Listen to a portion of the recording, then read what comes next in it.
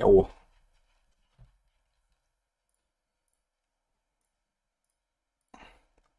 Welcome to the stream, guys. How's it going?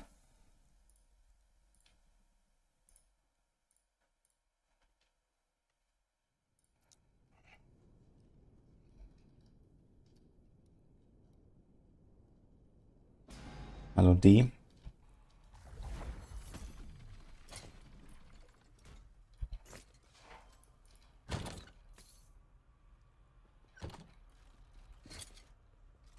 Okay, we have work to do. Right? Right. Item factions. Oof, I didn't actually use all of these. Emperor of Corpses. Atom. Abomination.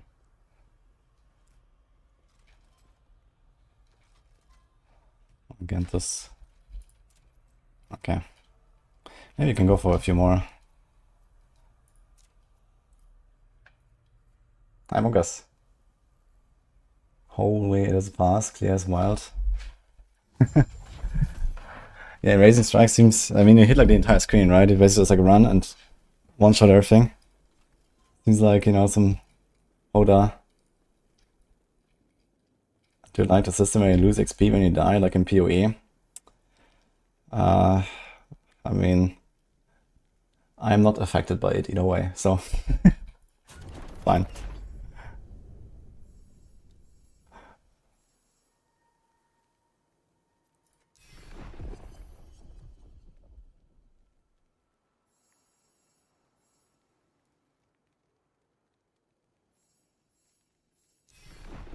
Hello, LNG.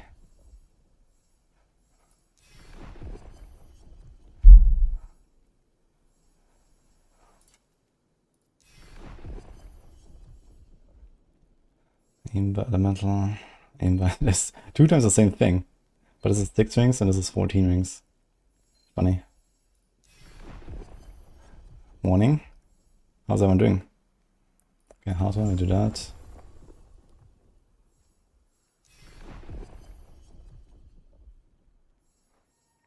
You saved yourself because of the rework. Fair.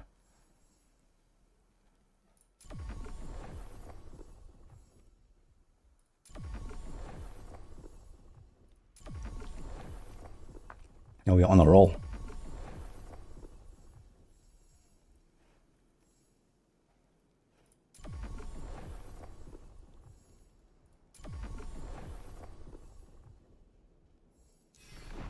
Wait a minute, did we get a patch last night?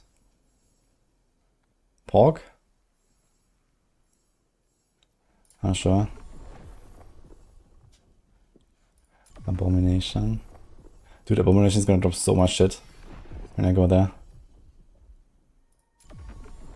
Yeah.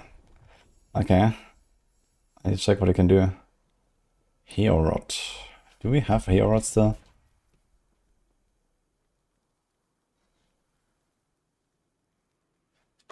I think we did them, right?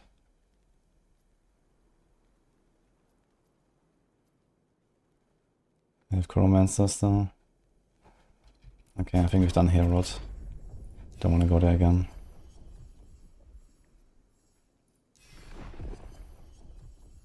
Okay, do we have patch notes? I know they added filtering for uniques, so we can try that. I wonder what this looks like. God Hunter. Rare enemy in any dungeon. Fine. Nemesis. Oh shit.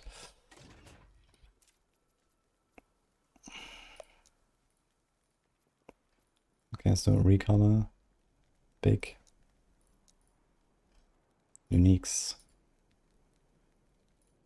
Shit, you can actually like... Okay, nice. Okay, red ring. Rocker.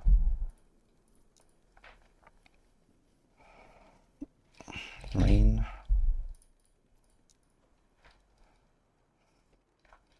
Use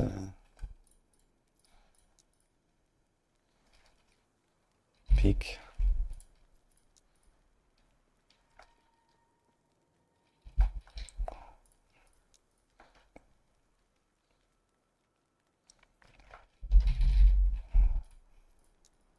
Fuck, what is the Aberroth Relic called?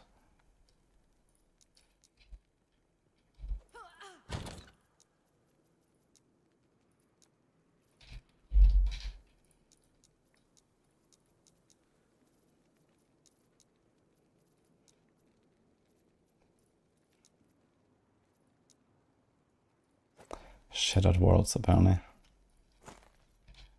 Let's go put it.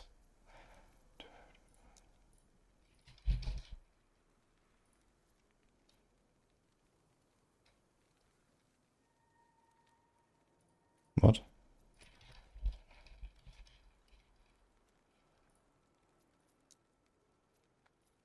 Okay. Morning Frost, Swine.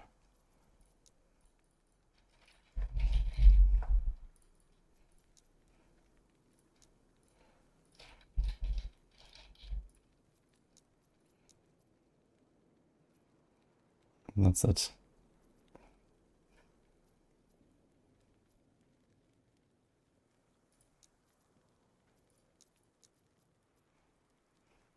Then we can do emphasize if to have LP, I guess.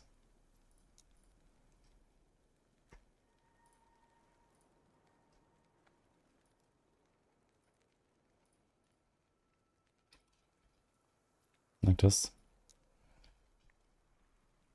So that should work, right? We don't need all these rules here anymore.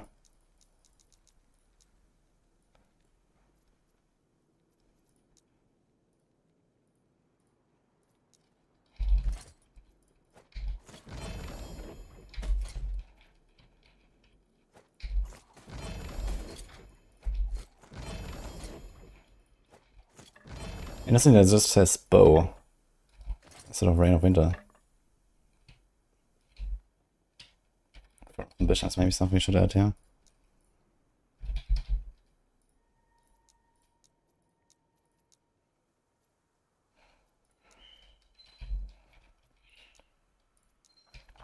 Okay.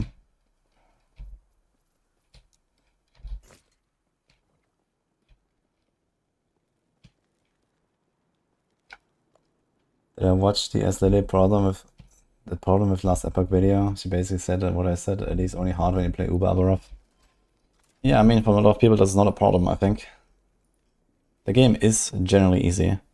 But the thing is that in all games, there's always PvP, right? You know, you can do the races and these kind of things. You can just try to be faster, more efficient, whatever. And even without the PvP aspect, let's say, you know, you can just try to be faster and more efficient. And, you know, push the limits, and that makes the game hard by default, you know? Even if the game overall is easy. Yeah, it's easy to do everything in this game, but it's not easy to do everything fast. And so you can always push yourself if you want, even in an easy game. So I don't think that's really a problem.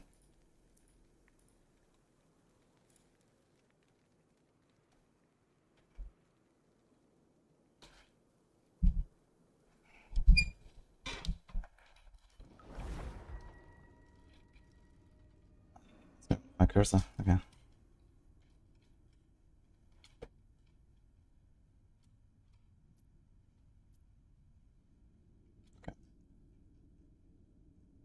Any patch notes, guys?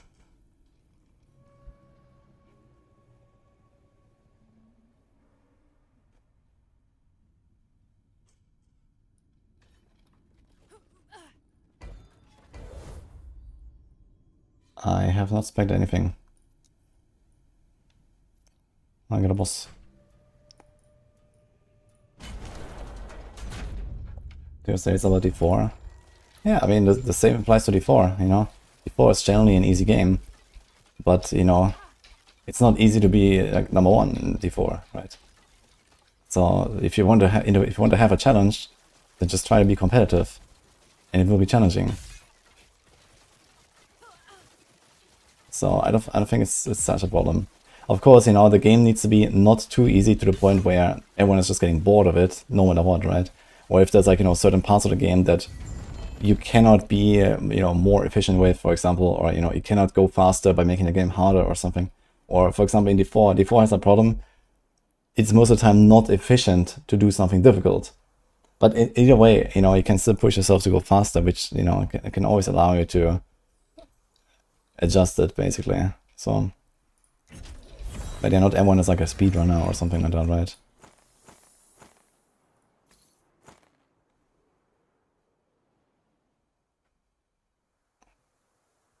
$24 Weaver, what the fuck? That looks kind of funny. Is there like any other, like, no, we're not looking for the small stuff, right? That's fine. Yeah, this unique filter seems to work pretty well, actually.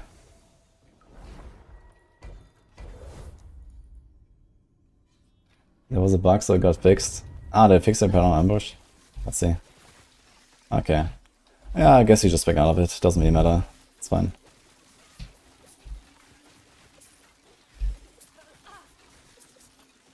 Yeah, you don't get a triple A thing anymore.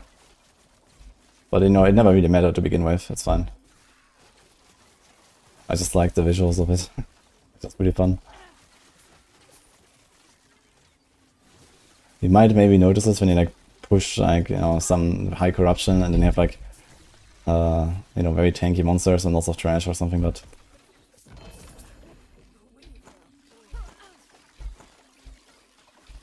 yeah, unique filtering is actually insane. Feels good. 4 LP, holy.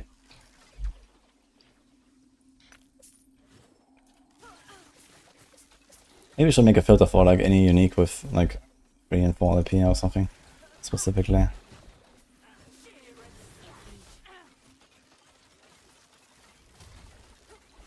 They're not that common.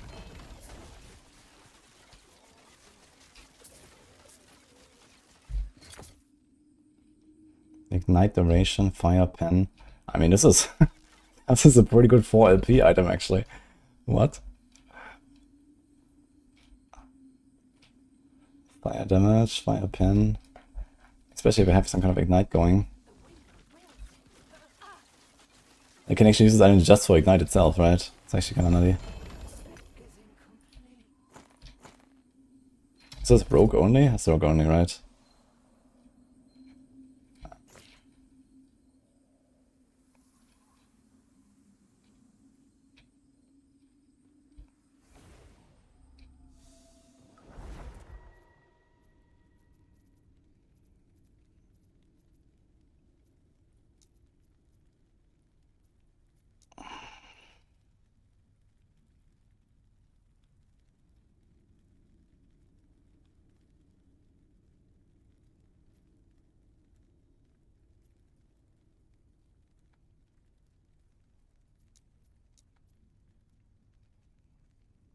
So that's basically.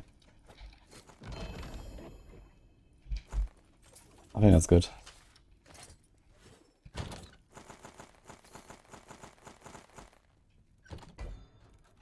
Cemetery. Oh wait, you can just back out of the phenomenal. Do we have to spec out of both nodes now? I think so, right? I think they only work together. So basically 2 extra. Yeah, okay. I guess I can delete the puncture thing.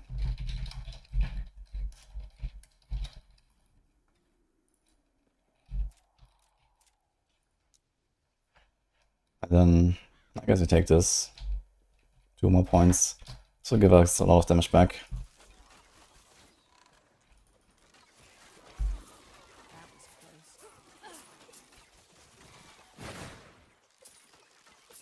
You are bugging, Prixon. I put it in the stash.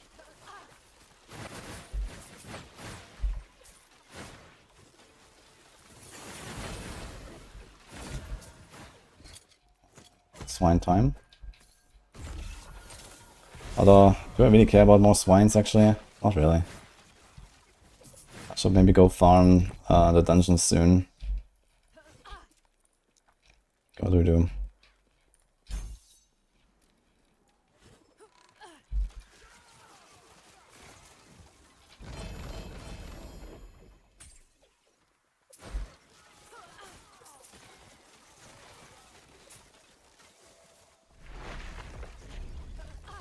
It's a shame they fixed it.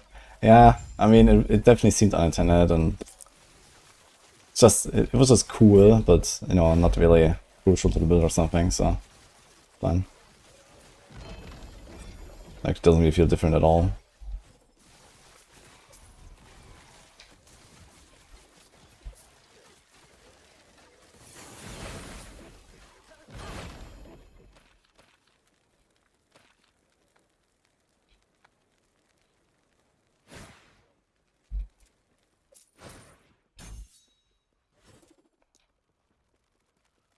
Every 10 seconds immobilizes. Do we care about immobilize? Could put 1 point, I guess. Occasionally get immobilize. I guess you can do that even on bosses, right? Just put it on the bar and then cast it and do boss fights. I wonder if that could be a good tech in some cases.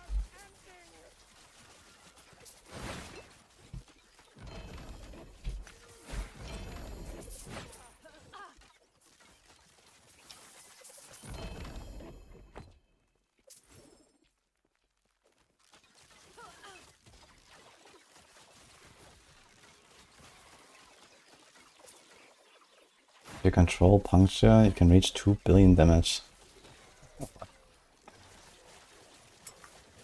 Against mental staff execution node, increase the damage of the Puncture. You're a Heartseeker. I just spec'd out of it. So I'm not really sure what's going on. I'm not using Puncture manually. I mean, you can maybe try to make a Puncture build with that charge up thing. But 2 billion damage sounds like something is not really working properly.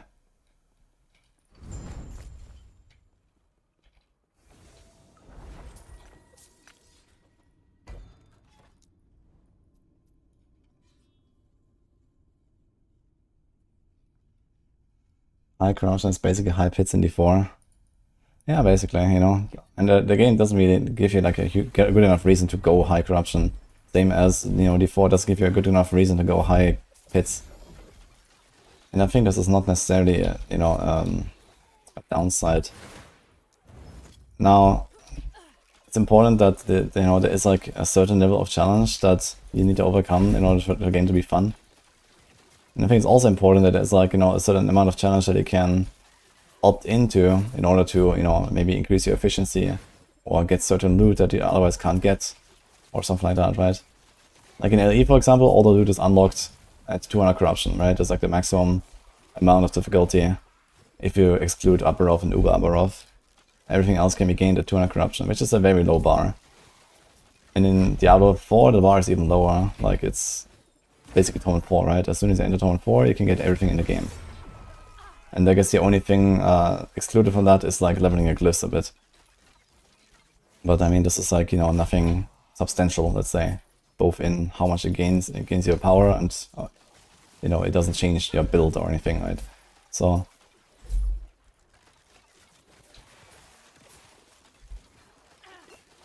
But, for example, going to like a high-end difficulty challenge or something, and then actually like, getting items way faster, I think that is important to have, The game can be easy, can be very welcoming to casuals, but, it's important that there's also ways around, the grind, for example, to, do something hard and go faster.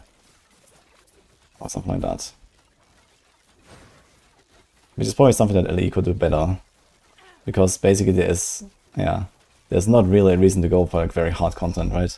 You found 300 corruption, and this is good enough, and going higher in corruption basically nets you almost nothing. And the same in D4, where, okay, you go up in like higher pits or something, but as soon as you slow down, like even a few seconds per run, which is mostly determined by your DPS and not by, any kind of challenge, let's say, you stop going higher, right? Because it's just not efficient. So...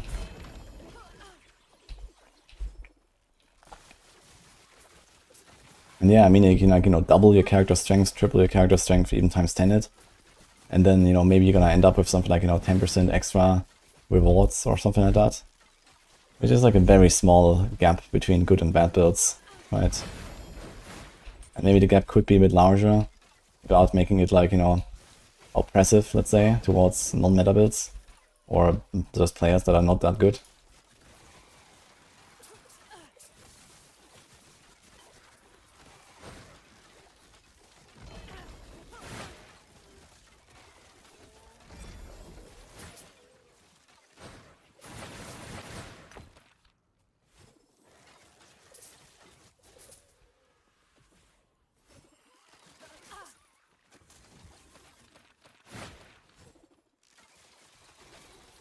I moved to Puncture command, guys. That was apparently changed.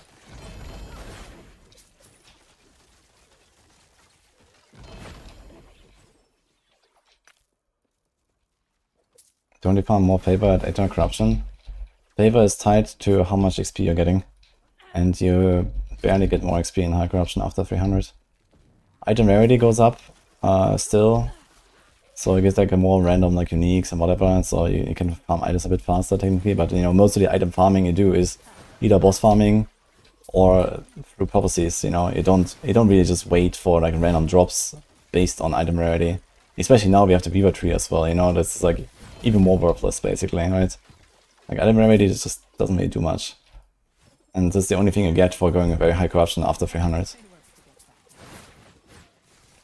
You know, I don't know exactly how it scales now after 300, but I can probably go to like 800 corruption and, okay, maybe I have like a 400% XP bonus instead of a 300.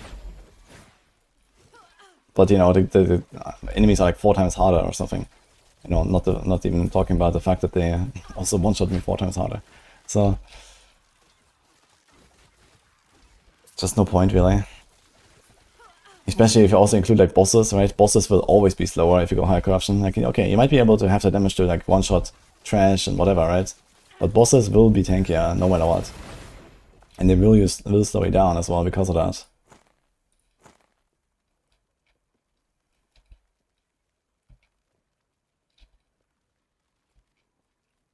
And you find plenty of bosses. Even the fucking cemetery has a boss. Although it's a small one, I guess.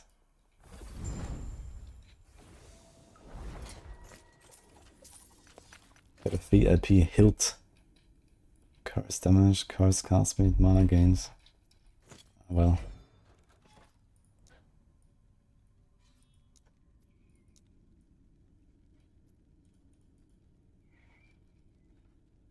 Morning J rockets. 2 levels change your HP significantly? No, you get like very little. So your gear is different, it's not your levels.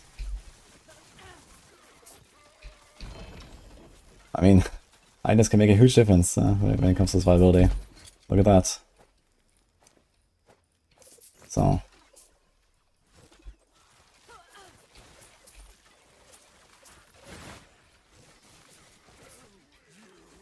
Also I have no potions currently. Very cool.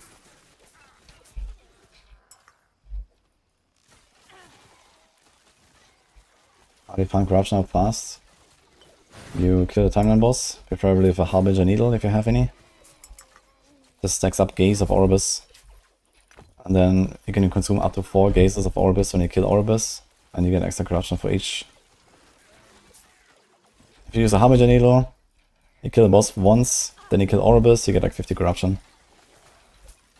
Goes pretty fast.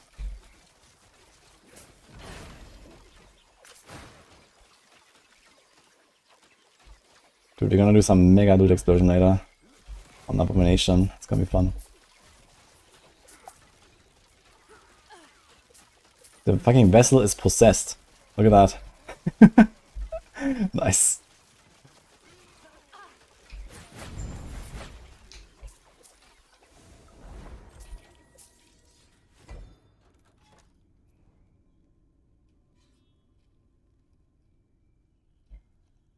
Is there a way to find decent gear uniques and shards I built in a campaign? No, forget about it. You get through the campaign and stop lasting in Endgame.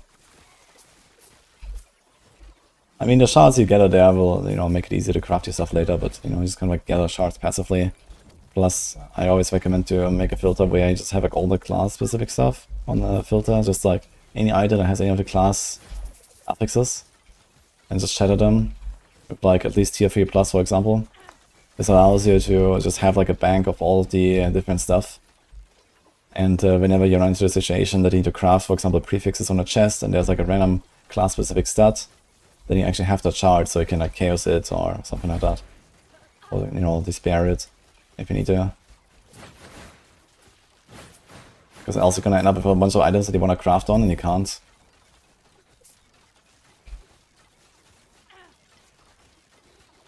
Did a planner change? I didn't make a planner, so I can check my profile. I just changed 2 points in Puncture and put them into some damage thing, and that's it.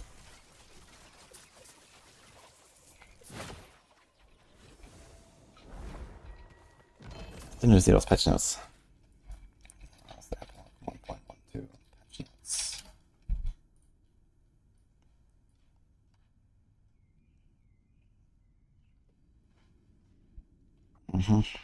Ah, Void Rye, eh? I wonder what it's gonna look like. Probably like the flyover thing. Audio issues.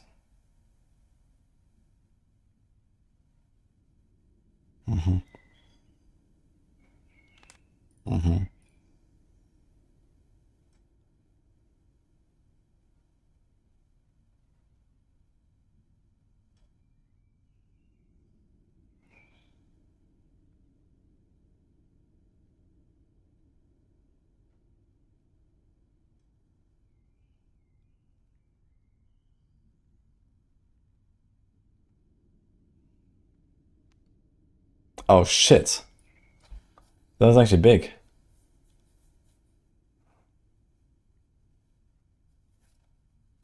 Is it like the only case where we have variants of the same unique, or are there other uniques?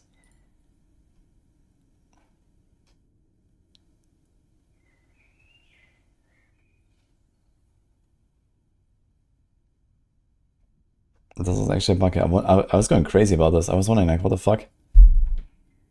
Sometimes they have like this mod where they are empowered by nearby Nagasa. And then they just take like only 1 damage for each hit until they kill everything. But sometimes they killed everything and they were still basically unkillable.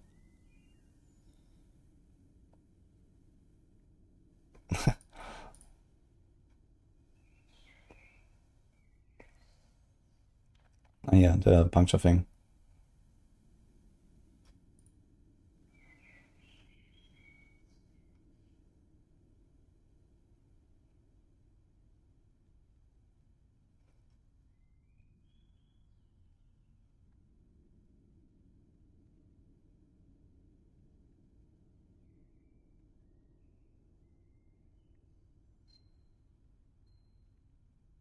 What?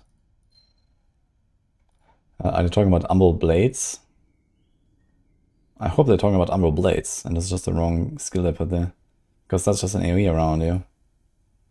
But Umbral Blades had a problem. It would be nice if that was fixed.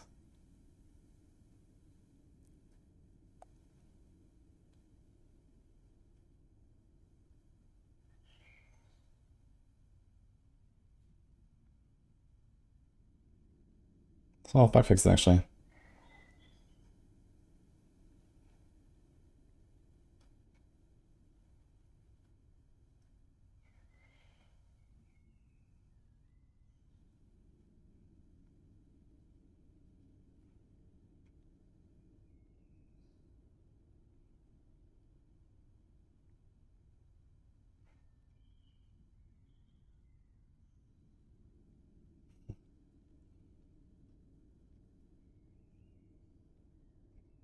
Improvements. More than 50 non-player facing changes.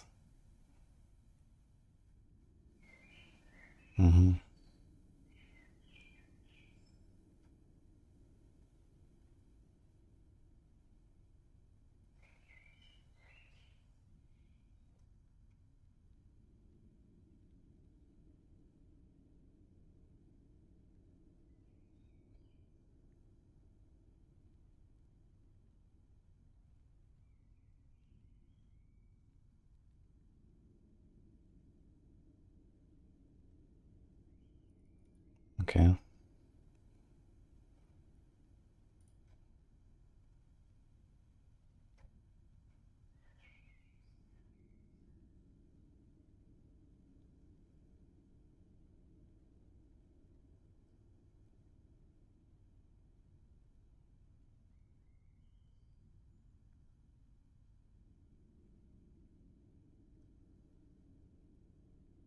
Enemy abilities no longer apply time rod or damned. That seems like a strange change.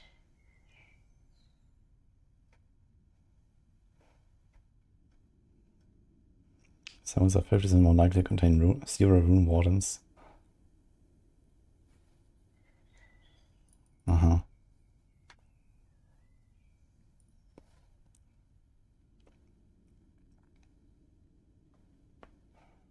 They now drop 3 times as many experimental items. Interesting.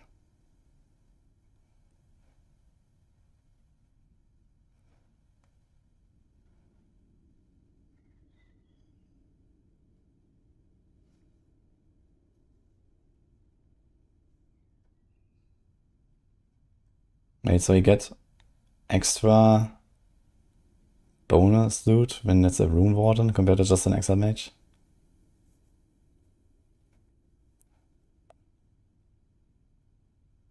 A 90% chance to drop 7 instead of 6.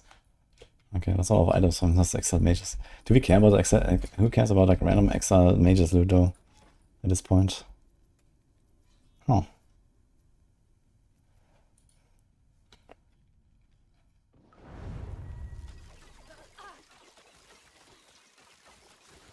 Do you have your Smoky daggers have the same values? Yeah, you probably have it in your Viva tree now. If you have it on a Viva tree, then you generally get the same rolls. It can be different rolls, but there's a high chance to get the same rolls.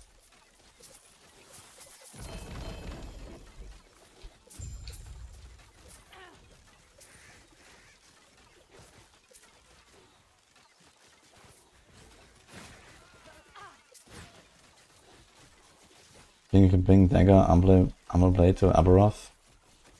I heard that Umber Blade's Falconer so far has done the fastest kill that I've seen, so...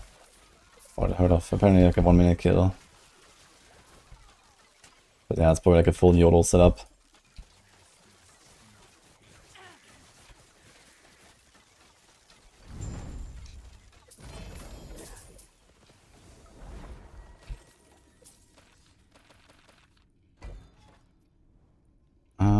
Maybe I'm gonna kill Orbis a bunch or something. Do we want Orbis? I don't know. I don't really care about Orbis, I guess.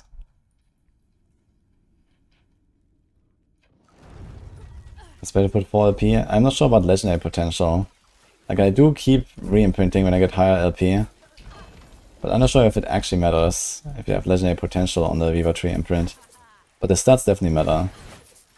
If you have a good roll, there's a good chance to get it. Actually, maybe I should like re-roll one of my red rings. If I have one again. And make it like a really high roll of all the ranges. This will probably be a good idea, and then imprint it. I just realized.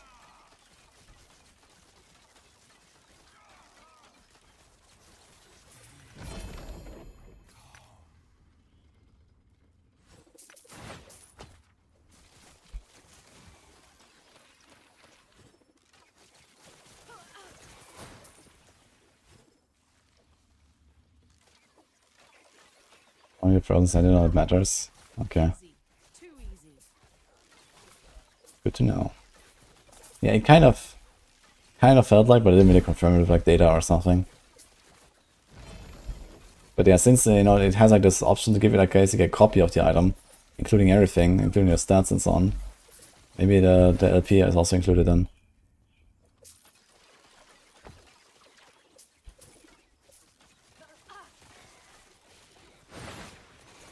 But yeah, I don't really know how it works exactly. So, you know, it rolls the unique and then it probably has like a chance to roll, you know, the stats the same, it has a chance to roll the LP the same. But all those stats is probably kind of low. Just like more layers of RNG basically. But it maybe gives you like a bit of an edge.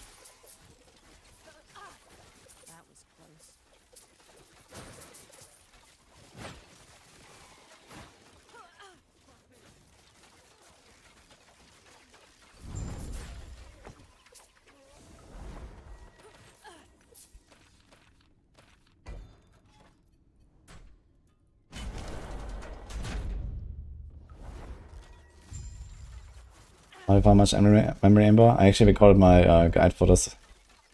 It's Lost Wood Folly and False Temple. Woven Echoes.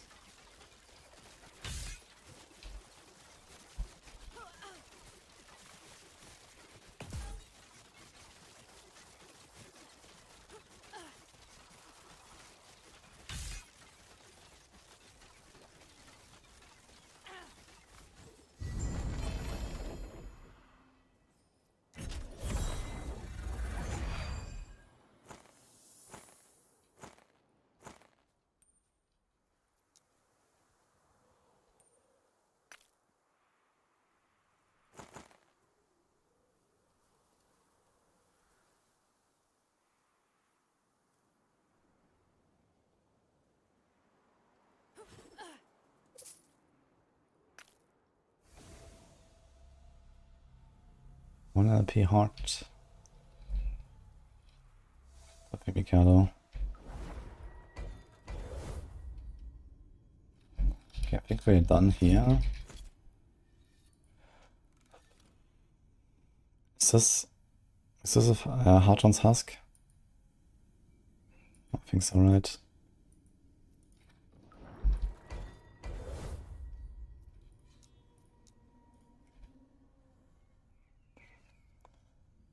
What to put in the Reaver tree? Mostly the uniques you're looking for. It doesn't work that well with exalted items, unfortunately. It's mostly for uniques.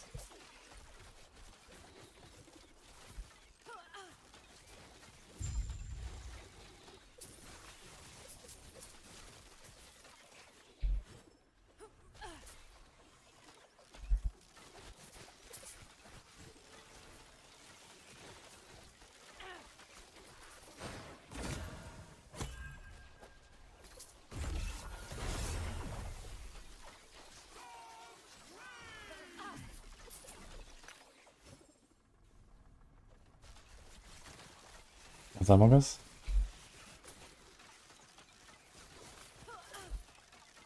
Unclaimed Trove and Spec in the chest, and Nemesis Towers, so multi T6 and T7. Yeah, okay, but Nemesis Towers, man.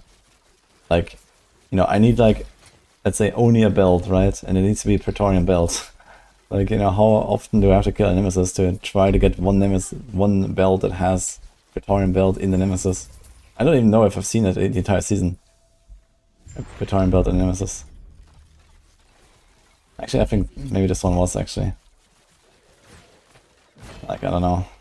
Yeah, if you have a bit of flexibility with like how many exalt items you're using or which bases you're using, then I guess maybe.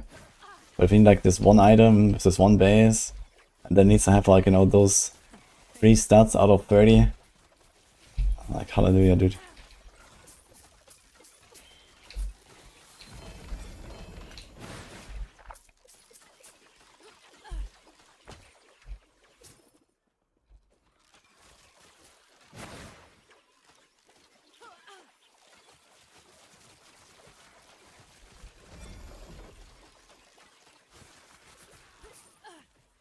I have to make a helm still for our peak of the mountain.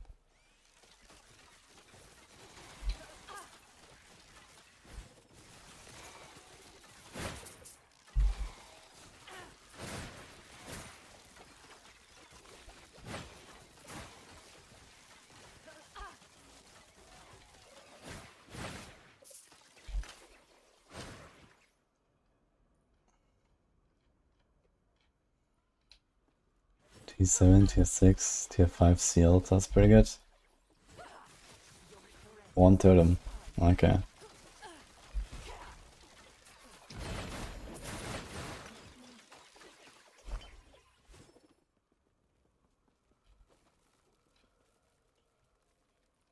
I made some nice item 2 yesterday, that was kinda good.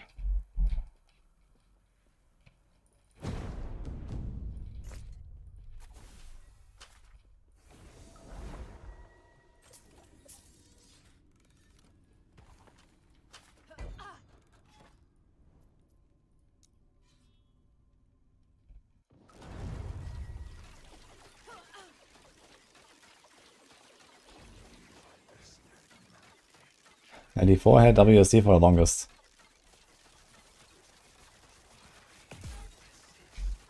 Well, I guess Immortal actually did. And then I put it in D4. Like, pretty soon after launch actually, right?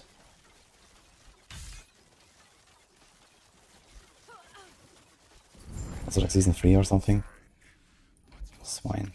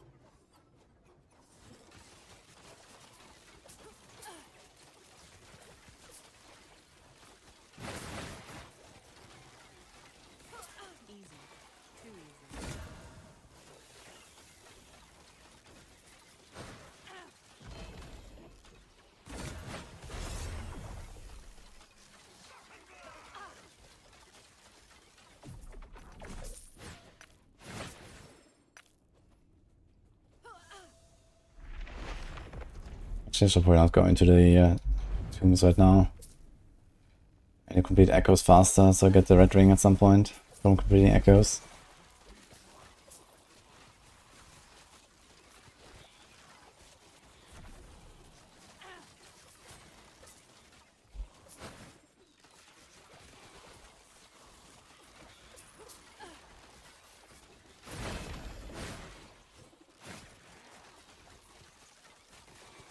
Hi, did he? Showing off the golden kappa, holy.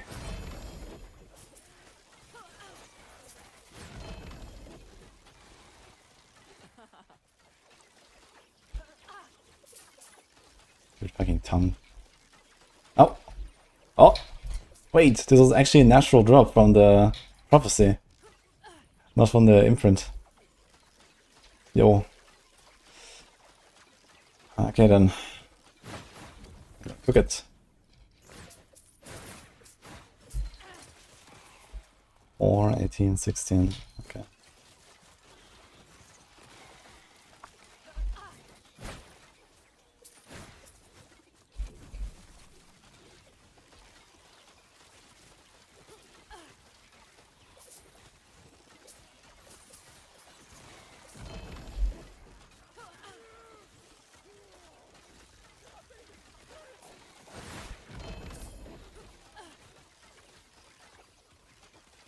Dude, fucking tongue.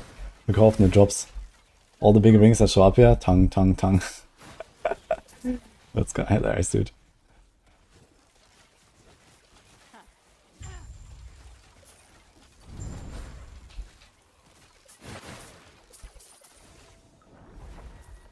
Okay, we're gonna cook that one. I need 1 LP red ring still.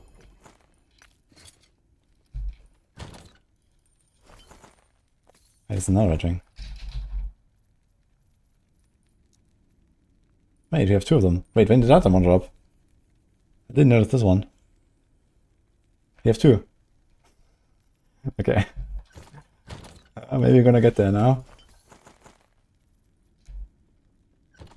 Yeah, I used to do unique filter, that's kinda nice. I didn't know the other one. Oh, I have 2. 5, 16, 19. Remove the speed down. So I should probably try to divine one of them. And then stick it in the printer.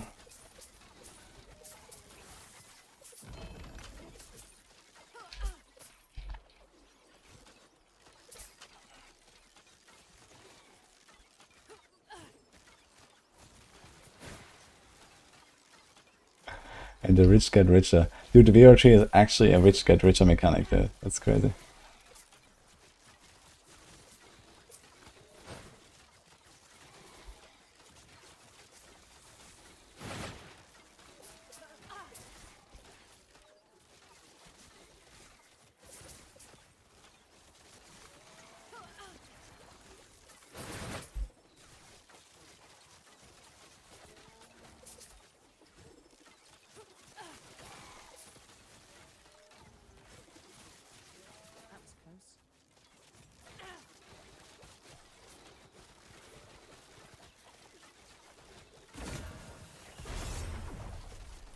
Okay, so next nemesis we can start cooking the rings. Swine.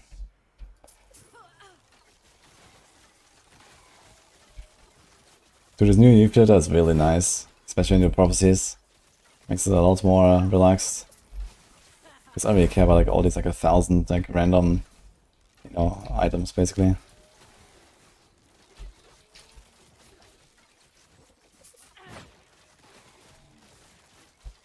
Actually, I could go for the guaranteed guaranteed possessed nemesis in the tombs, right? I should do that so I can cook our stuff.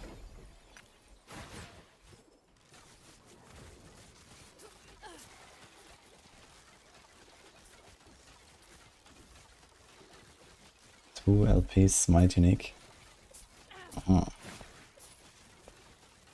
This is like this sacred light or something.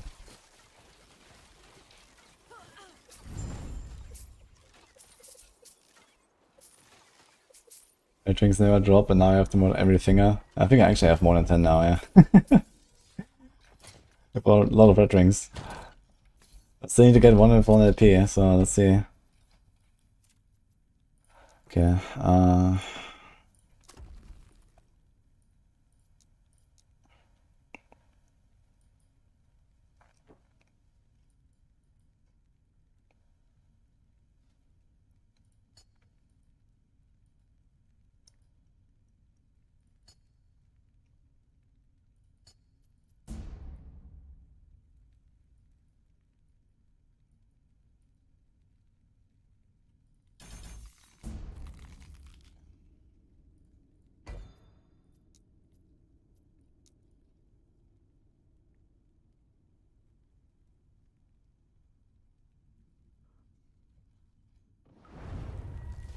what is a lizard tail and what does it do? It's something that apparently can drop for new lizards. And no one knows what it does.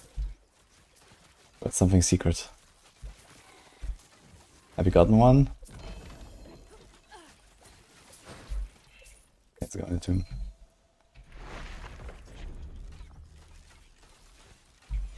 It's really nice to get a guaranteed nemesis actually in the tombs, I gotta say. Like that. Okay, I'm cooking the first one.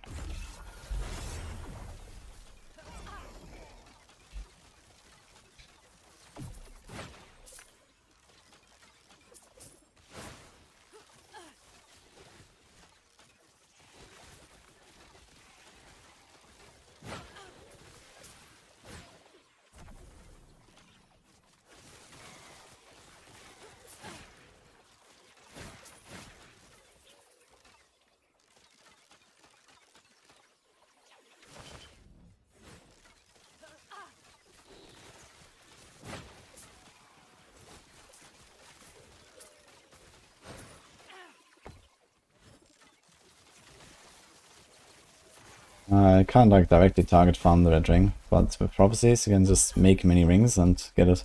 I just got one from the prophecy, for example. Random red ring. Once you have one, you can start putting them with the Viva tree.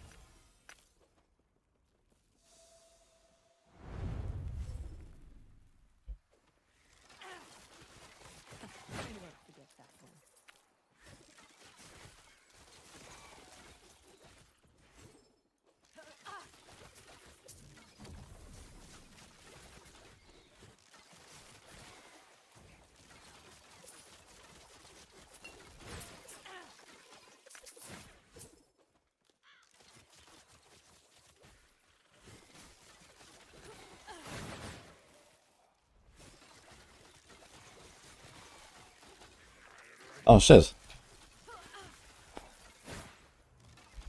What the fuck? That was close.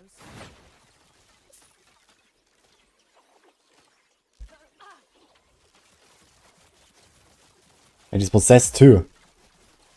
Seriously.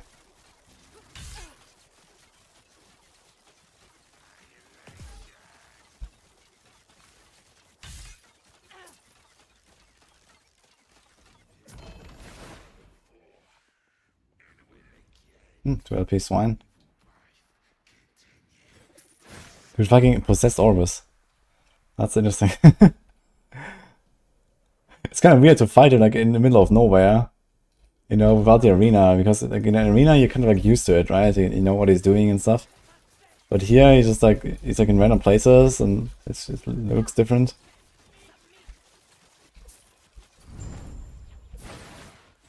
Anyway, next season I'm gonna another campaign. I'm not sure, probably not.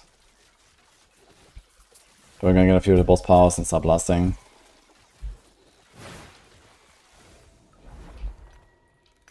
Has anyone been running with this Orbis node? It's kind of funny actually. Have I changed the build since Puncture got fixed?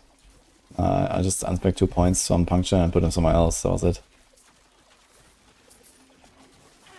Doesn't matter.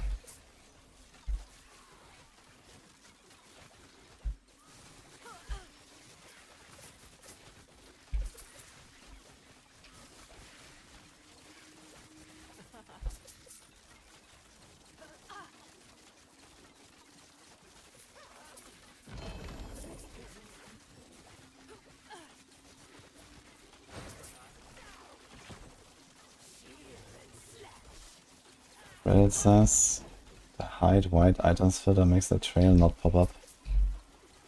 Wait, what trail?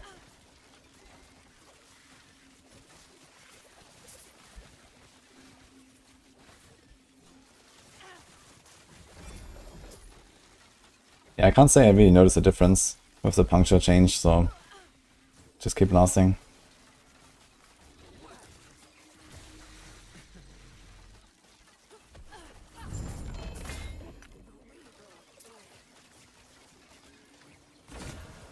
Fuck.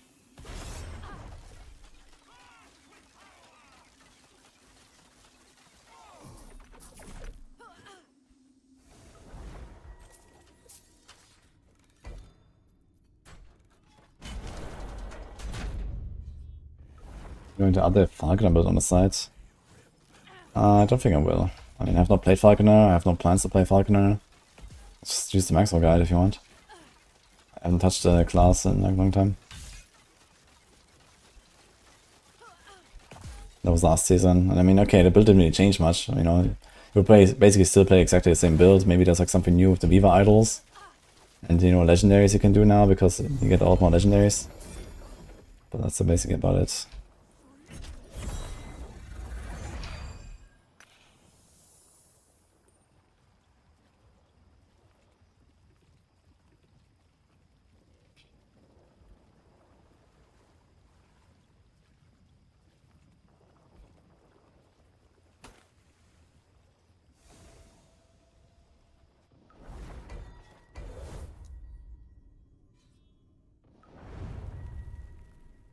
Marksman, oh. I guess I could make a plan out of it. But now I can just check my profile, which has everything anyway. I need to check, can I import my character in Maxwell Planner as well? I guess I could do that and then it'd be pretty easy.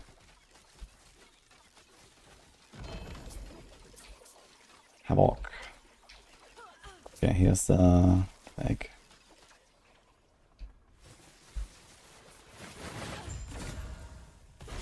Minion damage, man. You have minion health, minion damage. I think we have minion regen. You got all the minion red wings, man.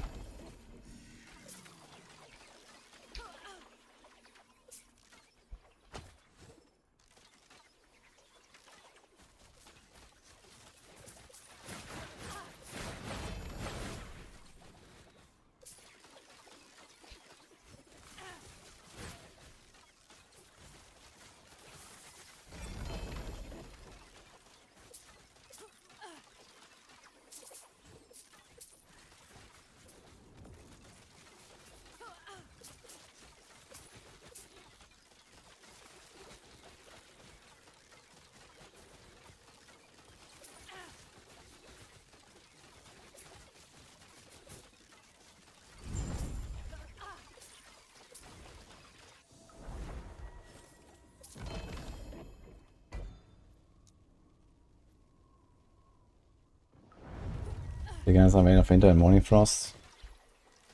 Yeah. Rain of Winter is like kind of like, you know, build specific, I guess, because of the procs.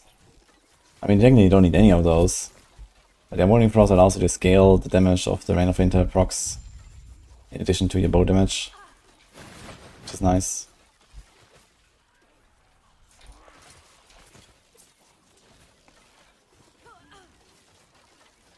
Okay, let's see those new Exile mages here.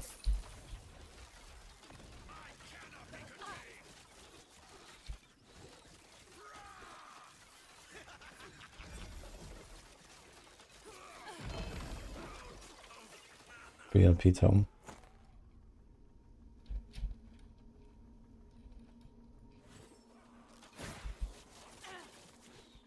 We're gonna try Uber Aberroth this character, guys. Should we do it? Want to get my stuff? Maybe we should.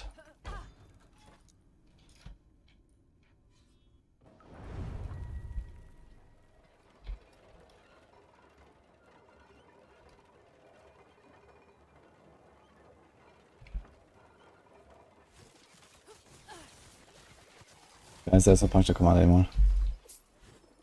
Maybe we should make a new one though.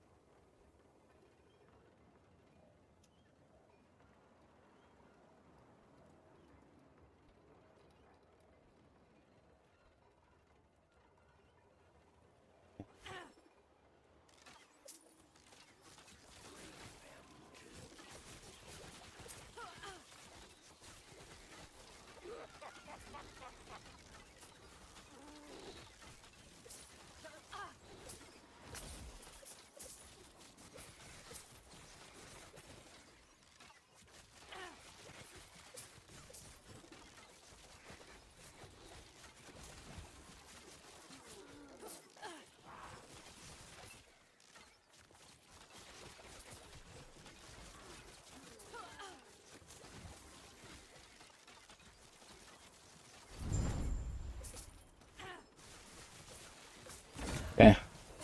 Come on.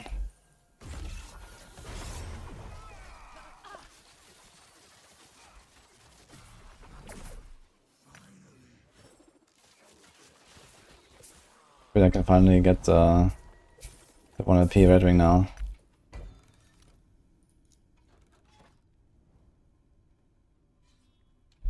What was the idea? Ultimate endgame is to attempt Uber. Okay, but I mean doing it on a character that, instead of tanking almost everything, gets one-shot by almost everything, without really having any other upsides. It's definitely a bit of a different story, right? I mean, how many people have killed Uber Aberroth in hardcore at this point? 10, I guess? They were all in Paladin. And maybe, I think there was one guy who did it on the Stormcrow, right?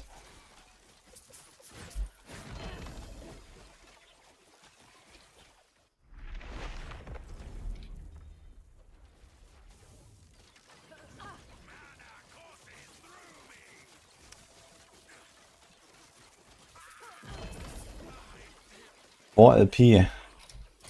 I just found this thing as 4 LP. We got another one. What the hell, dude? That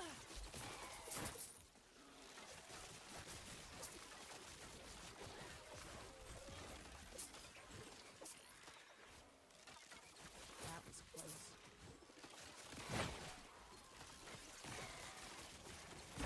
No. Oh, I never lucky those red rings, man.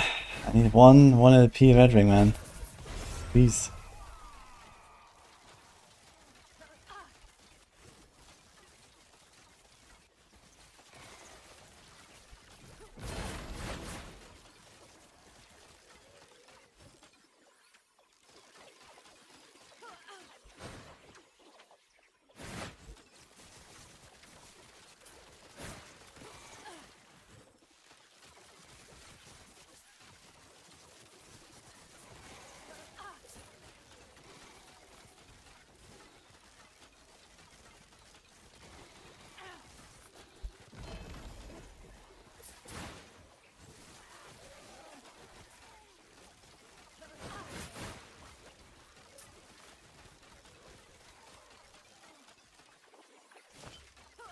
Easy.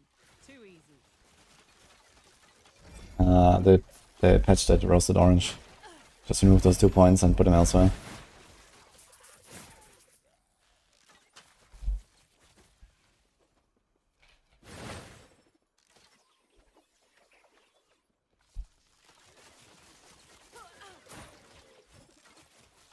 No. That is what it is.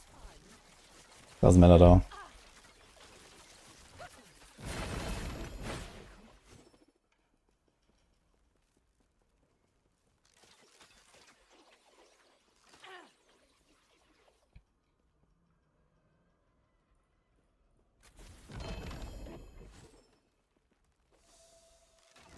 I see nearly chart numbers already going down significantly. Yeah, I mean, that's just normal. It always goes down.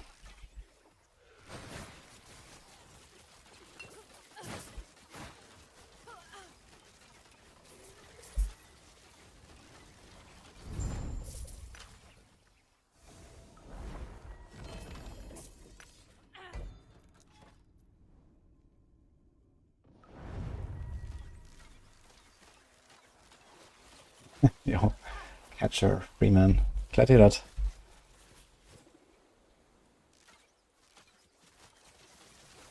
Did I finish campaign on this or skipped? I did up to Act 5 and then skipped, yes.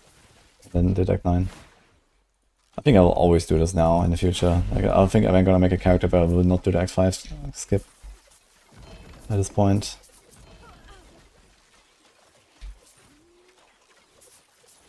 I mean, for some alts you can probably even do even more skips, right? Because you get the dungeon passive points and idols. So you can go even earlier if you want, if you have Puncture.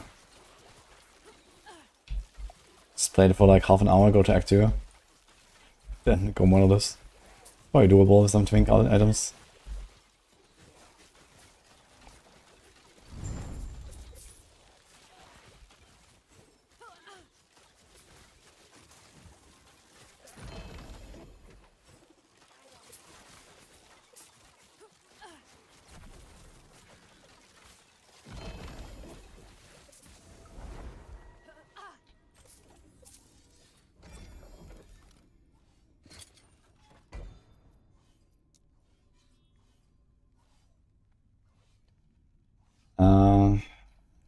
You can get all passes and idle slots, even without doing dungeons, if you go to Act 5.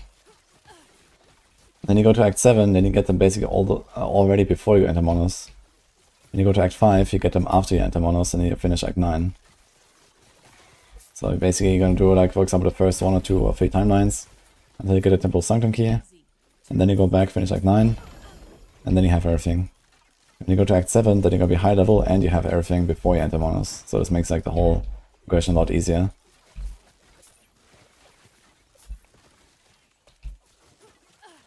In the Maxwell guides, they teach you to go to Act 7, but this is just like kind of the easy way. Like, I'm not gonna do that.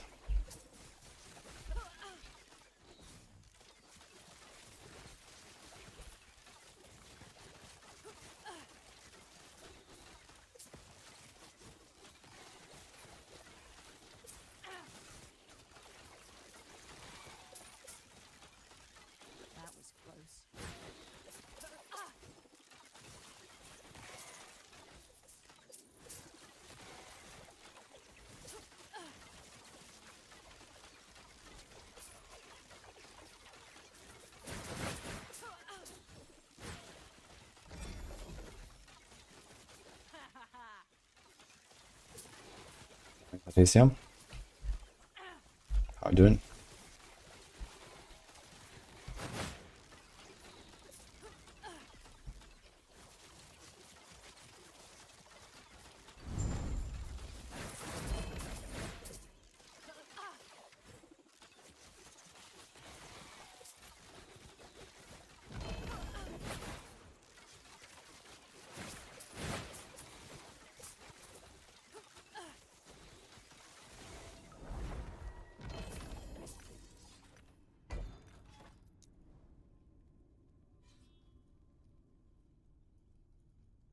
Okay, Act 5. If you want to do the skip in Act 5, you go to the Sapphire Tablet quest.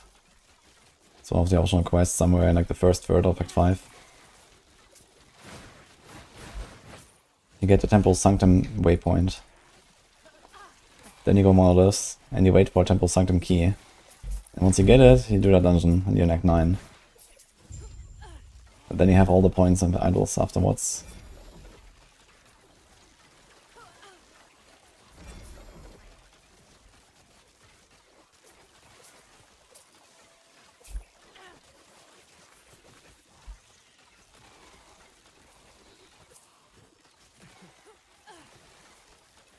Gonna build a mine next. Staging College looks fun.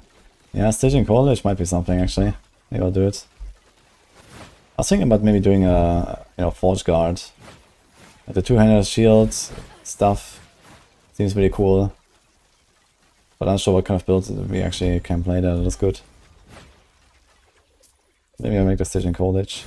And we still have 5 days until D4. It could easily be another character, especially if I kill this one today with Aberroth. We'll see.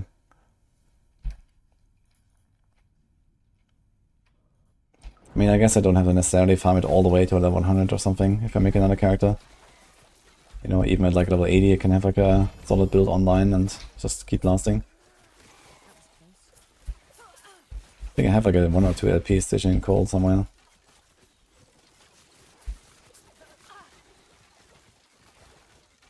Electrify, Javelin, Spear and Shields. Maybe. It's like the beams, right, that they've shown off. The triple Javelin or something.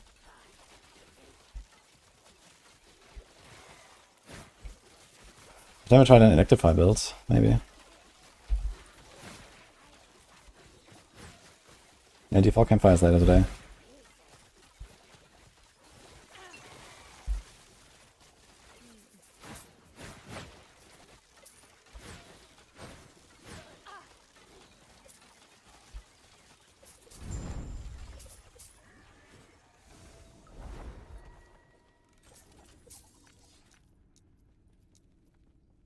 Slots for prophecies.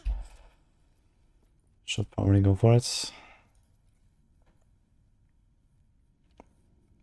You can blast 800 corruption pretty easy. On Staging Cold, damn.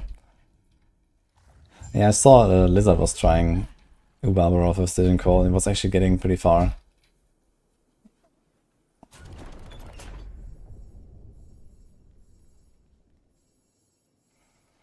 Well, I guess we go for more rings.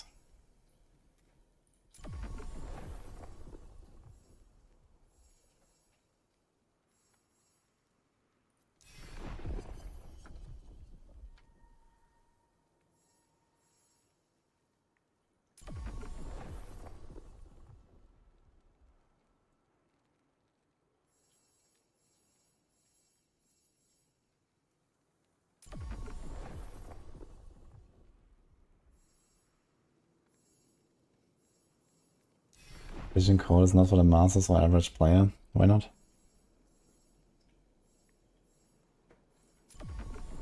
Temporal Sanctum.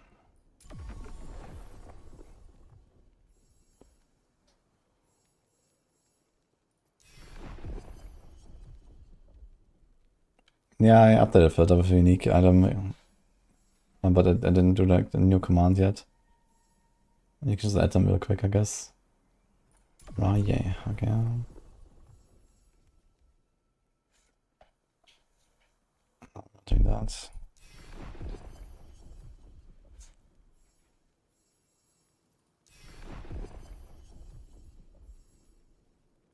We've done Emperor of Corpses.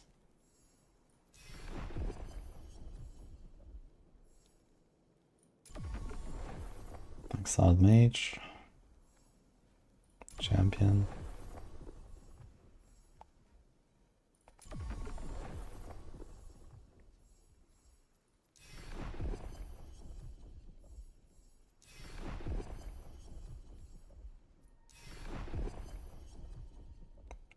I have not seen Quinn69's video. And I don't intend to. But good for him, I suppose.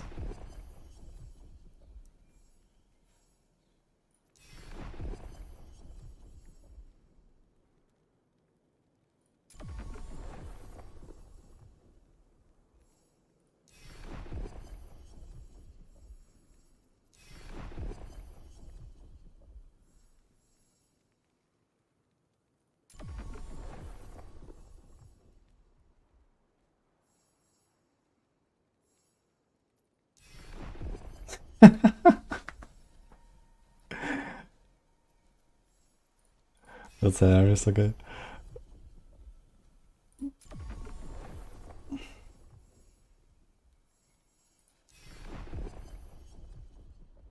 Where are the water orbs? They're very tiny actually. They're like some little circles that float towards the enemies. And in between all the other shit that's going on, you can barely see them. They're not like, you know, the orb from like PoE or something. Shit. Okay, we have 300 favor left. 300k, rather. Where were we? Of the Empire.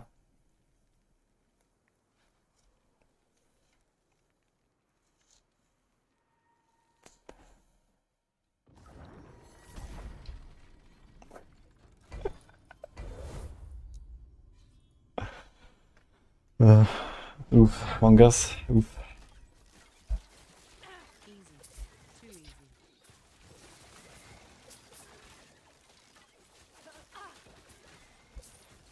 The one thing that strikes me as interesting about Quinn is that he just seems like he doesn't even want to explore other possibilities, right? Like he just found me guilty as charged, but I don't think he ever considered that what he believes to be the truth is not actually the truth. And I don't think he actually ever went out of his way to try to find it out as well. This is kind of like what I think about it, right?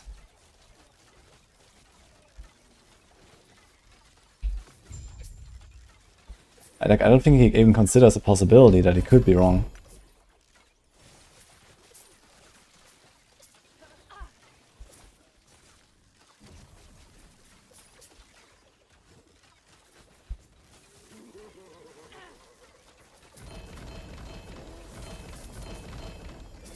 Easy. Too easy.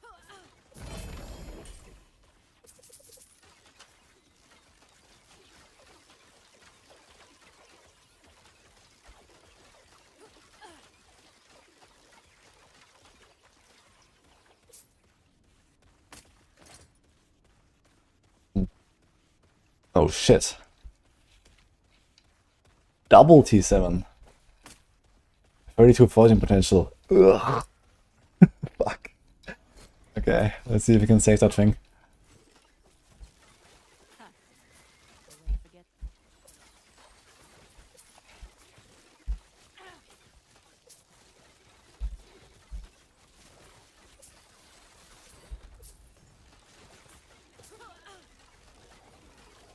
Easy.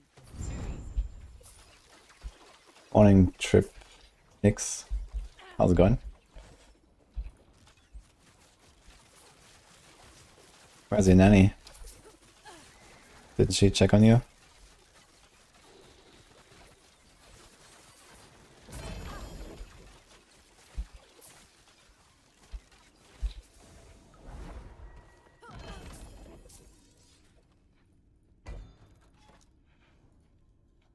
Apparently not.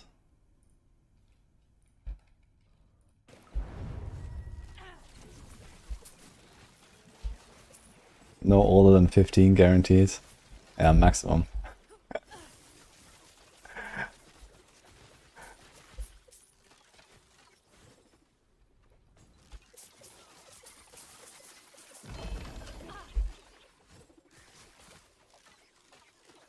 Best way to farm red rings is shoot the prophecies. And once you get one, you can imprint it in a tree. Like for the first red ring, you have to like just power through with prophecies. And once you have one, you get more copies on the tree. But they do take a while, it's a rare item, so even if you imprint on a tree, you know, you see like one every few hours or something.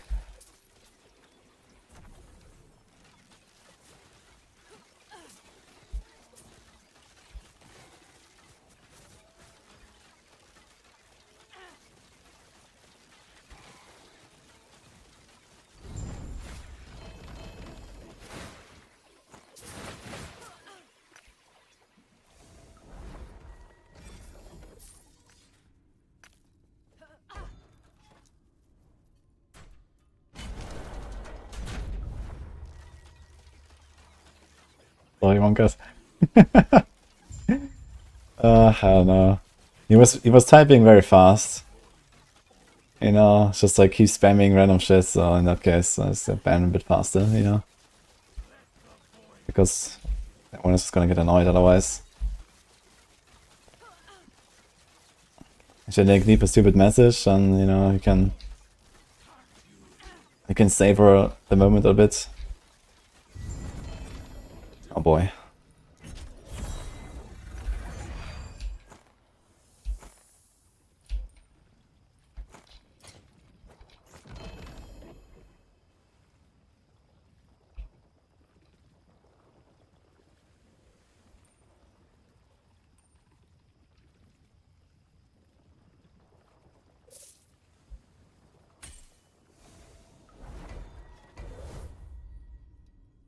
Up. What else? We want to do Stolen Lands, I guess. Wait, is it Black Sun or Stone? No, it's Black Sun, right? Against the Stolen Lands, we need both actually. Here.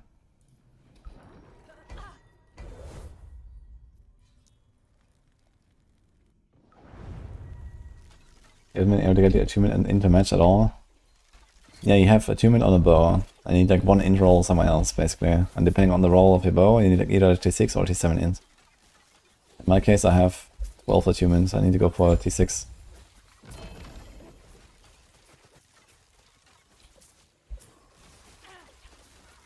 I still don't have it though, so...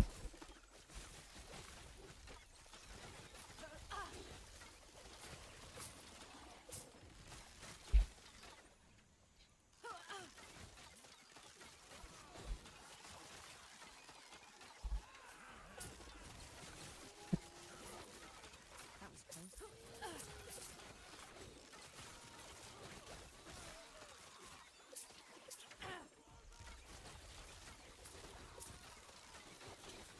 Dude, has Quinn even played last Epoch? Does he even know anything about the game or something? I don't know.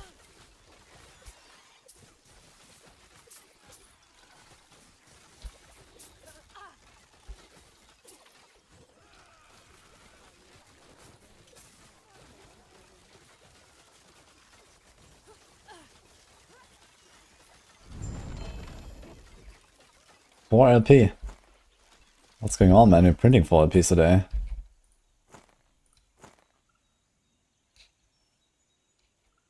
Maybe I missed them many times. Actually, I think I have this one as 4 LP already. It's actually not a bad base to have either. This has the more damage to ignited enemies. Up to 8%. Leech rate as well. Damage needs us health.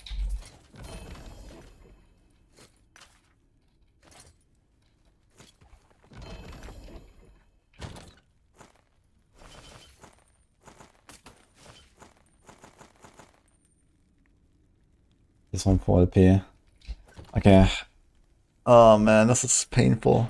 The thing is, we need like at least 3 good stats on this thing. Because we're gonna have a 3 LP in Peak of the Mountain. I mean, even 4 LP could be farmable. If I tried. But I don't think I'm gonna go that far.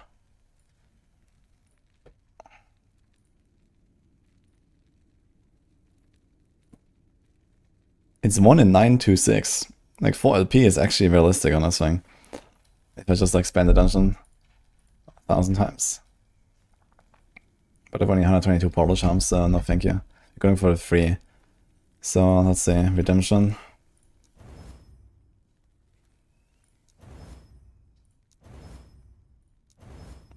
Fuck. Yeah, there's like all these like random stats, like the class specific stats.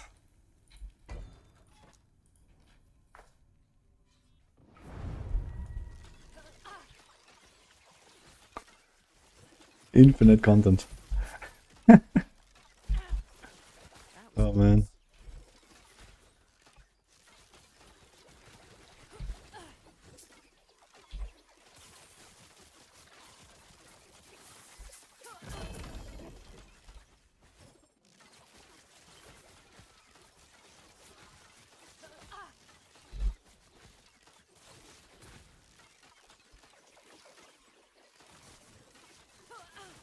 That was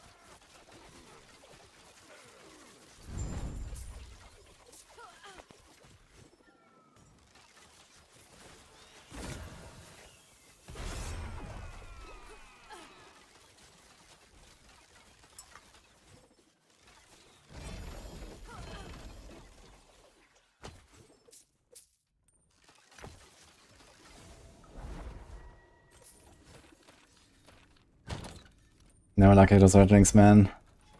Please, can I get one? I have a unique quiver. This is Turaka's something. It's like a cold quiver. It makes the punctures look blue, which is kind of a cool side effect. Turaka's teeth. I put attack speed and chance to chill and slow. 3 LP is pretty easy to get on that thing.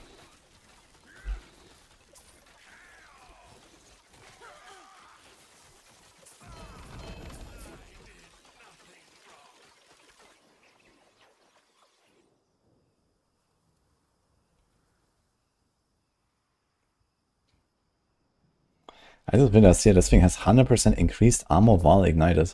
You can self-ignite with the belt from Soulfire Bastion. More spell damage to ignited enemies. I think it's actually kind of nuts. Now I think about it.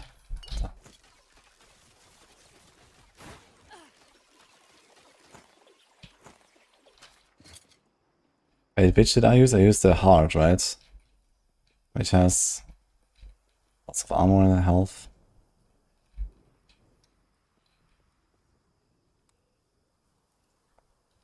And chance to ignite on hit. Fire skills necrotic. Did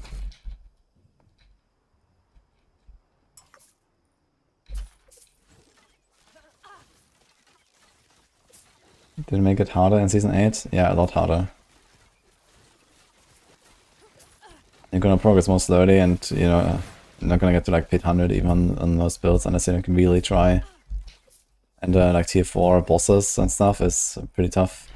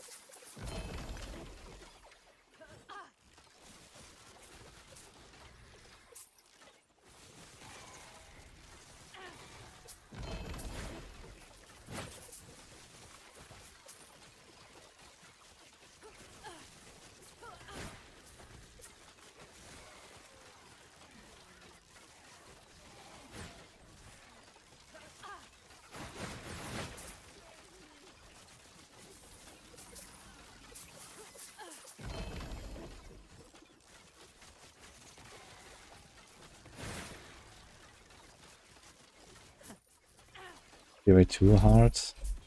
No, it's not gonna be like PoE 2. Like D4 is still like, you know, a pretty chill game, but yeah, T4 you definitely have to try, let's say. And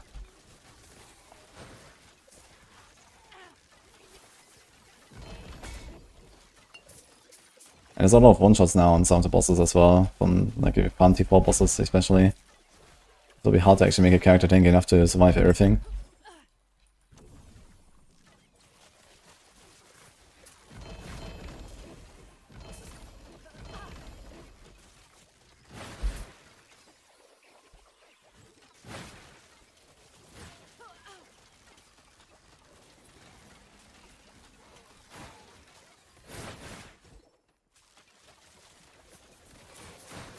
Ice Shards dog in the softcore in hardcore this season.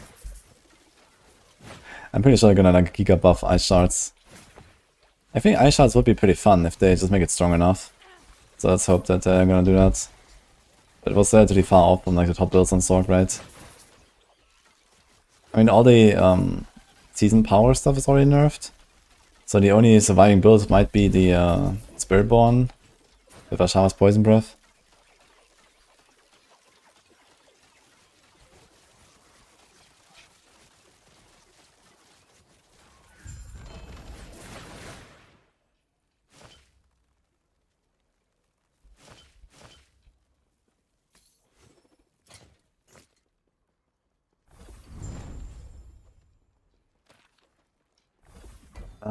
Do we actually need to put one of these crafting things here?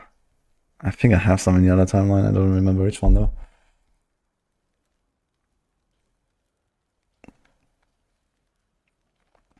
Gauntlet of Strife. I think I have that as well, right? I was gonna put one here though, just so we have it.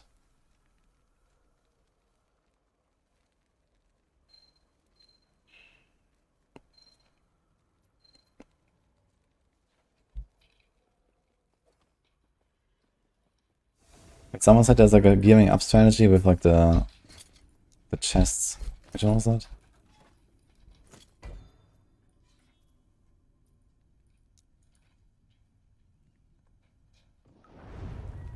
Buff Ice Shard Scorpion.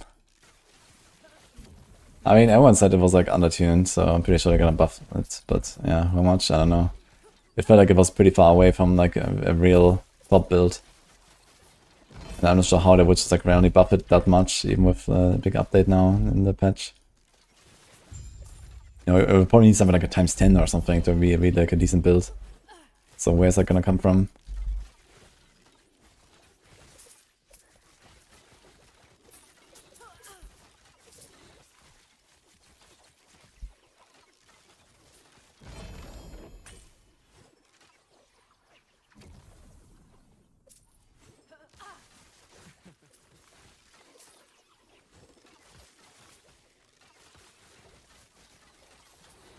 Amonkos.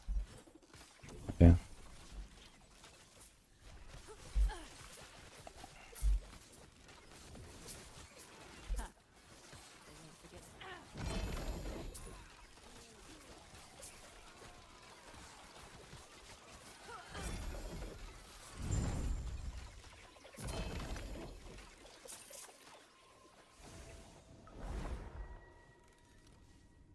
Three hours to the campfire.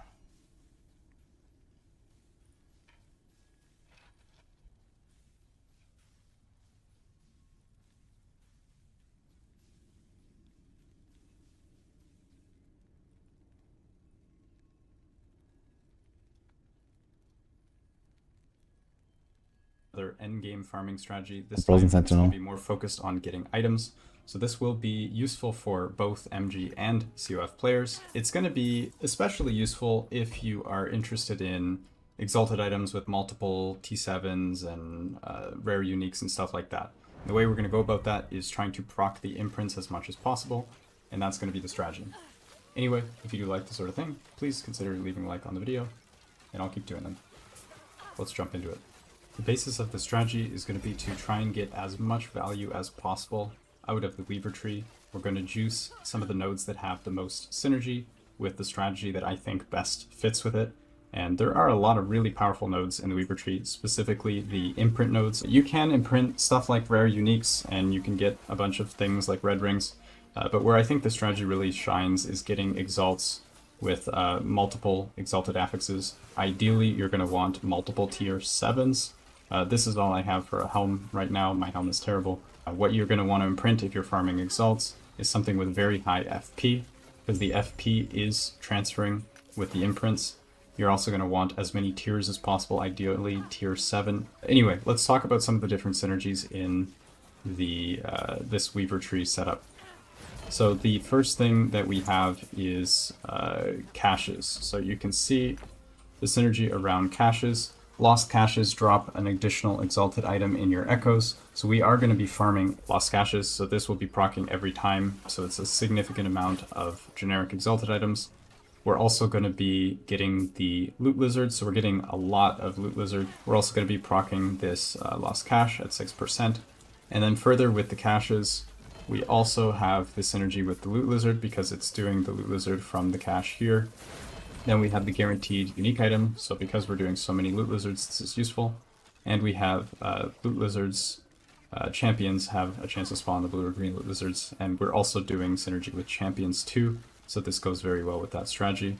And then finally, with the loot lizards, because we are spawning so many, they are also dropping a bunch of exalted items too, so you're going to get a little bit more loot from that. The next thing that we want to focus on is champions. So there's a handful of nodes that we're using for the champions. So increased champion, spawn rate. We also have the procs on killing the champion. We have the champions drop the woven echo, that's just pathing. We have increased champion spawn chance. And then this one, I don't know why this isn't being highlighted, but when you open the mage you're going to get even more champions. We have this node with the Loot Lizard. Then here we have twinned champions, so you're going to get even more. And then the next thing that we have is Memory Amber. So there's only, I guess, the one node here. But we're also adding a bunch of stuff, like this extra spider. This helps quite a bit for that. You're getting even more Memory Amber, so you do drop that. Another one is the Possessed. So the Possessed is going to give you even more Memory Amber. It does make the enemies quite strong, so if your build isn't that strong, maybe don't run this, but it will help with the sustaining of Memory Amber quite a bit. And then finally, the last thing that we care about here, because we are focusing on getting really good exalted items, we're adding additional density here with the rare enemies in dungeon. This gives you a lot of rares as well, so this goes pretty well with the previous notes. But the big thing here is we have Enraged, and they drop runes and glyphs. This is going to give you a pretty significant amount of runes of havoc. And then this one here, when you complete an objective, which we do quite often. Moving on to the strategy itself, it'll make sense why we're running this tree in a moment. So with all of the synergy around caches and stuff like that, we will be running the Unclaimed Trove. So the Unclaimed Trove is just a map that's basically full of caches. I didn't count them, but there's probably 10 to 15 of them, I would guess. The caches themselves actually give a lot of loot, and they're also proccing a bunch of different things as well, like they're proccing the lizards are proccing stuff. It's also going to be proccing the imprint, so you're getting a bunch of those as well. The problem with the Echo Unclaimed Trove is it costs 3,500 Memory Amber to buy, so that is one of the reasons why we're focusing on Memory Amber here. You want to add as many things that give the Memory Amber. So this strategy is also going to be similar to the previous one. If you haven't seen my past video on the farming strategy with false temples, go check that video out, it'll be in the description. But for this one, we're going to be doing something similar, but a little bit different, because we will need a lot of Memory Amber to make the strategy work. Anyway, moving over to the Echo Web. So similar to the false temple strategy, we will be using the Lostwood Folly. So you can put a Folly down and it will add Memory Amber to all the surrounding echoes. It seems to be somewhere around 2,000 Memory Amber, at least from the tests that I've done. You can get a little bit more than that when you have the like the spiders from the Weaver Tree. Those seem to add a bit. The Possessed Champions, I believe they add a little bit too. So you can get potentially a little over 2,000 Memory Amber. So you're recouping roughly 2/3 of the cost of the Trove map. And the way that you're going to make up the difference is by inserting some of the false shrines. I did put together a spreadsheet on this. This is super rough numbers, but just really quick and dirty, running a few echoes and testing. This is where I'm at.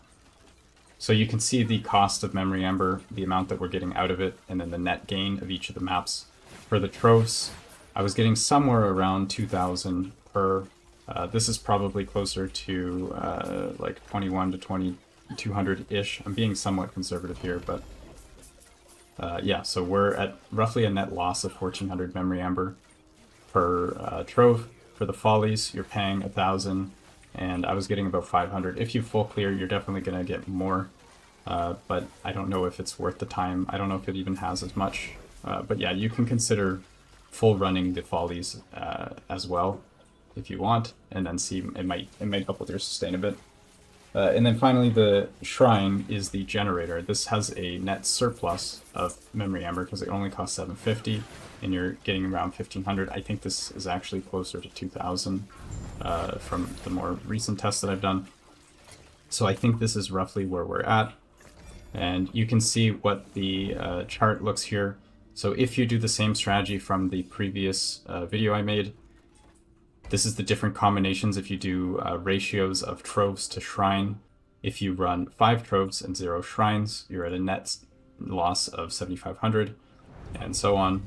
So you can see if you are doing 2 Troves and 3 Shrines, you should be roughly positive on Memory Amber. So I was being a little bit conservative before in alternating between 1 and 4 and 2 and 3. So this is what that would look like. So you have a Folly with 4 Shrines and a Trove, followed by a Folly with 3 Shrines and 2 Troves. But I think you can actually just do something like this, where you have Folly, 3 Shrines, and 2 Troves. I think you can sustain this. But so far, I think this has been pretty good. And yeah, you'll get a huge amount of loot out of all of the troves that you run, so they're definitely worth it. The shrines are just helping with the memory amber, as I said.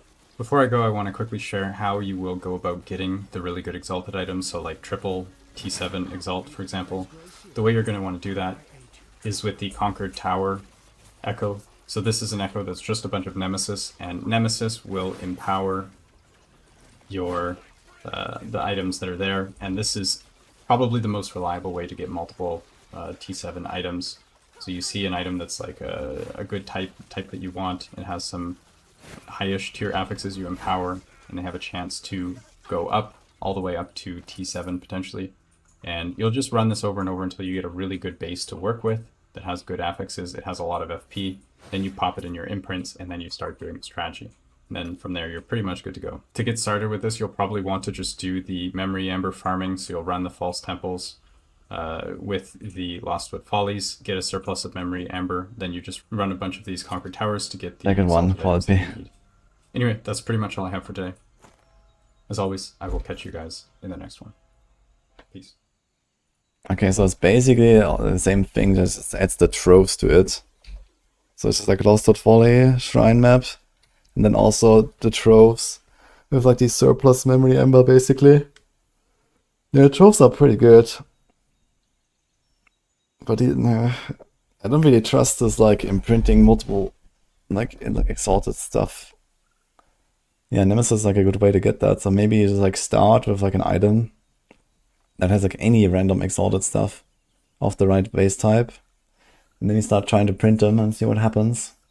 I mean, if it's only about legendary potential, I guess it doesn't matter what base it is, right? So maybe that works out. But the thing is that on Nemesis you often have like a sealed affix that is exalted. You have like one sealed exalted and one normal exalted, or sometimes you have like two normal exalted and a sealed exalted.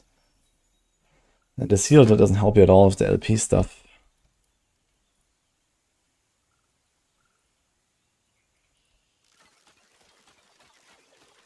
Here, statistics initiate.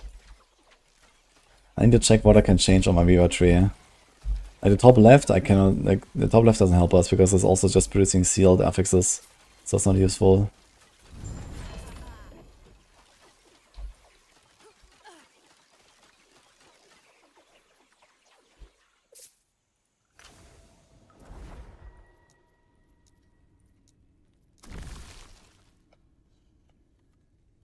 Here, weapon or jewelry, armor or weapon item. I actually had like the double T7 earlier, right? That I could have tried. I think it deleted it though, right? Okay.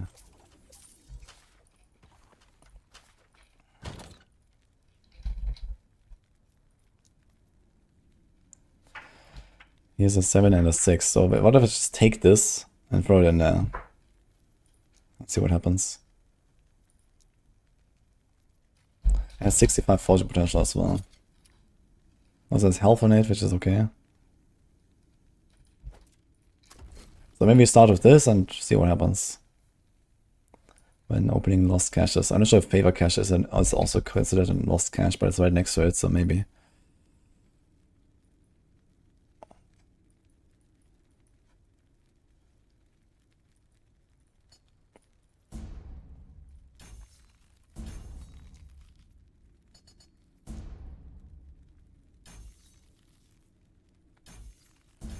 You this up from the caches.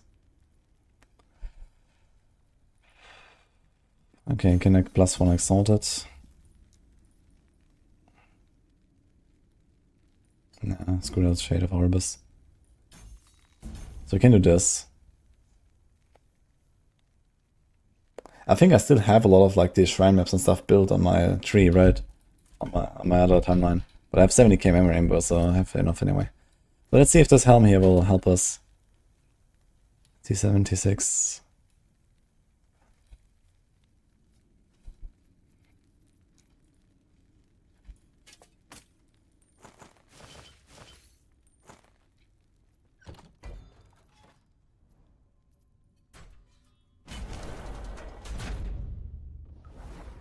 What did I use when I level this character? Yeah, it was like the bleed puncture stuff for like the first levels. And then I unlocked multi-shot at some point, then I used Puncture and multi-shot together. And then at like 45 you get Heartseeker, and then you're basically playing this build.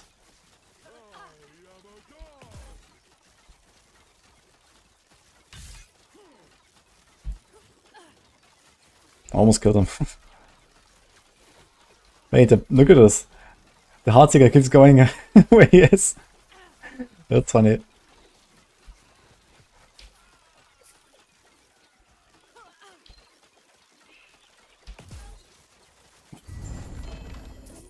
Okay. Quiver drop right. Actually, do we still need that? Ring? I guess I go ring now. We have quiver.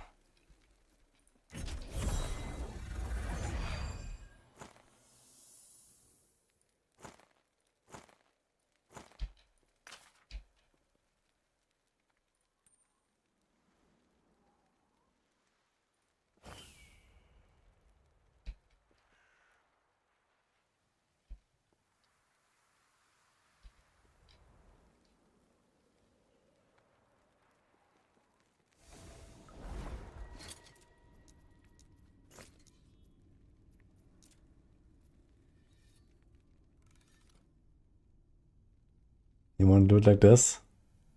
Well, it's easy. Watch.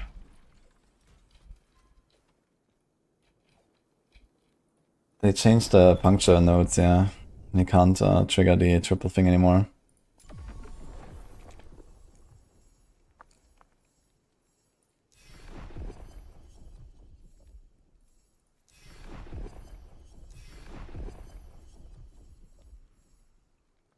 Raya, the Black Sun.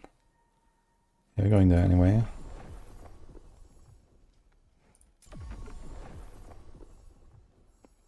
Relic is a jewelry item, right? Or is it an armor item?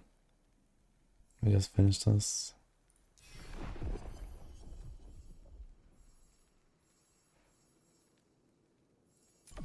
Let's do jewelry.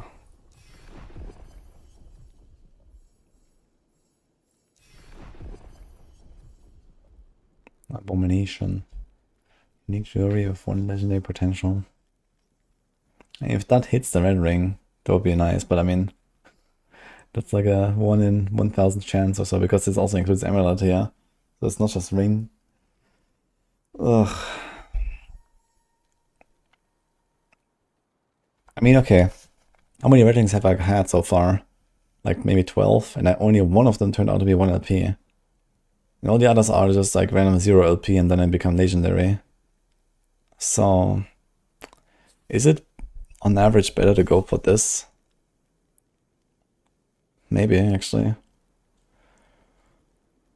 Because if I get it, I have it. But if I just get a red ring, then I have to cook it in a Nemesis egg. And that always fails.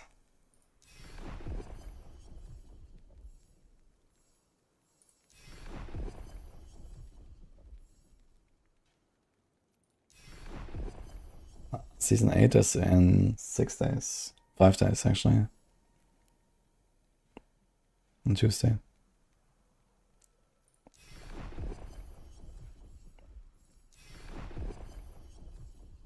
But all unique jewelry and not unique ring.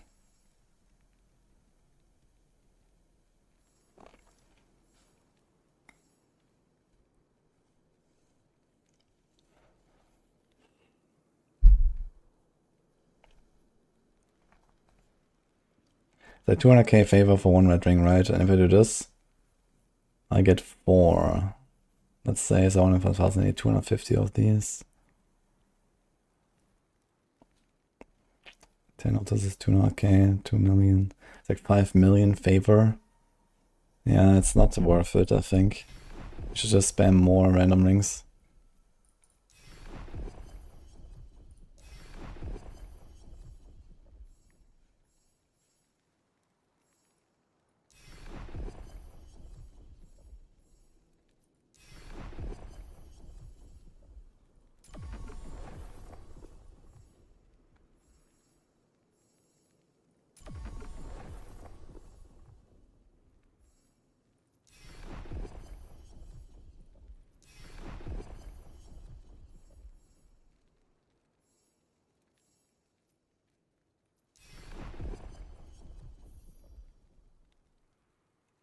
Playing Bleed Marksman for the moment, I think get gear would be okay with my filter.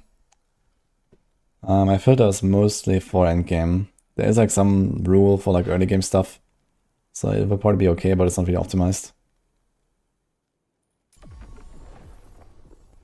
So potentially you might wanna like, you know, add a few rules for early game gear at least until like, you know, level 60.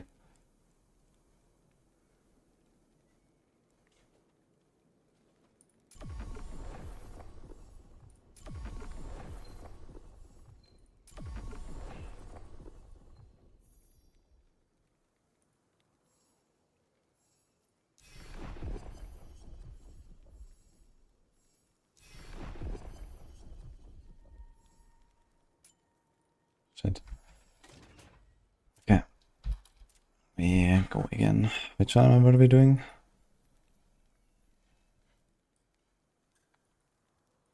We did that already, right? Stonelands. I think it's another one.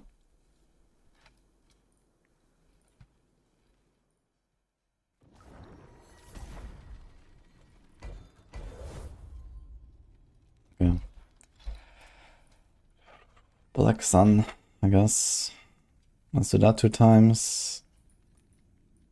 And then we're gonna do the Fall of the Outcast 2 times. And then we're slowly running out of favor and hopefully get it, man. Fuck. I need my red ring.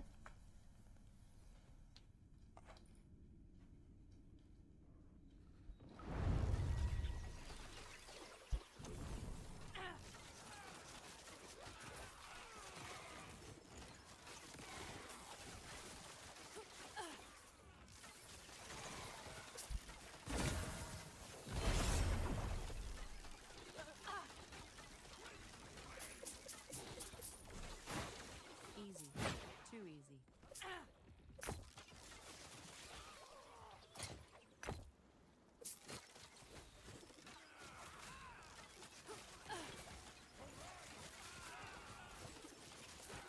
Easy. Too easy.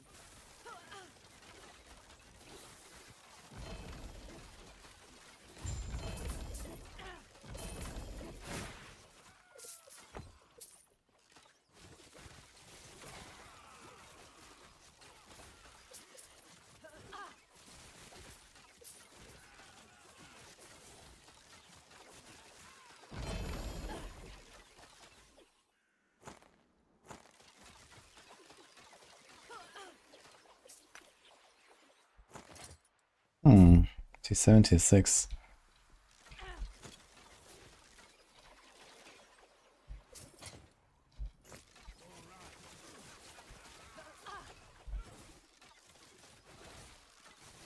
That was close.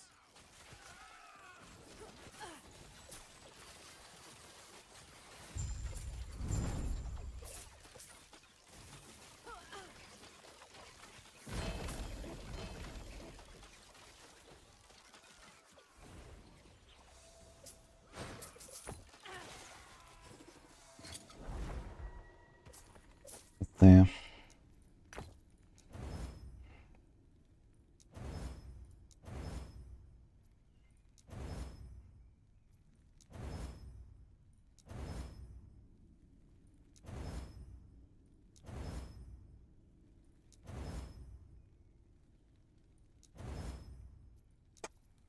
Okay. Rough actually. The multi-exalted.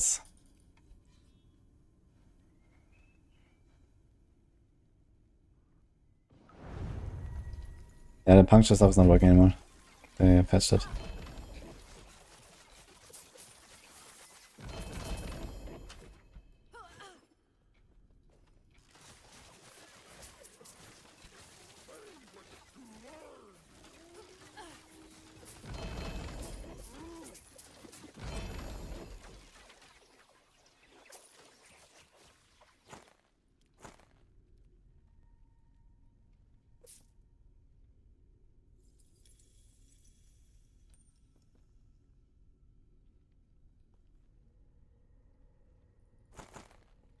It's like some of those relics.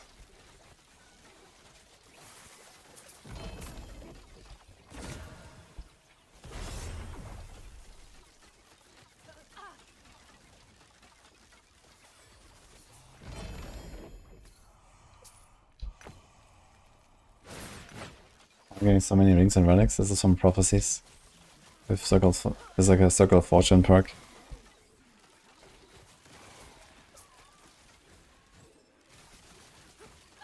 I can like target specific items like this. If you have not used them yet, you should.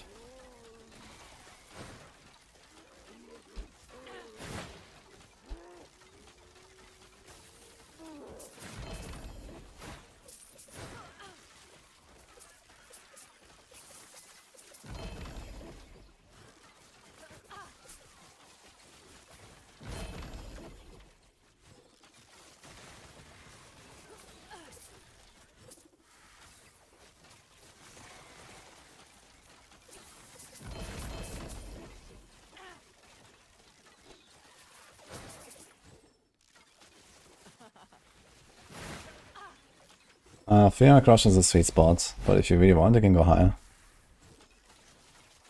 But before you do that, you should definitely make sure that you juice up your viewer tree as much as possible. And then you'll see if it's still comfortable. Like, juicing the viewer tree is more important than going high corruption. I'm picking up 3 LP rings that I don't use. Yeah, I know. Maybe I need it for my next build or something. VLP is not that common most of the time. I think, like, you know, just like picking up 3LP stuff is not a bad idea. At least like to have like one copy of 3LP of everything or so. Can't hurt.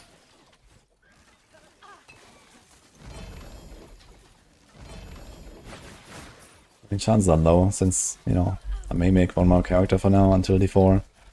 Then we'll see when I come back.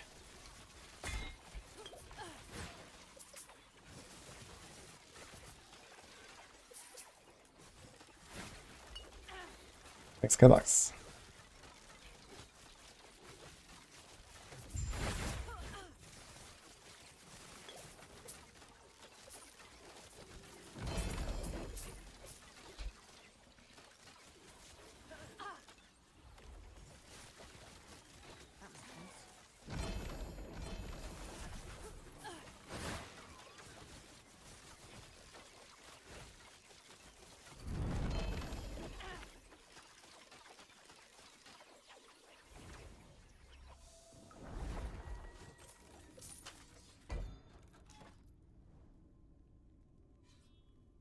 Prophecies felt them. Once you have one, you put it in the imprint on the viewer tree.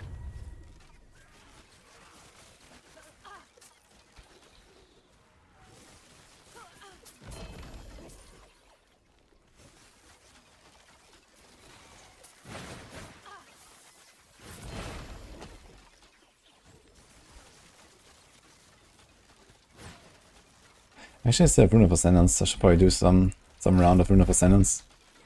I have so many rings saved up anyway.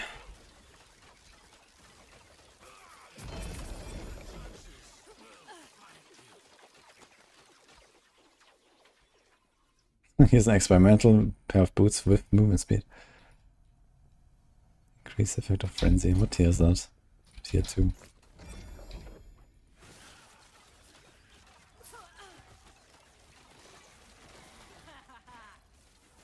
Thank you, Cabox.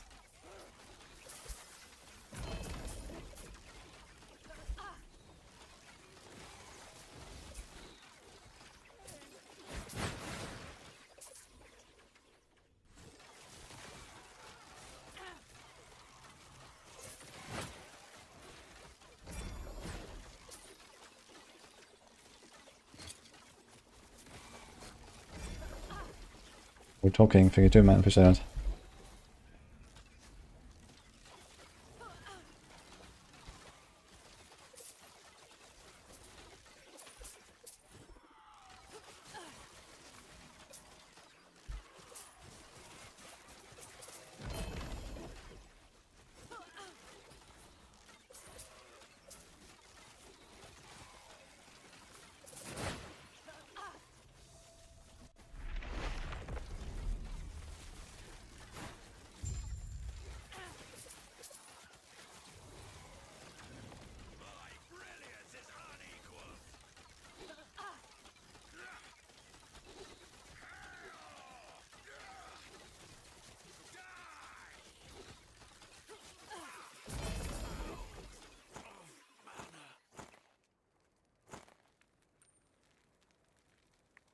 Dude, just fucking tongue. Every time. How high does this roll? 18 watt on crit up to 4 times per second. It's actually not a small amount of watt, right? 72 watt per second. I mean, on a build like this, I would very easily cap that out.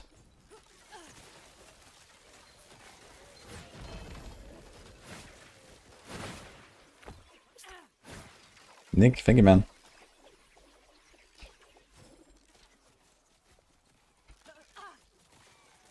What bow could you buy for cold damage without boosted bonuses?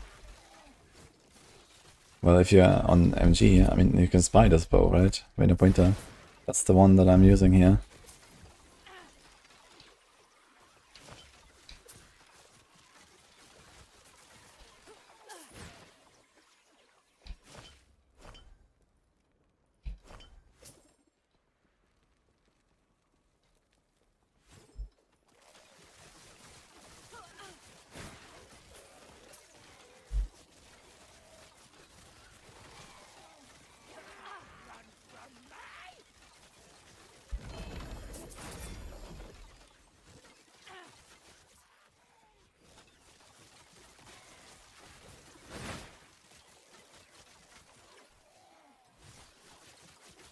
Do these things count as lost caches here as well? No, right, they're different. They're like, yeah, basically monolith rewards. Swine. There's so many spheres, we can try to make the far side turtle again at some point. Look how many I have here.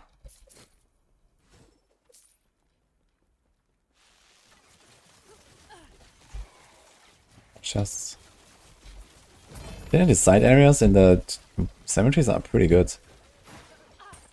Like 2 or 3 chests there, they actually drop a lot of stuff.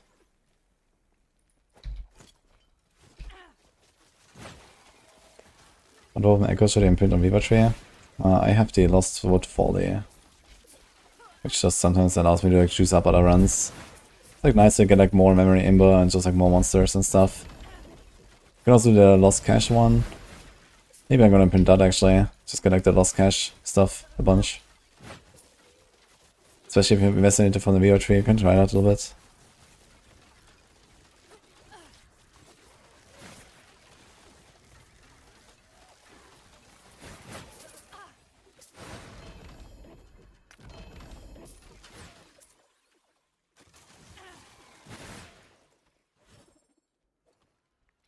Aberroth does not scale corruption, he's fixed.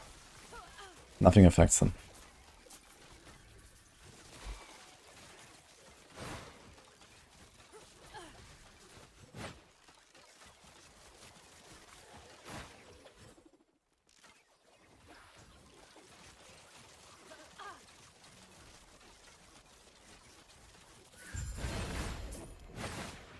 We need warriors to the ring.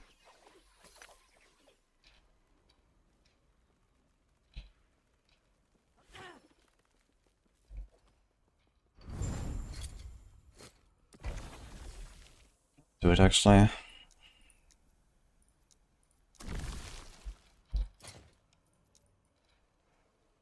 Which one is the one to cache us?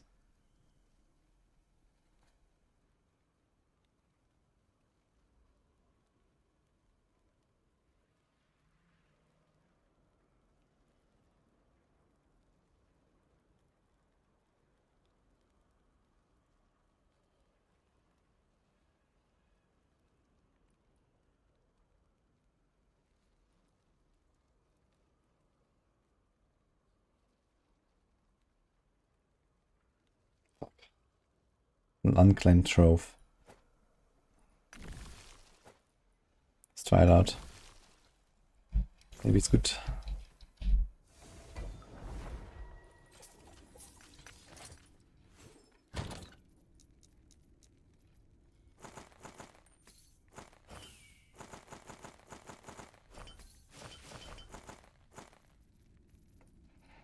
We need more 0 LPs. They said we can use all the swines now, right? All the different types, so that's kind of nice. I'm gonna try a bit.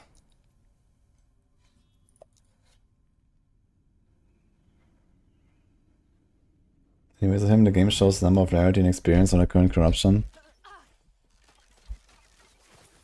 Yeah, but I don't think... I mean, unless it's bugged, it shouldn't be affected. That was close.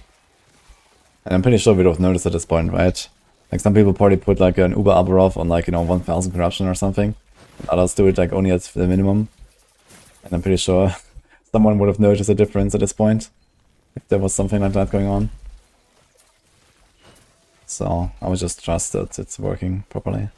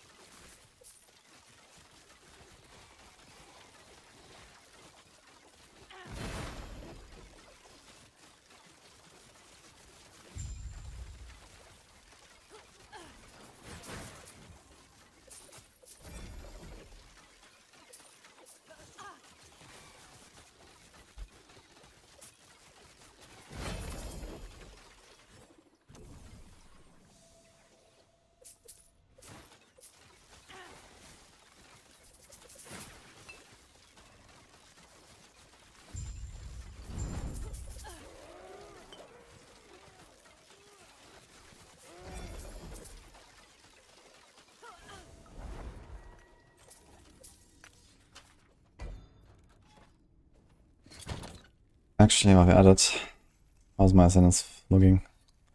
Okay, let's do it. Guys.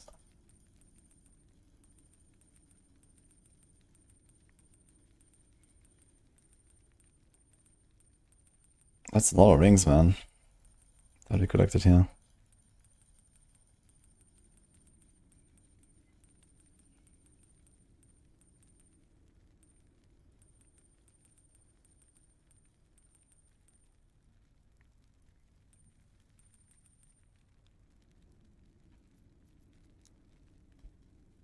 Viva is full.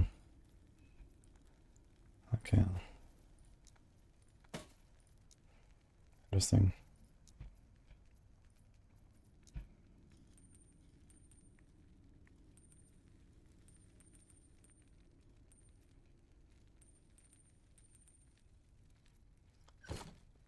Okay, any ring roll, red ring?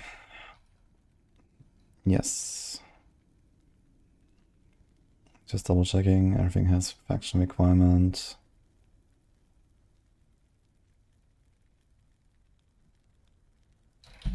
Okay, how many ascents do we have? 67, oh boy. It'd be nice if I would remember that I want to do Ascendance and I don't have to click on this thing all the time. Like a Master Ascendance, man, holy. Imagine I could just take the entire inventory and spam it. That could be a nice woven echo, you know?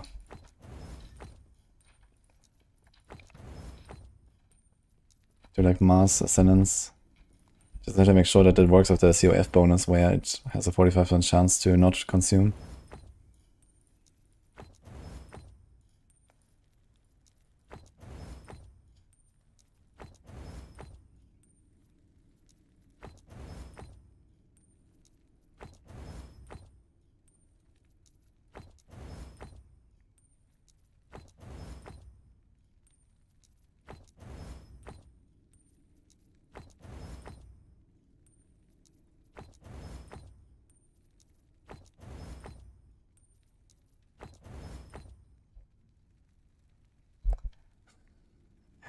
Lord of the Rings.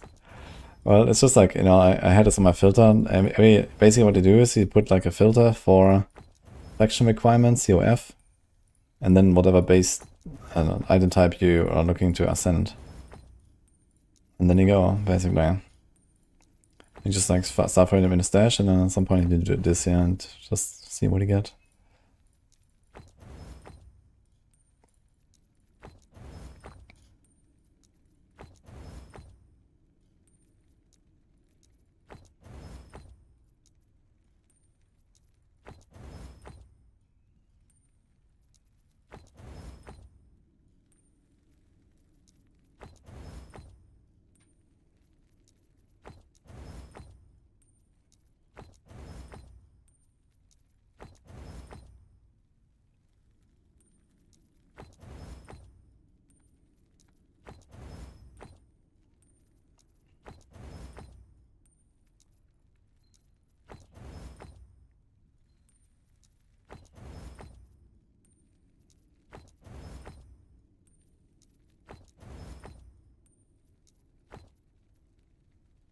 Forging potential. What?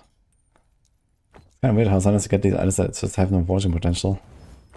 I guess it is because it's from imprint.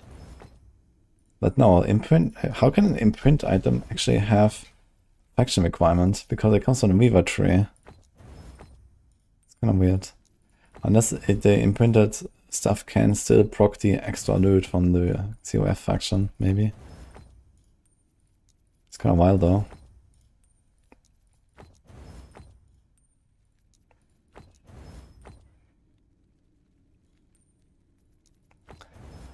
I don't know what's exactly the difference between cold and fire. I know fire has like this breath or something like from the Dragon Song, which is apparently like kind of like a small cone and kind of close range. And here we don't really care about range. So that's probably an advantage.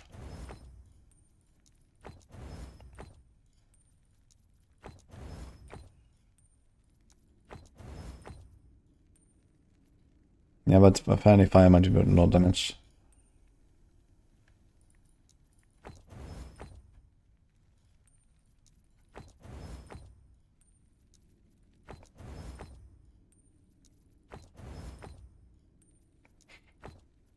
No forging potential.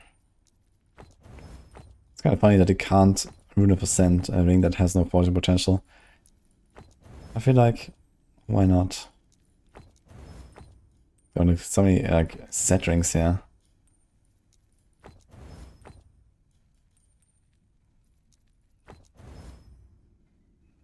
Actually, I just realized I can save a click here because I can just right click the next ring in there. I don't have to take it out. If it only would save the Rune of Ascendance choice as well, they can literally just do like 2 clicks. That'd be cool.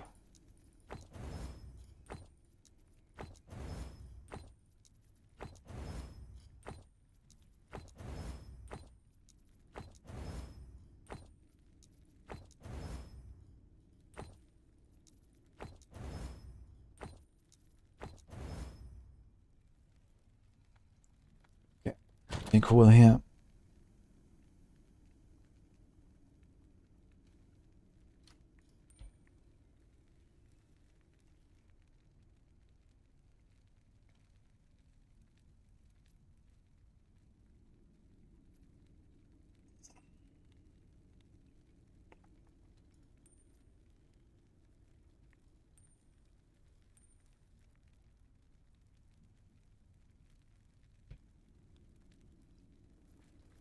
Yes.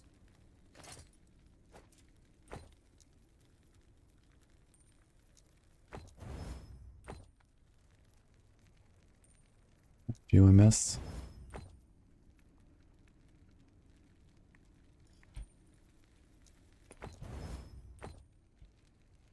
Yes. Yeah.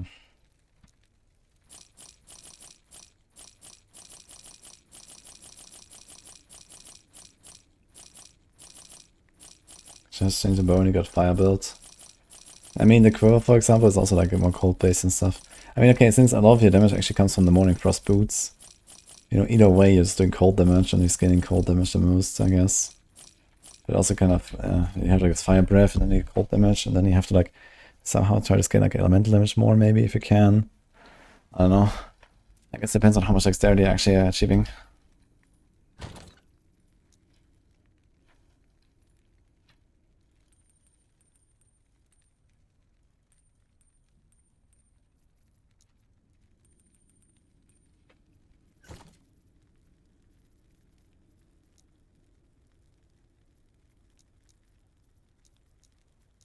Okay, let's go for more rings. After those. That's no forging potential. Well, it turns out our runes are basically gone. Didn't get a new red ring.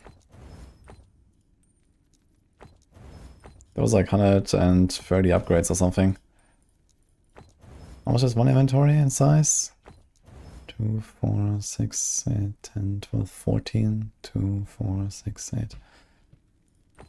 Okay. 13 times 8, 104. Plus this. 120. Yeah, that kind of checks out. So that's a quarter of what's needed for Red Ring, I think.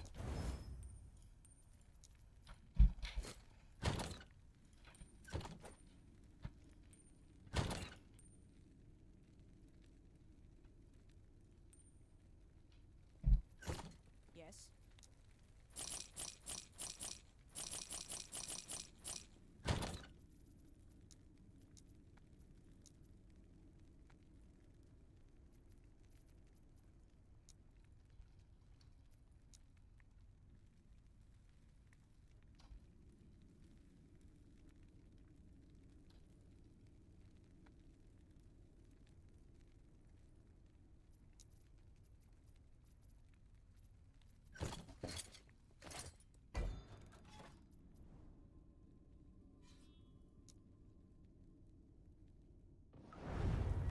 Aberroth does not scale corruption.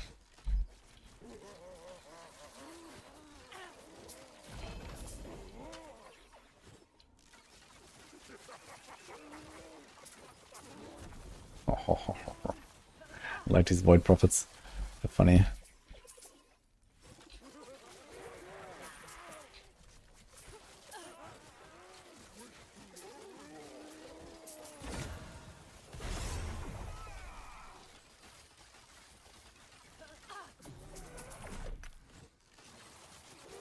Easy.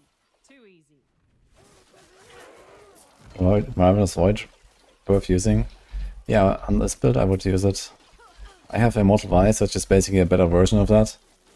But without this, I would actually go Ravenous Void on this build right now. It's very good defensive item for like squishy builds like this one, for example. And also like this is like not a melee build, like gloves for example have like melee attack speed and stuff. And not really that much to offer for a ranged build. Like you can put decks and then I don't know, hybrid life and everything else is kind of whatever on the glove. So if you get like one of these as a legendary on like a Ravenous, then you're kind of fine.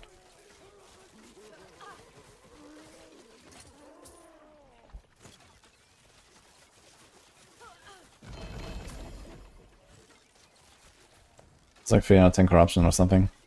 We're gonna push up some corruption as well today, but for now we're still farming. Still waiting for some items.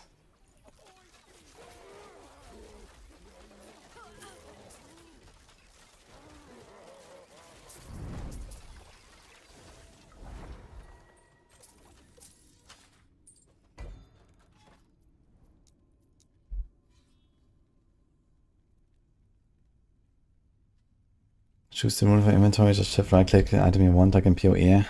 That would also be not bad, yeah. But I don't know, maybe it would be an idea for them to like make some woven echo where, you know, you just have like mass Rune of Ascendance or something. You know, like, you know, put in like 20 items and boom, take it.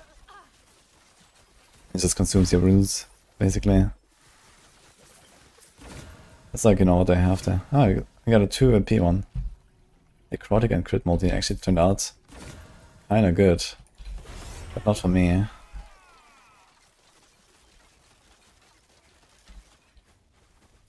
That's another one we can use for rerolling.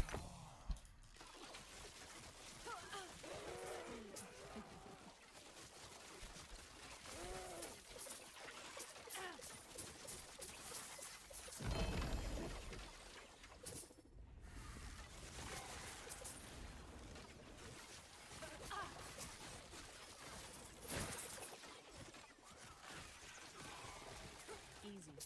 Too easy.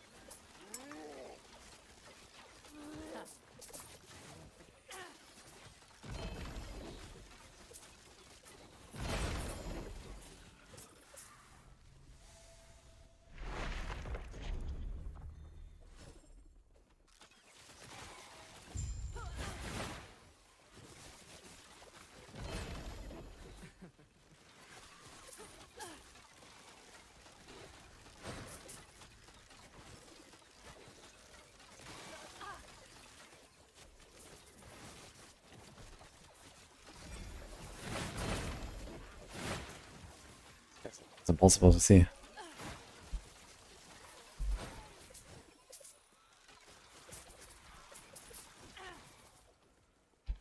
I probably better check my profile, Lara. Should be linked there now.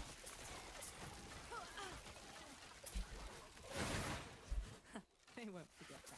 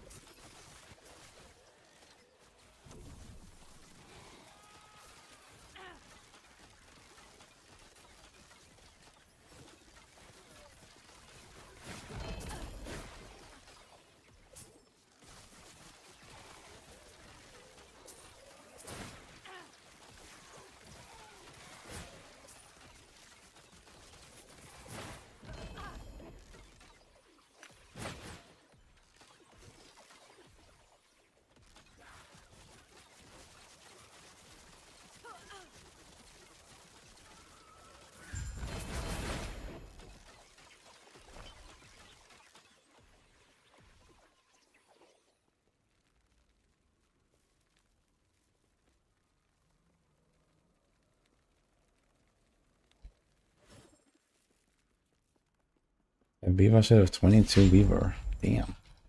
That sounds pretty good actually. How many of those troves do I have? Treasure trove. Yeah, I have 6. Not that many actually. It seems to be kind of a rare one. Haven't really placed that in a long time.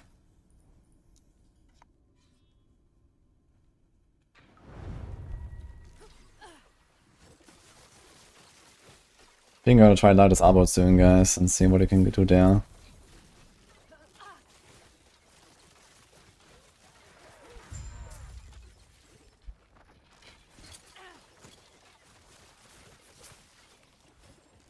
Oh, we should definitely also try and see what I can do with 10 million gold and light this Aberroth.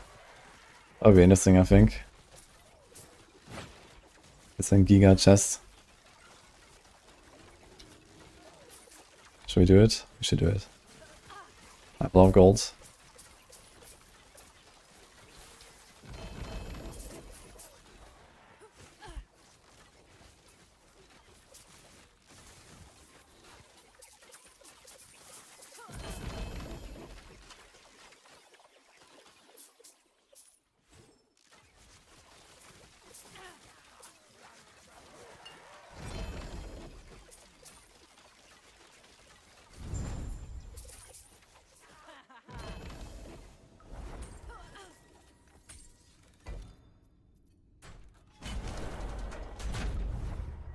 Okay, let's see the new boss animations. They changed some stuff here on this guy, apparently. I guess the meteor impact, mostly.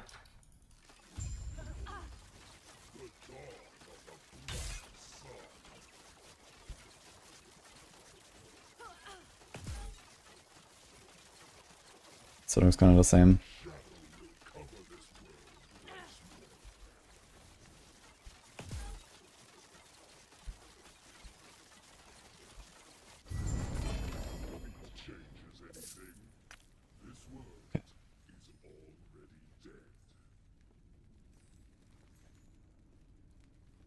Actually, as well as he could run spell damage leech as health on this build, right? But the thing is, it can't leech from crits and everything is just critting. But actually it would work without the helm.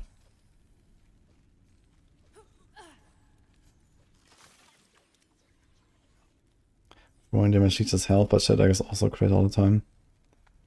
So I guess let's keep doing this.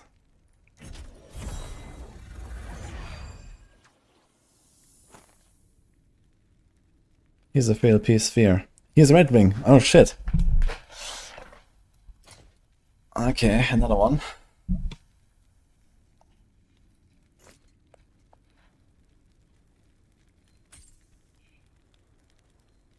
Maybe it's gonna happen at some point.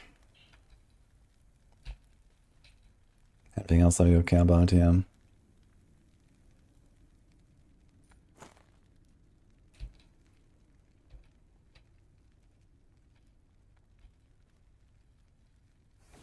Okay, that's fine. I think I have to do one more.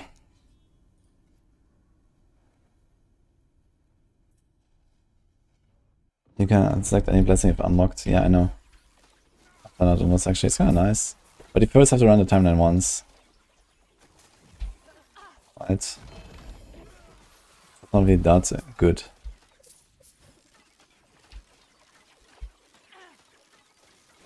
Yeah, I had one imprinted for 5 days and haven't gotten one. Yeah, it's pretty rare, but it happens. Especially the end of Echo rewards. I have like, I don't know, 12 red rings now or something. 4 of which were drops and the rest were imprints.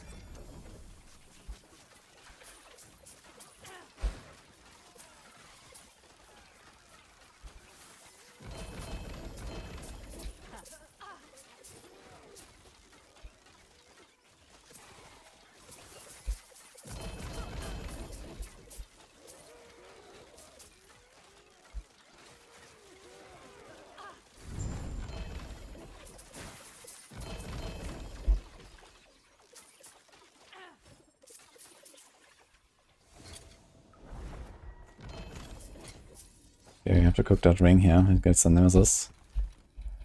That could be the one. And it's unclaimed trove, look. Where they put the red ring on the woven tree? Top right and bottom left. Easy. Too easy.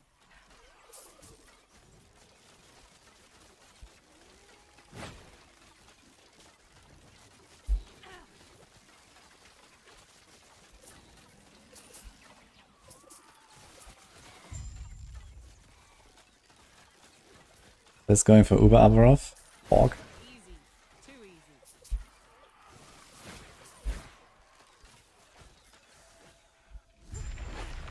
Wait, he died? Ah, shit.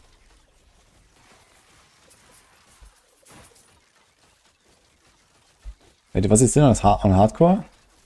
I guess so, right?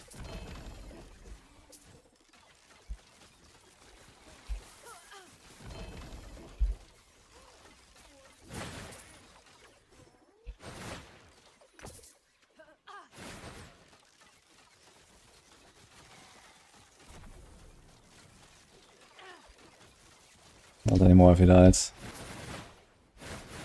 I mean, Sis wasn't trying to be competitive. He said he only wanted to beat Steel Mage. So, he was just kind of chilling anyway, I guess. So the question is, what about Steel Mage? Did he do it?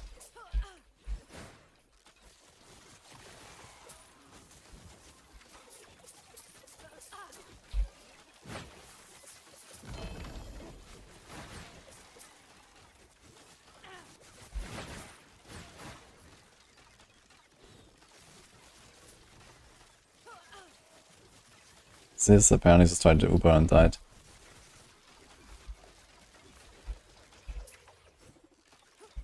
How's Puncture feeling after the bug? Well, we don't have these like really cool animations anymore, but outside of that it doesn't feel different. Like, you know, it didn't really like hurt the build or something.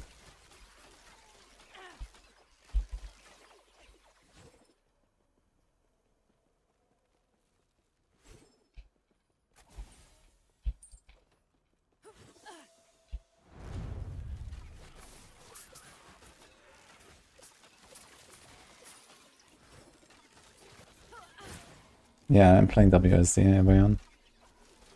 Easy. Too easy. It's really good. Especially for these range builds, it feels even better here. Okay guys, red ring. Cooking, let's go. Please, man. I don't want to go for more. I did my duty, man. I have like 12 red rings. How many more? Give me an LP.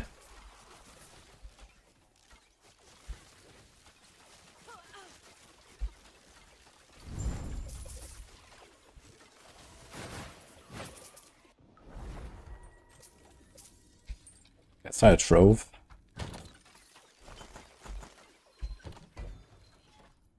Oh, there's 2 troves actually. I should have kept the puncture ping. I mean, maybe they're gonna like rework it and allow me to use it in the future or something. But they should not have kept it as it was, because it was, you know, actually like a bug, right? So, first of all, it should not be bugged. And then you can still decide if you want to change it. I guess I could have like updated it or something, but It's fine.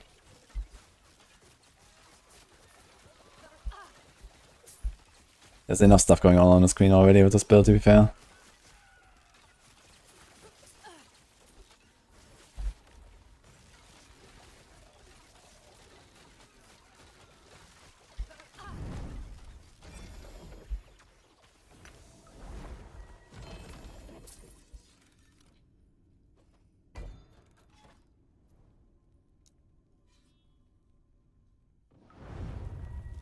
And those people are complaining about performance despite high-end hardware. I didn't have any problems myself, to be honest. I had problems last season and the season before and stuff, because there were like some maps and some monsters that caused lags. Okay, the moment of truth, guys. Fuck. I guess we go for more red rings.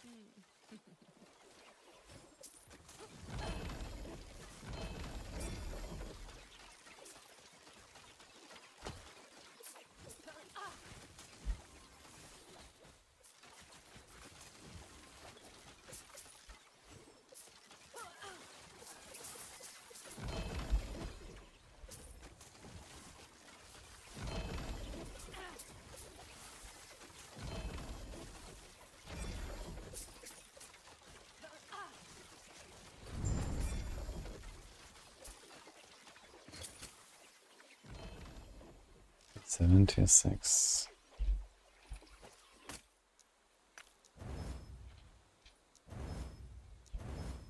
God. Rune of Redemption is like impossible on the helms.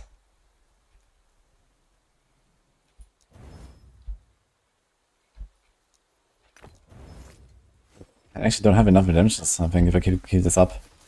If I spend that many on one guy.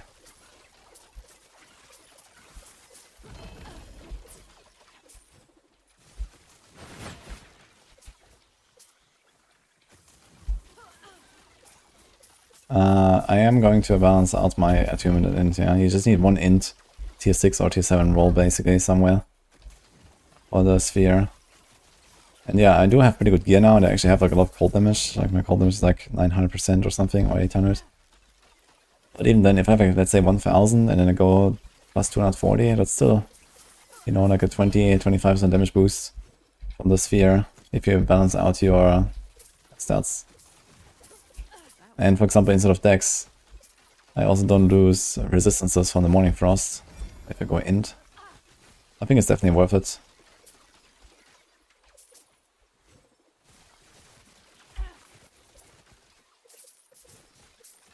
That was close.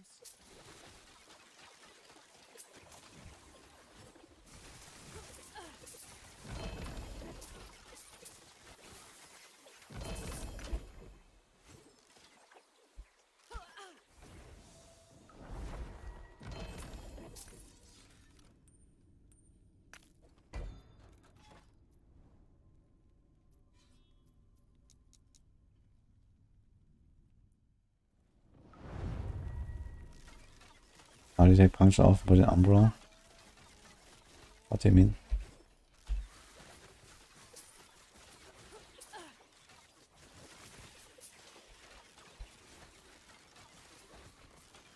How do you unlock Falcon? I have 20 points in Rogue. The Mastery, you get after Act 2, you can choose the Mastery. If you just want to put points in there, then yeah, after you have 20, you can put points in the Passage. You can only have one Mastery active at a time, but you can't put the points in the Passage. These are two separate things.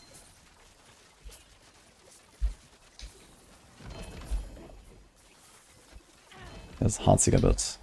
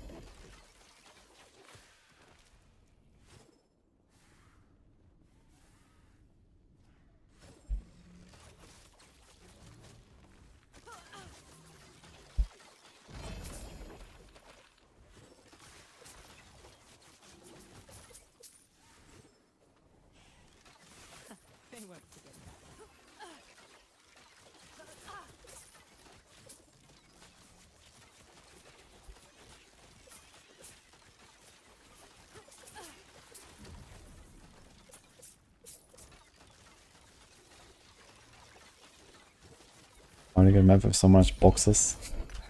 This is a woven echo called Lost Trove? Unclaimed Trove, yeah, this one. I imprinted it on my tree. This just appears sometimes.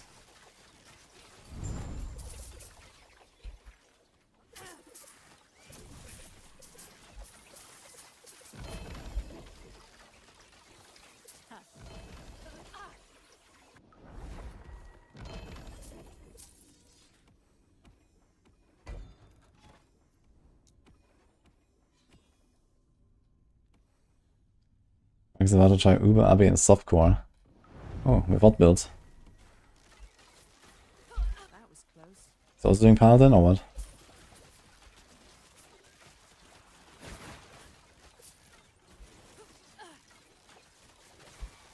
What are you looking for, Deadpool?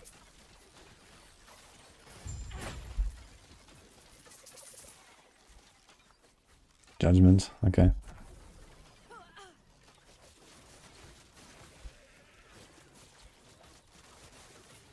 Let's let him practice the fight a little bit. Maybe we're gonna tune in later for the kill.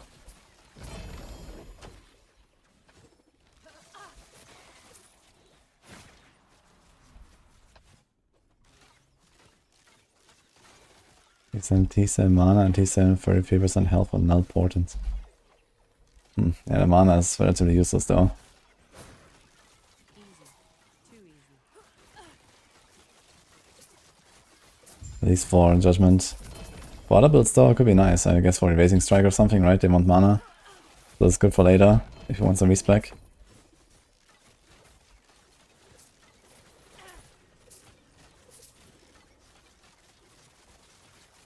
Mana on Vengeance. Ah, shit. Wait, what? Okay, that's kinda correct actually.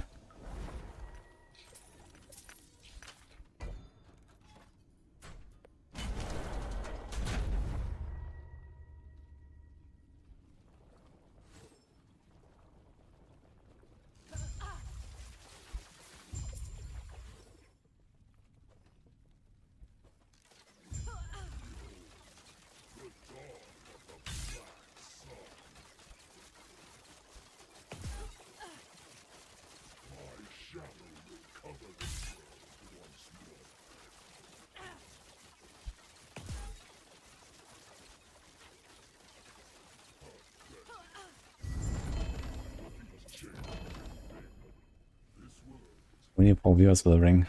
Okay then.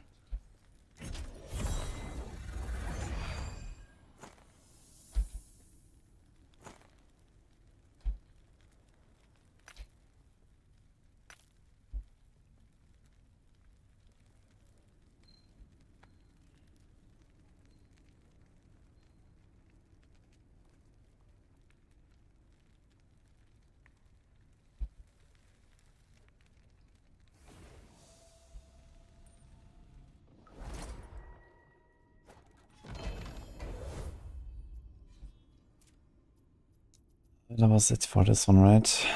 Can go more here. K favor left. Have a lot of Abomination. God Hunter, Argentus. And you only did him once. I have to do Argentus again.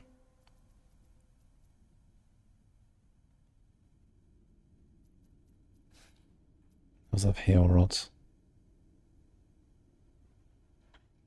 Okay. Another round. Wait, not here.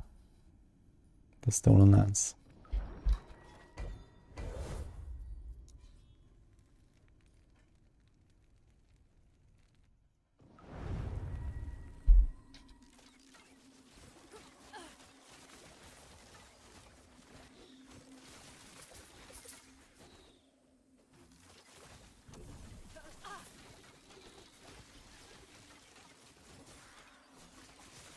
Easy. Too easy.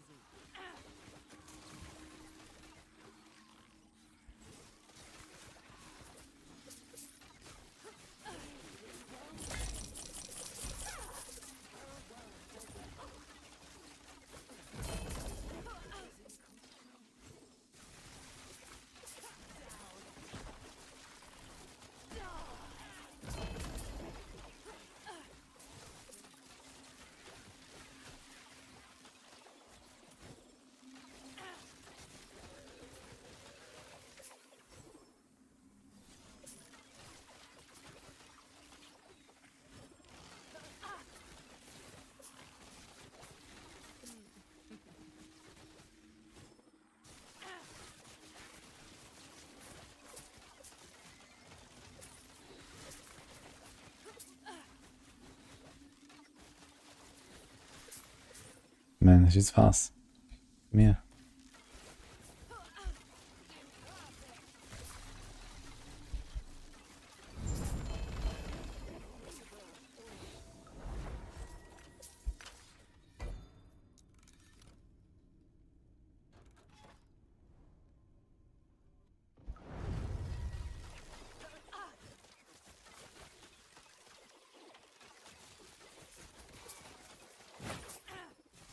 Are you asking about the name of the echo with the troves?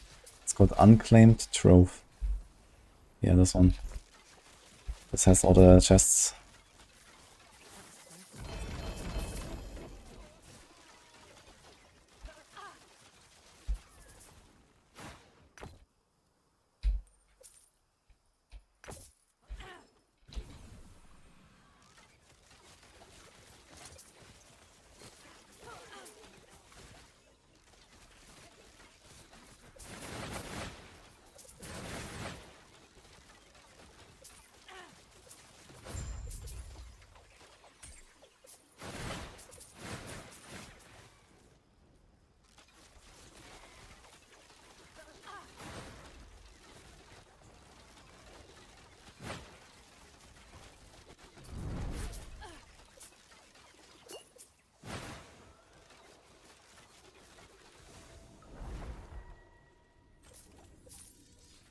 LP, -3 verse, -3 MS, 11 health and 2 skills.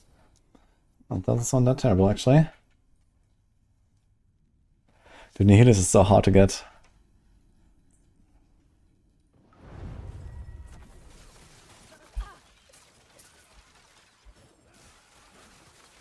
Easy. Too easy.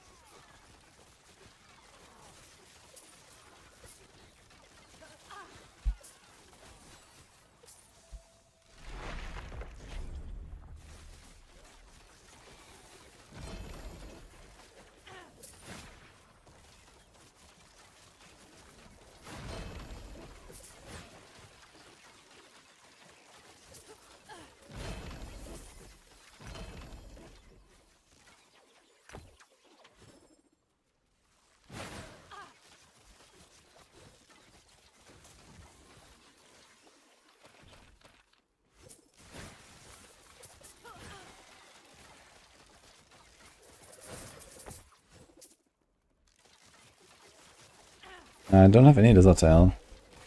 Seems to be very rare. I've killed many lizards. Hundreds, I don't know. No idea what's the top chance on that.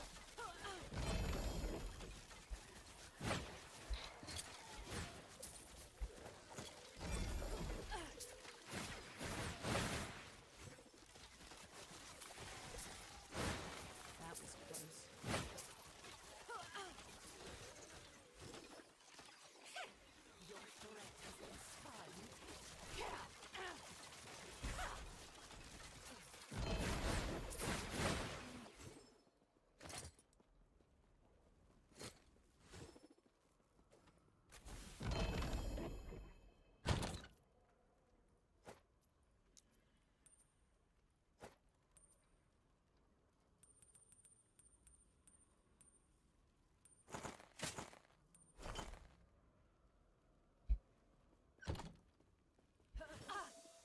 Yeah, the cocooned item cannot drop inside of the tombs. Like ambushes can happen inside of the tomb and you can complete it, but I think cocooned items, I don't know, they seem to drop here.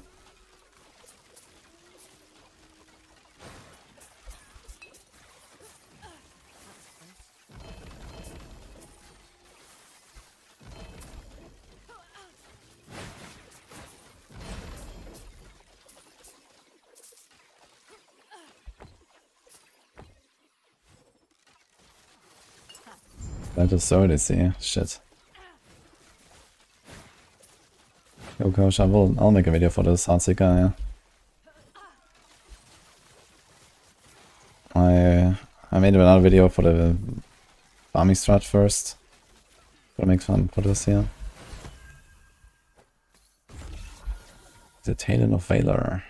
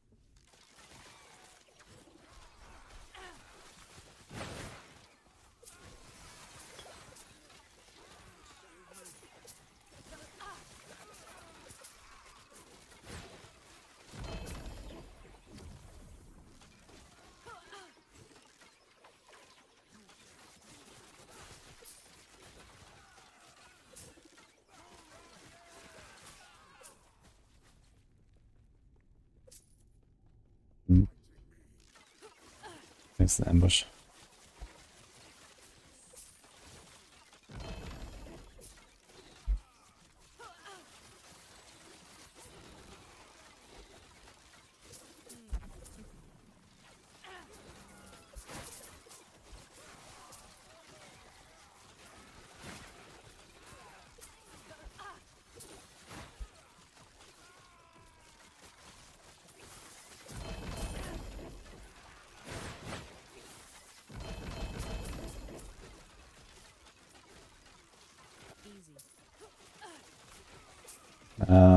I'm not playing D4 today, but we have the Campfire later and the Passions, so I'm gonna be busy with that.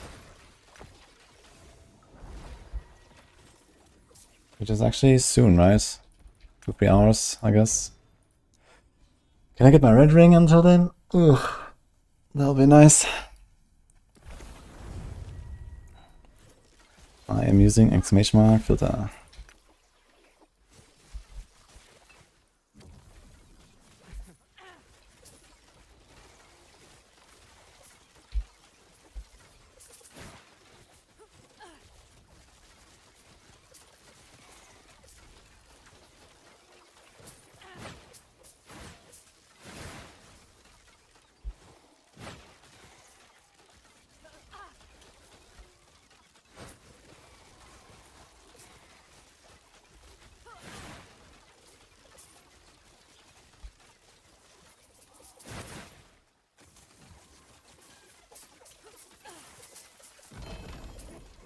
Easy. Too easy.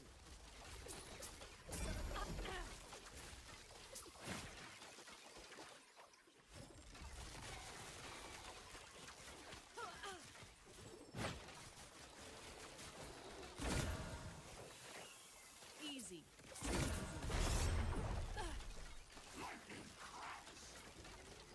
The XP gained after 100 is not for ladder purposes. Ladder stops at 100. The character cannot be higher than 100. It's mostly to track the, the time you put into a character, I suppose. And for favor gains, I guess, maybe they have it that way.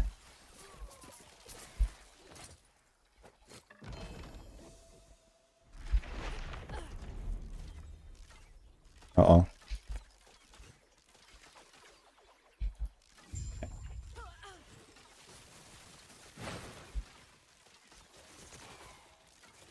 That was close. Yeah, when you reach level 101, it just resets back to 100, basically. So you don't get anything else. I think it would be fun, though, if they make the ladder stop at 100. And you can just, like, farm cosmetic levels.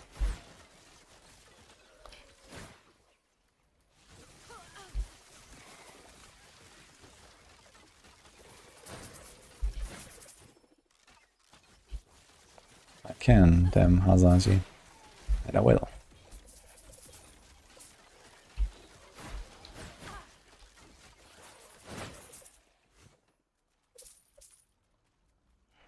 Go 5x5, thank you.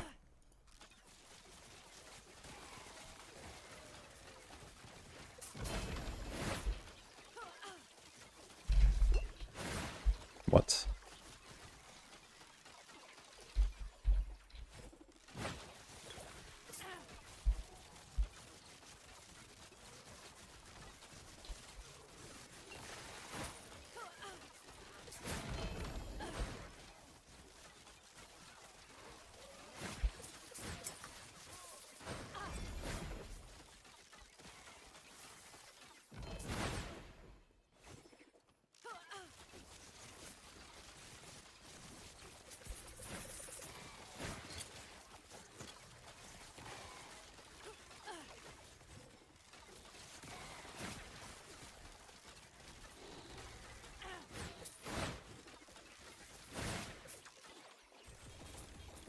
This game is better than it looks.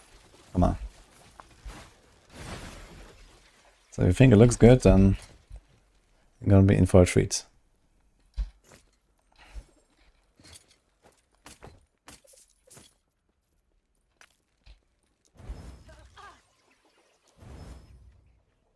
Vitality. Health region. Increase damage while building a bow and physical rest. That could be something, but we have so much phys rest already. I don't think we need more. Unless I get new Morning Frost.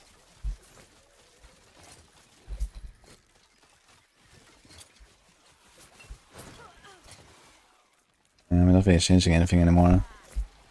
We don't need another rest roll.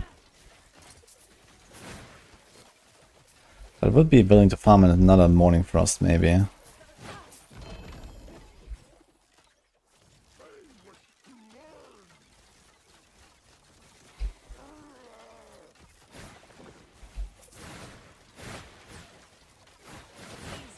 Too easy.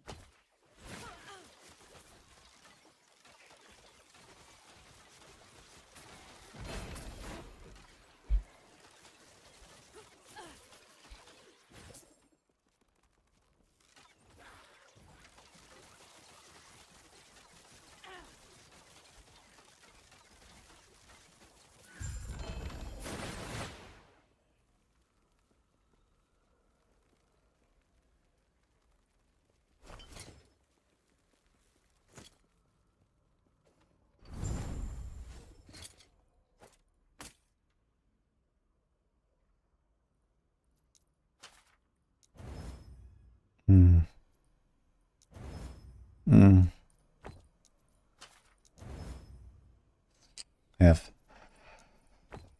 Okay.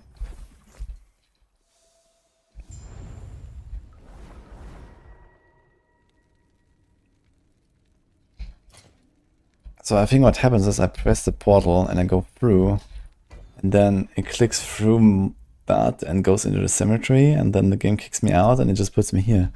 Because now I'm just I'm here, man. What the fuck? And I'm even in the wrong timeline. That's not even the timeline I was running.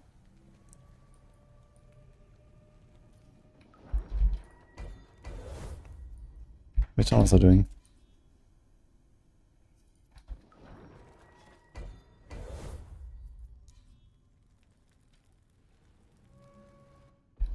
Yeah, so I think it's because I clicked on the cemetery entry when I clicked on my portal or something.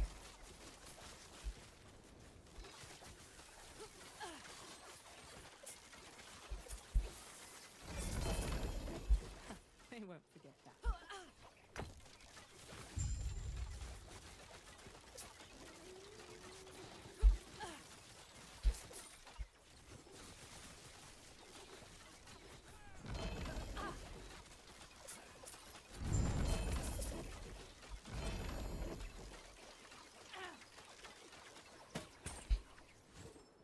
I should probably clear this a bit here since we have dungeon packs. Maybe we're gonna get something.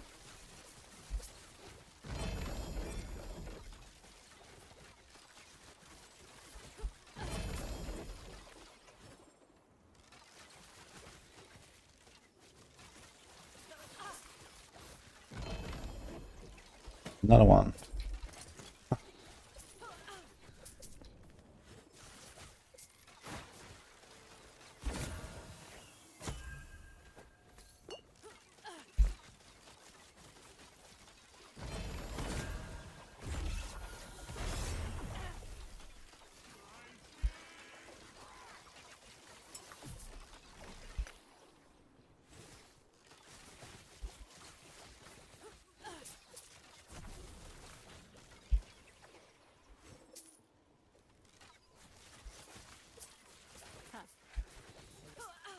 Campfire should be in 1.5 hours. See if I can find a post. 1.5 or 2.5.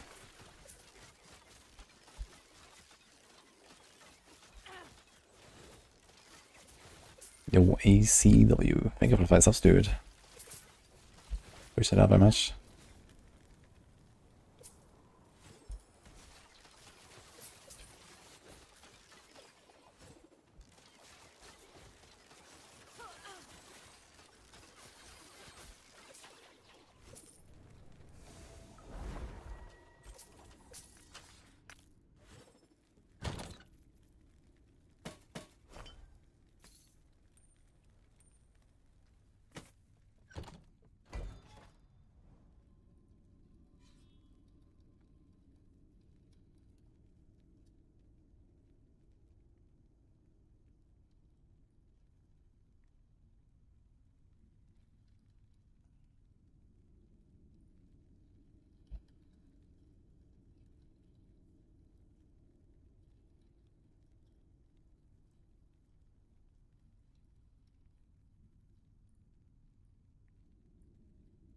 Okay, let's see.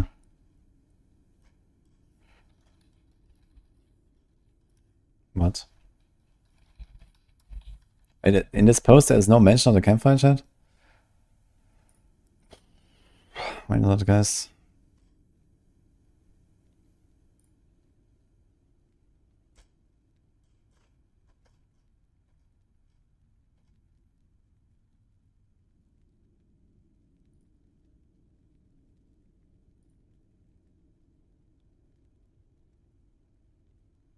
Here. 11 AM PDT. Yeah, it's 2.5 hours again.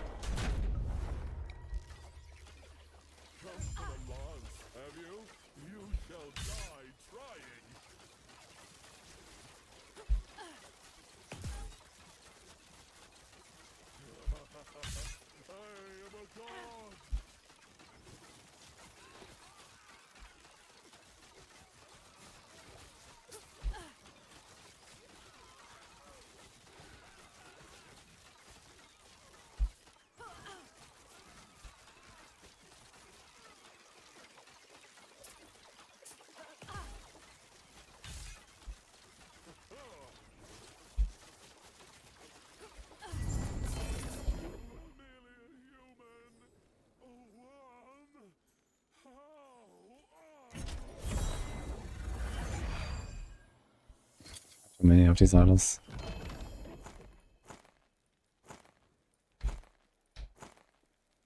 Oh.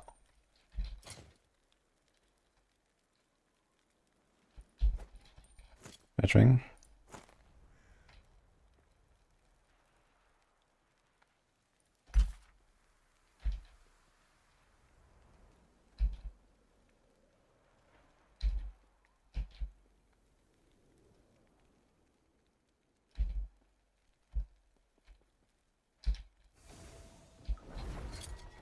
Okay, we can cook another one in the X. I think we've done all of the prophecies now besides Abomination, right? Apparently we have to do another Orobus. There's a Hair Rod. 2 Hair Rods and Abomination, and that's it basically. Okay then.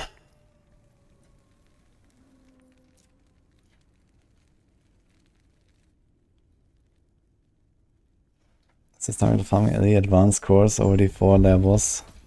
I mean, it's not very complicated, if that's what you were wondering.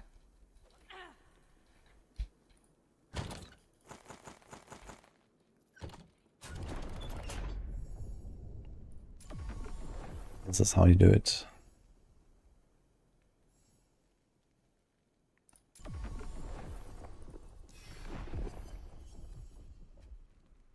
Abomination, let's go. More Abomination. I'm not going for more relics. We already have like another 3 LP, it should be okay.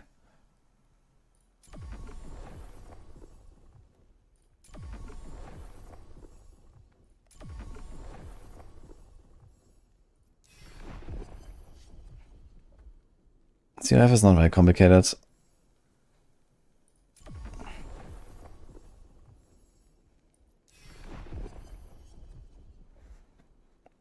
I know you can fill it for the uniques. It's very nice.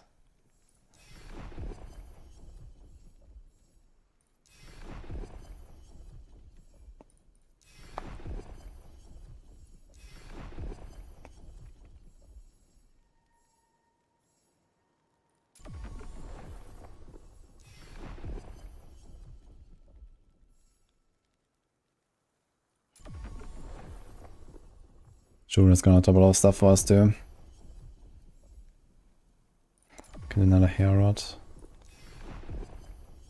Actually, I'm not sure if we should spend all of the favor. Since we do have another red ring, we should cook it first and see if we get LP. Finally. Dude, what are the odds? It can't be that bad.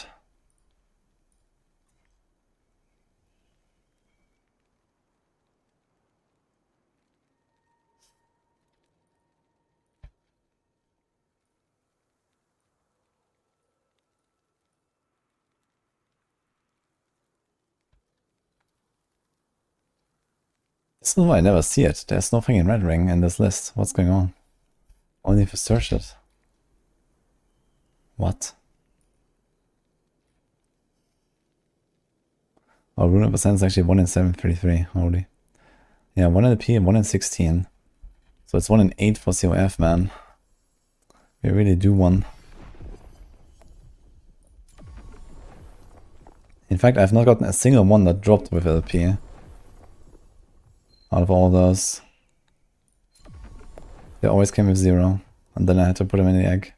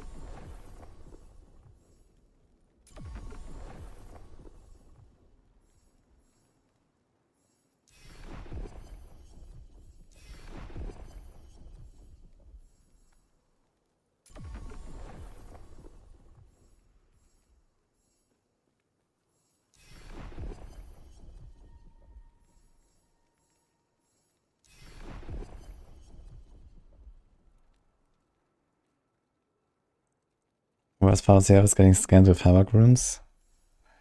What do you mean getting scanned?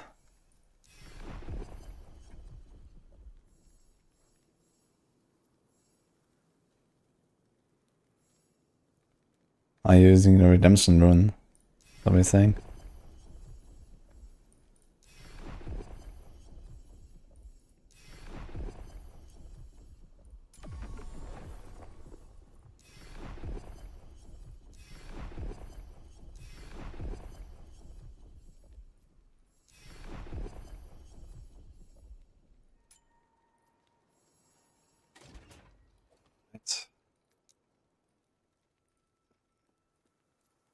All of the outcasts. I actually still have the 9% XP blessing. I guess we should go for 10 now. Maybe get one.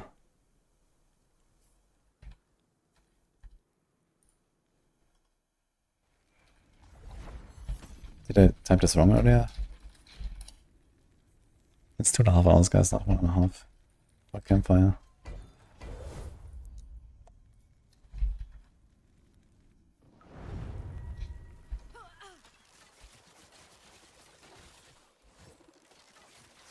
That was close.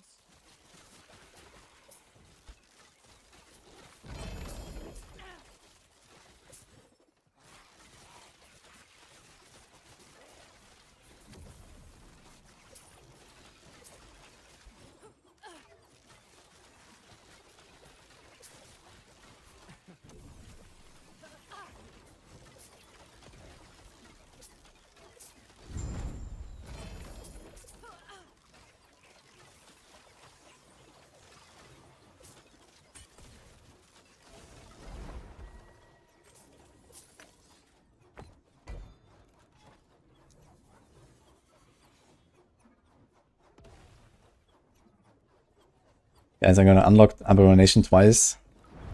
And then run him twice in a row. For the big prophecy spam. It's gonna be fun. Ring. A hollow finger. 3 LP. Wow.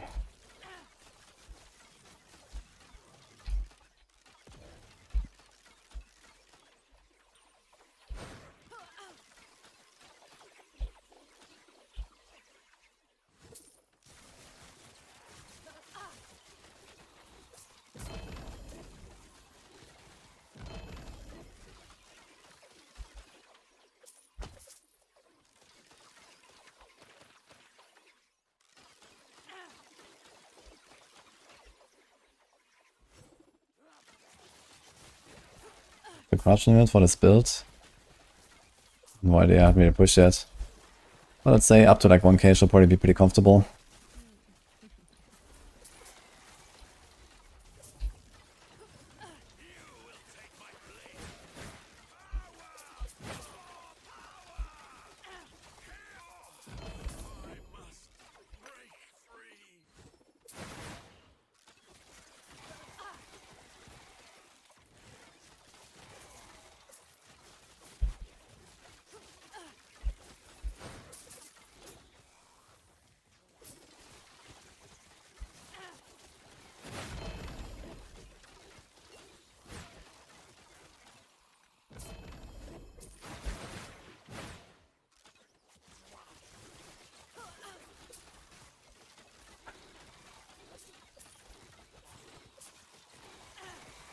I did beat Uber and Paladin.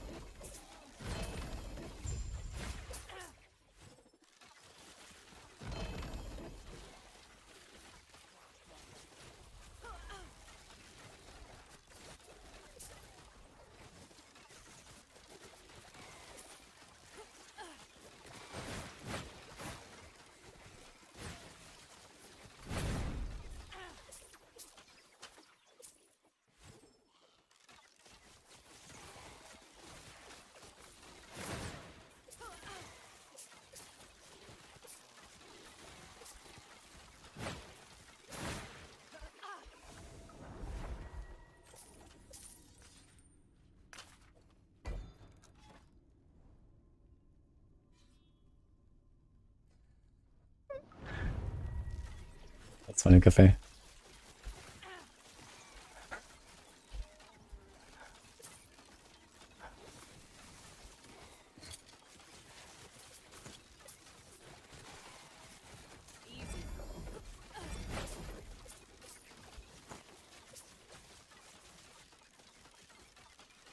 mean, you know, okay, there are occasions where I specifically go for like, you know, rank 1 or world first and these kind of things, right? There's other occasions where I just, you know, I just kind of want to be good, but not really, you know, super competitive or something. But this was one of those cases.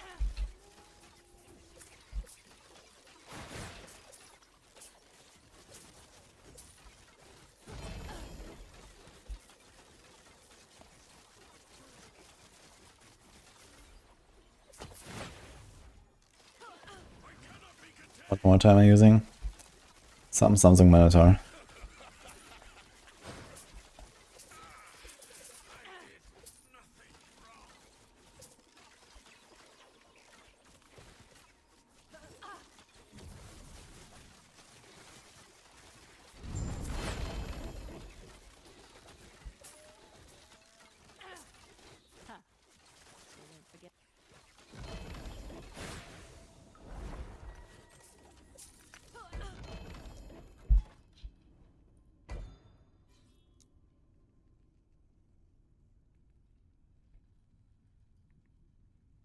I think Javelin, Paladin fares against Uber.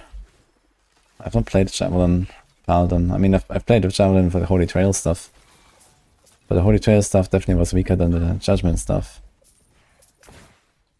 And I don't really see like a big advantage of Javelin. So when it comes to like other Judgment, like Javelin builds, like pure Javelin, I'm not sure how strong they are, but maybe they kind of compete.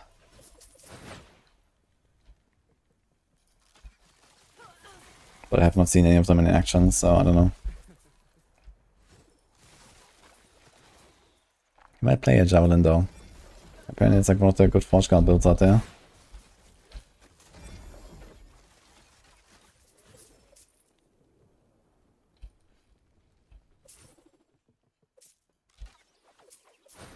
the reason I went for Reign of Winter instead of Dragon's Song. Yes, it looks cool.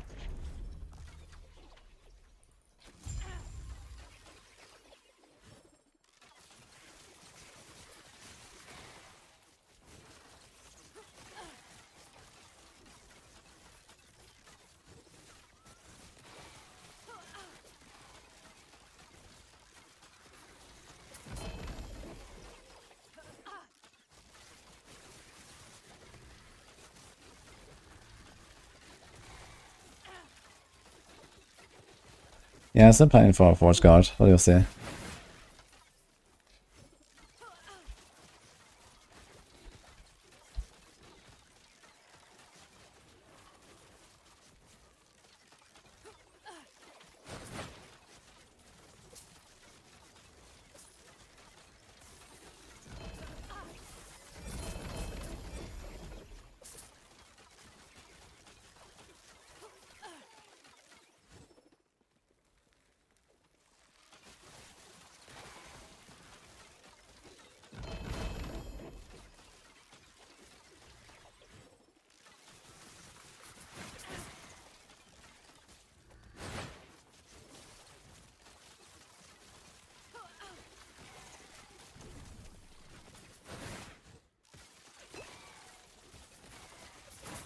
Yo, Hemo. Yes, I am. Works pretty well in this game.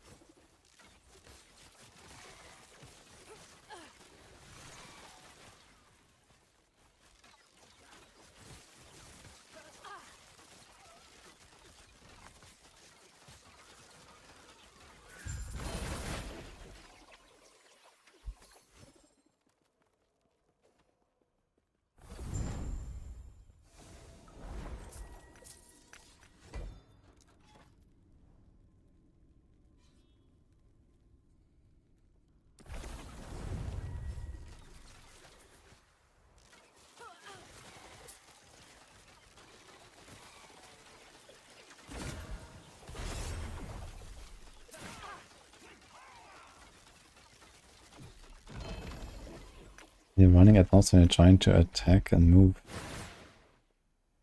Well, then you're not pressing the buttons correctly.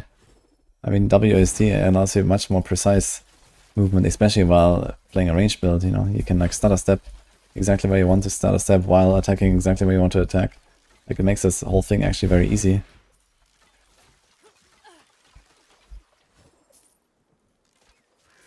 Yeah, for range, WSD is definitely pretty OP. For melee, it may not be that important, but still, I use it on both.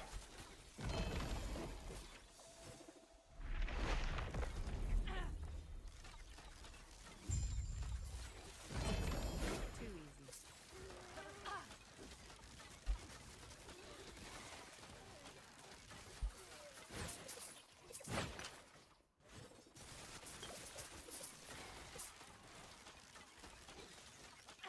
Wait. Did I put it? No, I didn't put a new one, right? I still had the old Nemesis here. I need to find more Nemesis. I need to cook that Red Ring.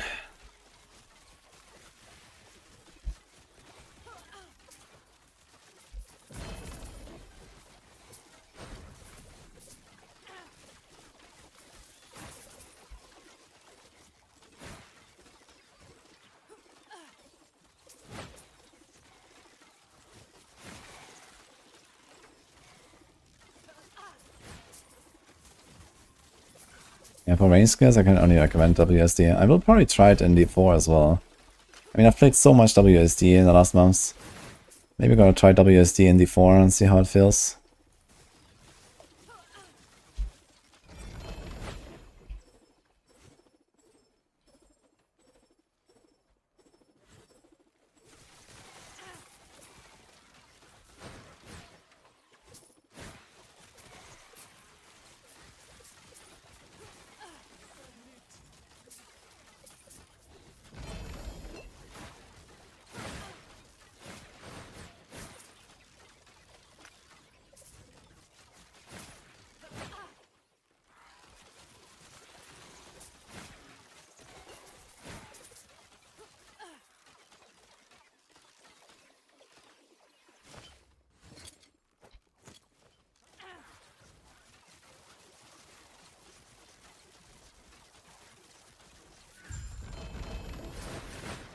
It would be hilarious, man, if the Nemesis would also use the items that you have there against you.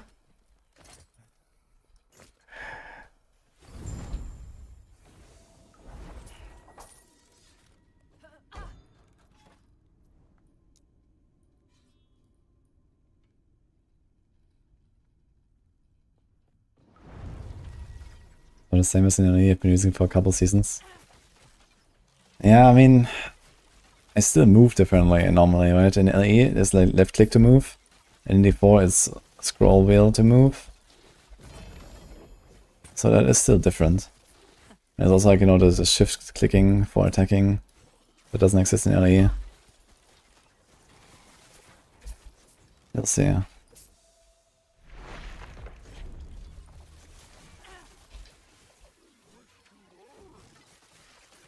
I think I'm gonna try it and see if I can get used to it and actually, you know, if I kind of like get an advantage out of it.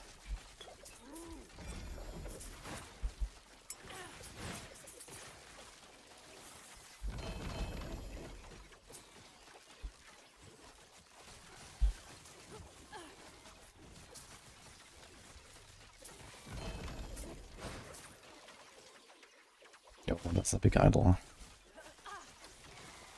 I don't think this character actually needs the lightning rest, does it?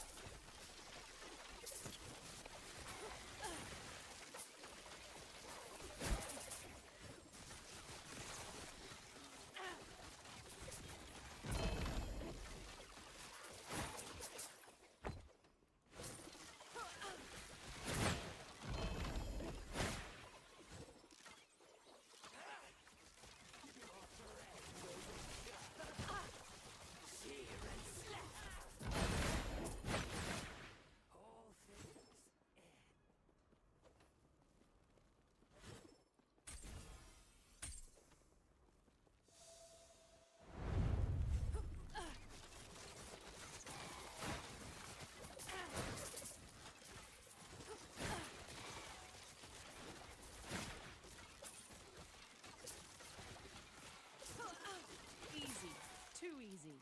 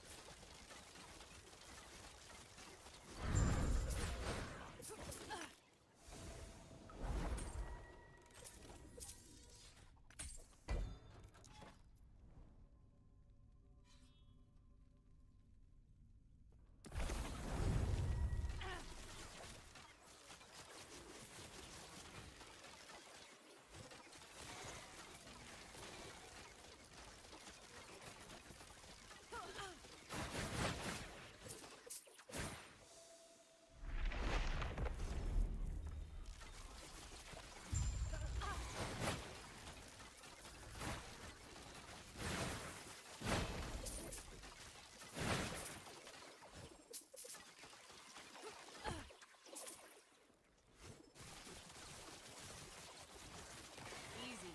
Too easy.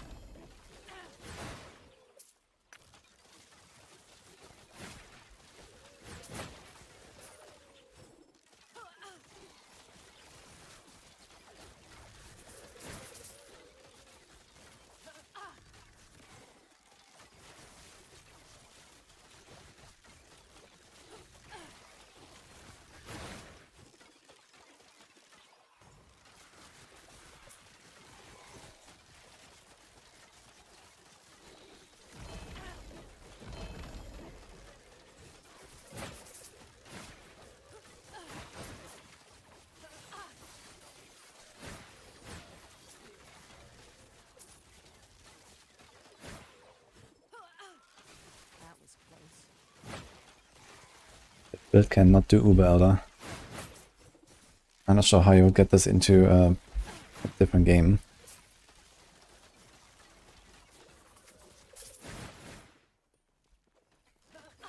Uber Aberroth, I mean, I don't know. We'll probably try at some point. I know that Lizard has done Uber Aberroth on CT with Heartseeker variant, but it was like some bleed poison dot thing, not this. So, but I mean, if you're good enough, you can just dodge around until he's dead, I guess. So I don't see why not.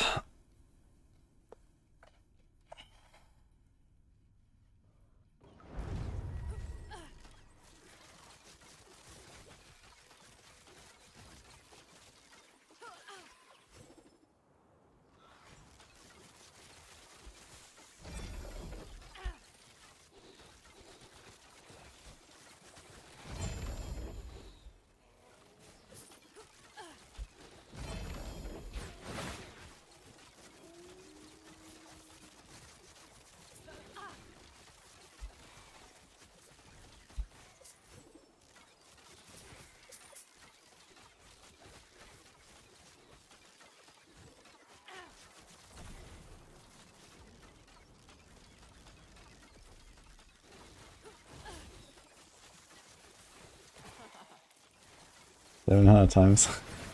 Well, Lizard, I mean, they were playing CT for like 3 months or something. So.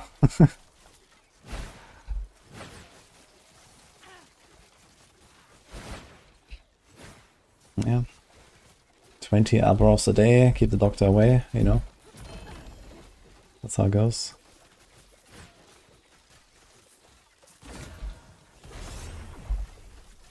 I should do some Aberroth later.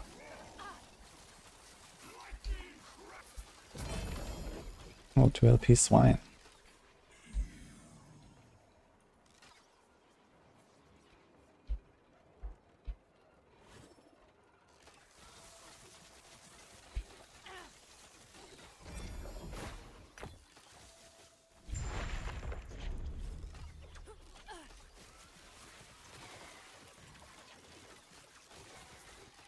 Are you now, Daniel? Lizard seems like a healthy young stud, no?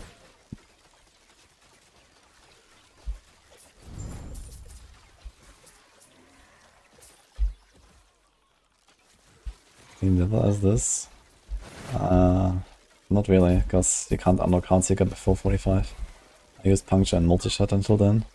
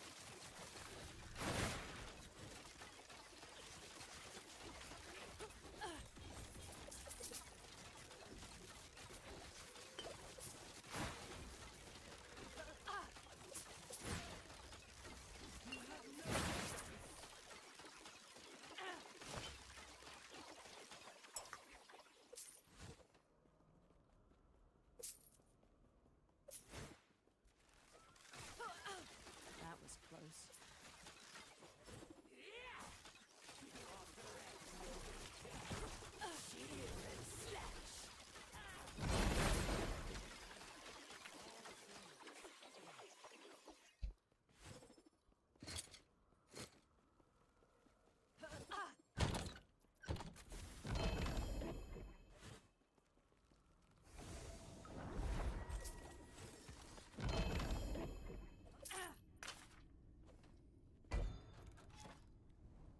Trove.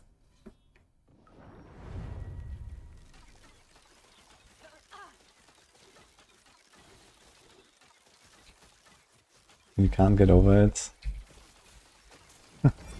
I mean, here it's like with WSD though, it's actually kind of chill. Daniel. Like the WSD feels pretty good, especially on these range builds. That was nice, yeah, so far.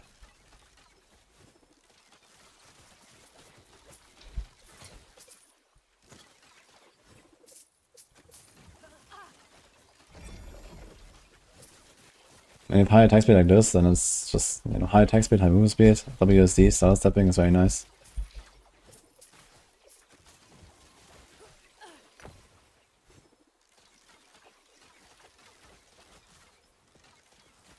Wait, was this like a resub, or is this just like... I haven't seen this actually, what is that? Just a note? They won't forget that. Did nerf the build or just the visuals? It's not just the visuals. They actually broke one of the interactions. But that one is so irrelevant to the build that I so far have not noticed any difference. So, it's fine.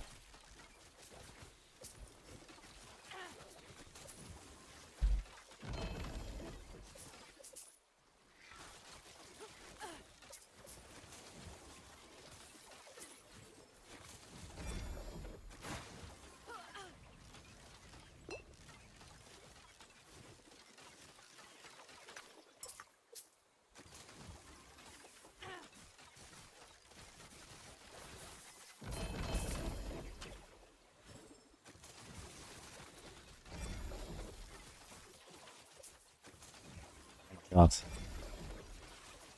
And Daniel for the big donor. We got a baller donation again, guys. From Daniel. The dear Watson. I don't understand what you mean though. That question.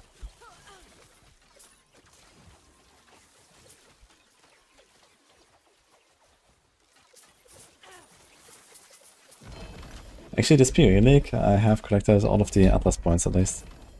It's done all of the tier 4 pinnacle bosses. Besides Aberroth, he was elusive.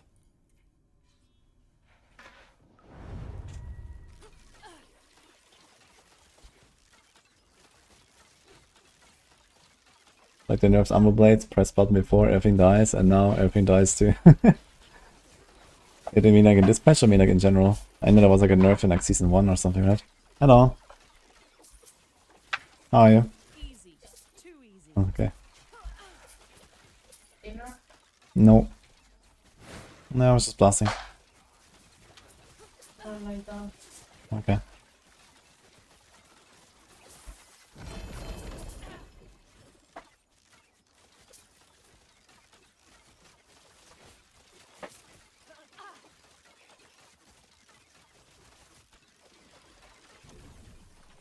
Oh my god, Daniel again, what the heck? Thank you, man. I still don't know what you're talking about, to be honest. What am I missing? Spirits, rite of passage? What? I am actually confused.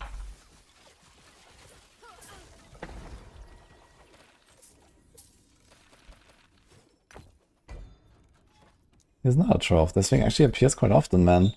This is kind of nice. Oh, here's an egg. Okay, guys. You have to see that. That ring. Please. It's been so long.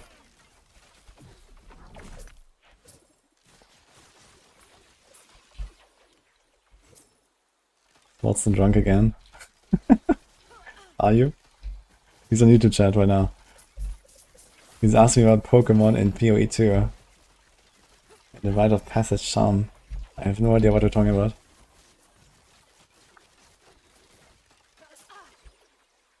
Build should be on the profile. I don't have like a build link yet.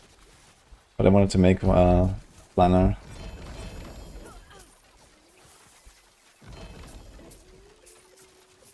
It's kind of like trying to rush to get a red ring finally. I want to do some Uber.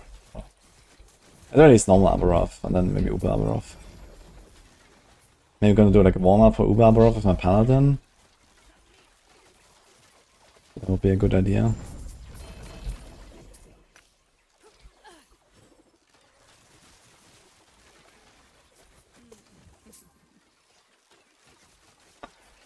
Tamed beasts. Ah, you're talking about tamed beasts of Pokemon? But I mean, there's tons of them. I ended up trying to catch them all. Swine.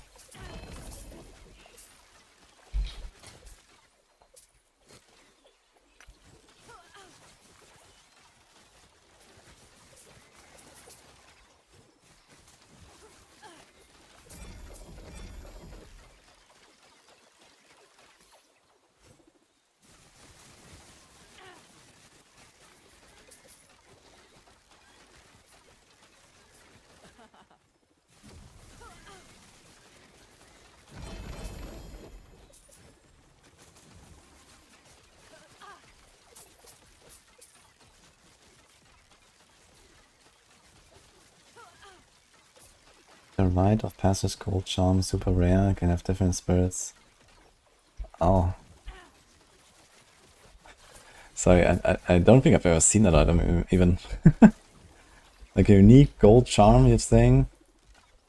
In that case, no, I have not collected it. I don't even know what it does.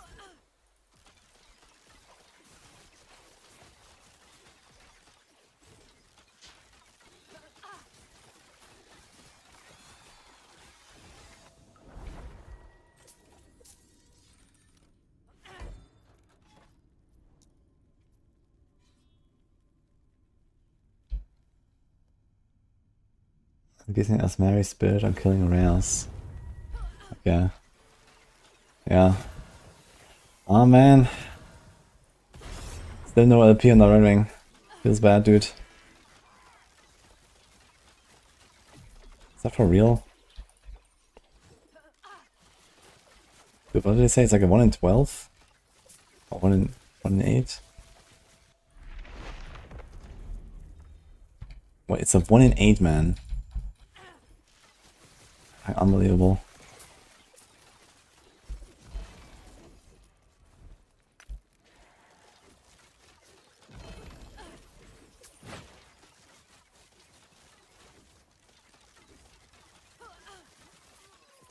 Okay, I'm gonna look it up.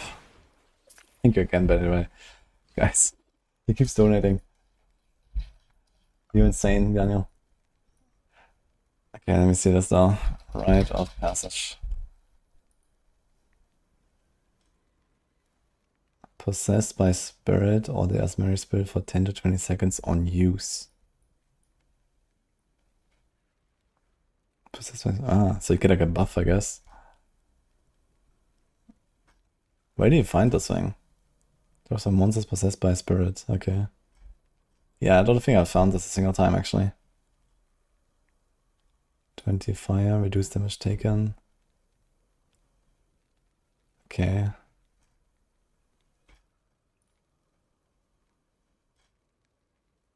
Armor, damage taken. Crit, speed. There's actually cool stuff there, huh? Extra damage, rest, speed.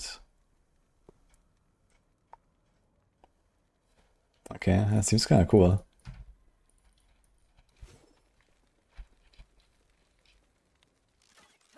Did you enjoy Torchlight? Yeah, it was pretty nice actually. I went to like a level 87, I think, with the new hero.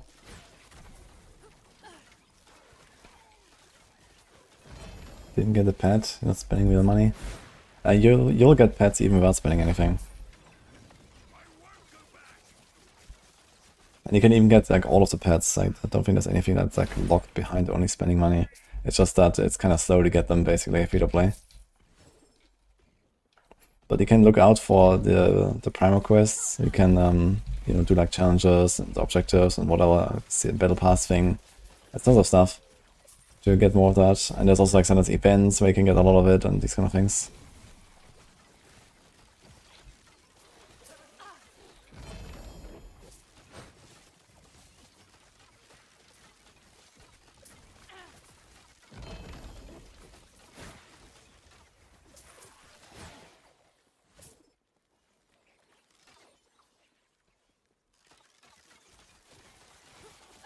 We're not talking about the 4 battle pass, we're talking about Torchlight. I played Torchlight Infinite the other day. It's just another RPG. also have like a little video about it, probably tomorrow, on my YouTube.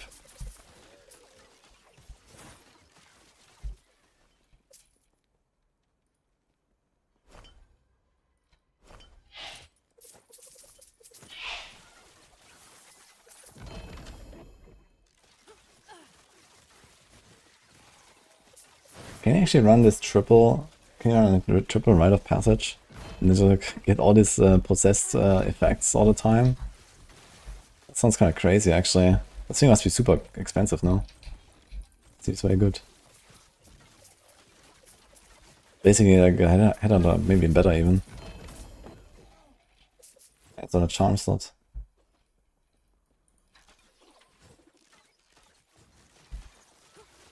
Bummer dog, thanks for fine, dude.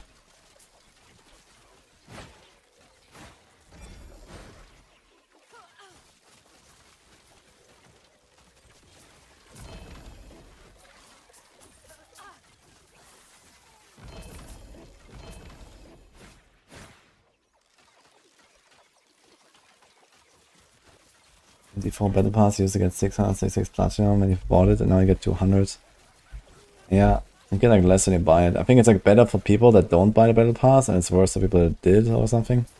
It's like my impression. Because you get a lot of free stuff now as well. And maybe if you like, you know, get the stuff from the Battle Pass plus play the game a little bit, it's kind of fine. I'm not sure.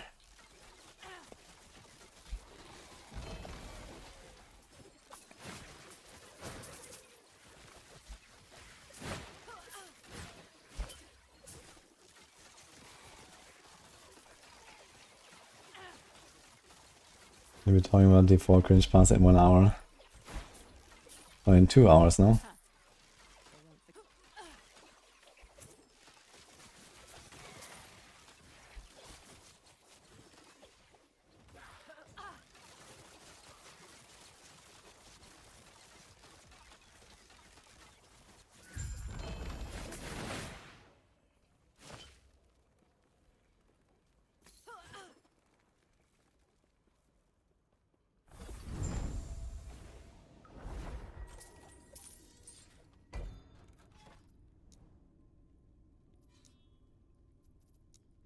There's another trove.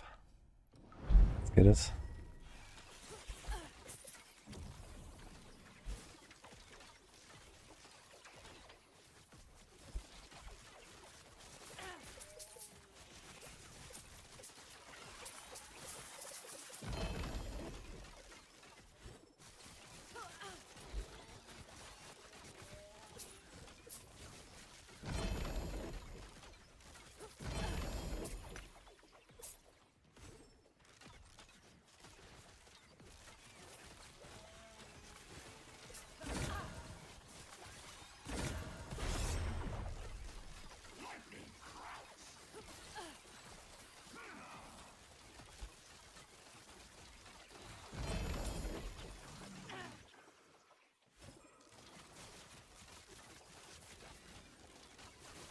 My viewer start is Lost Wood Folly and Fallen Temple around it. I actually recorded a video about it, Max Layer, so I should see that soon.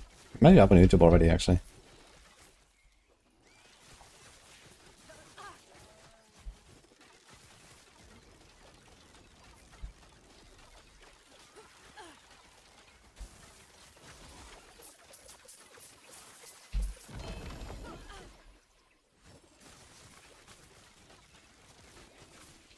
Yeah, Procedural is gonna be real after D4. I don't think so. We have plenty of stuff to blast. As long as they actually keep coming out with like new stuff. Unless you really don't want to go back to a game you were playing before. But I don't see why not. You know, plenty of stuff now. Just keep blasting one of them. I'm gonna be busy for sure, even in May, I think.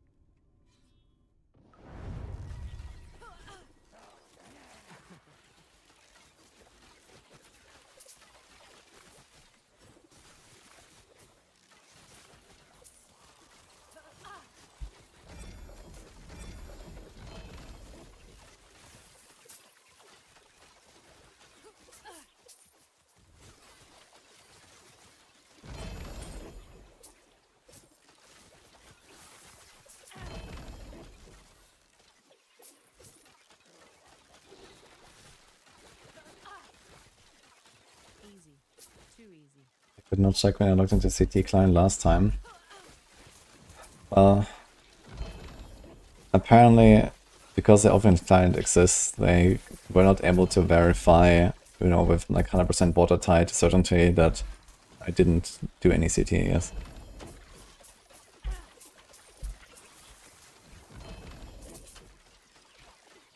But either way, I mean, this topic is over now, guys, so it's fine.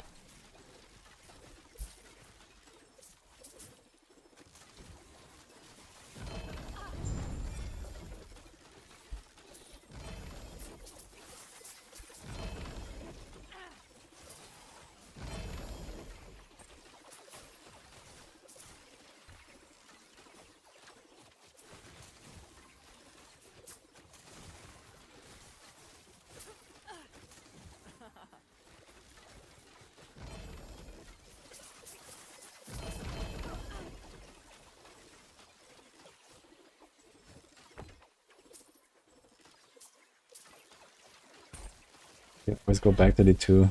Save bet since 2000. Holy. Yeah, I don't think I'm gonna go back to D2.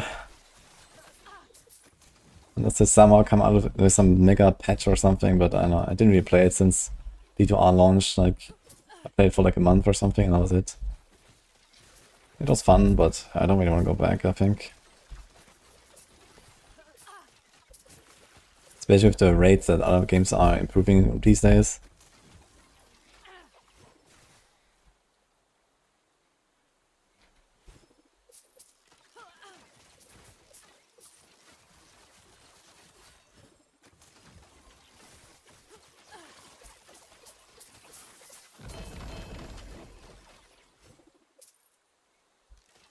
So now mods in D2R. Yeah, mods in D2R, man.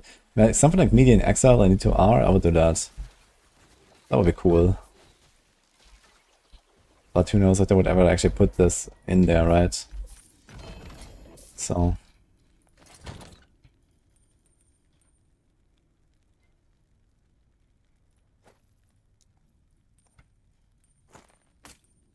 I'm not sure why you're so disrespectful towards Scissor and PB, but chill out, at least, please.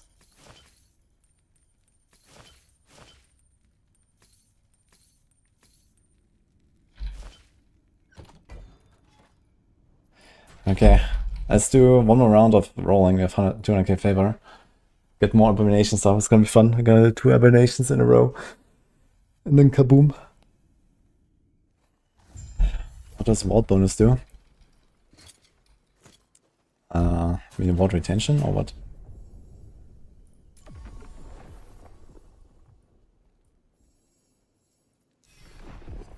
The lenses, more cost, and ring.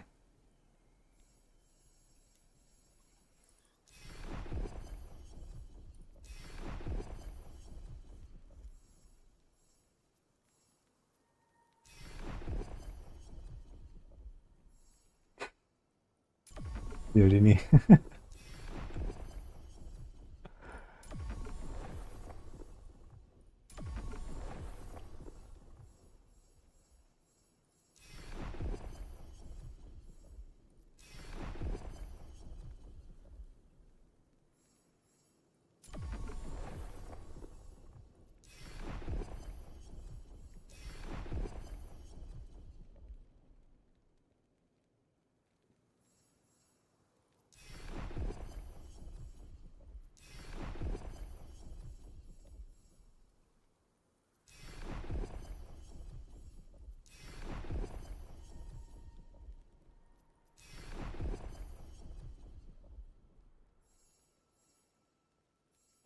Blizzard does not allow open custom servers for the mods in D2R. Yeah, exactly. And I wonder, you know, why. They're just fucking scared of like another Dota incident, I guess, you know? So. But it would actually help the popularity of D2R a lot, right?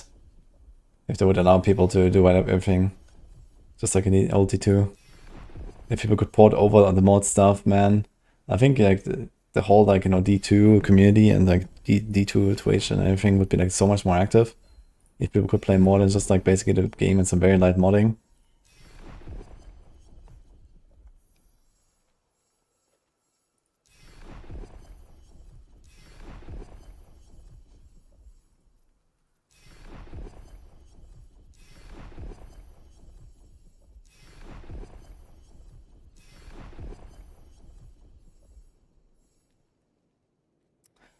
Then we want to do Orbis.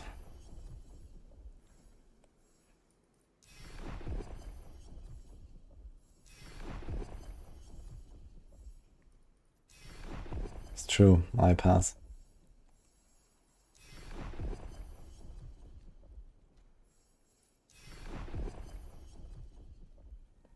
What am I rocking in Season 8? Maybe you should ask me after we see the patch notes, not before. So wait a few hours. But I'm thinking about the Spiritborn start, if they make this RF build pretty good.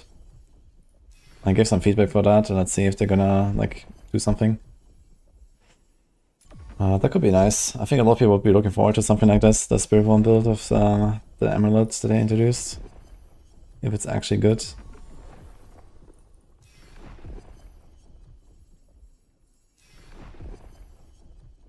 They really said 90% of people would never hit T4. Well, that was the goal. But what happened is that apparently around 50% people did.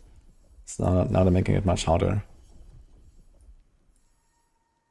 Hero 320. I don't think this timeline is 320, but maybe it's 310. I'm not gonna push it just for that thing. Look.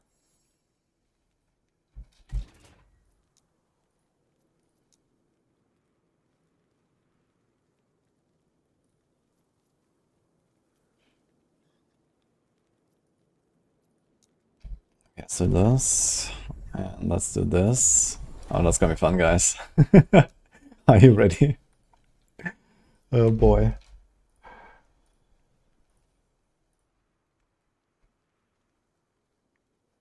Can't go wrong with Barb start.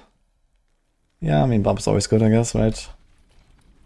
What are you gonna do on Barb though this season? Is it just like Earthquakes again? I don't really want to play this Earthquake stuff. Okay guys, get ready. That's gonna be a great kill.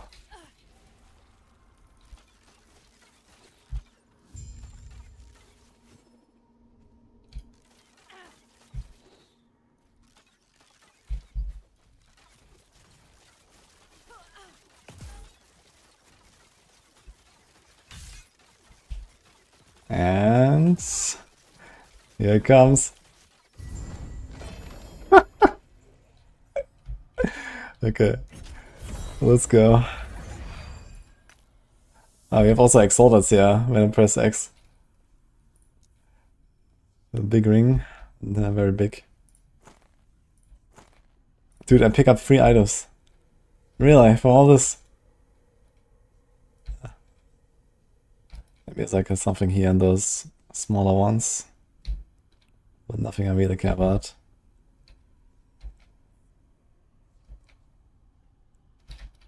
Dude, is there actually a chance that some of them are not showing because it's too much? What if I just pick all of this? Actually, I just realized you can make a lot of gold like this, right? If you would ever care about gold. Dude, it's like a better way to like... Ugh, I have to like individually click on all these. Because the nameplates don't actually move. Is there a way to like move the nameplates?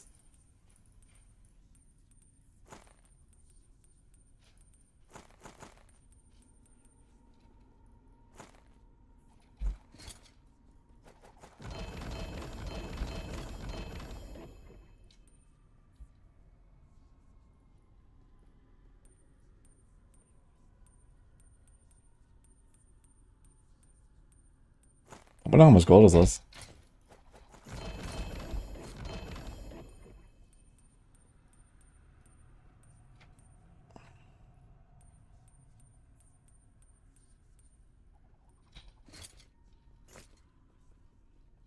Never showed it to Jonathan. Wait, now we're here. I can't even vendor the stuff. Wait a minute. So I have to go there first.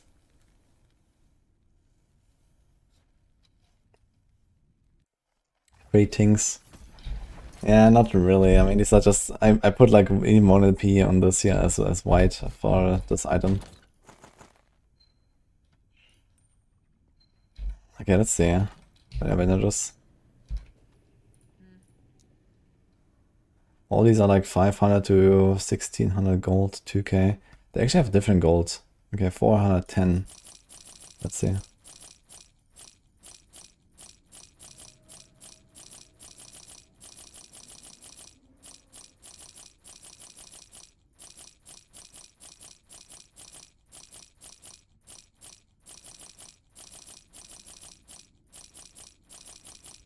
Take care. This is actually 100k gold. That's all gold. Interesting.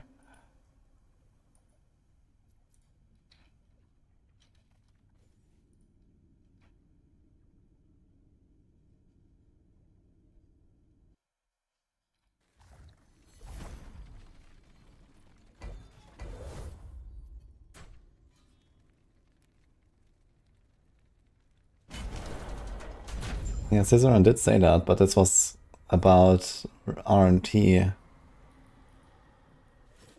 And I don't think this has anything to do with his ego or something like that. He just was very passionate about people, you know, RMTing. I'm not sure why you hold that against him. I think this is a perfectly valid topic to be concerned or angry about.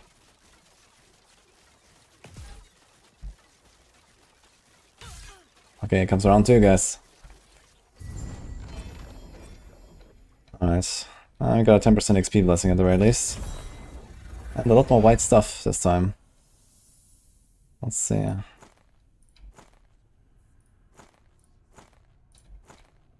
Oh!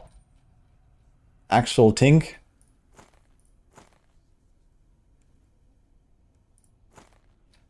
Okay.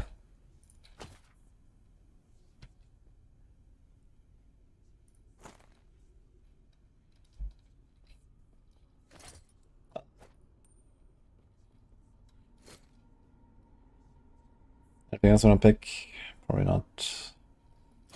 I'll be at it, I guess. Let's just pick rings again. Render them, because why not?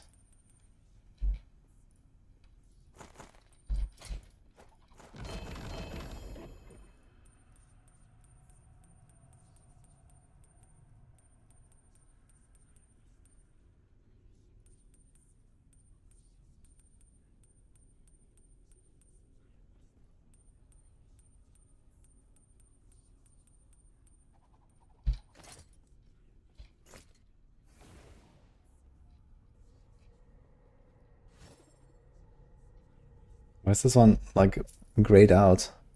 What the fuck?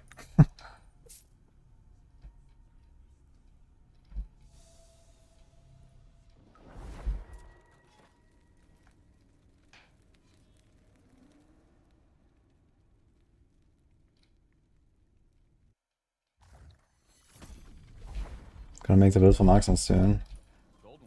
Yes.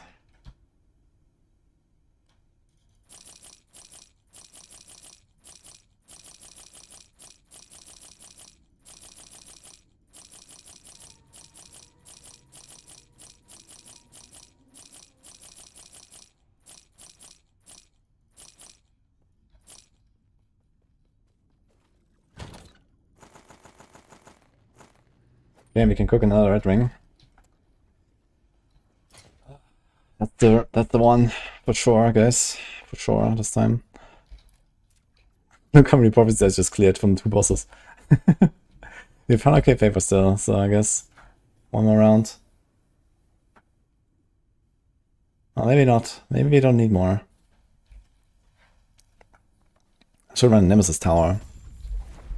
I'm not sure if I have one of them ready.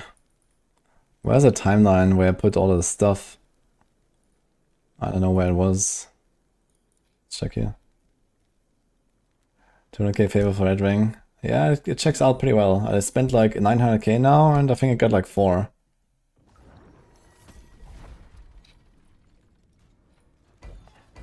And not all of it was actually on rings. And not all of my prophecies are done either. I have a lot of prophecies left in other places. Okay, it's not here.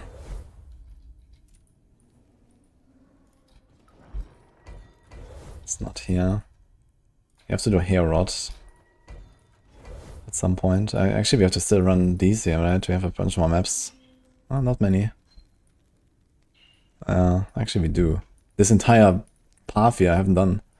Whoops. There's actually a lot here.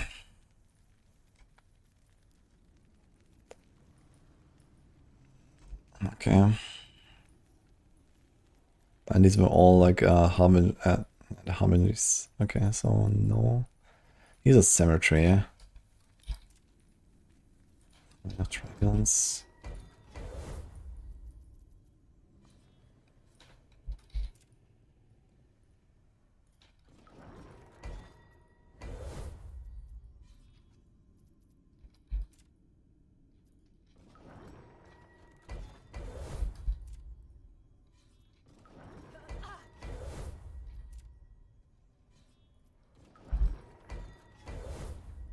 I need to make this like a regular thing in a fixed timeline. Like timeline I don't care about, where I put like all of the woven echoes. And then just... Here's a gauntlet of strife. In Stolen Lands. Where's the rest? What? Did I like accidentally reset it once or something? I'm pretty sure I had like a bunch of these crafting echoes somewhere lined up. But who knows, maybe I actually did a reset. Actually, maybe. Yeah, there was one of these timelines where I killed an Orbis earlier. It was probably that one. I just realized. I just deleted like 10 different echoes that I had prepared. Oof. Okay. So which one do I not care about?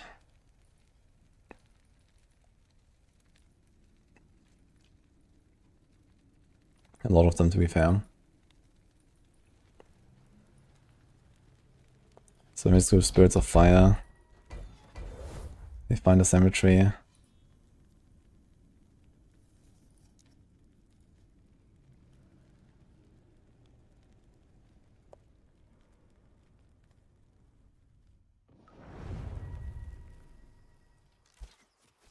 Yeah, PB, I said you should keep it down and you're not stepping, so... Yeah, if you want, talk to this, but I don't accept that you just like keep shitting on him here. That's the last warning.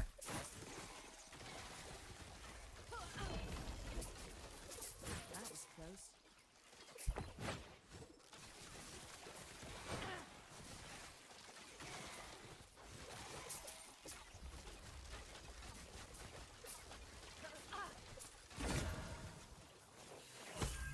Okay, we're cooking it, guys. Let's go.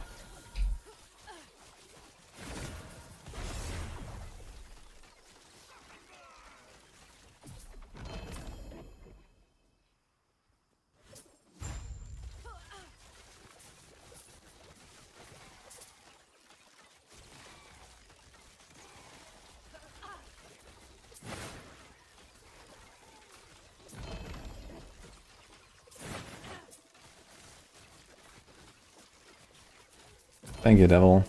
I'm good. It's all fine now.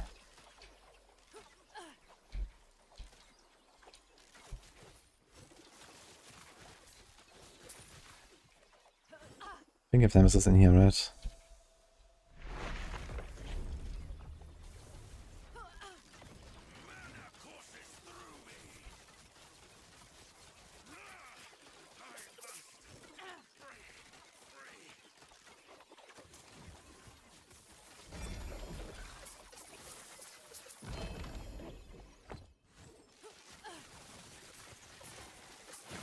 D4 worth a buy on sale. You never played it?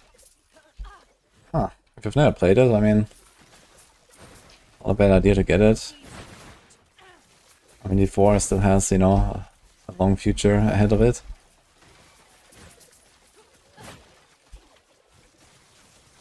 Definitely, like, for a first-timer, I think you're gonna have a good time. The game is kind of like on a downtrend right now because it's like not that exciting for the veterans, but for a new player, I think it's not a bad idea to jump in.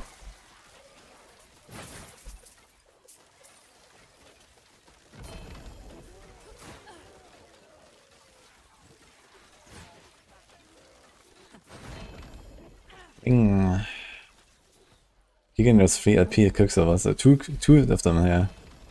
I don't kind of want to farm Quicksilver. Get the haste buff. Chance to get haste, attack speed, vision. It's kinda neat.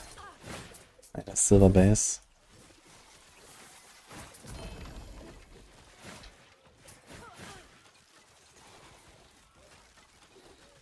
HSM. Mean Heartseeker. I mean, it's very fun.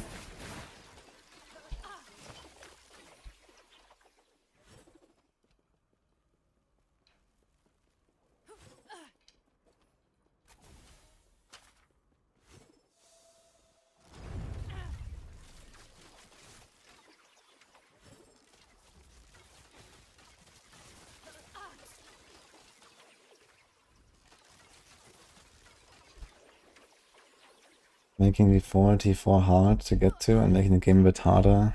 Is that enough to make it successful Season 8? I mean, it's definitely a start, I'll say. And again, I mean, we have the Campfire soon, and then we'll see the patch notes, and then we'll find out what else they did.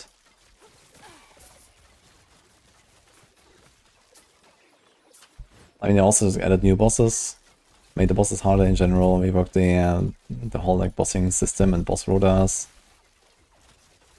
Like, for example, you can now very easily get away just like, you know, solo farming bosses if you want. You don't have to go and party anymore. So that's also nice.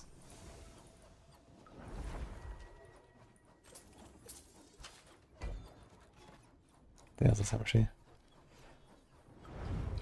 How much gold does a respec from Falconer to Heartseeker cost? Depends on your level. I only know it's 100k at 80 and 1 million at 90.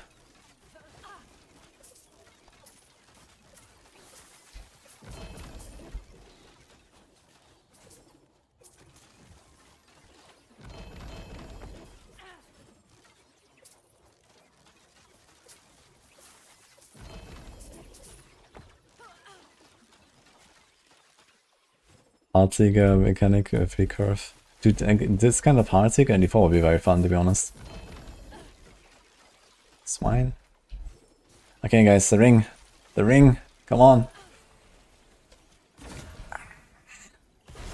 It's always legendary, man.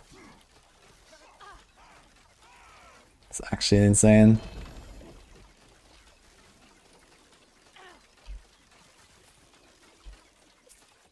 I'm actually getting unlucky, man.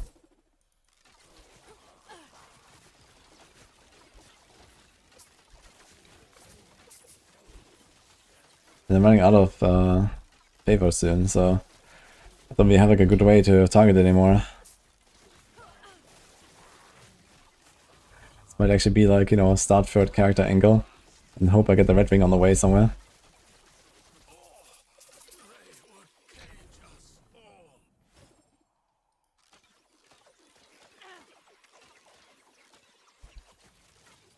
Do wish looters try to escape like goblins?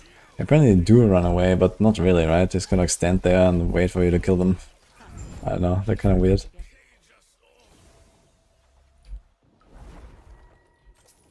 Would be nice if there was a bigger chase.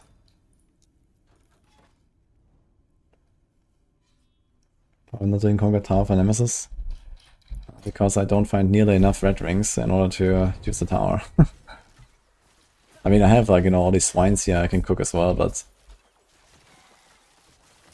I don't think I'm gonna make a new one. I have tier 7, tier 6, like very good stuff, so I don't think I'm gonna go for a 3 LP. Because the thing is, even if I get a 3 LP swine, the chances that the rest of the rolls are good are very low. There's many big variables on this thing.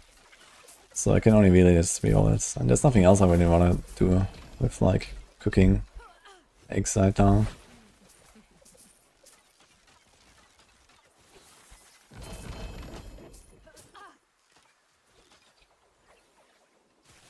This is a cold version of Heartseeker. Reign of Winter.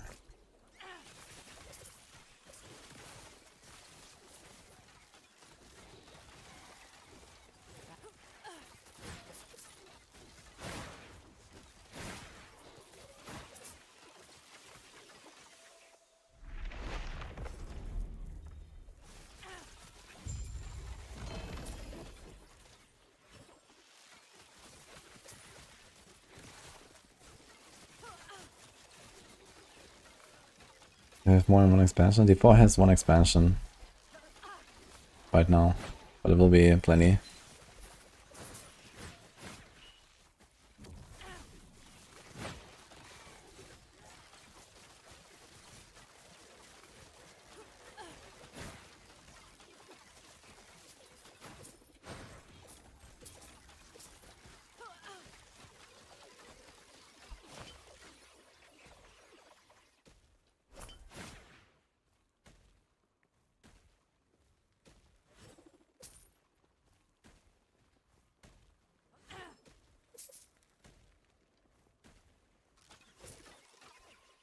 It's gonna be so far already good to face these mechanics. Yeah, for sure, man. Like last episode was definitely a game to come back to.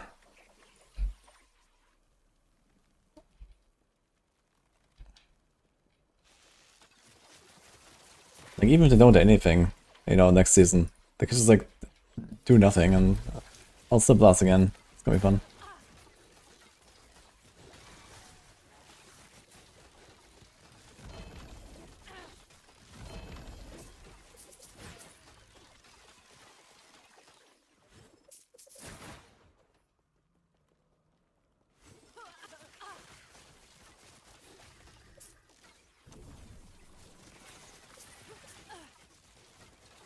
Easy.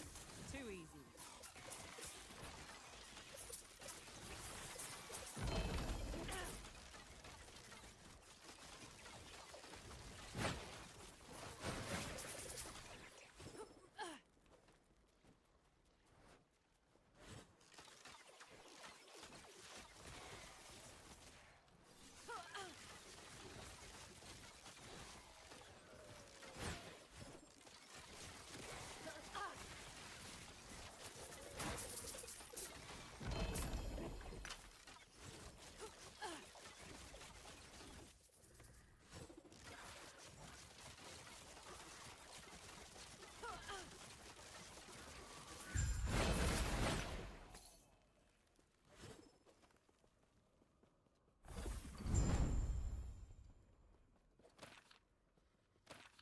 I believe they're making a Grim Dawn expansion instead of a new game. I mean, making an expansion is like 100 times easier than making a new game, right? But yeah, it's kind of interesting that that is happening. Okay, so you can do Gauntlet of Strife here. This is for rerolling. So put 2 of those.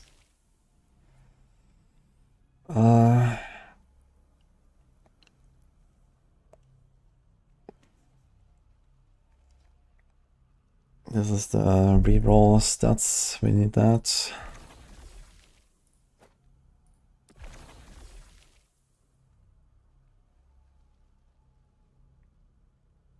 The far side turtle.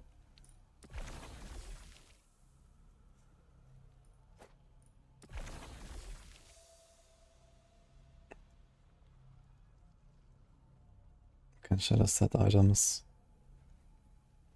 Reviewing. Okay, so there's not really much else here. So we have Ireland's Watch, Far Sight, Gauntlet. These are all the things I need actually, right? There's not really anything.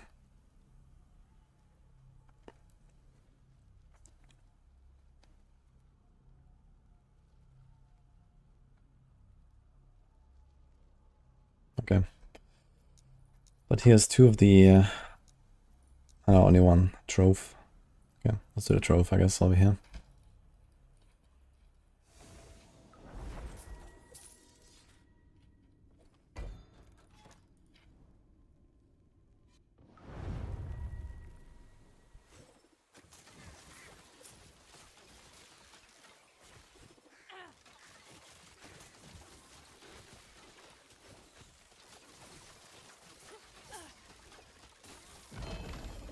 Ring?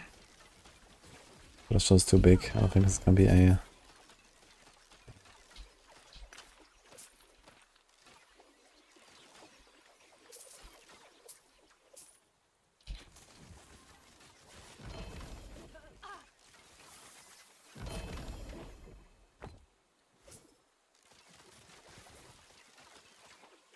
Damn, Daniel. I agree, Brandon.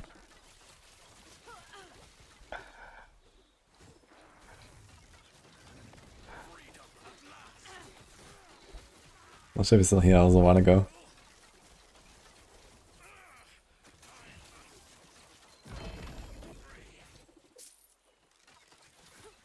I added like some uniques on the filter, yeah. I can probably make a new link.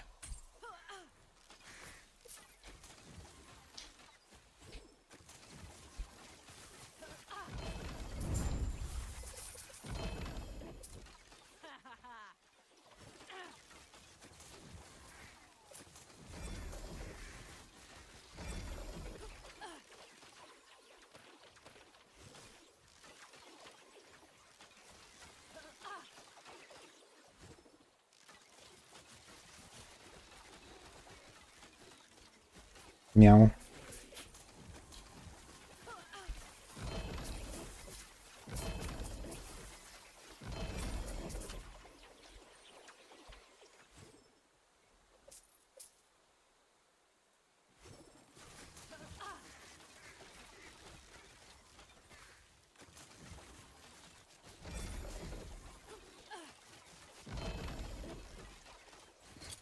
Now I think about it, we could try to get a T6 int on the Relic. Right? And then we can do a T7 here, but doesn't really matter, doesn't make a difference. Not really.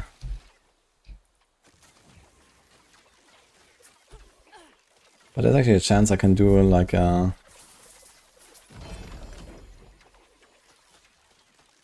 Wait, does that work?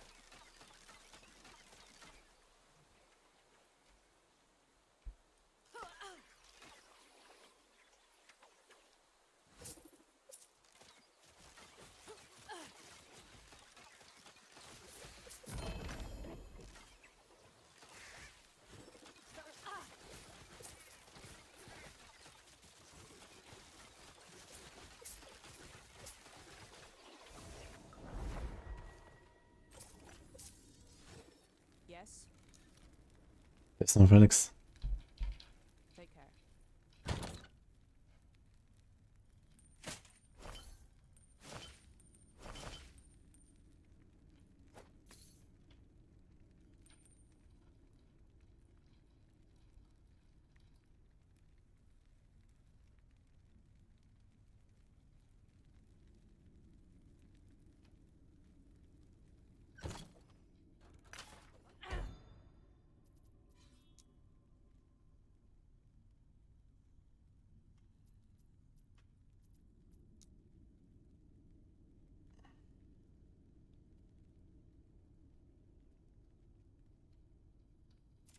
How's our properties looking?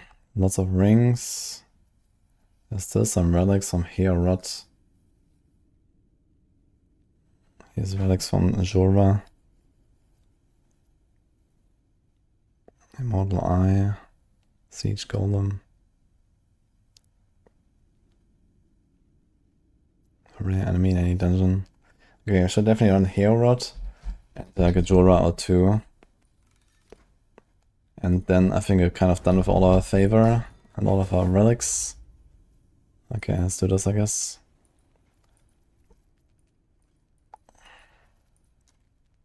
There's a random false temple we missed. Actually, 2 false temples. Ah, I think I hit about 100. This is why I never finished this. We have a few of them.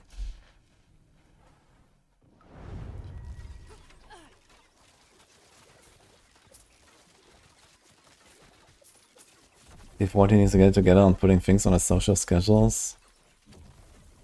Yeah, I'm confused because I thought it's in 1.5 hours, but some other people say it's like soon. So what is going on now?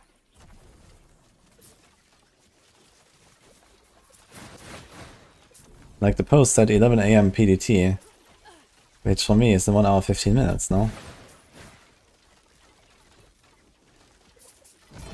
Can you do Bone Claimer 2 LP? Ah, you can do that, but you need a bunch more crit chance than in other ways. It's not the worst idea though. Actually, I think it has int, right? So this could actually make up for the attunement from the bow. Let me check that out actually. If you get enough crit chance, I mean I have a lot of crit chance, so maybe I can get a... The thing is like you also have to 5 to all attributes, but you have a lot of attributes on the Bone Claimer. Yeah, just stream started on YouTube. Oh. Expect any surprises on the D4 stream? I don't know. I mean, they made like this new battle pass system. Maybe we're gonna talk about that, and maybe there's gonna be some perks or whatever. Collab. Yeah, the collab basically just means transmogs, right?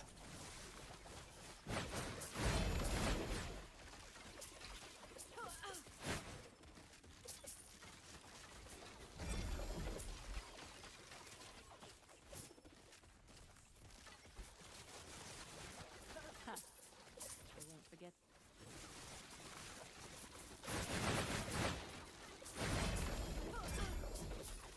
So it actually does start in 50 minutes. Strange.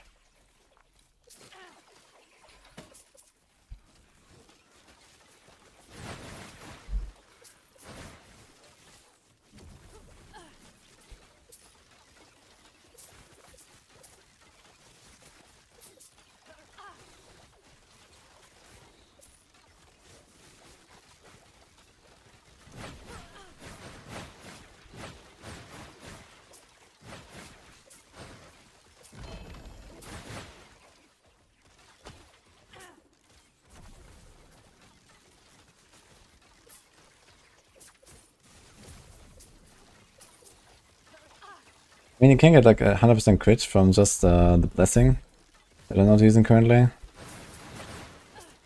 So that's that.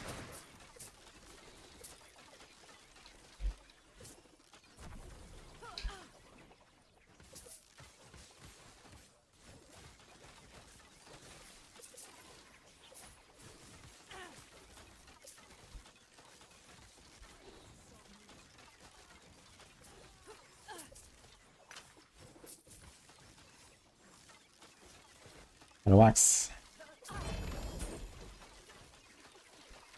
Patch notes will probably hold some surprises, yeah.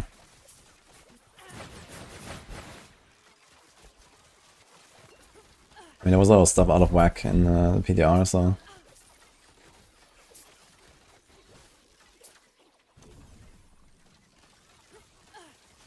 How many F-bombs will call in drop? Yeah, that's the real reason why you're watching.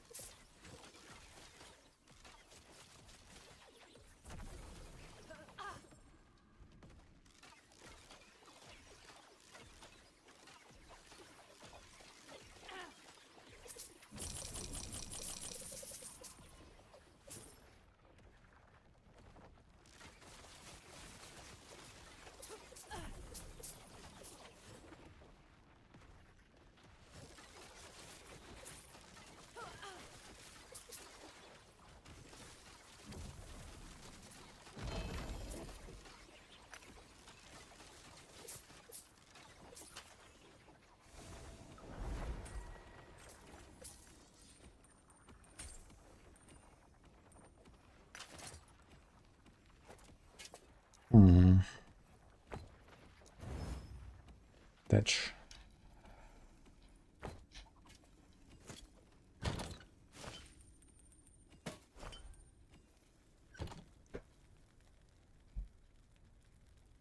This one is not showing here.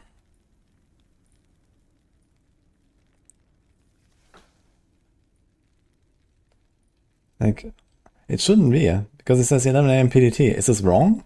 Like, what's going on?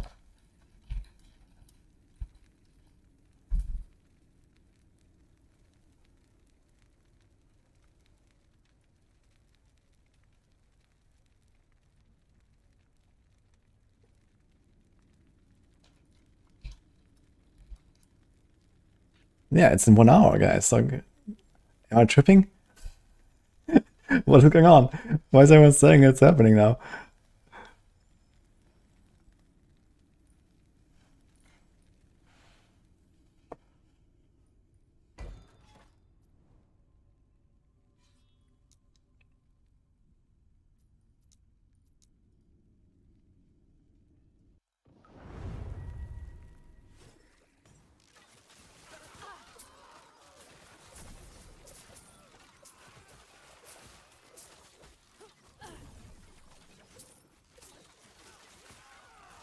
Yeah.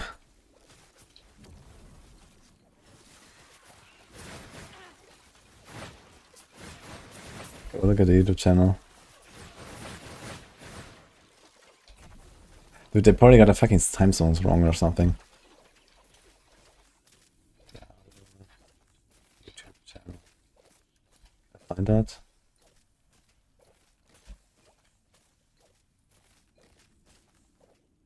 It says upcoming, 1K waiting.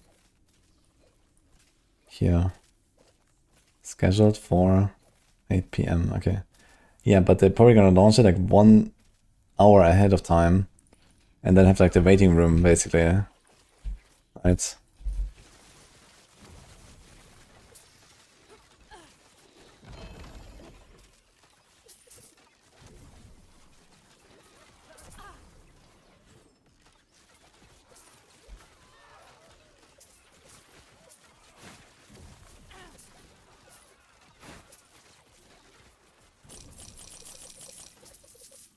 Dude, it's been a long time since I had like a waiting room on YouTube. With premieres. That's always fun, actually. Maybe I should do it more often again. But for that I need some more rank 1 clears and stuff.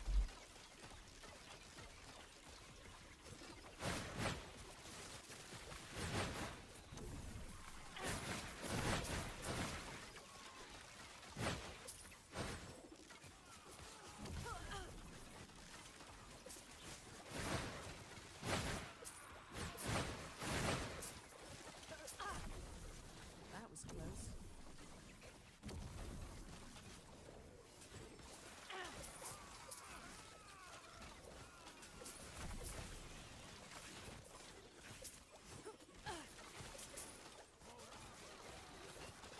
Easy. Too easy.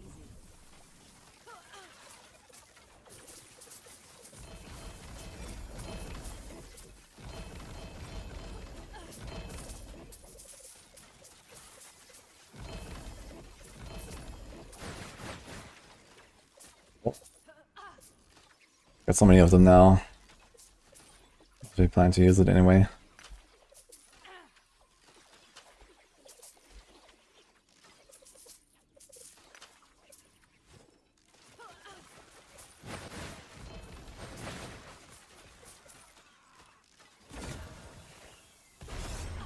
Nah.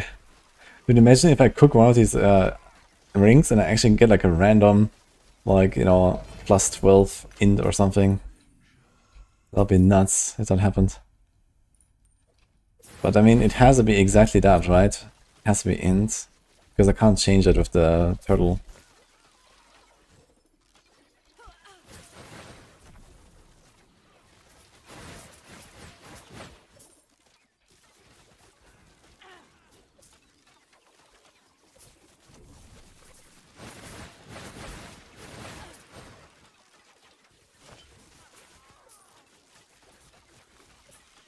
Huh?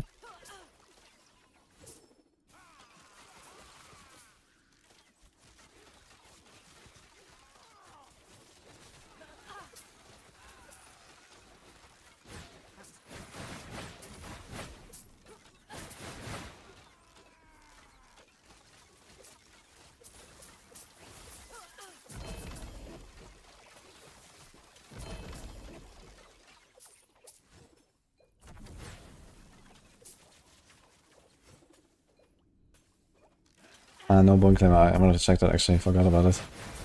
One sec. I guess it's gonna be way hard to get like 3 LP. Oh yeah, like definitely not 4 LP bone claimer. 2 sounds like doable. But I mean, you know, you can also get a 4 LP mountain.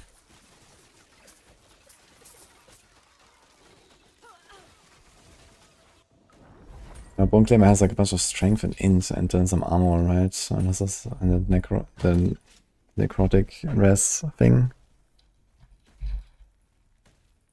I actually don't have a 2 LP version of this. Okay, this is 280 armor instead of 240. It's dex and int.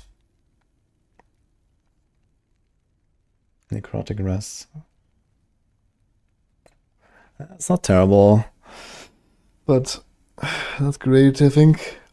I mean, you somehow have to get like 300% crit. Yeah, 100% from the blessing, but still. You need like at least like a good tier 6 crit roll somewhere on like the quiver or something. Maybe.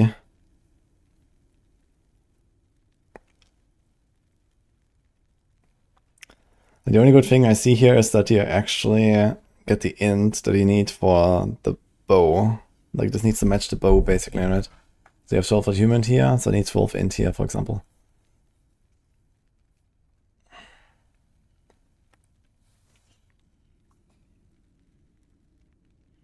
I guess it's usable if you get some crits.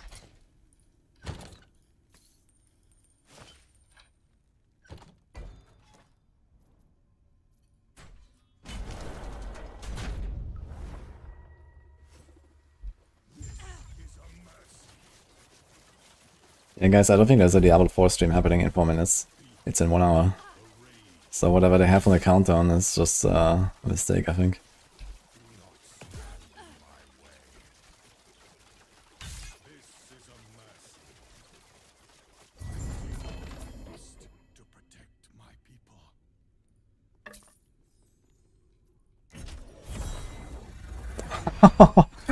Oh shit.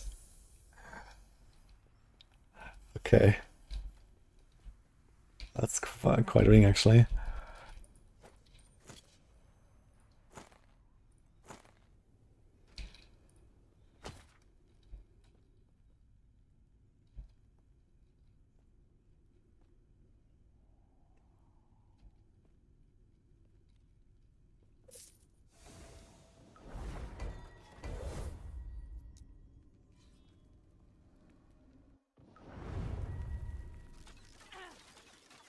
Why need to target from rings? It's only high corruption and ring prophecy. I don't need to go high corruption, like as long as you fight level 100 monsters, like anything can drop, I think. And the prophecies are not even affected by it, so you can get, like from prophecies you can get anything. You just get a lot of favor when you farm a lot of XP. So as long as you go to 300 corruption and then farm very fast, you get a lot of favor. Send it to Karn. Oh yeah, I should actually. I guess he has a ring by now, but still.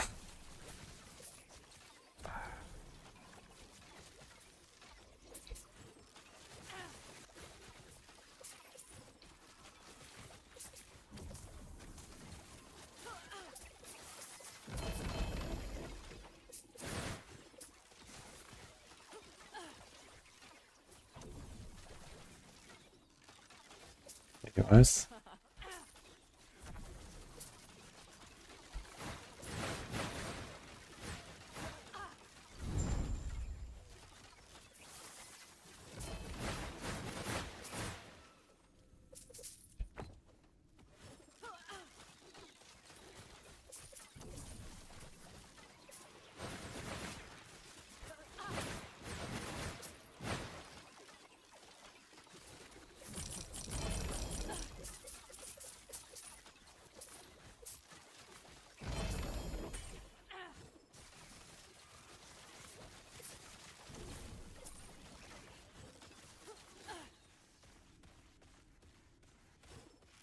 Got a red ring from campaign boss before Lagon. Wait, for real? Wait, really? That is possible. I mean, red ring is required level 80. And that's because Sony's like level 45 or something. That's actually possible?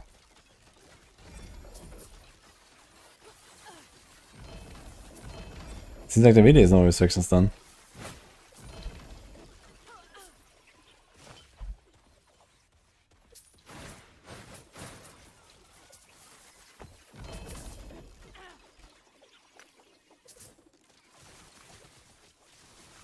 A prophecy, okay. Yeah, I think prophecies don't care. Deforce him? No, deforce him is in 1 hour now. Let me double check again. Yeah, there's nothing. 5. Chat. Yeah, there's nothing here, guys. There's no stream. It's only on YouTube that I have some stuff. But it's just a waiting room.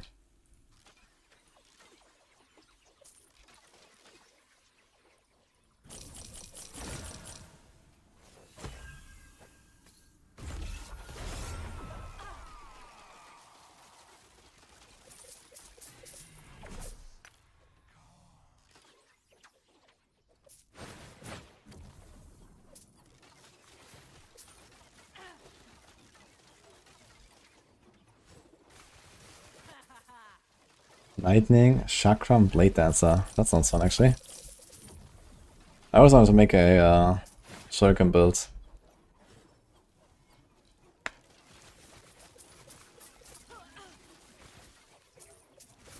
That was close.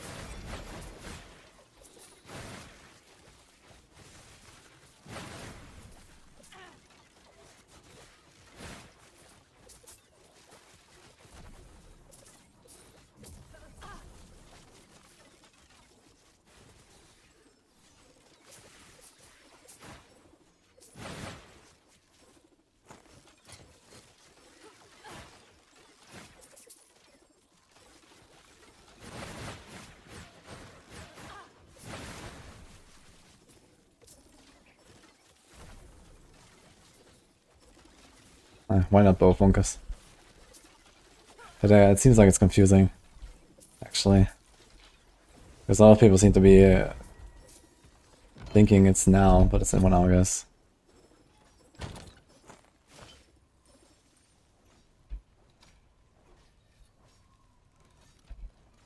Okay, go send screenshot to Khan.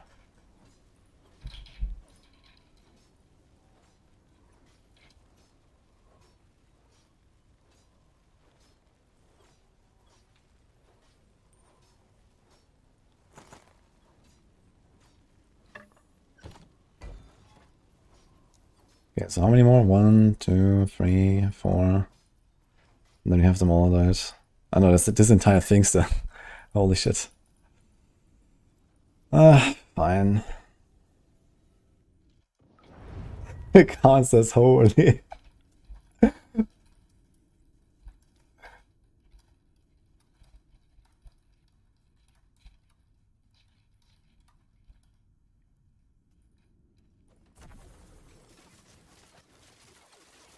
They won't.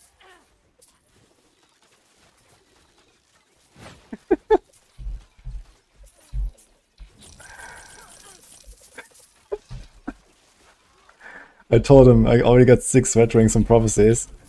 And he says, it doesn't sound that bad. But the 4 LP Quicksilver.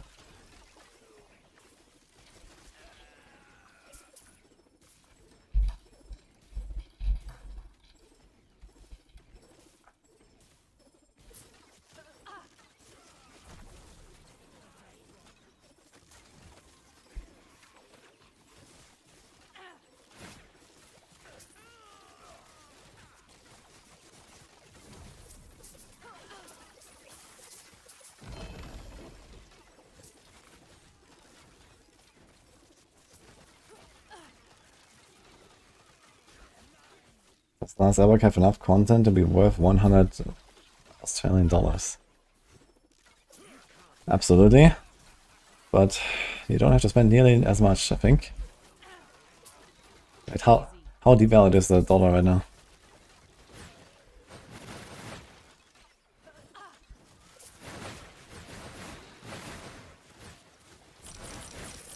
Is it that much?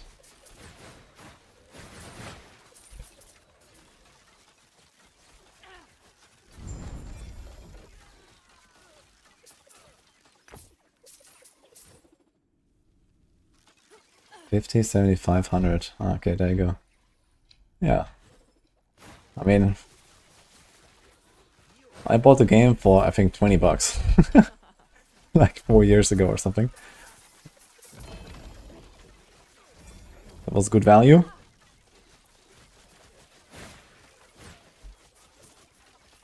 But even, like, you know, quintupled up price is absolutely good value, I think.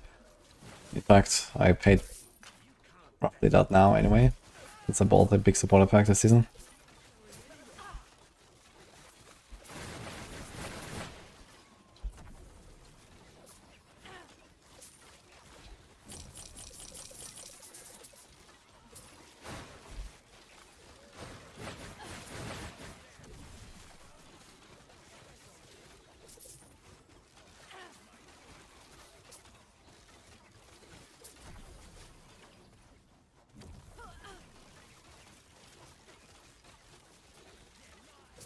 Fourth in an hour, guys.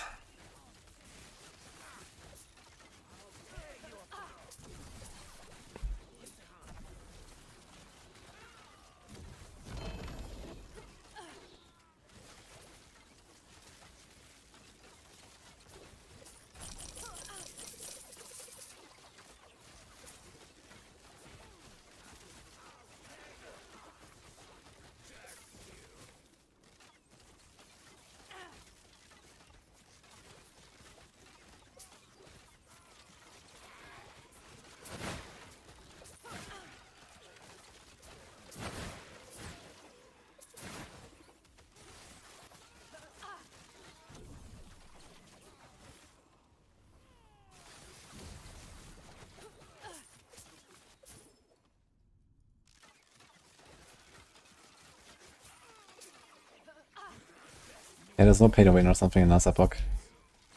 There's a cosmetic store.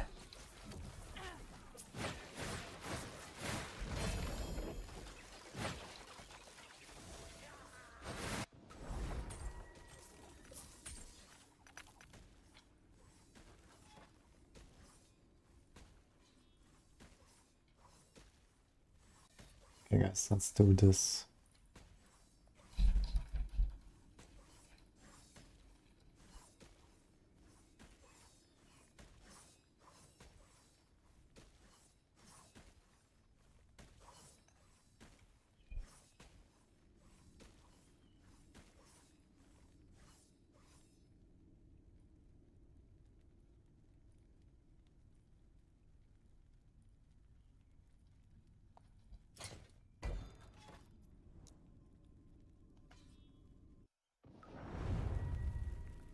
Are you already back, Dini?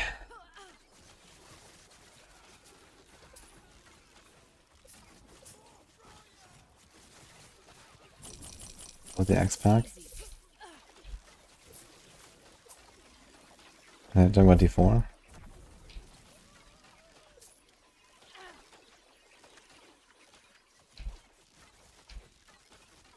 I don't know what you mean exactly, Floki.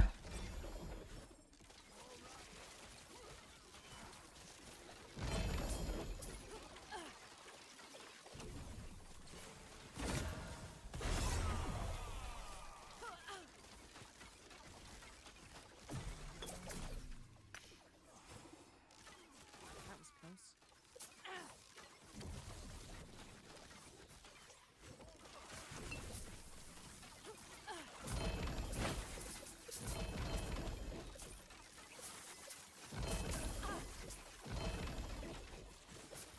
Easy. Too easy.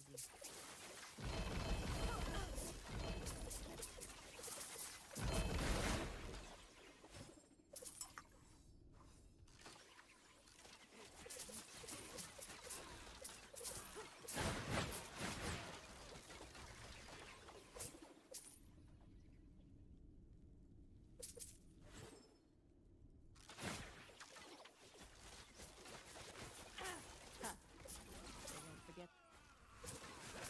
On the base listed unique on Exile at 60.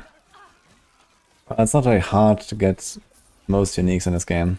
And some of them are from like really tough bosses, like there's Aberroth only drops, there's Uber Aberroth only drops, and so on. And then there's like, you know, some really rare items like the red rings, for example, here. They're like really tough to get. So yeah, most uniques are pretty easy to get. But what you want then later is the legendary potential on them. So you need to find many copies of these uniques. So you get legendary potential on them and then make legendaries out of them.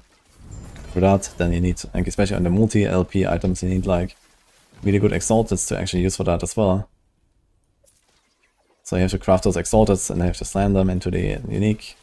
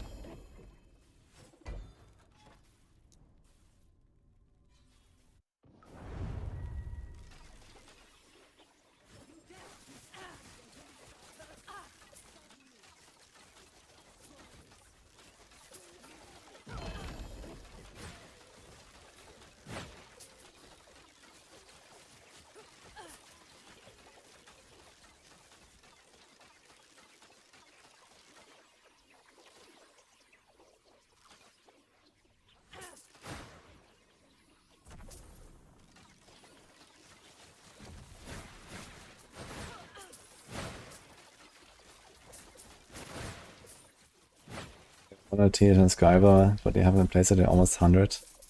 Yeah, I mean, that's just the best weapon, but it's 1 LP. You want to get at least 2 LP at some point, and even 3 LP is pretty realistic to grind. So you have some work to do there.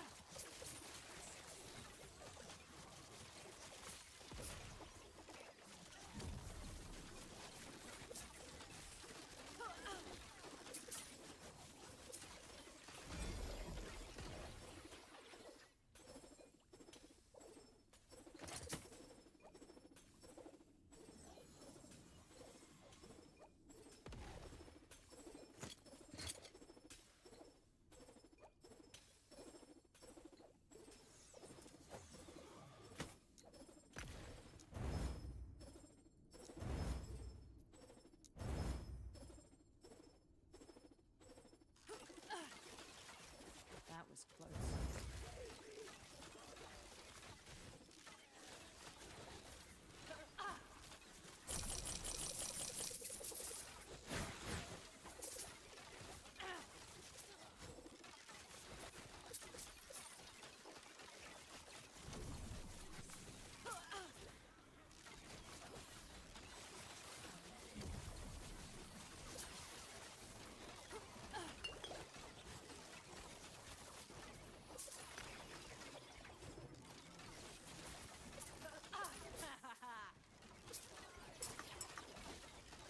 Yeah, 150 cost is not very high, Ghost. You want to get at least to like comfortable 300 farming. And then you can still go beyond that if you want. Then you still have like, the Aberroth, Aberroth and so on for like some challenges for your build.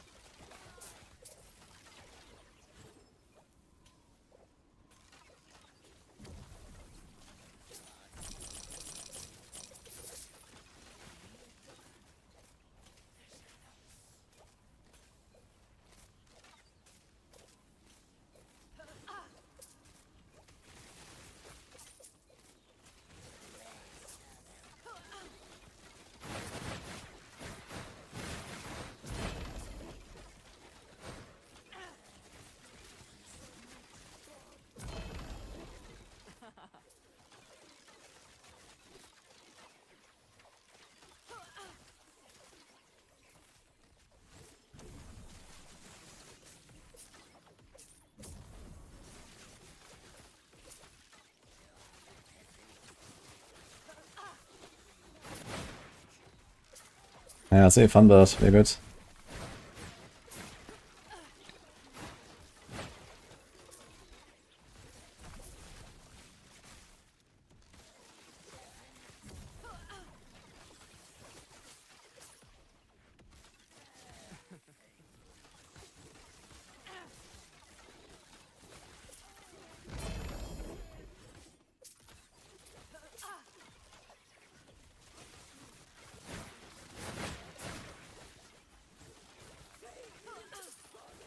They won't forget that.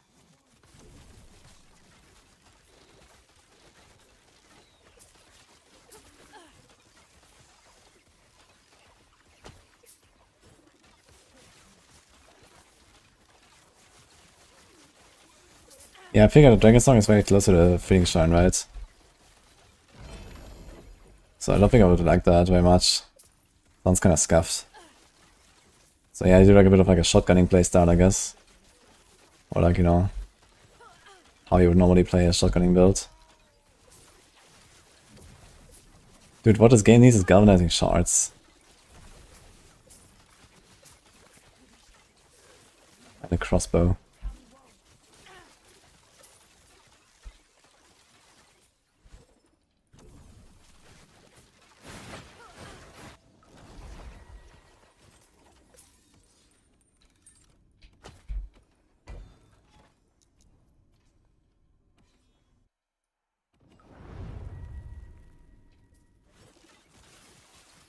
Can we beat Uber on the build?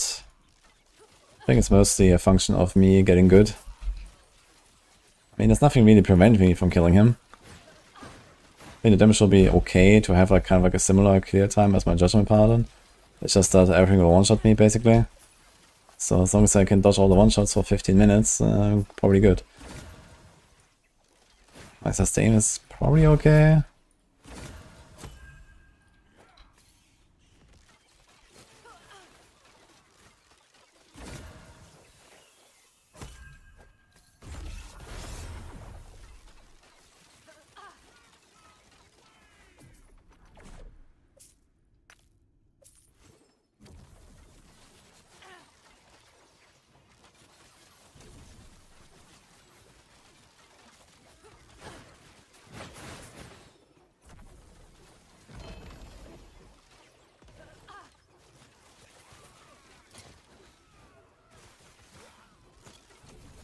So here's my Relic has a tier 6 and a tier 5, not even a tier 7 on it.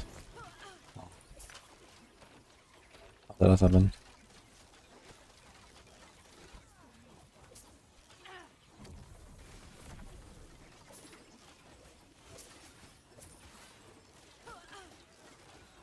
We pass in 50 minutes one way or another. I don't know. I mean, you have Silver Shrouds to avoid the one shot of the slam. You just need to make sure that in the same moment you don't get hit by a random bubble, I guess, that, like the void spheres that fly in. So as long as you always use the Silver Shroud to avoid the triple flail slam, I can definitely tank his auto attacks, I think. Then I have to be aware of the ground rectangle. And otherwise I might be okay, actually. So maybe. It's gonna be a bit different because I'm gonna play ranged. So ranged in general is gonna feel very different, I think, in that fight. So I'd really like to practice on softcore to see how it is. But you might just go in and YOLO it, and then if you have like any kind of chance, I might just like, you know, kill off my character and then just kill him in softcore.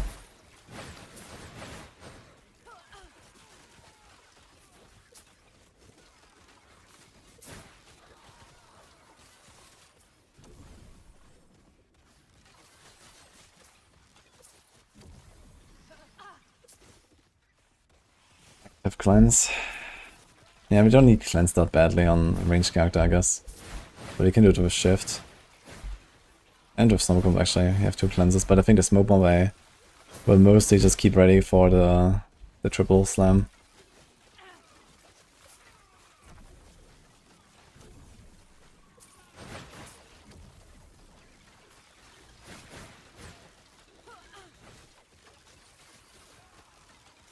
The HP was on the shrine, by the way. 3.6 is a real value. As I get exalted, I need to send good LP. Well, there's prophecies for you. And then try to be smart with your crafting. Use Rune of Havoc, Rune of Redemption.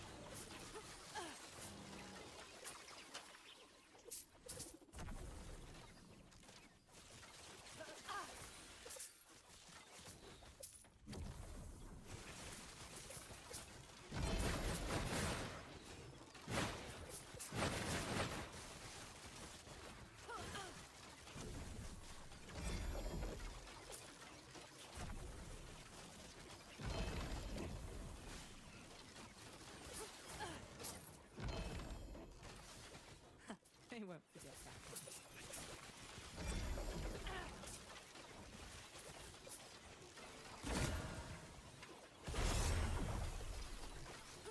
one. Desert, thanks for playing, man.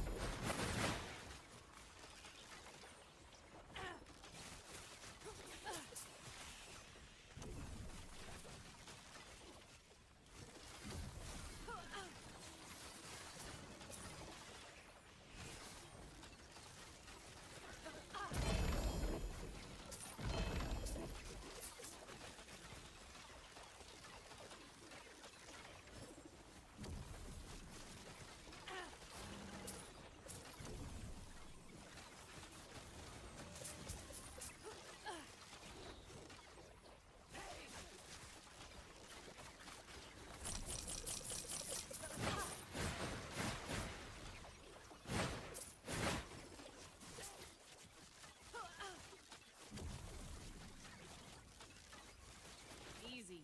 Too easy.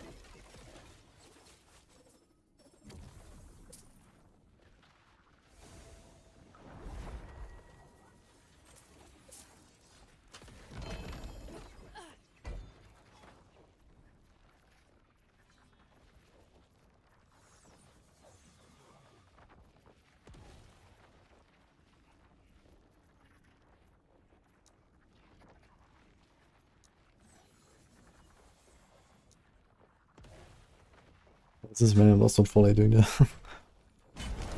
Okay, is this the last hero they have to do? Prophecies? Let's see.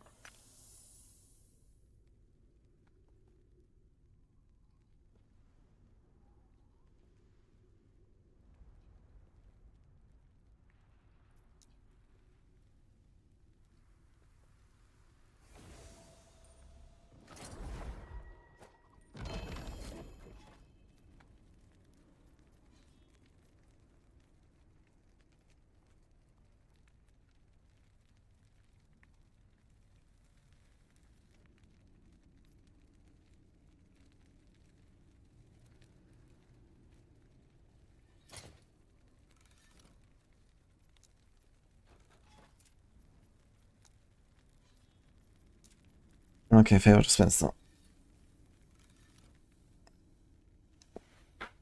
20 seconds rundown comparing all ARPGs. Holy. Well, LE, best for progression and crafting. PV2, best for challenging yourself. P1, best for long-term progression. D4, best for casual blasting.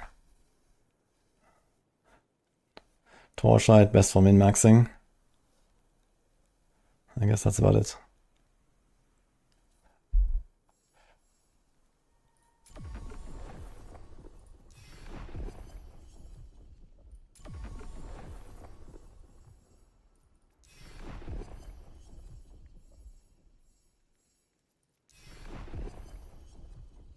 Thank you for the sub.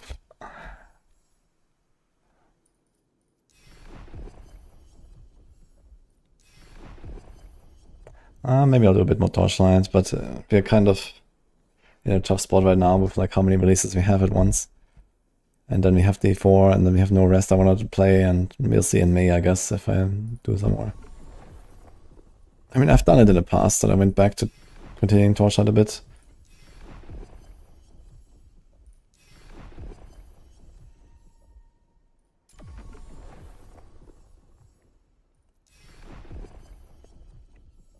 Oh, D3. True, I didn't think about D3 actually. Should actually get an announcement for new season soon, right?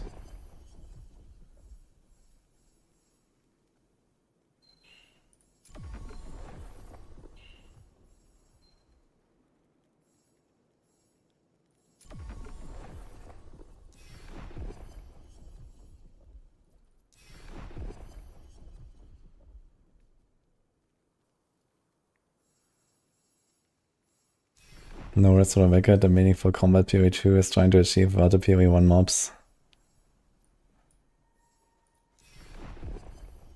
Yeah. But I know no rest just feels like Elden Ring to me. Just with isometric view. And like a bit easier, I guess.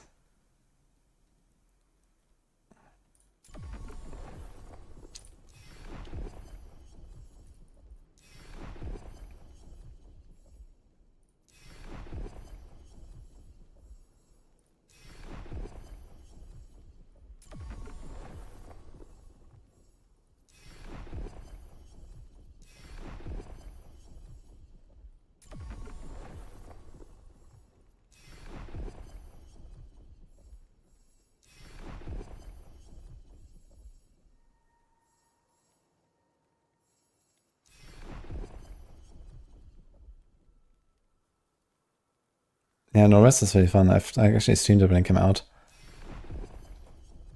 I played it for like a week or something. That was really good. And actually, there was a lot of interest. I had like a lot of viewers actually.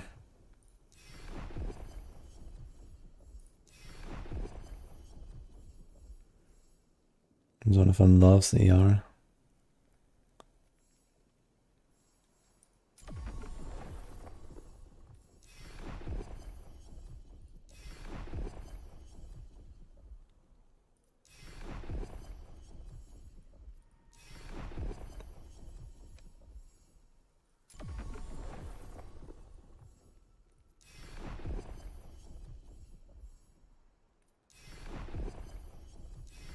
I don't think I have to farm tier 4 like this Aberroth, right? I'm probably fine on like tier 3. Dude, I'm actually running out of favor now. Look, we spent 1 million. We actually farmed a bit more, so we're like 1.2 at this point.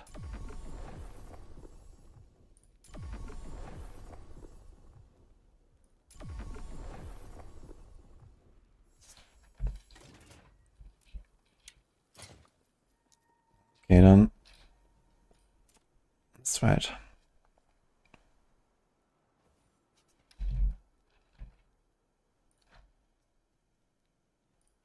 Is this thing online now? It's still not up. Okay, dude. Okay. It was a mountain. Okay, it's 48% instead of 50. I was gonna farm tier 3. A little bit of drop rate, it's fine. We can chill.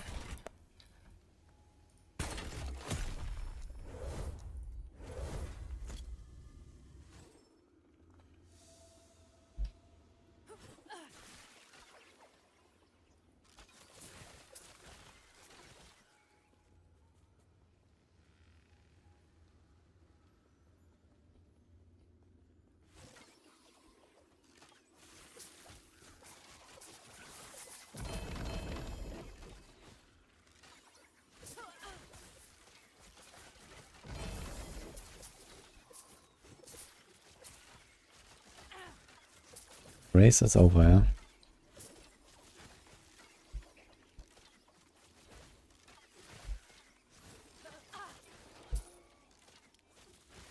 Easy. Too easy.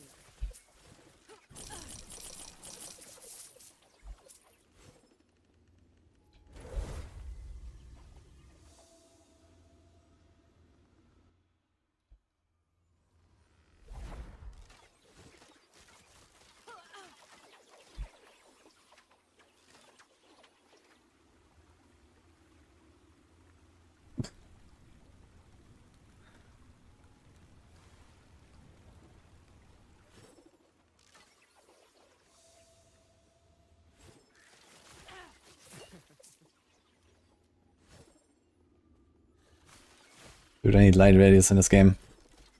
So I can find a way around these blocks.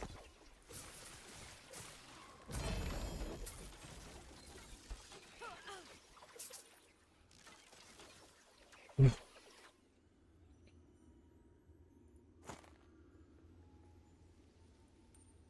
a whole lot of free LP rings. 3 tongues with VLP, by the way. Okay.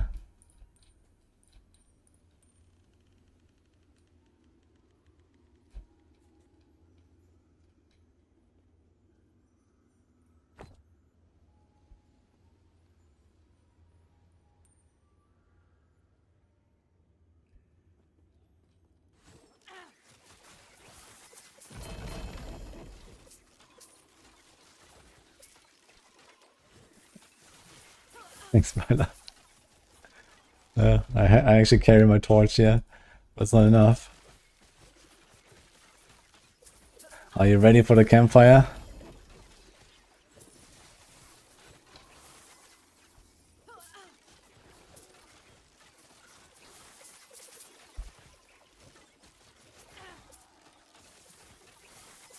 What game looks better, LE or Diablo Immortal?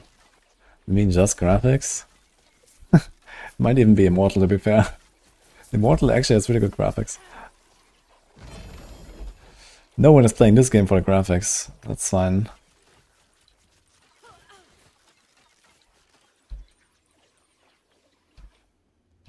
There's more free LP sun refs.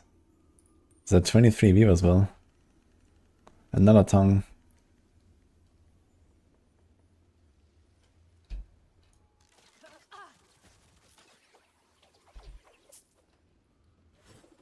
They won't forget.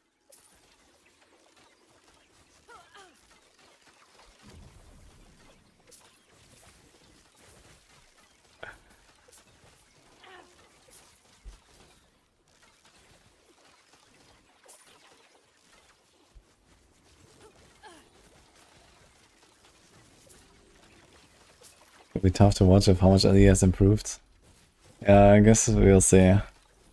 I don't expect there's gonna be that much interest in this D4 season. Oh my god.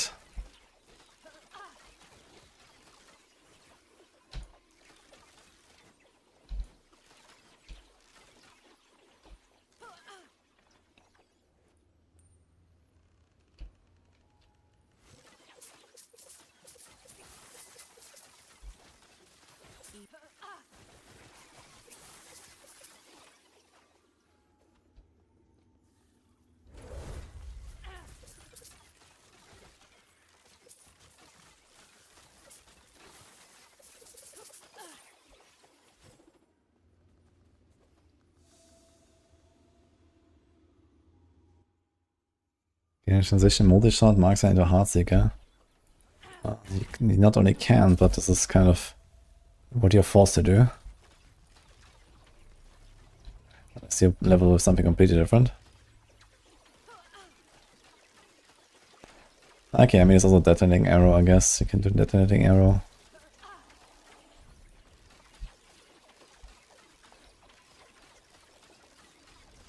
Yeah, there's some prophecies, the rings. Smoky.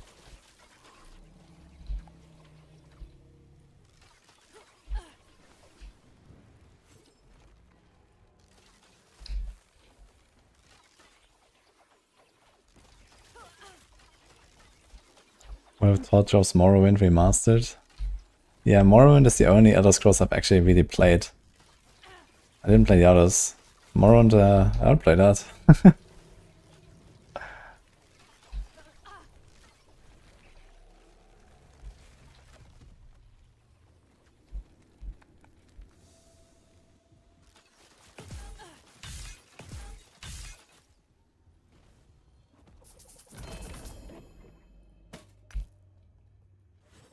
Woohoo. Do I have to do something here?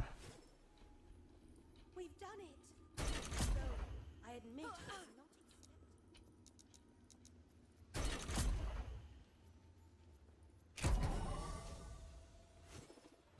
This is it, right? We don't have to do anything else. That's why there's no vault. No chest. I'm playing Vein of Winter.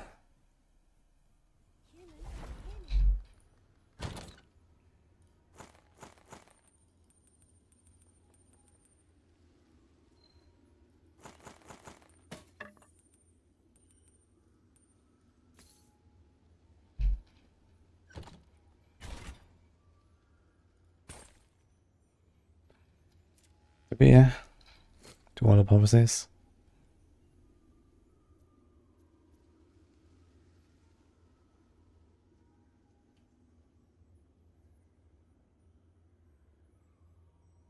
So kill more of these. Okay, so one more run and then we can do portal jumps. 4, so 3.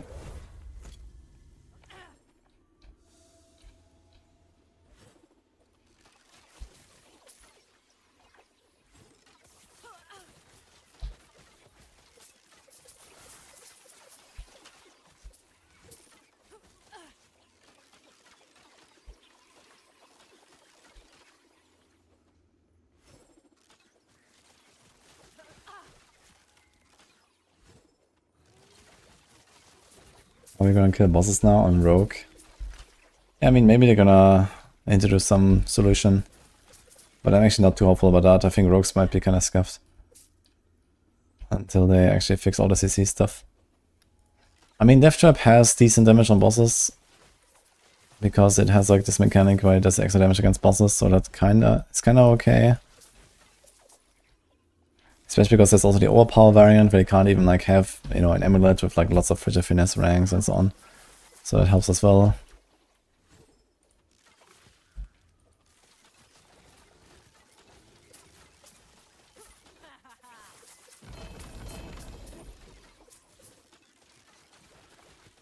TB seems okay, so bosses. Yo, maybe. Did they actually do anything about like Poison DB and Shadow Clone stuff? Not really, right? I'm not really sure what's the status there right now. But I think they still have the same problems, no?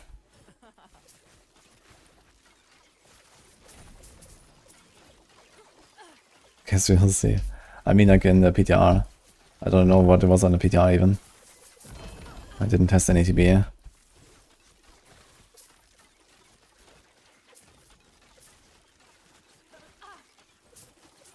Yeah, okay. Yeah, I'm not really hopeful about that, to be honest.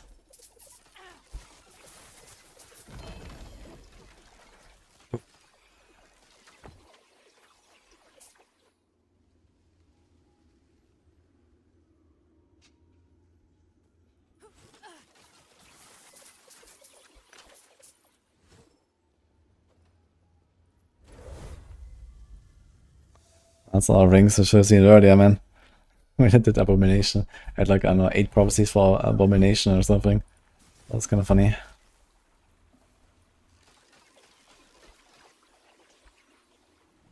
Go Spirit Bjorn. Yeah, I might start a Spirit Bjorn actually. If the RF build is good, I'm gonna do that, I think. That could be fun.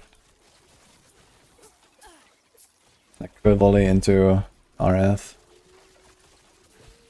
Also, it looks like we're still gonna have the only boss build, boss power build actually, on Spiritborn. That might actually still be pretty good.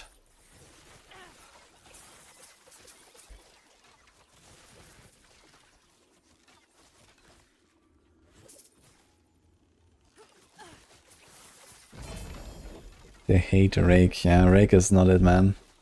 Honestly, I've played a bunch of Rake and I didn't even like the place that much. It looks really cool when you have like this huge Rake with the Kepaleke. But it's effectively just a scuffed version of Crushing Hand. But it also has this problem that you have to like turn around to enemies all the time with a cone. In Crushing Hand, you just walk in and blast. So even if the damage was the same, I feel like Crushing Hand is just feeling better.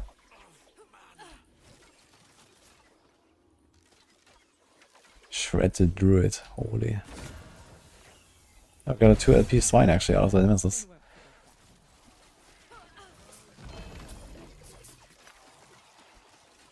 $20 viewers.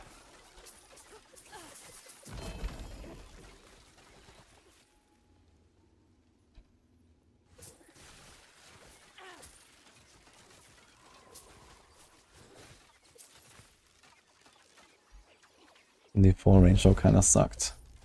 Yeah, that depends a bit on the season and on the build. There's nothing really bad about Rogue in general right now. Rogue is generally a pretty decent class, although if the CC changes in Season 8, maybe that's about to shift a bit. Until they fix that with like a more permanent solution.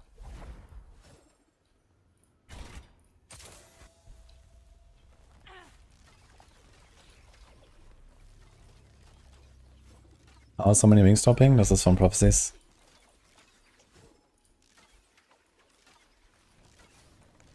Just gotta find a build that mess out the math on like every season. Yeah, okay, but I mean, that's also boring, you know? I don't really like playing like bugged builds or something most of the time.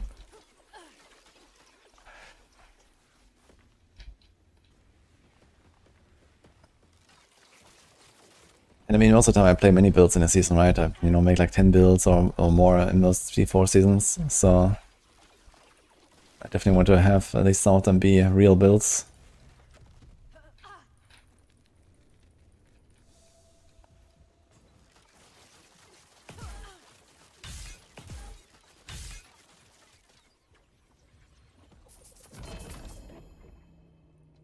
The Throne and Dawn Jewel.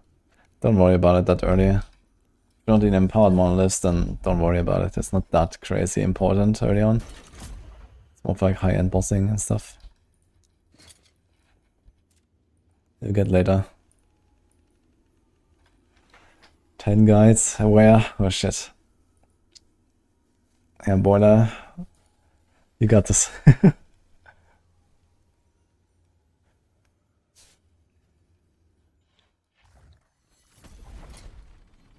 How's this game compared to PoE 2?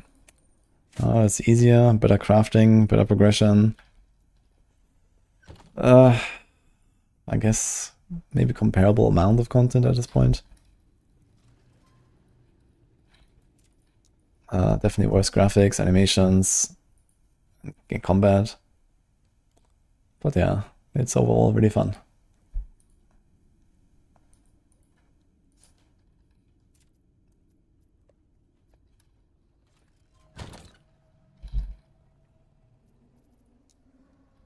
I think I'm gonna do a turtle and go for some spheres.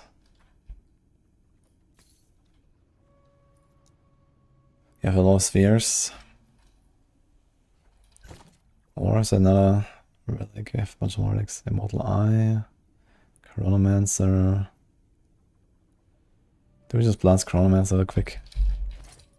Not sure. Or we just do it more Lightest Arbor for now. With some portal charms. Supported Rouge. You know, actually, I wonder if people are actually gonna do that now. I hear from many people that they would really like to have some kind of like group meta, support meta, and so on, like in D3. But I wonder how popular it's actually going to be with support druid. But yeah, that one is actually going to be really good now.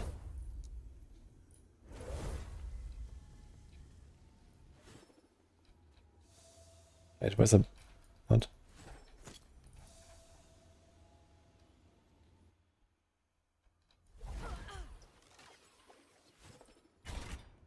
Yes, that one. I can recommend.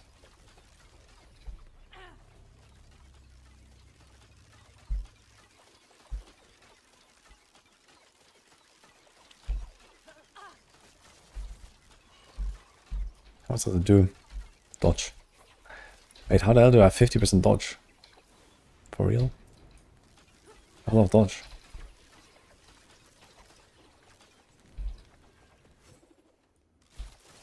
Industrials, I guess. Give it like 50 each or 100. Oh. Didn't realize I have that much dodge.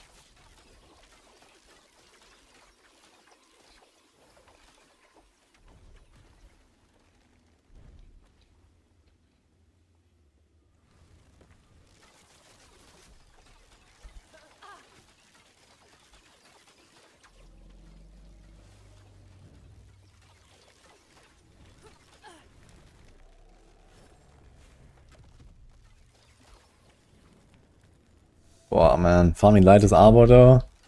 Oof. This boss fight is just so long, dude.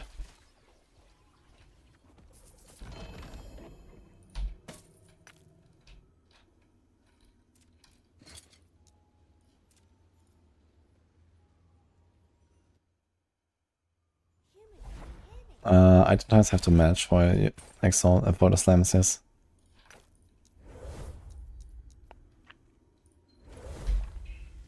The boss doesn't drop more items on T4, right? It just unlocks more items, I think. Doesn't make sense to farm this on T4.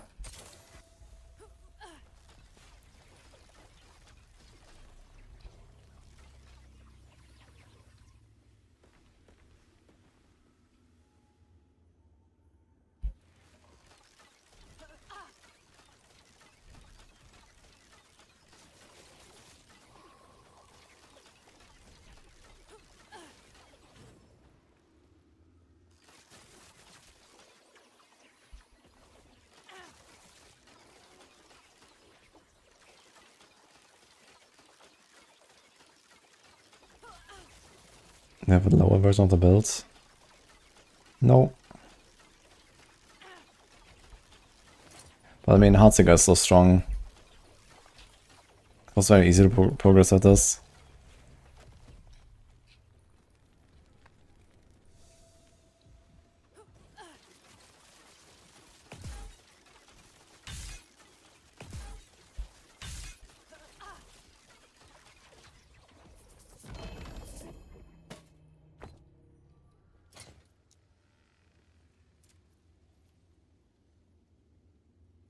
Can you buy portal charms?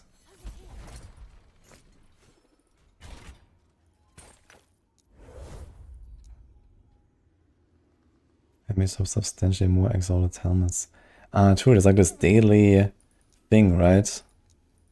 More runes? Huh.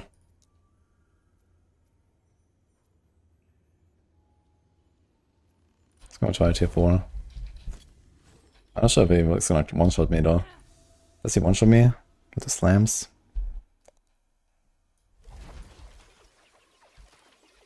Oh my god, man, if I can do 3-1 portal charms, I have like 100, 200. But what arena keys? We're gonna be here for days, man. If we do that.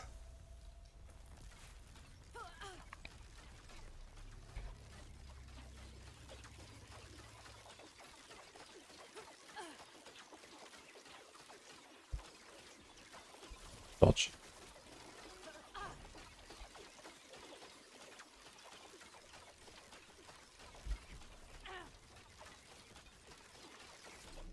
I dodged everything.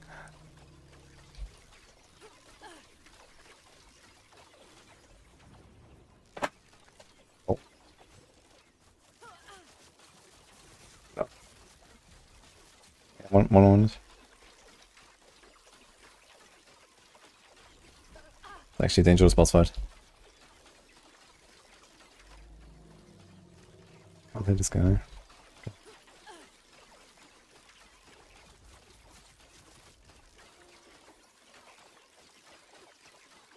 Yeah.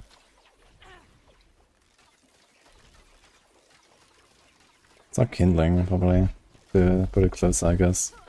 Just standing here is not enough.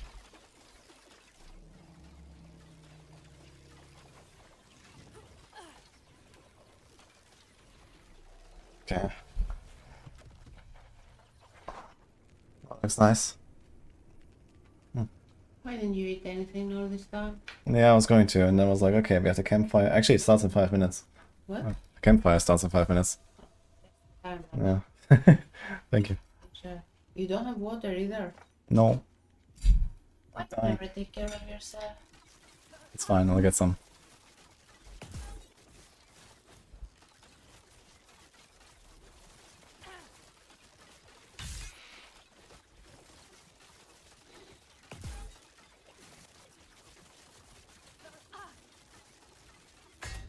Think.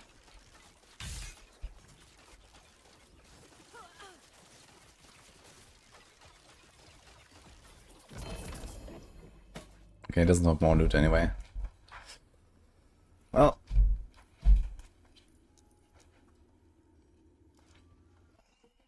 8 hours with no water. yeah.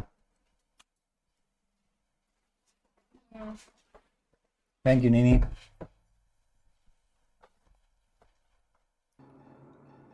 You saved me.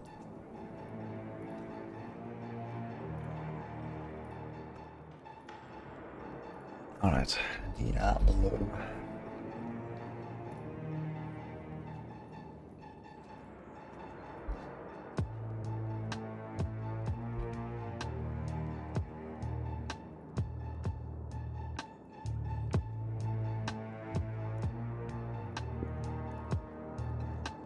Nah. You didn't want to smell it. Mm-hmm. Jag vill svänga ett antal till då. Hmm?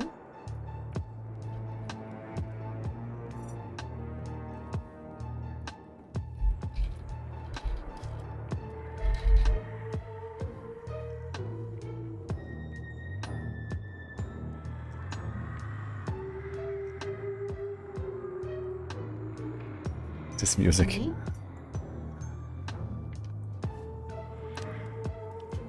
Mm.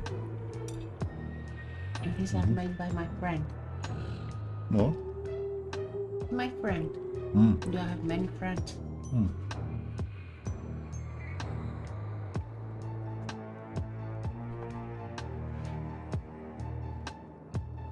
What does Wonka say?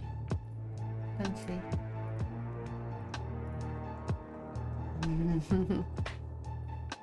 Is that the husband thing with the food?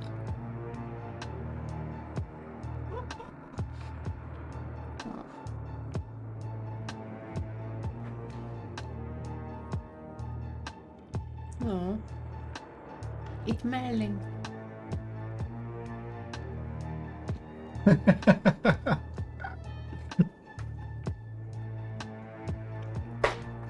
Okay, 3 minutes.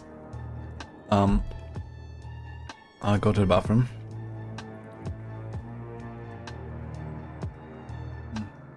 Did you mute? No. You wanna sit here? I can sit here. Okay. Well, take the boy. Here, boy. Oh. Okay, there begins.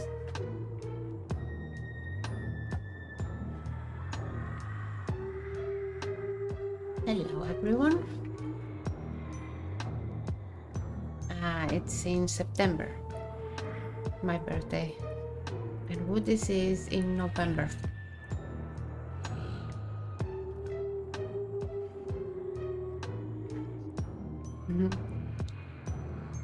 How's everyone? What are you up to these days? What are you playing? I'm gonna start Oblivion soon.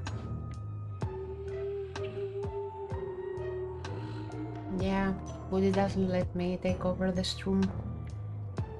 I'm from Greece. Last Epoch. Which class? I was leveling my rogue now in last Epoch. Factorio. Never tried that. Kalispera, Robbie.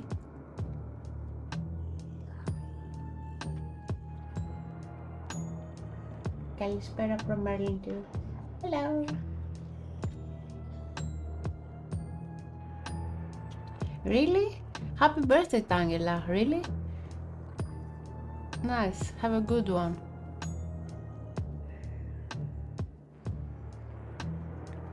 Favorite game?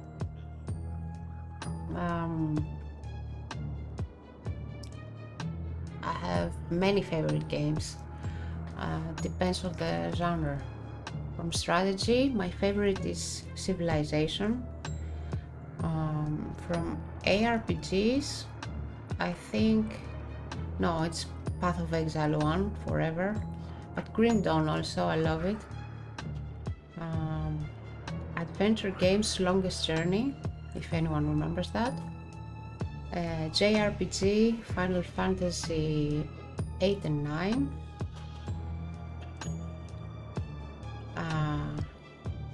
RTS strategy, Warcraft 3 and Starcraft.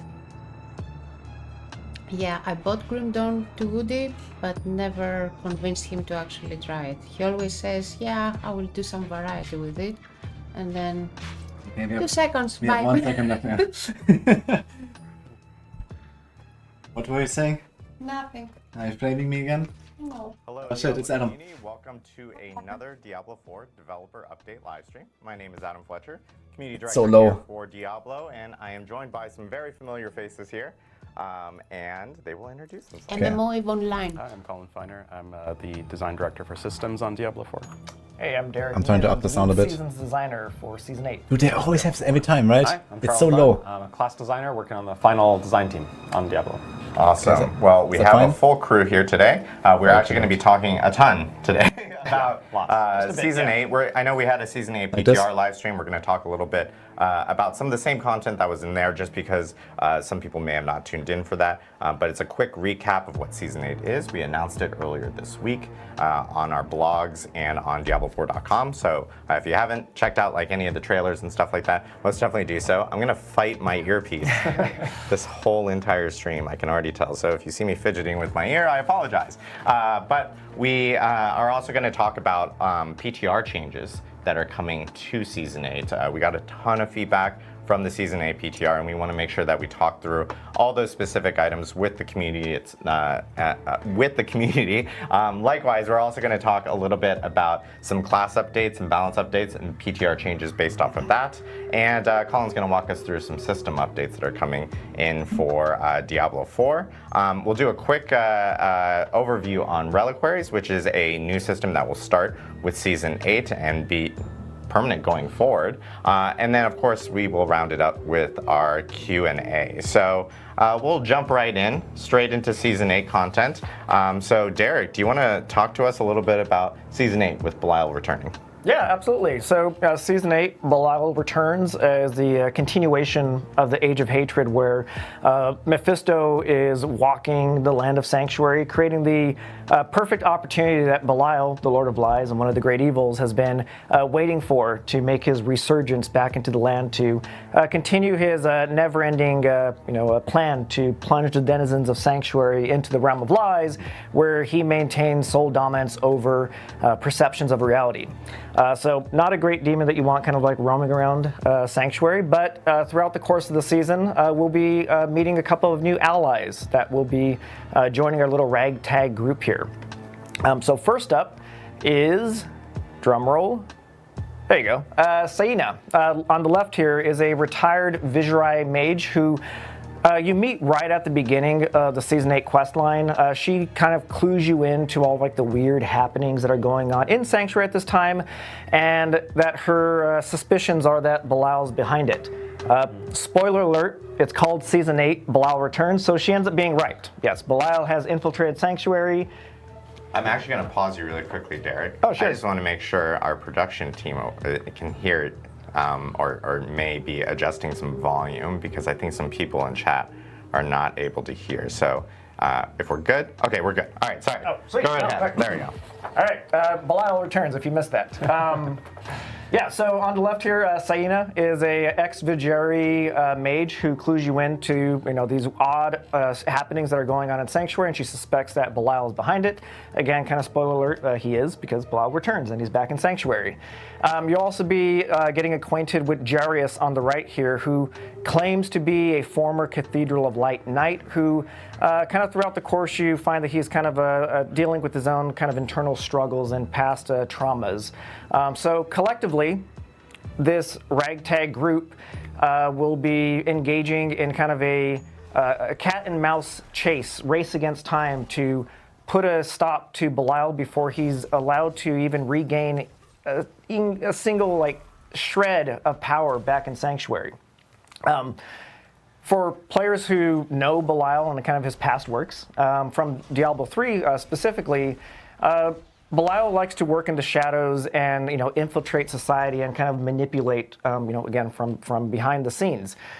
So fans might know already what kind of dangers and turmoil can happen when Belial is even allowed to regain full dominance in Sanctuary. Like in Diablo 3, he overtook the city of Chaldean when he was impersonating Emperor Hakan II. He cast that entire city into economic and political turmoil. He even, kind of exiled the Iron Wolves, the once, kind of highly regarded guardians of Chaldean, into, out of the city, rendering them to be the, the current exiled, disgraced militia group that they are now in the events of Diablo 4. So if you happen by the Iron Wolf encampment, just give them a pat on the back. It wasn't their fault. It was all Belial's doing.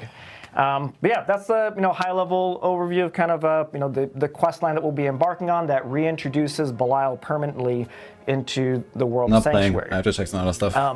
And with that, that's all the new stuff that we did not cover in the previous stream, but we have the blog posts out and all that kind of stuff. But I want to cover the stuff that kind of retreads some things that we covered before that went into the PTR and kind of end each segment with the PTR learnings to kind of keep it structured and fresh here. So, as we know, Season 8 is the season of bosses, more specifically lair bosses. So through this, we're adding new bosses to the roster, updating it with new mechanics, and hitting it with a whole bevy of quality of life updates. So again, as a bit of a recap, first and foremost, as far as the new bosses are concerned, we have our buddy Belial here in a supreme form joining the very tippity top of the lair boss ladder. He's the new, biggest bad ladder, the most toughest, the most rewarding, and he's overlooking the rest of the bosses and also bringing a couple of new buddies to join the party. First up is Urvar from our Vessel of Hatred expansion, where he is joining the bottom rung of the ladder, tier 1 boss, and he's also being joined with the Harbinger of Hatred, who is filling out the second rung of the ladder. So again, collectively, we have new boss roster additions of Belial in his supreme form at the top, Harbinger of Hatred just below him, and Urvar kind of guarding the gates on the ground floor. So collectively, these are all the new bosses that are joining, and these are all ones that we actually had in the PTR, so I'm excited to kind of share some updates we've made since then. But that is not it for Belial stuff. We also have Belial in his smaller form, as we might know for players who play the PTR, that he is now kind of haunting and stalking the lair boss ladder just through and through. So again, defeating any of the lair bosses has a % chance to trigger a surprise small Belial ambush spawn to kind of give you double the loot, double the fun. So yeah, that's again kind of a bit of a recap of the lair boss updates, the rosters that we had to the system, and kind of just want to chat a little bit about some of the PTR findings that we had from that. So again, first up, we had all the bosses in there, and we gathered a bunch of great feedback over kind of just a general tuning. We also updated all of the existing lair bosses with new abilities and whatnot. So I guess the first and foremost, kind of like change that we made since the PTR is just refine the balance on the supreme form of Belial. We had some feedback and also felt it ourselves that he wasn't hitting as hard as he could or kind of representing his proper status on the ladder. So he has been buffed up quite tremendously and also received a few new tricks up his sleeve. Additionally, all of the lair bosses themselves have received, again, refined some of their attack mechanics to cut down on some of the one-shots that we were seeing, and just generally, just general balancing to get them more representative of the respective tier that they kind of belong in. Yeah, we kind of overcorrected on the damage in PTR just to test out. We had removed the stacking debuff that the lair bosses had done, and it was just sort of up to us in terms of what attacks actually applied that debuff, and we felt like it was disrespecting players' defenses. So we stripped that out, but then buffed the damage a little bit too much for PTR, and we've since pulled back on some of the one-shots there. Yeah. When Season 8 launches proper, all the bosses should be feeling much more appropriate within the respective tiers, and also appropriate for the rewards that they give, for the effort that players are putting into that journey to get to the top. Yeah. Definitely. I think we also sort of took a look at the material tuning and the overall reward of a lot of the lair bosses from the PTR. So in general, we're taking an approach where globally, sort of just across the game, like when you kill elites and things like that, we're bringing the materials, material drops are being reduced, but we're actually buffing the materials from the specific activities that you need to do to actually gain these materials. Right. And we're also taking a look, we had taken a look at the boss drops actually in totality from PTR, and we've buffed it. So a good example now is that Supreme Blau is actually going to drop 2 Ancestrals as opposed to the 1 from PTR. And we're just really sort of trying to chase after the philosophy of the bosses are something that you're going to do periodically. It's going to be a big challenge, but they're going to be more rewarding than they were on PTR. And we think that that's a better place to be in as opposed to like the hour-long chain farming that you were doing in the previous seasons of these bosses. Yeah, we really like encouraging this like diversity of endgame activities where you're doing lots of different activities that feed you into the boss ladder, and then fighting these bosses, taking them down and looting them is really a high moment that you get every once in a while, but it's not something we really want, oh, you're just going to chain bosses nonstop and that's all you do. We really want to encourage that diversity of endgame activities. Yeah, and just to make the spread a little bit better, if you think about Season 7, you might, for example, want Fists of Fate, so you'd only fight Beast and Ice, and that's the only boss you'd ever do. So what we've done actually, and this was in the PTR, but I just wanted to cover it because I think it's an important note, is now all the bosses half and half split their loot. So half is targeted, half is global. So that means you still have a reason to do all of the bosses. And that just makes experiencing the variety of activities that we have in Diablo 4 just a little bit more rewarding. There's always a boss at the end journey of any given activity in the game. Yeah, and with that, it's a great thing that, Belial got buffed up in his drops too, because as we recall, for those who play the PTR, you can actually target farm the specific, mimic the specific lair boss loot that you want him to kind of drop for you. That's exactly right. So cool, yeah, that's a bit of a recap and some of the PTR findings, and let's jump into kind of covering the next section here, which is the lair keys. So again, for those who played the PTR, you experienced that we've changed up entirely the full, summoning and reward flow of the lair boss system. So all of the first foremost one is that all of the bosses are now free to summon, and the items that were formerly known as the summoning items to summon them up are now living a new life and role as lair keys. I think we have a bit of a graphic here to kind of show. Yeah, I really like this change of making the bosses free to summon. It lets you really test your build against these bosses, because we are like ramping the difficulty, right? The initiate lair bosses, a little bit easier to take down, and they definitely ramp up in difficulty as you go up that ladder. Yeah. And so if you're not sure, like, hey, am I able to take on this boss, give it in the torment tier that you're in, you kind of have to, you can get in there with no investment, right? You're not going to commit your resources and then find out, oh, this boss is way too hard for me. You can go and you fight them, and then if you're able to take them down, you can use those to unlock the loot. And I think that's just a much better user experience all the way through. Yeah, absolutely. And kind of, one of the, again, kind of a reminder here with this nice, very fancy chart, looks gorgeous, is just kind of streamlining how players gain access and kind of climb the ladder. So as we might recall from the PTR, we reduced the total number of lair keys required to open the horde chest that the bosses now drop upon death. From 2 to 1, they stack up to 99, and one of the neat things is kind of like encouraging players engage in a wide variety of bosses is all the initiate lair, or I guess initiate tiered lair bosses will not just drop the associated key for the next boss that they're kind of linked to, but they'll also, all of them can drop a Stygian stone, which is also living a new world, and that it can be crushed to turn into the lair key for any of the greater lair bosses. And again, as I mentioned before, any of the initiate or greater lair bosses has a chance to get the surprise Belial ambush, which is the key to get the Betrayer's Husk to loot his supreme forms, his supreme forms of Horde.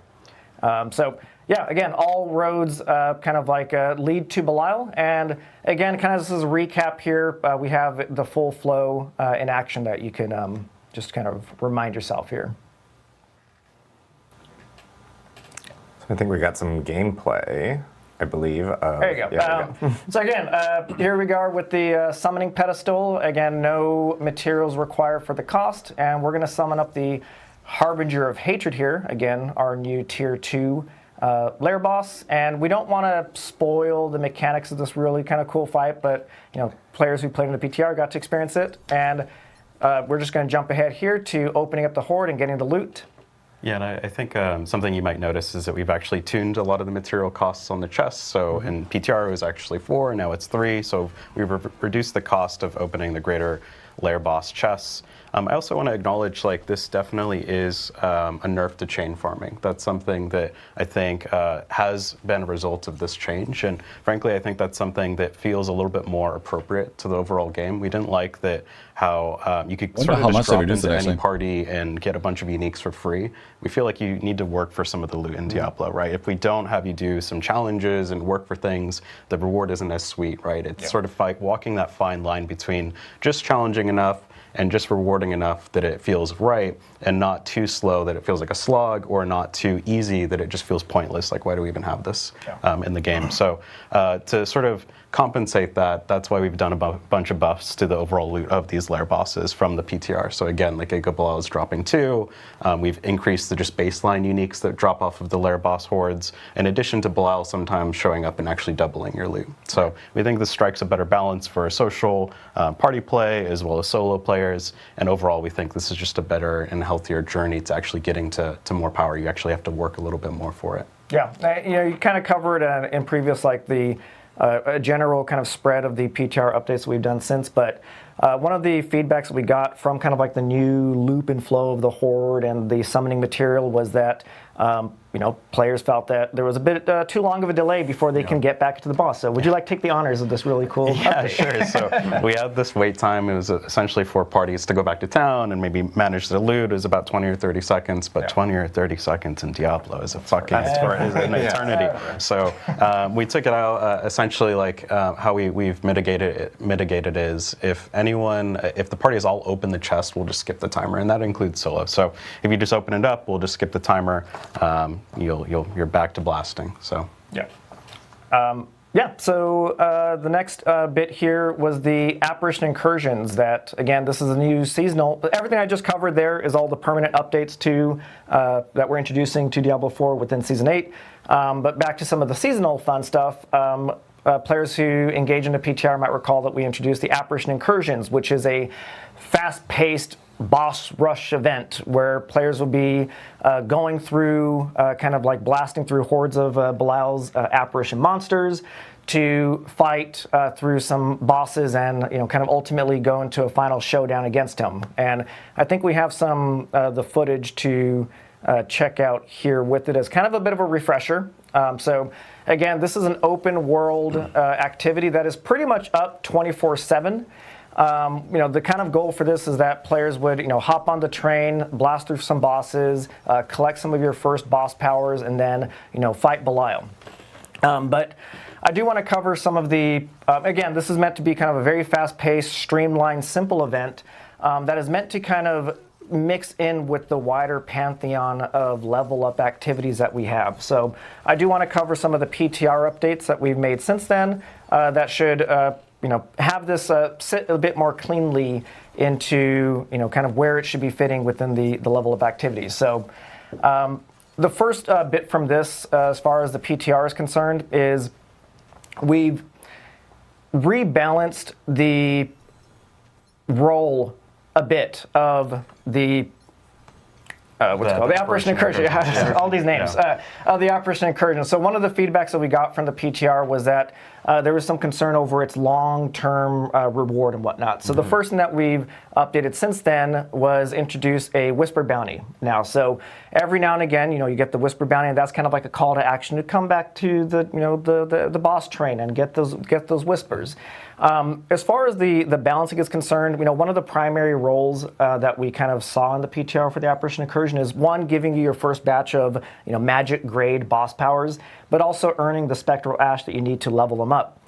So there was definitely some feedback that we felt and received that getting enough Spectral Ash through the Apparition Incursion is a bit of a slog. Like, it requires too much of the player's attention, or time rather, and it just is not representative of the amount of time that we necessarily want players to feel like they have to invest into just playing the Apparition Incursion. So, one, we've reduced the Spectral Ash requirements to upgrade your magic and, I think, rare grade boss powers, so you need less of it.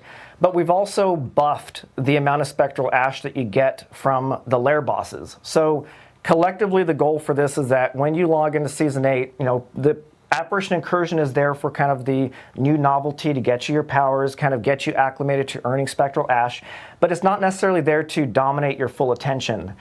We want you to engage in the wider Pantheon again. It was as actually level up a activity. pretty huge so grind we want you in to do PTR Apparition to Incursion, get this. take a break and do the Hell Tides and Nightmare Dungeons, is kind of experience the variety of the content to better set you up for when you enter the Torment tiers, where we're really expecting players to do all the Torment stuff and engage with the lair bosses to really amplify their boss power collections and leveling them up. But there's not much to say Yeah, anyway. we really made a lot of these changes from PTR to position it more to help level you pre-Torment, pre-Endgame. So we've boosted the XP through the Whispers. We also added XP to the bosses that you'll kill in those events. And we're also, through the combination of lowering the cost of upgrading some of the early boss powers, we really want to position this in a place where it's sort of a fast track through the leveling experience, and it's a place to go. And we want there sort of to be a handoff to Torment and the Endgame, where like you said, you have to sort of start to do other activities in the game. Something we saw from Season 7 that we kind of want to address and change for this season to see how it feels is Season 7 headhunts just dominated the entire game from start to finish. And it felt like there wasn't really a transition to an endgame or anything more meaningful or wider. The game sort of shrunk, we felt like, instead of growing bigger. So it's fun till it's not. It's fun till it's not, right, yeah. And we sort of tuned the reputation and like the sort of headhunt currency that you needed a little bit too aggressively in terms of needing you to actually play through that too much. So we're taking a different step or a different approach here. Yeah, and that's where the Apparition Incursions are, like, not definitely not intending for it to kind of dominate your full attention again. It's there as kind of that fun activity to get you going, and also when you do graduate into the Torment tiers, due to the addition of the Whisper bounties on it, you'll pull you back every now and again when it's super valuable for you. All right, cool. So the next bit here is I want to talk about the boss powers that we had into the PTR. Again, as kind of a quick recap here. Through the season, early quest beat, you kind of gain the ability to steal the powers of targeted bosses across Sanctuary's content. This is 24 of them in total, starting off with the Apparition bosses, then the World bosses, and then the Lair bosses, Lilith, and then Belial, who gets 2 powers for himself because it's his season and he wants 2 powers for himself. So who are we to say no to him? But yeah, I think we have some things to kind of recap some of the powers here. So here's the boss power screen, and as kind of a recap here, each of the powers have 2 sides to it, a main and a modifier side. You can slot one main side, which is actually will allow you to do the full expression of that signature move, whether it be the Lilith Wave Blast or the Duriel Burrow, which we'll probably see in a second here. But you can also, every boss power also has a side B, the modifier side, which allows you to further customize and augment your total expression of, being the boss, essentially. We like to kind of call it like customizable, boss powers and stuff. So again, this is the Lilith Wave Blast that you'll get from the first time kill of defeating Lilith. This is the Duriel Burrow, which would be a lot of fun. This one procs off of the Evade, so really fun for kind of the twitchy, mobile builds. Also just kind of fun just to see a big bear burrow under the... Yeah, sneaky werebears, huh? Yeah. and this one that's super easy to miss is the Wandering Death laser beam. What is it? Where is it? I don't see it. I don't see it at all. Oh, I think it's that little blue line. Hey, did we move that closer? We did. Yeah, that is one of the big groundbreaking updates from the PTR was that we did do some adjustments to the powers, visual effects and whatnot, like bringing the beam a little bit closer so it feels not so detached from the character, especially the melee builds. It kind of felt fine for like the the casters. That kind of feels like you're like shooting beams out from your hand. It looks great for those, but some of the melee builds, it kind of felt a little bit disjointed where you're a whirlwind barb and then kind of like a detached like beam coming across. We did bring those in, and I think this kind of sets up. We received a ton of feedback about just the general balance of how much of your total player's power expression should be pulled in from the boss powers versus your actual build itself. So this is where I get to hand the... Yeah, I'd love to talk more about kind of the balancing we saw from these boss powers on the PTR, which is like so valuable as developers for us to get that feedback and hear, see players testing these powers and these builds and really like letting us know what they feel about it. It's really valuable to have that testing. Specifically in regards to these boss powers, what we really like about introducing new powers every season or in this season is how they really like tinker with your build. You say like, oh hey, I'm playing this style of build and there's this boss power that synergizes really nice with it. It adds a little wrinkle to the way you think about your character season over season, and we love that. That's really cool. One thing that we heard on the PTR for these particular powers is that they were more than just a wrinkle. They were your entire build, right? They were really overshadowing how much damage output you were doing, and you didn't really feel like, oh, I'm a Dance of Knives rogue. You felt like you were a Wandering Death chest beam rogue that also happens to cast Dance of Knives every once in a while. Well, we want you to be the boss, but not that much. Maybe not quite that much. It was definitely a little too far on the scale of like, hey, let's make these powerful and impactful. It's definitely a fine line where we're trying to make sure that you notice them, you feel them, they are an important part of your build, but they're not your entire build. So we definitely swung a little too far there. And so as updates from the PTR, we looked at adjusting the scaling, because these powers scale up in their damage output based on your Paragon level. So the more you're kind of getting up into that late game, you're raising your Paragon level, they're going to be kind of scaling with you because the rest of your damage is going up, and so we're increasing the damage there. On the PTR, they would previously scale with you all the way up to Paragon level 300, which is very difficult to reach. It's a long grind to get up there. Now we're capping them at Paragon 200, which we think is a much more reasonable place to expect players to kind of get to unlock that full expression of power. And even then, we've reduced the scaling amount, so it's not quite as high as it will be. We still expect them to be impactful to your build. We just don't want them to absolutely dominate everything else that you're doing. Yeah, and this fits better. Like, we sort of set up the Paragon in such a way where you can get most of what you want around Paragon 200, and the rest is sort of just gravy for people who just really want to push and grind. You're getting core stats, maybe some additive damage. I just wanted to sort of double down on that, because I think that's something that's really important to us, is making sure that you don't feel obligated to get to 300, and it's more just sort of a, badassery. Yeah. There were also a few specific powers that we decided to rework based on the way they were playing out on the PTR, specifically Andariel's Flaming Skull. The modifier on that one in the previous version was applying many burn effects. It actually made Burning Sorcerer builds way too powerful. I believe something like 40 pit tiers higher than they really should be. We like powerful effects, but 40 pit tiers higher than you would otherwise have was too much. So it's kind of been completely reworked here. It's still very valuable for dot-based builds, those damage over times, but it's just got more multiplicative damage rather than kind of this exponentially growing the way it was before.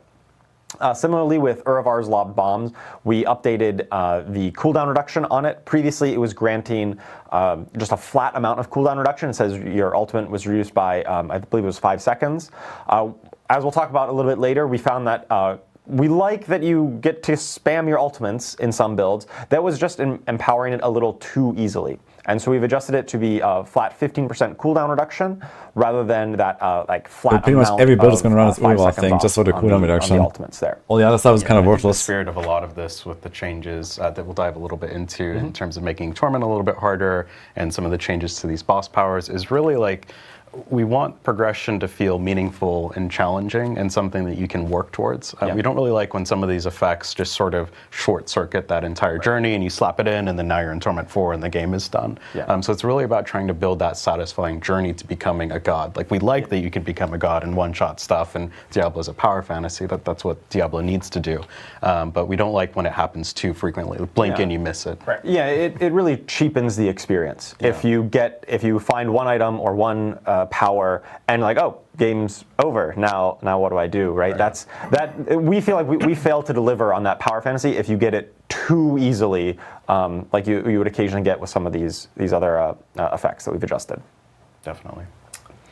Cool. Well, I think that wraps it up for Season 8 specific items related to Belial's return. Derek, I'm going to say thanks to Charles and Colin as well, though I'm actually about to throw it back over to Charles, but thank you for running us through that. Again, like all the changes that we're talking about from PTR, and just a reminder on what PTR is. PTR is our public test round. That's something that we do before the actual season. It's an opportunity for people to really test things. It's kind of like our form of like early access, you could say, where people can jump in, they can test specific things, and then we can make changes for when the live season actually hits. So there are going to be additional PTR changes that we're going to be talking about because we're going to jump into classes again. I'm going to throw it back over to Charles, and Charles will talk a little bit more of all the class changes that are coming with Season 8, and of course the changes coming from PTR as well. Yeah, of course. So let's talk about, just to carry on about some of the balancing philosophy around what we're looking at when we do these PTRs, specifically from the class balance side. We're often looking at a lot of the new items, the new builds, and the kind of the reworks that we've done to classes. Whenever we make a new season, we say, hey, we're going to target certain areas and like look at certain play styles of a class and really make sure those are hitting the mark. And so when we're looking at adjusting from the PTR to live, which is what we're going to talk about today, most of the changes are really targeted around the new content that's coming out or the new builds we're trying to target and empower to make sure they're really hitting the mark. That's not to say we don't appreciate feedback about the entire class or any other skill. It's just that given the scope of what we're looking at from a PTR, we're trying to stay really focused on what we think will have the highest impact on the actual seasonal release. Yeah, and part of this is to sort of respect some of the players who I know you all enjoy, like theory crafting and building things up. We kind of want to make sure that that's like a stable thing that you can theory craft before a season launches. You get to see all the new changes, and we're just going to sort of fine tune the things that we've already talked about. Yeah. Absolutely. We don't want to go, hey, here's a PTR, and then completely upheaval everything as we go to launch, right? We're just mainly looking at refining what we kind of set out to do in the season.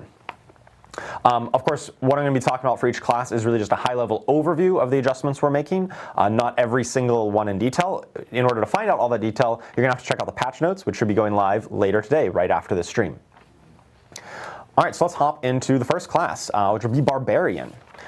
So for the Barbarian, since the PTR, we really wanted to play up the Barbarian fantasy of hitting enemies with your weapons, right? Barbarians in the past have done a lot of earthquakes and dust devils, and that's really cool and really fun, but it does lead to a little bit of a disconnect between how, the raw physicality of a barbarian.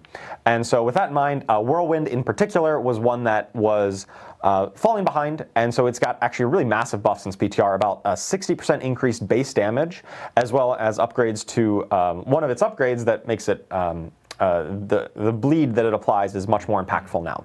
And so really, if you're using Whirlwind for Whirlwind's sake, it's going to be much more impactful. I love spin to win. Absolutely. It's a really fun build on Barbarian. I just wasn't hitting the mark. Hopefully now with all of these buffs, it'll be much closer to being that competitive build. Kind of on the flip side, we've also adjusted Executioner's aspect. This is a legendary that was really good for the Earthquake builds, was one of the primary scalers there. This is all the We old have stuff from the capped previous scaling on PDRs, that. no? Whirlwind Blast, Everyone Mighty knows Throw. Earthquake Barbarian was really good in Season 7. So far, there's no That's changes, what I I think. personally played. It was a ton of fun. It was awesome. Even on the PTR, after we made some adjustments, it was still kind of above that mark. And we were really hesitant to let the exact same build, exact same playstyle dominate the meta for multiple seasons in a row. We know that's you want variety, and we want to we don't want to like completely kill the build and take it off the map, but we just want to make sure that What am I installing? you don't feel obligated I'm to play the installing exact same way season over season, because this. there's so many cool ways of playing classes, and we just want to make sure that that is the Nothing case. So with suspicious, that guys. in mind, we're capping the scaling on that, which should hopefully keep Earthquake builds at an Sorry appropriate about that, spot by the way. and not Holy as shit, how dominant often as is they it going have to been. pop up? And of course, we've got some new items coming in the season. These ones were tested on PTR, and we've made didn't miss anything, some Brett. adjustments to them as well. But they mainly target Mighty Throw. We did see that on the PTR. Mighty Throw was very games. mighty and was led to some really cool clips of people like one-shotting some of our late game bosses, where you build up all your multipliers, Mighty Throw, Nah, not for and Fortnite. just kind of chunks their health total all the way down. I'll have another sponsored stream Yes, soon. a lot of fun. It We love looks like the a fun little game, but it's on this just launcher, the so. exact number tuning maybe was a bit high, so we've brought some of that down. But we still think that it's going to be really compelling to play Mighty Throw next season. Let's take a look at some of those items I'm referring to here. You've got the Bane of Ajaden, which is going to, every 12 seconds, you Mighty Throw, and it deals a ton instantly. This was one part of that one-shot build. As well as Aspect of Delayed Extinction, really changes up how you think about Mighty Throw. You're no longer Did this change in any reducing way? its I don't think cooldown so. with cooldown reduction. You're actually just increasing its 600, damage kind of 250, I think it's the same numbers, no? And so it really says, hey, one big moment, you make the throw, it hits super hard, and it's a ton of fun. So we've got these new items, and so really look forward to seeing how you play with them with Mighty Throw. All right, I think we got a little clip of this in action, right? It's just, it's still quite strong against a lot of these smaller enemies. With the triple Mighty Throw here, you're going to clear out the pack pretty darn quick. All right, let's move on to the next class. We've got the Druid. So Druid, the big change here since the PTR is a big buff to Earth and Might. This is the key passive for Earth-based Druids. And in the past, all it did was it granted you a bunch of resource and gave you guaranteed critical strikes. We do know that as you're getting into the late game, you're probably getting close to maxing out your critical strike chance anyway, and so it never really found a lot of footing in late game builds. Because of that, it was kind of redundant with a lot of the problems you're already solving. So now we've added an additional multiplicative damage for your critical strikes when Earth and Might procs, and so we think that's going to be really compelling to make it competitive with other key passives. Additionally, Druid is definitely the class that has struggled the most with early game resource, so we've made a couple adjustments there to just make sure that their early game feels a little bit smoother, some buffs to some of the resource generation. And with the Earth and Might buff, also comes a buff to Gathlin's Birthright. This is the new unique helm that really encourages you to stay in human form. We've had some other unique helms that say, hey, be a werewolf all the time, or be a werebear all the time. Human form Druid, the kind of non-shape-shifting one, felt a little bit left out. So we've got this new unique. Let's take a look at it here. That empowers you while you're in human form. If you're doing nature magic and you get some critical strikes, you're going to build up to Anima of the Forest. And when you do that, it grants you both the Perfect Storm and the Earth and Might key passive for a time. And of course, Earth and Might being buffed up means Gathlin's Birthright is buffed up even more. We also increased the duration of the effect. It previously on the PTR was only 10 seconds, so it had a little bit lower uptime.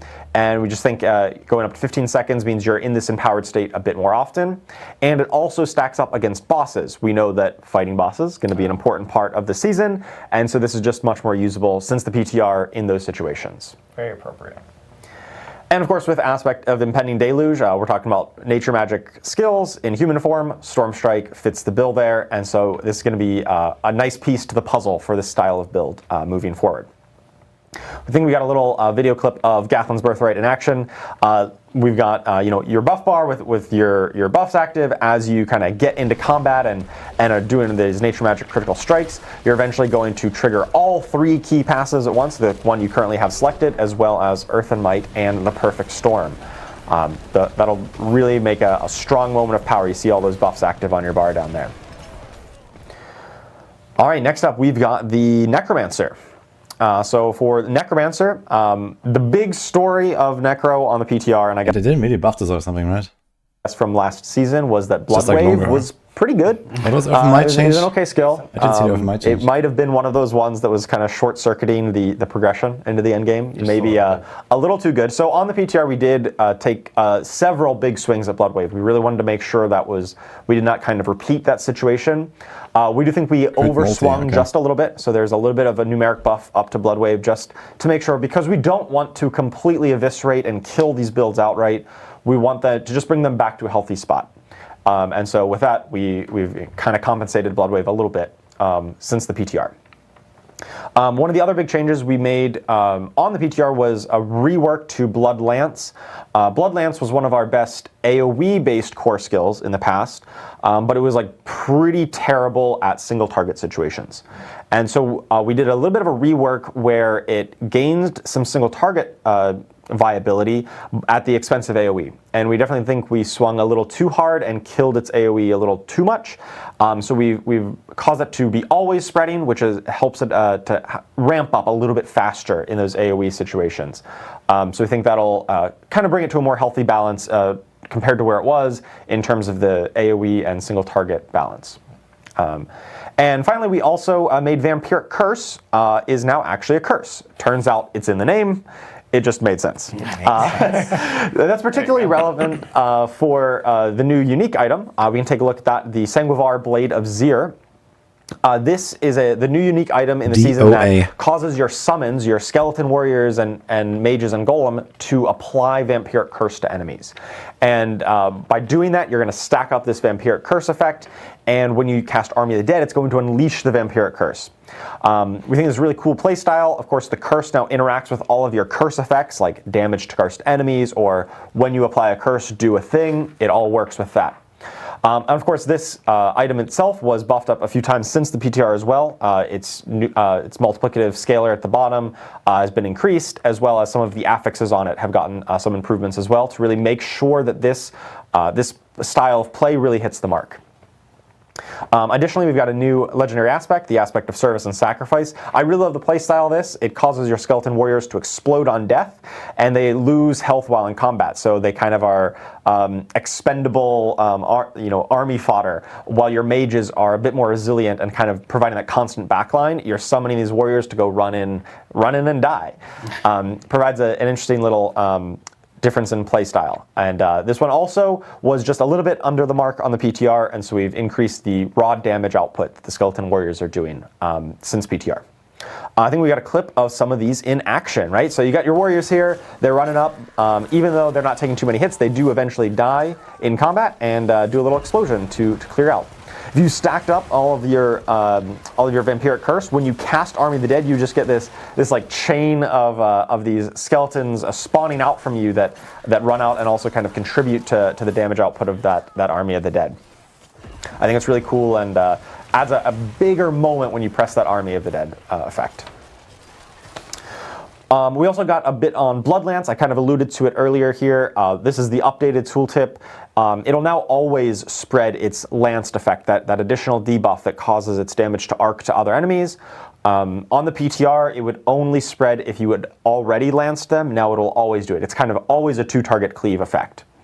So that should just help with kind of ramping up its damage. And then if you're hitting somebody who already has the debuff, it deals double damage. And that really helps its bossing, that single target capabilities. Bloodlines log in actually, I think.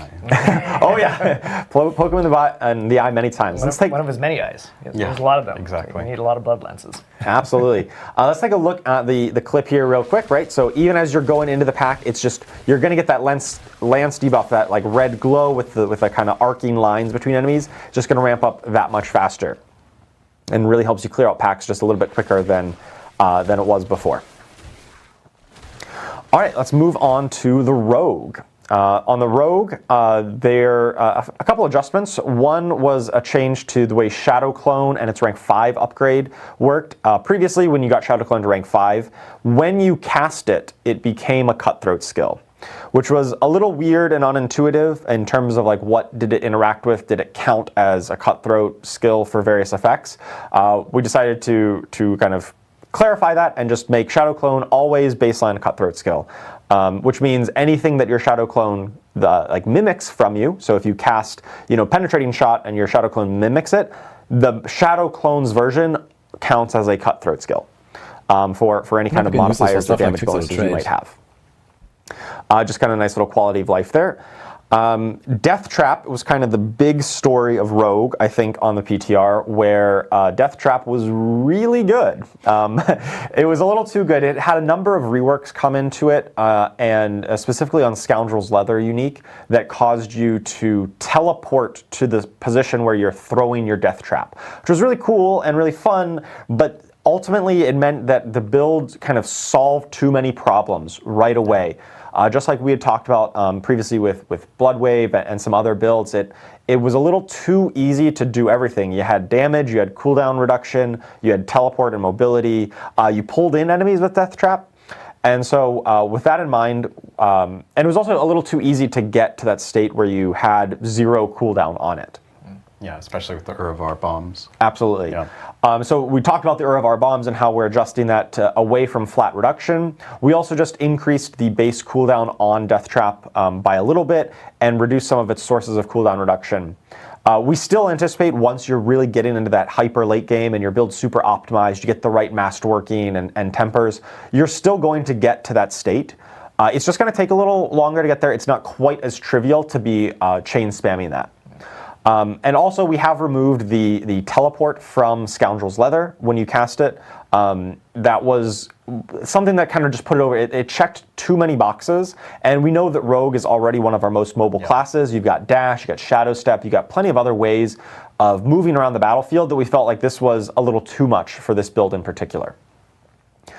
So we've done a number of things to tune that back, and we think it'll still be a very strong build. We just want to make sure that it doesn't really trivialize the game like it was on the PTR. Yeah, I'm still going to play this. Absolutely. It's still going to be a great build, I am sure. I play only Rogue lately. I mean, I have a Rogue tattoo, so it's like it makes sense. I was there when you got the rope tattoo. Things I did not expect to hear on a stream, but yeah, you can call it. But yeah, I plan on playing Rogue. So nice. Well, there's also some new items that talk to the other trap in Rogue's kit, Poison Trap, the Bands of Icarus Rose. We can take a look at that here. This is one of the problems with Poison Trap before was that it really struggled to fit into a lot of builds. It didn't really synergize with a lot of your effects like combo points or your other class mechanics. And so now with the new unique, Poison Trap is going to deal all of its damage kind of up front, right over the first 3 seconds rather than a long 9-second duration. So you really get much higher DPS. Benefits from its upgrades, which are even more empowered, and it benefits from all of your class mechanics, your combo points, inner sight, or preparation. So if you're playing Poison Trap, this is just like really makes it a marquee skill, and I'm really excited to see the kind of builds that emerge with this new unique. Similarly, the legendary aspect of Contamination adds a little bit of an extra burst to it, which can increase your poison damage and rewards you for building up a more critical strike chance. I think we've got a clip of this in action as well. And this is like probably my favorite clip in here because you just kind of put the enemy to sleep. He just falls down and stays down because one of the upgrades on Poison Trap knocks down an enemy. And with Bands of Icarus Rose, it's going to increase that knockdown timer. It's going to double that knockdown timer. And so it can really, really put enemies to sleep. And if you got enough DPS, you're going to shred right through them. All right, let's move on to the Sorcerers. On the Sorceress, there's a number of bigger changes here. The biggest one probably being the rework to Avalanche, which was one of the key passives that talked to Frost skills. Previously, it was a lucky hit effect that would give you a free cast. We did not really find that super compelling or super empowering. So we'll take a look at that in just a moment, the new reworked version. We also smoothed out Familiar, the Conjuration skill. We smoothed out its animation quite a bit. There's a lot of feedback, which was around it. It just didn't feel right to press. The game feel there, you know, you press the button, you're like, it took too long to come out. Your character was kind of rooted in place for a little too long. So we've sped that up a little bit, so it feels much smoother to weave into your play style. Yeah, it felt really sticky with the amount of charges we gave you too. You start with 3 and you're just sort of stuck there. Like, yeah, you're like, I want to cast all 3, but then it was like I felt like I was just being rooted in place for to cast this skill. So we've definitely updated that. And of course, the new items are talking about ice shards quite a bit, and so we'll take a look at that in a moment. First, let's look at the avalanche rework. This has kind of been simplified down a little bit with previous lucky hit and some bonus casts. Now it's just going to always affect all of your frost skills. They're going to cost less mana and deal increased damage. And then if you apply vulnerable to the enemies, you're going to get even more bonus. And so this is really just right along the lines of what frost skills wants to be doing. It's really looking to. It also works on Blizzard, right? Like Ice when Spikes. you had like some of the complexity in the previous version of Avalanche, skills, right? we didn't really feel like it added that much to the gameplay, and so we looked at where we can just empower the build, simplify it a little bit in terms of gameplay, because we didn't really feel like the old version was really hitting that mark. Yeah, it's also true frost and true cold, which we haven't really seen too much of. Right, absolutely. Next, we got the new items, the Hail of Verglass. This is the new unique helm that is really potent for your Ice Shards build. Ice Shards are going to be spreading out and dealing a spread of damage rather than just a single straight line. It kind of helps with its AoE potential. You do more damage if you're hitting them with multiple Ice Shards, and of course you get even more. So really an interesting way to update the playstyle there. And Shivering Aspect is going to give you some more multiplicative damage based on how much you're chilling enemies, once again, playing into the cold builds, but also by how much you've staggered a boss. We know that this has been a pain point across all of the classes where some of these bonuses to crowd-controlled enemies don't work on bosses, and of course being Belial's Return with the Season of Bosses, we really want to make sure that many of these effects do in fact work against boss fights in a way that just makes sense, rather than feeling like, oh, I'm a crowd-control-based build, now I'm suddenly, I lose out on so many of these bonuses against bosses. We don't really want that to be the case. That's not the kind of playstyle we want to encourage. Where you feel punished for taking on bosses, and so many effects like Shivering Aspect do work against bosses in addition to crowd-controlled kind of normal enemies. And we've also got just a side-by-side comparison of familiars. So on the left we got before, you can see how long it kind of takes you to cast all 3 and then to get moving afterwards. And on the right, the after version, much faster, much snappier animation, and you can get on the move and continue on with combat that much quicker. It's going to feel a lot better to play. Didn't we see like all right, and Ice the Shards final being class, buffed or we've something? got the Spiritborn. So I don't really expect much. So the Spiritborn, probably the biggest thing that we've updated since the PTR was a bug fix on the unyielding hits aspect. This is one of the most popular legendary aspects that Spiritborn players have been using. It increases your weapon damage, like your weapon like raw damage just goes up. And so you would think, hey, that increases all of my damage output because everything is kind of based on your weapon. That was true for most cases, but there was a few interactions where it wasn't properly working, notably with the Eagle Spirit Hall bonus that would throw out the Quill Volley Feathers. Oh shit. And also with the new unique, the Sunbird's Gorget. It was not properly working there. So now it will be working. Now it's a really powerful multiplier to work in those builds, and we think that's going to help quite a bit to make sure those builds are competitive. We've also heard the feedback that basic skill builds have not really hit the mark, and so Sepizontek, that's the unique that really empowers those basic builds. We've given some numeric buffs there just to make sure that just give them that little bit of a bump to bring them up to par. And finally, wanted to highlight those new items and reworks that we were talking about, the Sunbird's Gorget. Let's take a look at this new unique amulet. This is really cool. It promotes a very alternative playstyle where you're all about spawning storm feathers, and as you pick them up, you spawn this firestorm around you that grows and intensifies the more storm feathers you pick up. So you really want to be spawning a bunch of them and then moving around and collecting them up. And it deals more damage, it grows in size, and the storm feathers and the firestorm benefit from all of your skill tags, all of your jaguar skills, your eagle skills, and the storm feather tag. Really a very cool alternative playstyle here. Rather than just casting basic or core skills, you're focusing on storm feathers instead. Additionally, we've got a new aspect to buff up the Rushing Claw skill, which really struggled to find its place. We've also got a little bit of a rework to Rushing Claw, some of its upgrades that we'll show in a moment. First, let's take a video clip on the Sunbirds here, right? You got your line of storm feathers all in a row. You go and you pick them up, and you get this cool little firestorm around you. And the more you pick up, the more you spawn, the stronger and bigger it gets up to it's like the RF build I was talking about. And can really help with kind of that AoE damage to clear out packs. I was thinking about starting this. I alluded a little bit to the Rushing Claw rework. So we've got the 2 upgrades on the skill tree. We've got Invasive Rushing Claw. This is what was probably the most popular one that was previously being used, where when you run out of charges of it, you will consume 4 stacks of ferocity to kind of refresh the charges. In this case, you're kind of constantly spamming this button over and over again. It's really like your primary skill of your build. Now there's an alternative playstyle with Poised Rushing Claw, which gives it much increased maximum charges, but when you cast it, it does consume all of those charges. So those charges are no longer how many times can I cast the skill, it's really kind of a stacking damage multiplier, is how many charges. So if you have cooldown reduction or ways of reducing your cooldown, you're actually stacking up damage on a Rushing Claw, and it's going to hit a much larger area. So let's take a look. We've got Poised Rushing Claw here. This is the one big hit, right? It hits 3 times the area, clears right through a pack, but you can't hit it that often. Alternatively, you've got Invasive Rushing Claws, which lets you kind of slice through the pack. You constantly have this available to you as it refreshes its cooldown, or you save up for this one big moment. So really interesting, 2 different ways of playing the skill now.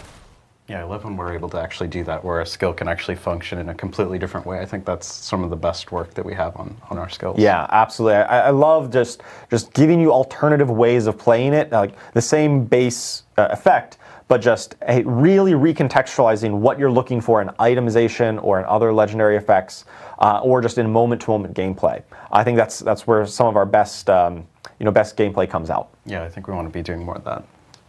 Awesome. Well, thank you, Charles, for walking us through all the class changes that are coming with Season 8, and of course the PTR changes that we kind of went over a few of them really quickly here. Again, everyone will be able to see this earpiece, guys. It's fallen off like 10 times, and when the camera's been on, there it goes. I'm going to fish for it for like 10 minutes. It's just gone.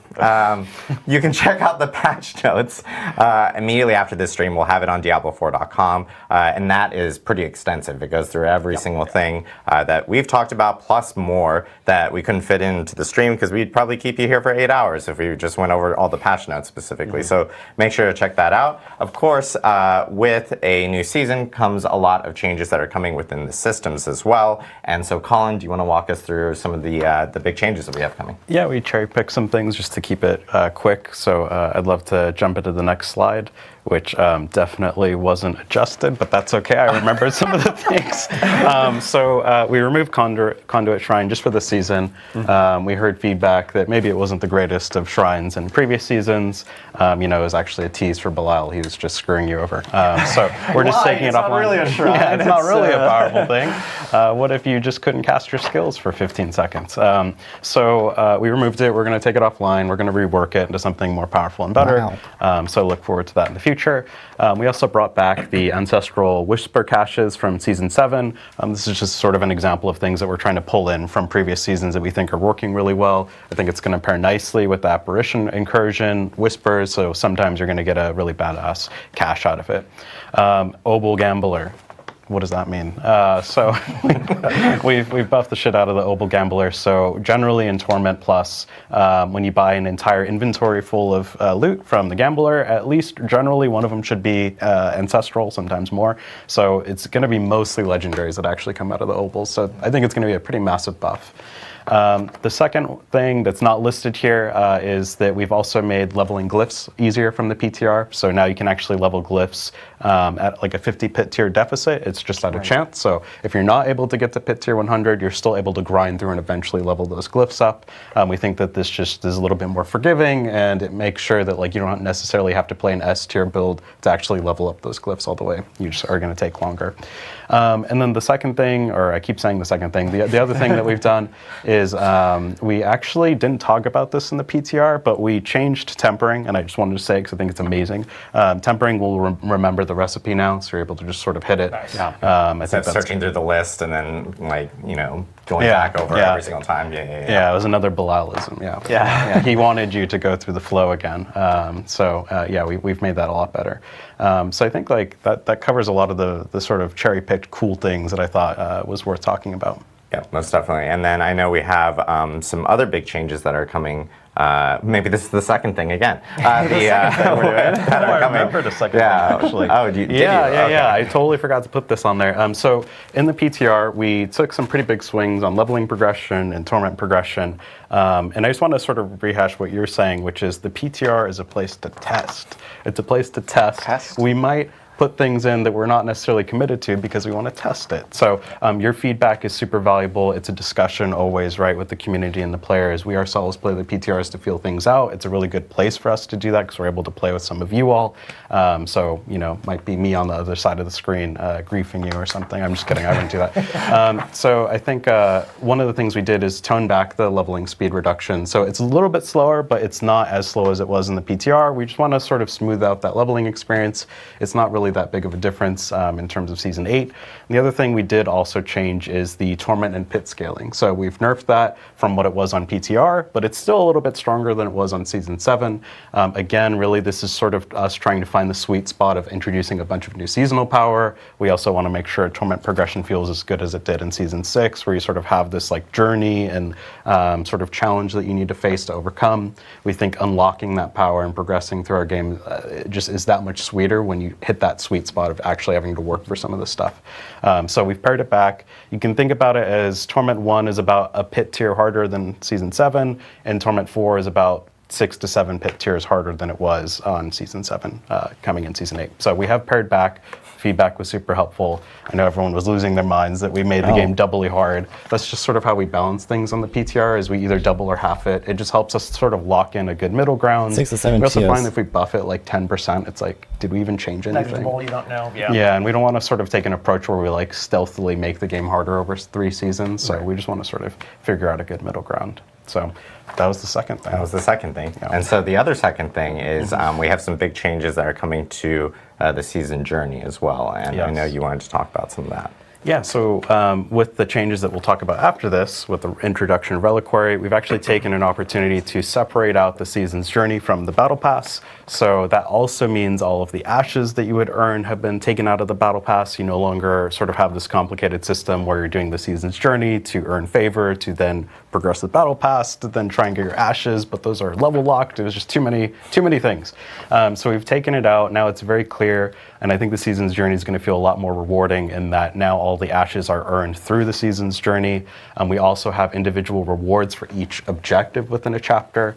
And we've also just refreshed the UI, so we're able to compact and sort of consolidate some of the objectives into a really clear sort of singular objective. You'll notice, like, if you put on your glasses, I have to like lean in to actually read some of these things, but you'll notice that some of these objectives have sub-objectives, and it just sort of better encapsulates what we are asking you to do.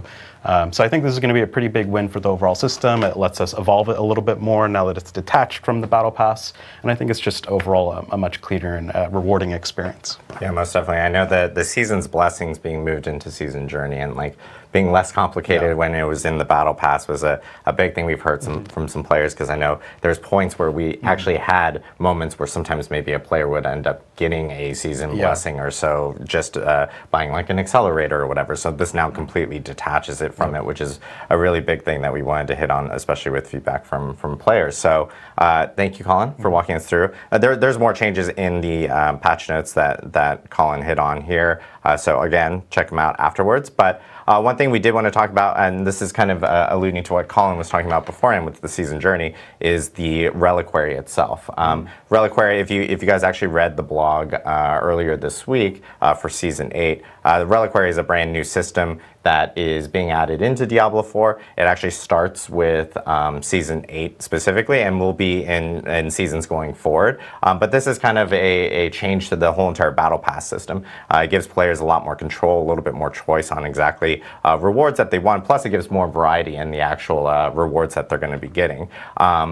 I was not. We actually have a video for the Reliquary. Funny enough, I was not planning on hosting today. Marcus is actually out sick today, so get well, Marcus. Have a smoothie.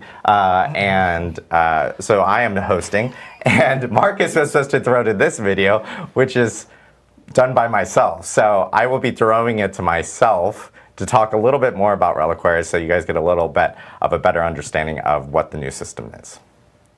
Hi everyone, I'm thrilled to share the exciting changes coming to Season 8 Belial's Return with the Reliquary system. This refresh of the Battle Pass system puts choice at the forefront, allowing you to select the order in which you unlock rewards from different catalogs. You alone will determine how to spend the favor you earn from slaying demons and completing quests in both seasonal and eternal realms, picking rewards that speak most to your character's fantasy. Now we're going to look at the features of the system, how to unlock rewards from it, and what you can expect to find in each reliquary. In the Battle Pass reliquaries, you will find individual catalogs you can earn rewards from, each one being a reliquary. With the launch of the upcoming season, Belial's Return, you will have these Battle Pass reliquary options: Belial's Return, Weapons, Beasts, and Armor. Each reliquary contains cosmetic rewards to customize your Wanderer. Heck. To earn these rewards, players will need to acquire Favor, which is gained by killing monsters and completing quests. Each time you fill a bar, you acquire 1 Favor token. You can hold up to 99 Favor tokens at a time and must spend some before you're able to earn more. Also note that up to 99 Favor tokens do carry over from season to season if you don't spend it, giving you a head start on next season's reliquaries. Let's dive a little deeper by checking out Belial's Return, a Battle Pass reliquary available for everyone on season launch. Here you will choose the order in which rewards are unlocked. Items in a reliquary can be claimed in whatever order you desire, and you can claim items for any reliquary while it's available. So if you want this badass 35 Celestian mount tokens for the before the entire thing. Star-Crossed Path Town portal, the power of choice is in your hand.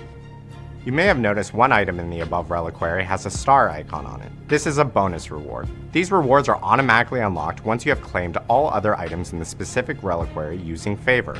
Bonus rewards are just that, a bonus, and don't require Favor to claim. Remember to claim them as soon as they are unlocked. Wanderers who complete all Battle Pass reliquaries will receive the pieces needed to arm themselves in the menacing Guise of the Deceiver armor set.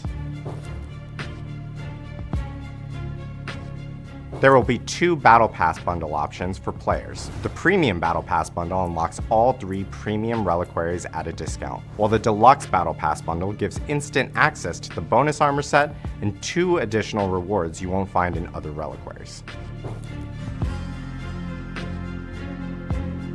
Lastly, Reliquaries introduce the ability for us to now create unique tie-ins for future events and IP collaborations. These are completely separate from the Battle Pass, and we're looking forward to creating special moments for all players out there. Let's go through our first example with our Diablo and Berserk collaboration coming soon. Our first collab reliquary will have a unique currency that players can acquire in-game called Behelots. This will roll out in early May, and we're looking forward to you gathering and earning Berserk-themed cosmetics. Events will generally be available for shorter periods of time, so you should check on this tab every now and then. Reliquaries launch with Season 8 Belial's Return. For more details, check out our Reliquary system section in the official Season 8 blog. Thanks for watching, and we'll see you all in Sanctuary. Thanks, Adam, for the, for the update on Reliquaries. It's very odd seeing myself on camera and having cut myself cut to myself for Reliquaries. But if you want to learn more about Reliquaries itself, we do have a pretty deep dive on it in our Season 8 blog, which was posted on Monday, so just go to Diablo4.com. You can check out Reliquaries. We're going to hear how Reliquaries feels with people when they jump into the game on Season 8, so let us know, jump in, try it out, see how it works out, and provide feedback, because we're always open to hearing about more related to anything related to Diablo 4. That's what I to say. So next up, one thing that we did want to talk about, and this kind of actually ties back into what I was talking about on the video, which is our first IP collab. This is something that we teased last week and we announced earlier this week that we're super stoked about, and this is the Berserk Diablo collab. It's kind of like the collab that is like a match made in hell, haha. Just because if you're a fan of Berserk, you probably know how well that melds in with the Diablo universe. So it's really, really cool. This is actually launching on May 6th. And again, it has an event reliquary with some cosmetics that are associated with it, as you guys saw in the video. And some of them are really, really cool. There's a ton of cool stuff for people to actually collect and of course, grab. And some of the items in the event reliquary that I mentioned on the video are here, like including gear, banners for your actual character, markings on your character as well. And then there's other cosmetics available that will be available in the shop. I haven't seen that are really, really cool really as well. popular. That are throwbacks essentially to Berserk, which I believe we have here. We got one, I know, for the Necromancer, the Barb, and the Rogue. These look absolutely sick. That Necromancer one is ridiculous. Metal. Really, really cool. And then one other thing is, this is disturbing, but also awesome. And I'm going to butcher the name. This is Chimimoro? Yeah, Chimimoro from Berserk. Funny enough, a really popular character that doesn't appear much in the Berserk manga, but we also nickname him the Schnoz, is a pet that will also be available in Diablo 4 with the Berserk Diablo collab. It's adorable. It's disturbing. Don't you just want to pick it? And yeah, you want to pick the schnoz nose thing. It does actually have an animation where the booger is running out of the nose, which is even more adorable or His disturbing. name is Chimimoro. Chimimoro Or Wuru. Someone called King. butchering. Now we're butchering It's it. fine. But yes, so this is part of the Berserk collab. This is going to be running from May 6th through June 3rd. So make sure to actually check it out. So it'll be a little bit after the start of Season 8, because Season 8 will be starting on April 29th. One other thing that we did want to also call out is that Twitch drops are coming back for Season 8. We actually have a new weapon that will be available, and that will be from April 29th through May 13th. You essentially just have to watch 3 hours on any person that is streaming Diablo 4 during those time periods, and make sure that you have Twitch drops enabled and your account's all connected and everything like that. And you'll end up getting a new weapon cosmetic, which is really cool, and we'll show it here in a second. Separately, we do have a support a streamer program that is going on that is also tied with Berserk, but this is the weapon here. It's the Marrow of the Brutes. It's a two-handed sword. Looks really sick. Super stoked for this one. And then we have a support a streamer. This one is a gift or purchase just one sub to any content creator that is streaming Diablo 4 between May 6th and June 3rd. This is between the Berserk timelines. And you'll get this cool mount trophy, which is the Skull Behelit mount trophy that will be available May 6th through June 3rd. So Twitch drops is coming back for the start of Season 8, and then we'll have a supporter streamer that will start with the Berserk collab. So a lot of cool stuff that is coming up, and that's all the content that we have here. I know, as we always do for every single stream, we do go into a Q&A. So I know we do want to talk about a few items within the Q&A. So if you're on Twitch... it's one of those days, everyone. Throwing to myself, squeaky voices, earpiece doesn't stand, stuff like that. Chimimoro. But if you do have questions in chat, make sure to ask them on Twitch. We have chat enabled there. We'll be taking them. There's a few things I know as we wait on questions kind of kicking in. And that makes sense.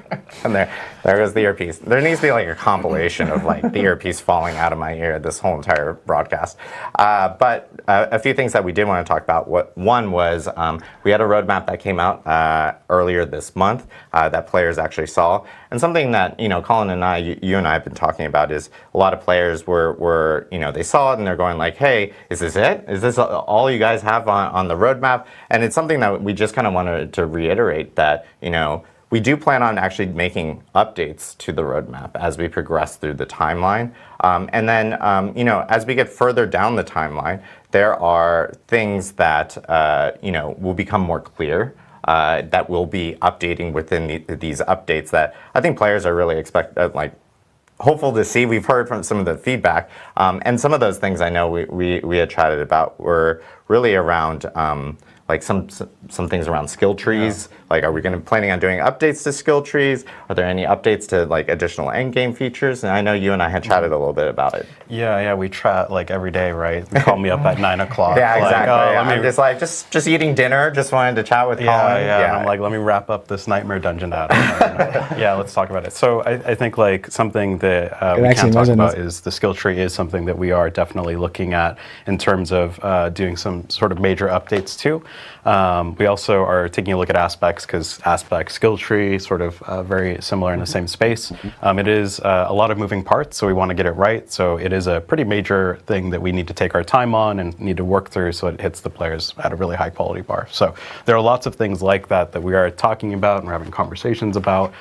So really the roadmap to us is more just a starting point to help sort of flesh out and sort of continue the discussion with you all on like how we're building Diablo 4. Exactly, and as we progress through the timeline itself and we update the roadmap, some of these things that we just talked about here will be populated in there, and you guys will see exactly when those will end up landing. So really looking forward to updating that and keeping that updated for everyone out there, so you guys have better clarity on exactly what's to come for Diablo 4. And there's a ton more to come, which we're super stoked about.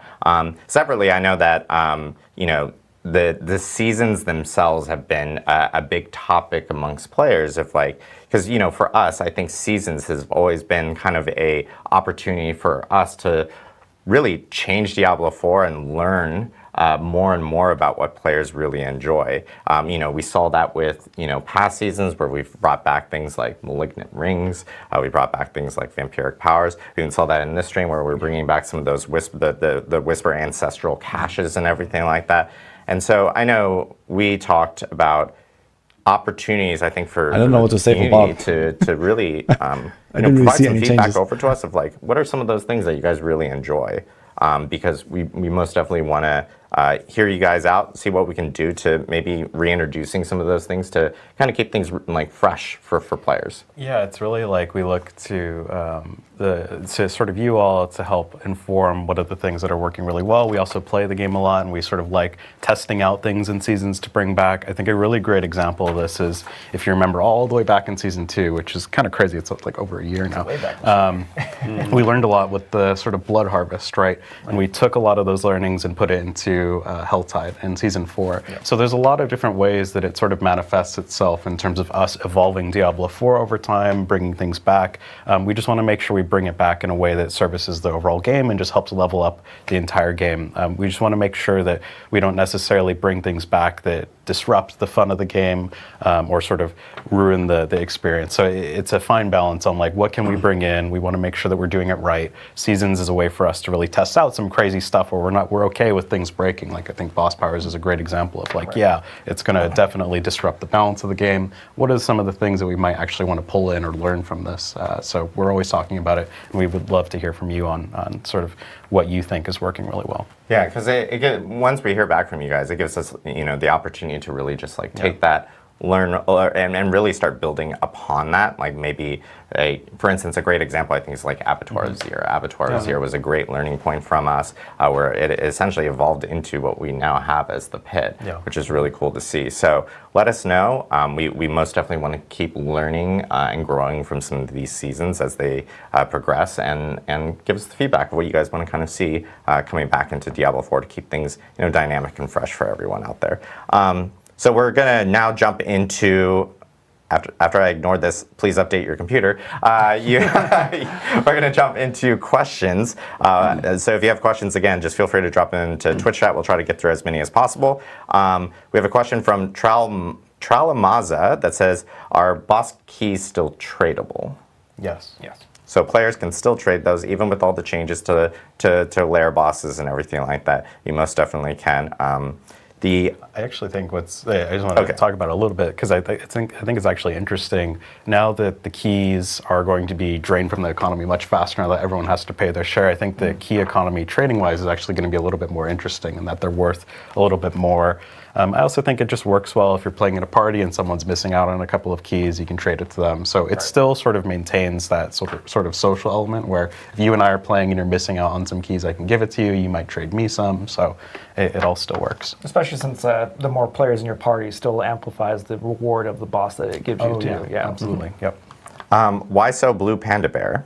I don't know why you're so blue, Panda Bear. Are you still planning on doing immediate fixes for classes that are too OP instead of waiting until mid-season patch? Yeah, that's definitely our shifted philosophy that we talked about on the PTR live stream a while back, where we're really looking at that first week or two right after launch. So really next week and the week after, we're going to be taking a big focus on looking for those really big outlier builds, those ones that are really maybe shortcutting the progression of the game or kind of blowing out the powers that we expect.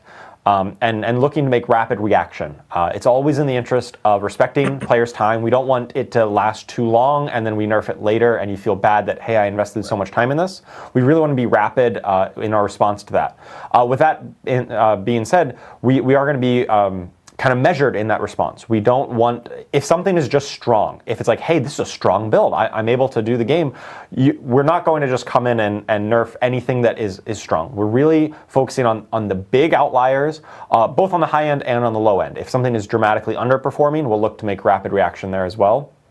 But it's all about making sure that you feel comfortable investing in your build, which is why we want to get that out sooner this season and all seasons moving forward. Yeah, again, it's about taking something that's like S plus to S, right? So we're not looking to crater or just kneecap any of these crazy builds.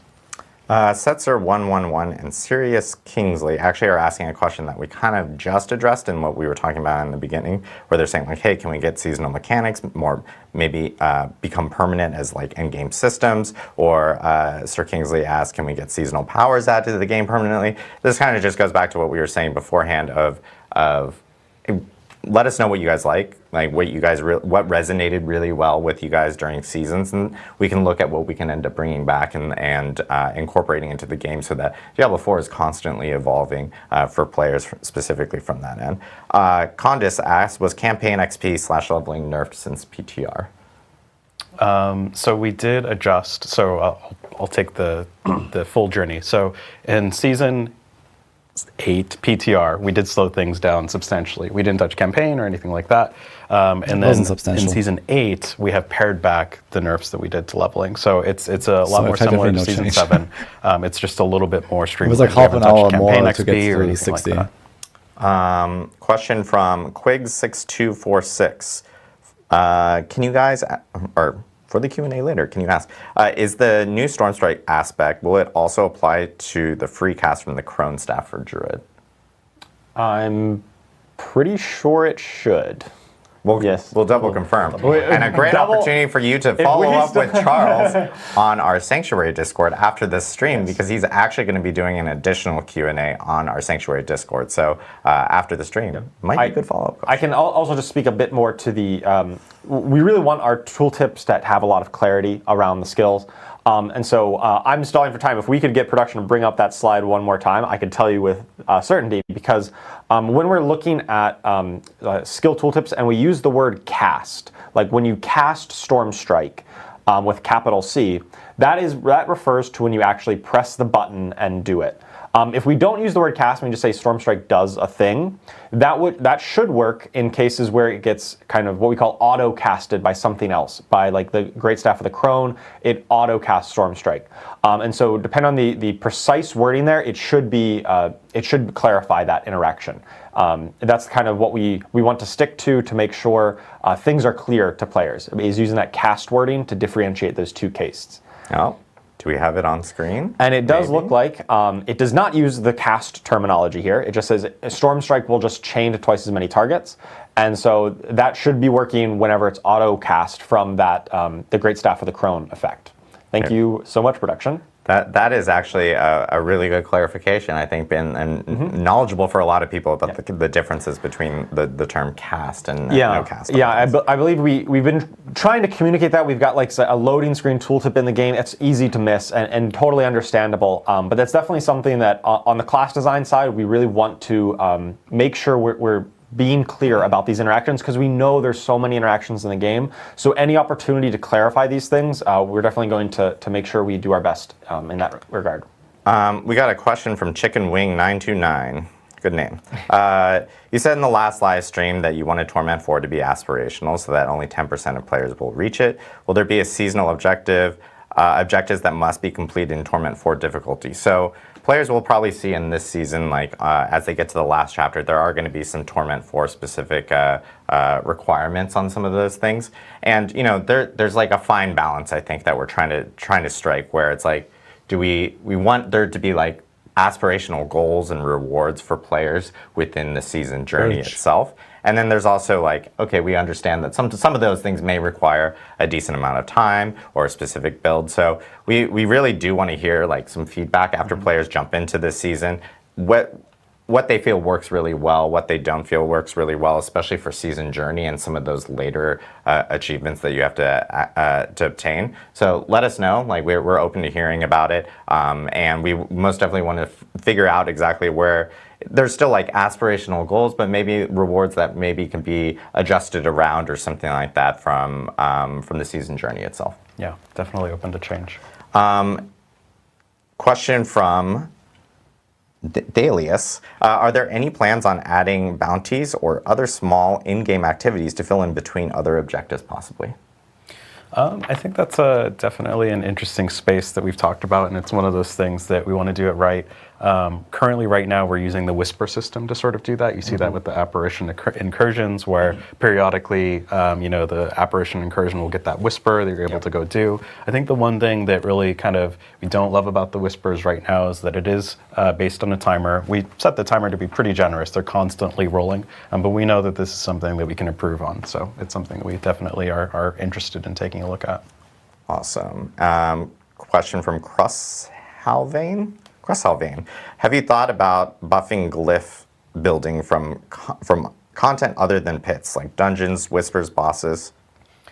So we've made a change to make it so the pit can level those at a much higher deficit, so minus 50. We do like that this is a reward for pushing in the pit. We kind of like when the rewards are pretty clear what you need to do for it. We also like that of all the different activities in the game, the pit's uniqueness is that it is one of the few activities that allows you to sort of modulate your personal difficulty, and we want to continue that sort of paradigm where the deeper you push in the pit, the more glyph levels you get. So I think that's definitely working well for us, but open to hearing thoughts and feedback as we continue to develop the game.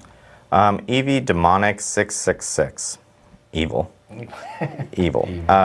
Evil Eevees. I guess it's like an Umbreon, isn't it? What are the drop rates for Mythic Uniques? Are they being increased per boss layer / torment tier?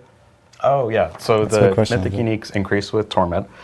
We actually did a pretty substantial, like if you want to farm Mythic Uniques, I almost call them Giga Belial, Supreme Belial, we get in trouble because we constantly say greater, Giga, Uber. Yeah, we're running out of adjectives for big bad. Supreme Belial has the highest chance of all the lair bosses, and he's really the place to go. So we position Mythic Uniques and Ancestrals targeting and things like that on Supreme Belial. Yeah, definitely celebrating the end of the journey when you get to the top of the lair boss ladder. Make that a big moment. Cool. We had a question here and it deleted from my document, so I think someone from the community team may have killed it. But there was a question related to, and they may have missed it in the beginning, but I'm just going to reiterate it, but about skill trees. Are there going to be like changes and reworks and things like that? I know we confirmed earlier that we are looking at it. We're looking at doing some stuff. And as we get closer to when that is ready, we'll end up updating our roadmap to incorporate some of those things. Last question I'm going to take is from Grimmy Grim. Do you feel like class and build balance will be in a good place now? I'm afraid some builds will be 100 times stronger than other builds again. Our goal is not to have things that are 100 times stronger, of course. Balance is constantly ongoing. Every season, we're making new content, new ways of playing the game, and also balancing the system. It's not just on the class side; it's also on like the encounters, the bosses you're fighting, the enemies or the activities you're doing, the torment tiers and the scaling. There's a lot of moving parts here, and it's kind of a constant, ongoing thing to strive for balance. And I don't think that even if literally every build dealt exactly the same amount of DPS, that wouldn't be ideal either. This right? whole There should Campfire still be didn't show some too natural much. variation, but our goal is really to make sure that players, no matter what build you're playing, is that you're able to complete a lot of the content in the game.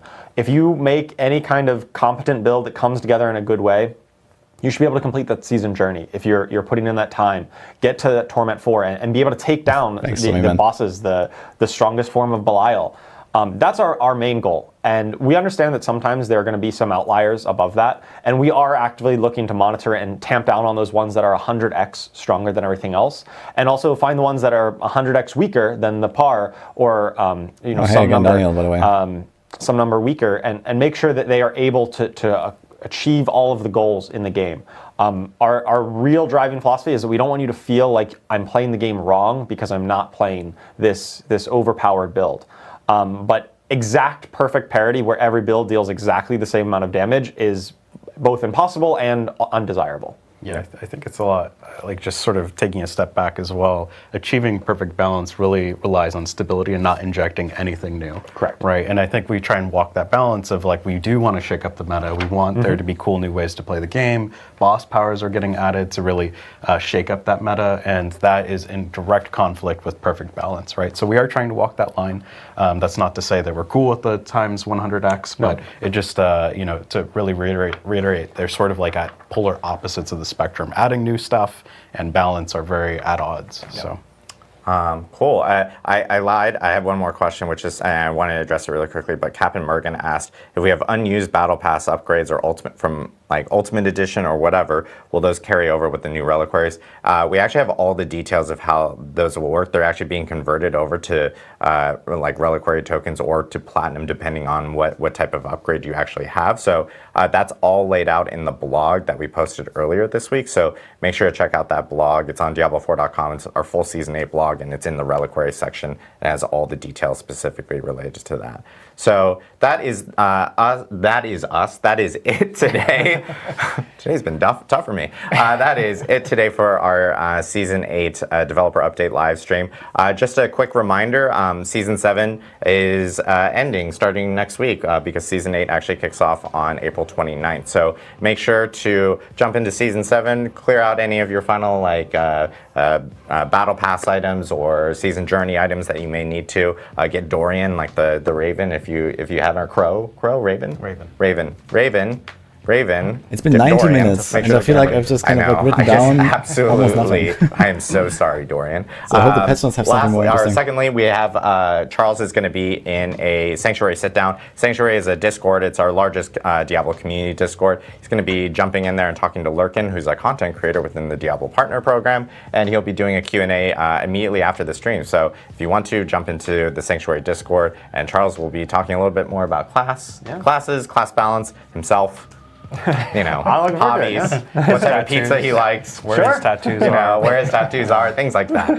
And then, of course, patch notes will be live on Diablo4.com immediately after we end the stream. So thank you, everyone, again, for joining me on the Diablo 4 Season 8 Developer Update live stream. And thank you, everyone, for tuning in. We'll see you in Sanctuary on anytime, but next week for Season 8 with Belial on April 29th, and of course our Berserk collab the following week. So thank you all, and we'll see you in Sanctuary. See ya.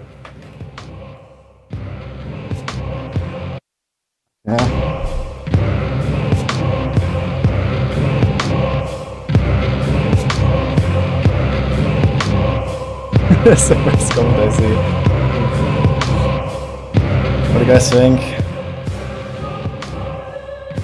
I can cook again. Yeah, we're gonna be cooking. I definitely have to make that Spiritborn guide. I'm pretty sure Spiritborn is gonna have like an insane build with the Ashava power. Do I still have that? Wait, do I have my recording from the PR? What is that?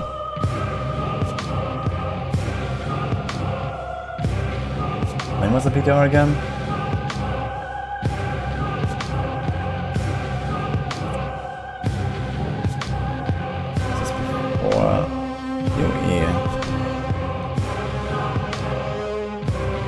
I don't have it right now. I need to have it on my other hard drive, which is currently not connected.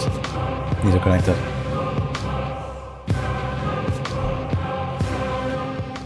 But I remember that Spiritborn build, I think I was like blasting for like pit 130s and shit. And if they now rescale it, okay, actually I wonder if they didn't say they rescaled the pit, right? They just rescaled Torment to a different pit level, right? They didn't like actually change the pit scaling. I'm making a video now. I want to take a look at the patch notes and see if you know, how big it is basically, and if it's like very big or not. Depending on that, I will include it in the video or not. So maybe I'm gonna take like a few minutes to go through that first.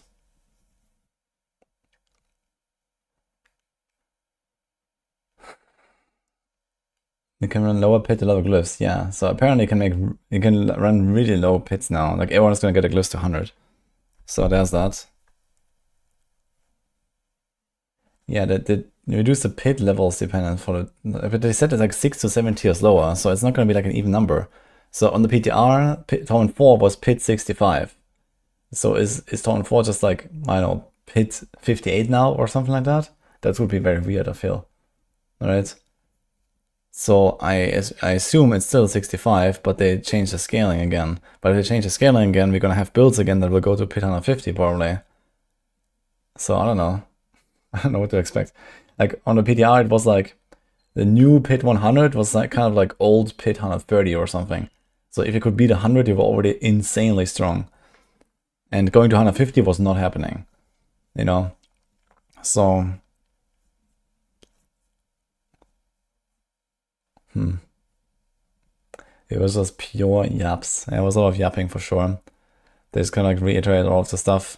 And the thing is that they kind of like shown all of the same stuff that they've already shown like last time, but now with some tweaks. For example, the Druid helm was slightly different and stuff like that. But they didn't really show like the before and after from the PTR to now, right? Like I think on a Barb, for example, nothing actually changed. At least I didn't notice anything.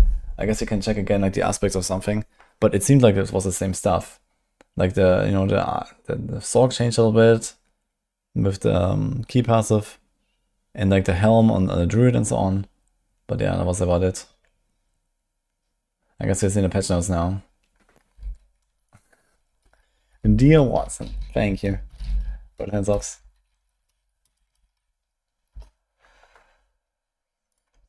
Okay, I need to lower my volume again for my Chrome. I boosted it by 20 decibels, by the way, so they could actually hear something on OBS. So I'll fix that.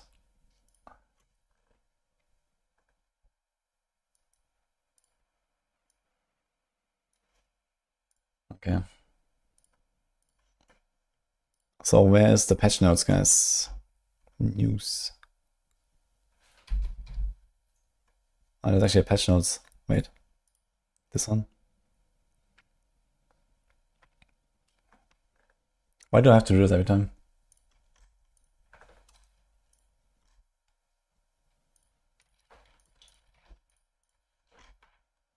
Okay. 2.2. Okay, here it is. Do we have stuff highlighted?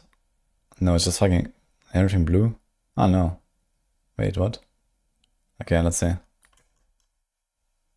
Changes since PTR's conclusion. Okay.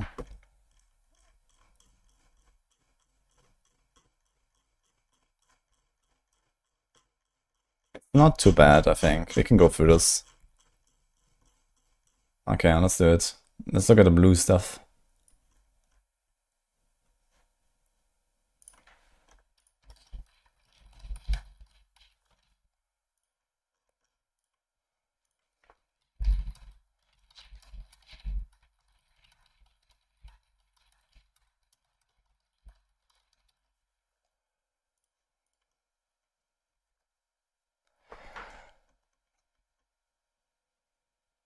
I had a woo sound in a nightmare. What do you mean nightmare?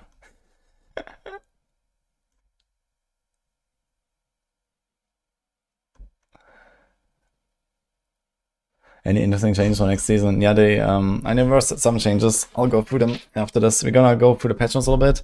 I have a summary ready to go for later, and gonna record one when we are going through this after this. So you get the live summary, guys.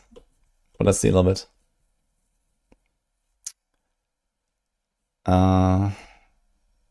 Okay, kind of whatever.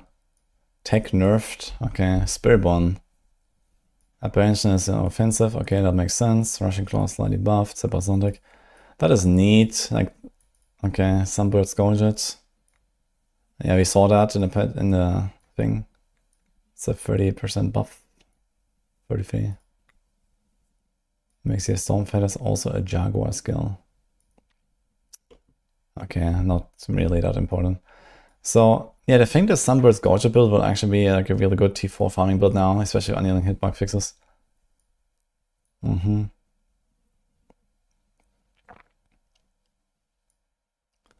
But it seems like they did not fix unyielding hits for Andariels, which is sad. They only fixed it specifically for those two things. But Evade Spiritborn is still gonna be pretty good, I guess.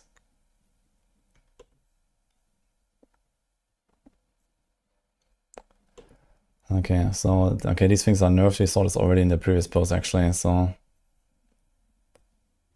a lot of the boss powers are nerfed. The only one that will probably have its own build is like the Ashaba Spiritborn build. And I think most other builds will probably just run primary Urivar for 15% cooldown and that's it. I don't think there's really too many other primary powers that are really big.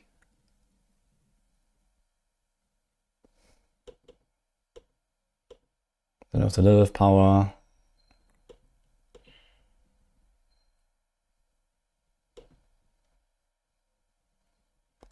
Yeah. So I think most of the boss powers will basically just be like stats. Yeah, I'm done with LE for the next around 11 hours.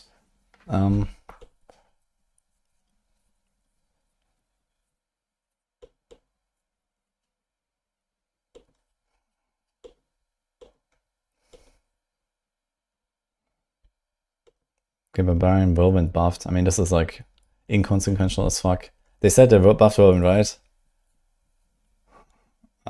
This is... Yeah, I don't think this will really produce like a pure Whirlwind build at all. I cannot imagine that this is anywhere close to enough. Like, Whirlwind was so far behind. I don't think this is enough. We'll see. Double Swing buffed further. I mean, Double Swing is actually gonna be pretty nice now, I think. Hoda. Okay.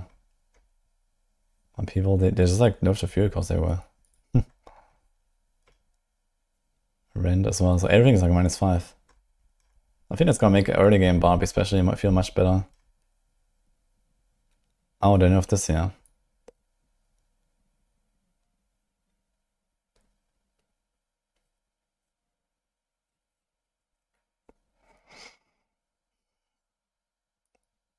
Oh, what was the bug with that again?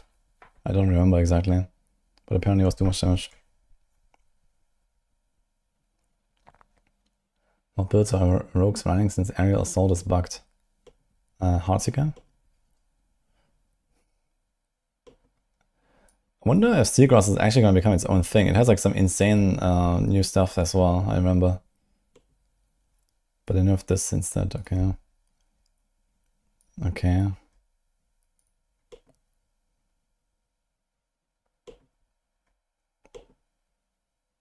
Exclusive aspect damage per hand. Oh. This was the earthquake thing, right? Executioner. Wait, which one was that?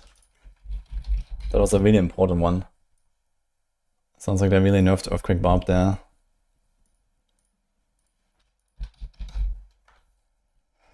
Your Earthquake's damage is increased by 50% for every 100 strength you have. So if you have like 3k strength, now I get 5 per 100.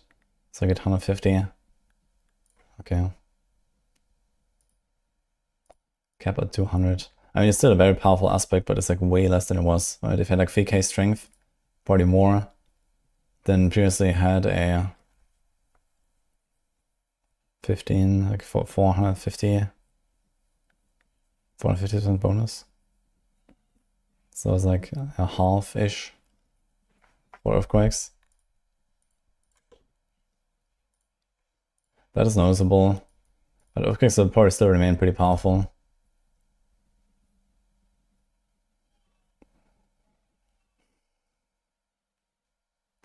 That's interesting actually, wait a minute.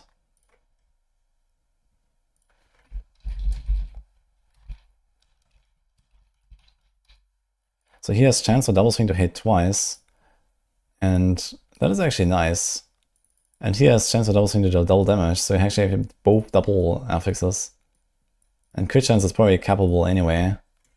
Especially if they didn't nerf the critical hit chance from... There was like a secondary power that gave you like, I think 70% crit chance or something if you max it out. They didn't nerf that. Next good threshold. Blister. They didn't nerf that, I think. Which one was that?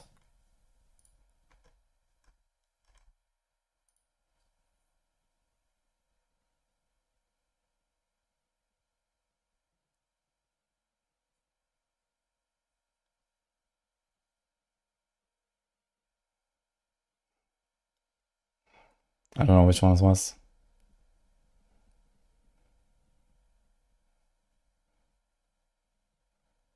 I thought it was a blue one. Am I tripping?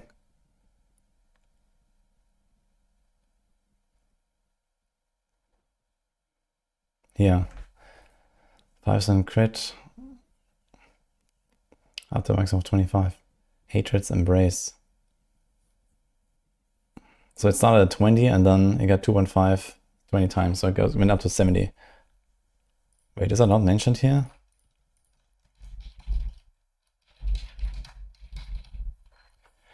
Here, maximum crit chance bonus is still 50%, man. That's cracked. That is a very small nerf compared to what it would have to be.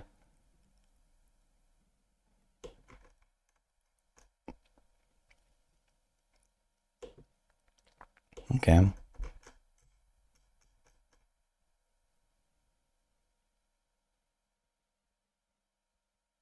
Yeah.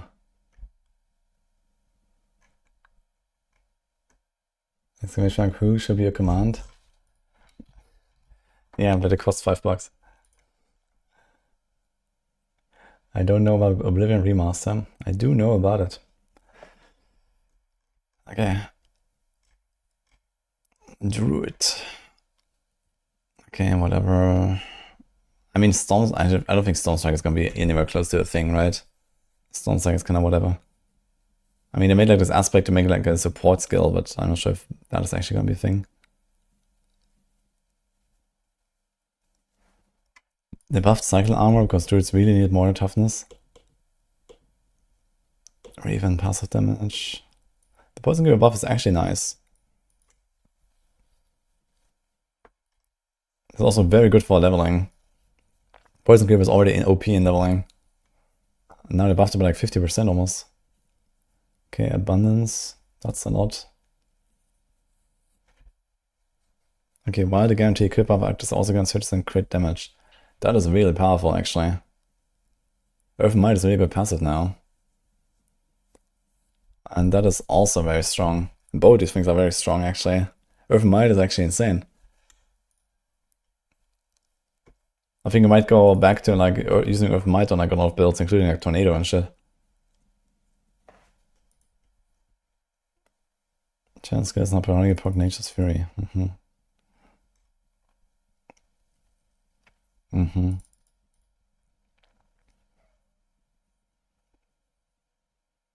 Okay. Wait. Gift of the stack. I want to see that real quick. 10, wait a minute, 10 spirit per second. What? Okay. That's actually kind of cracked. What the fuck?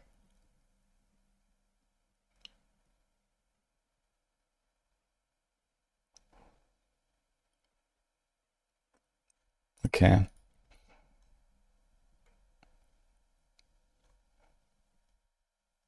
Is the new season good? Definitely way better than before. No like fundamental rework, I guess. Or something like that.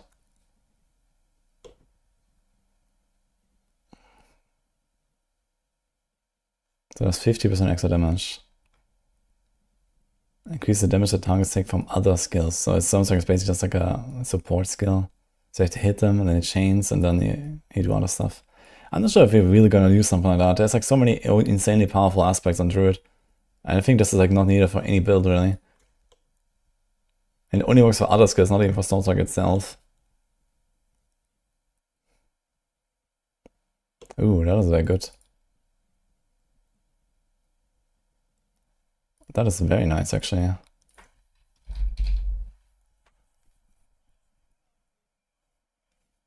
So decay rate is 0.5%, so I need to do like one shift every 10 seconds. Well, every 20 seconds actually. Because I gain 5 2 times. Wow. Yeah, okay, well, that hunger is actually nuts.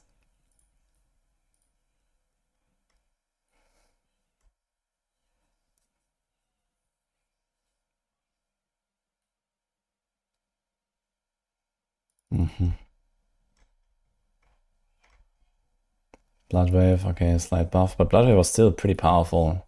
Interesting that they actually buffed it again. Bone Storm, I think that's gonna whatever.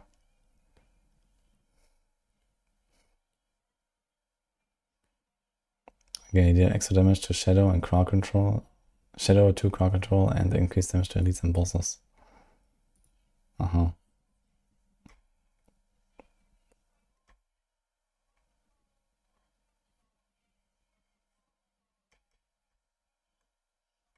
What do I expect to be really strong? Yeah, let me read. I think Spiritborn with the shower power might still be actually a pretty top end build. Earthquakes was nerfed, but maybe might still be really good. I don't remember like all of the like builds that we had back in the PTR. It's been a long time actually. I have to talk to the boys. No way I question Barb. Yeah, usually Barb. Think a shower power can work with druids? No. I think the only boss power build you're gonna see is Spiritborn, but maybe that's something else. But Druid doesn't really have like enough poison synergies. I tried like a Andariel build on Druid once, and compared to Andariel Rogue, that was just awful. Which is also terrible compared to Andariel Spiritborn. Like Andariel Spiritborn is actually pretty good, but Andariel anything else is terrible. So anything like poison is just like really strong on Spiritborn, like way stronger than on other classes, thanks to Noxious Resonance.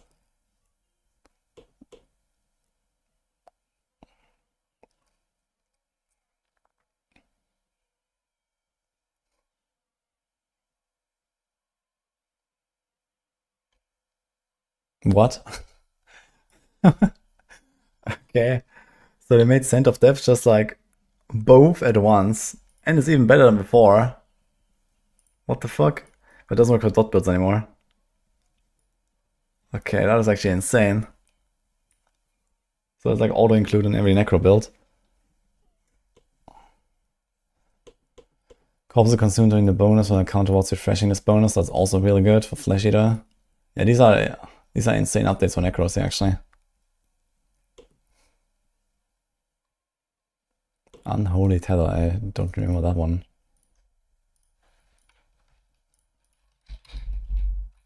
Wait, which one is that? It's for necros. Casting Golem. Okay, whatever. Grants unstoppable rather than unhindered. Ah, okay. So you get 5 seconds of unstoppable as a necro. I mean, this is actually kind of interesting, I guess. On the boots. Will this build one be God again? I'm not sure if it's going to be the best build, but I think it's going to be a pretty strong one. I would have to check my footage again. But yeah, I was kind of... Actually, wait a minute. Didn't I make a video about this? Wudijo, Spiritborn, Season 8 PTR. I did. Hi everyone. Hi everyone. Yeah, so here, this was actually blasting. Hit 105 minutes. Okay, how long was the boss? Like, this was really strong. Hit 100 is really high end on a PTR. Okay, the boss fight was kind of long. So, the AoE part of it is like very strong.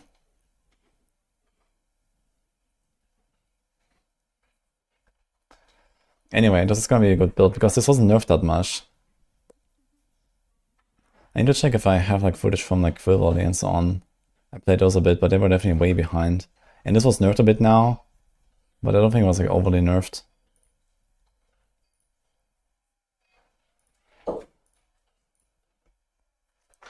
Barf. Okay.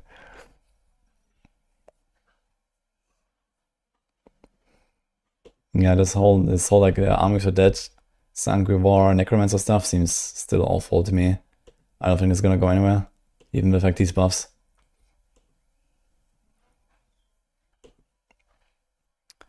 I don't think this matters in a big way. Okay, Death Trap base cooldown is now 60 seconds. This will matter. With 75 reduction, it's 15. So I need to get enough skill ranks to make it like 10.5.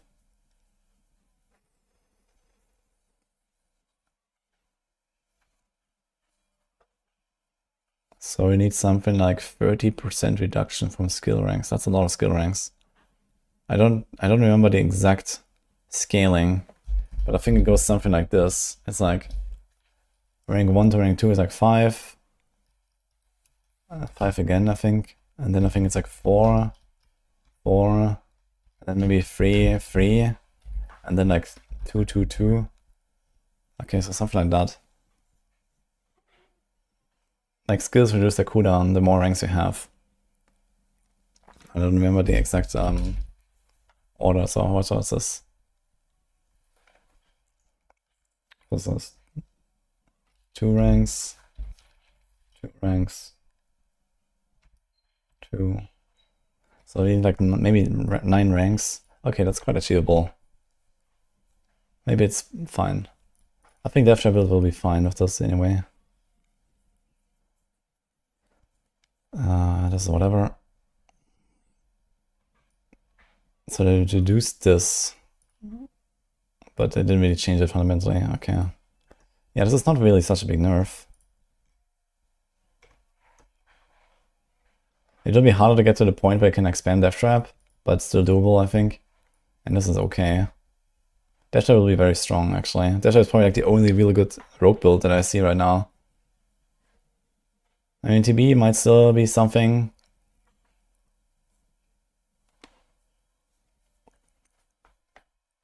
Trap expertise tempering. Which one was that?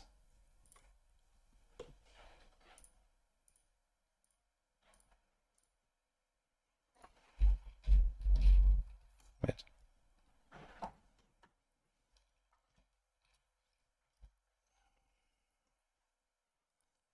Oh. This is Caltrop size, Caltrop's duration. So that is actually a nice change. Caltrop's duration is like a really good like utility temper, I think. Like I always usually had one in one of my slots.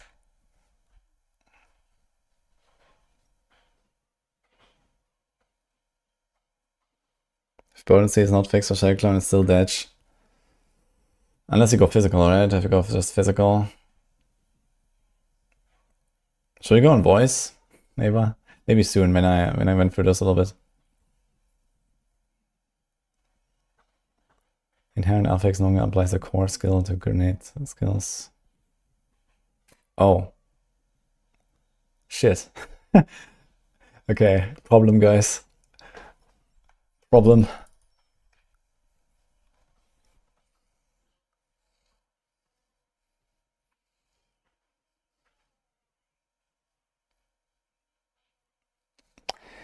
Okay. That is actually a massive nerf. That is actually the big nerf here. So this Death Trap stuff, this was kind of whatever. This is also kind of whatever. That is insane. Okay, so this is... No, wait, to grenade skills. Wait. How does it look like? Does it still work with the traps? Maybe I was bamboozled. Your trap and grenade skills. Ah, okay, so they just removed the grenade. Okay, never mind. It's not that bad after all. I thought they removed the whole thing. Okay. Yeah, the grenades don't matter. Okay, so you don't have to teleport anymore, but that's fine. And that's still fine. Trap skills can be thrown in response to Death Trap, granting you 5 seconds. Is this actually... Is this 5 seconds damage bonus only for this automatic death trap or for like any trap? I actually don't know.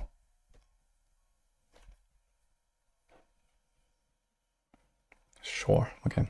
Later, Ava. Okay, Sorcerer. Shards now spawn slightly further behind the player to consistently hit close enemies. Yeah, I think it was a problem when you're like standing too close. Avalanche. Yeah, Avalanche is like really strong now. And this will also make like leveling a Sorc really nice and smooth. When you get when you get one glacial aspect, you're gonna pop in Avalanche. You're gonna just re-imprint glacial every some levels on your weapon or something. And you're just blasting with Blizzard. I think that's gonna be really nice. Shivering aspects. That was the chill thing, right?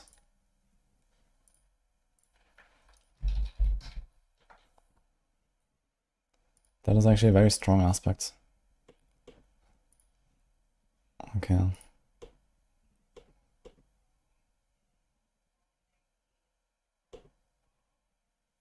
Ice Spike swarms on his aspect scale of ranks of Deep Freeze. What the fuck?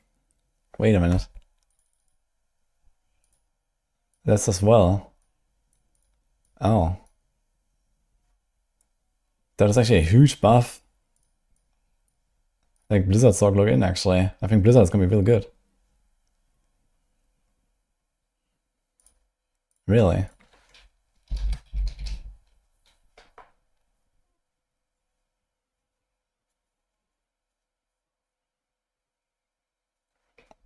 You still run the full package, right? Yes. Yes. Yes. Yeah, that's actually... That's kind of nuts. That's like an easy double damage, I think. Plus the avalanche change. I'm not sure where Blizzard is right now. Yeah, I think it's actually like a Blizzard angle. Okay. Frozen memories. Reduce the cost of Frostgust by additional 30% and damage is vulnerable. Is increased to 75. The Frostgust reduction is additive. Okay, so this is a... It goes up 25 to 175, right? So that's a 40% DPS bonus. And almost like a 50% cost reduction or something, 45. That is very good actually as well. If you proc it all the time, but need to proc it all the time. No wait, it's not a proc anymore, it's just like, you just have it. Yeah, that is actually pretty good. Dude, if you have this, and a glacial aspect, like you don't even need mana or anything. You just spam blizzards that cost nothing. Blizzard is normally 40, right? Yeah, this will go down to 16. Like, this will cost actually nothing. And that's giga damage. Yeah, that's actually insane. Max life up exchange to cooldown. Spread of ice shards has been decreased. Okay. And that's it.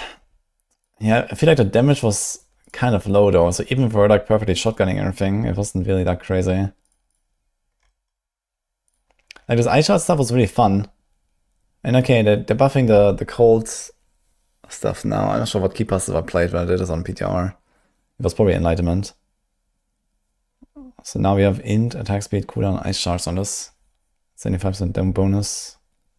Spreads out of 2 additional ice shards. Yeah, I mean, we'll see, I guess. It's not really going to be a top build. I think Blizzard is going to be way stronger, but it could be, you know, decent. But the problem was also like with ice shards. Like, for example, ice shards enchant was so weak, I couldn't even kill shit in Tower and 4 with it. And, you know, like, when I think about an ice shard Sorc, you know, I remember, like, you know, Season 1, you know, I teleport in, I press Frost Nova, ice shards fly everywhere, you know, the packs explode. Like, this is the shit I want from ice shards. And I feel like now, okay, we spam the ice shards with this thing, and that does actually some decent damage, but the ice shard enchant is, like, just negative damage. Because, like, your auto-casted stuff is just nothing. And the ice shards enchant only shoots, like, one little shard, while this shoots, like, I don't know, what, 7 or something like that? Yeah, it's 5 plus 2. Like, it just doesn't keep up at all.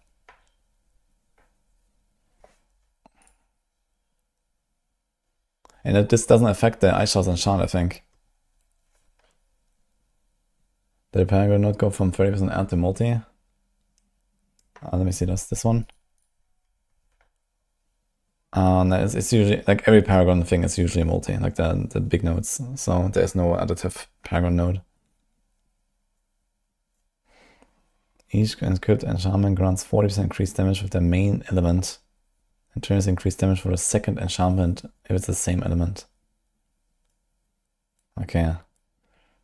So they want to disincentivize stacking 2 same element enchants a little bit. But I think this is not enough. So you're basically still gonna try to get like 2 enchants of the same type. But I guess it does allow you a little bit more to like swap in like a teleport enchant on like a cold build or something. Like all lightning builds will always want like probably like teleport and, you know, their main skill or something. And for cold, I don't know, if you play like ice shards, you might have like an ice shards enchant and then this, or like frozen orb will have frozen orb and then this, and like a teleport or so.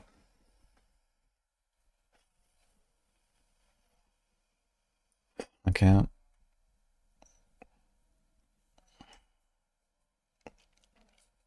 Fire, physical, lightning, cold, poison, shadow.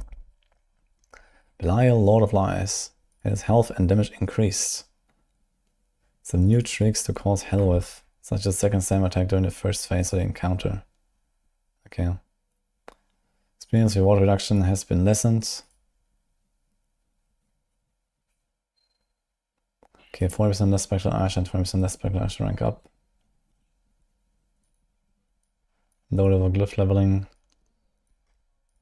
You have 0% chance if it was not within 10 tiers. You have a 1% chance to level a glyph if you're within 50 tiers, doubling every 10 tiers. Okay, so 50 to 41 is 1. 40 to 31 is 2. 30 to 21 is 4. 20 to 11 is 8. Okay, I mean 20 tiers below, still getting 8% per click. I mean, that's pretty feasible. You know, running a tier 79 pit, you get 8% 4 times. So it's like 3 runs per level up. If you do 20 tiers below, 3 runs per 1 level is not terrible. If you're like very close to 100.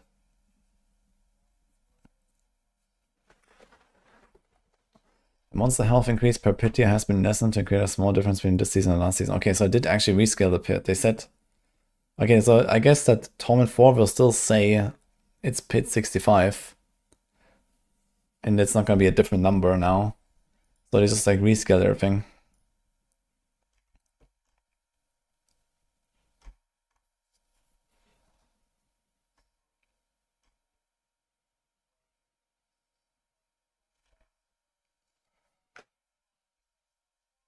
Mm-hmm.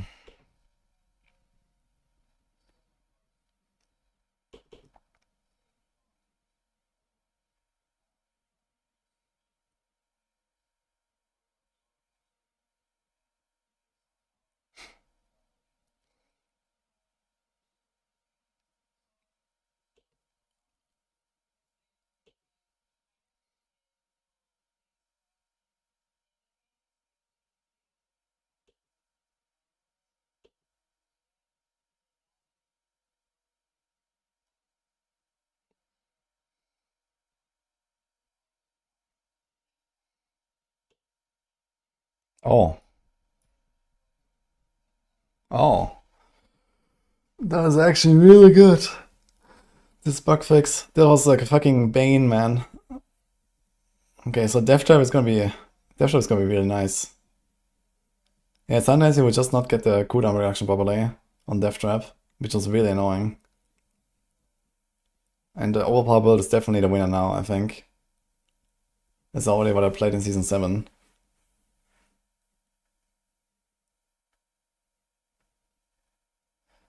Grenade skill is not getting a core tag. Let's use smoke grenade in death trap build without consuming banish laws proc. I guess so. I don't think that's really a huge concern, but I guess so, yeah. That whole day on PTR trying to figure out that bug. Yeah. Well, it's good to fix that. Yeah, I mean, this whole poison trap stuff is just a fail. This looks a meme.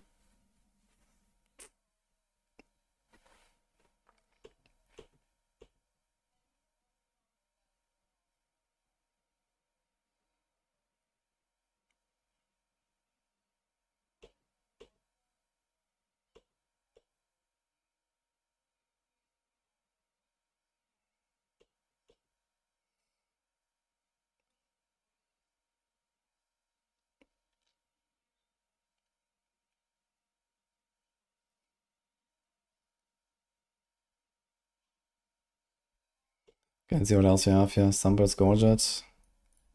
Okay. Rushing Claw does more base damage. I felt Rushing Claw is pretty underwhelming. Like, it also doesn't feel good to play. So I'm not very concerned. Did we see this like further up? Yeah, these are the change. We saw this already, right?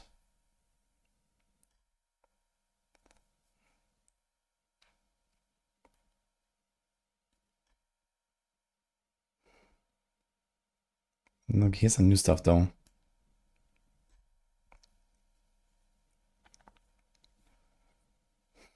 Mm-hmm.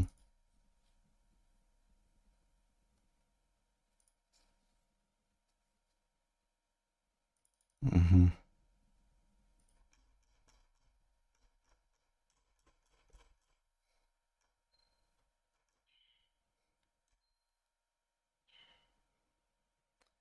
On. That could be big for Spellborn as well. It says it was not correctly inheriting all bonuses that it should.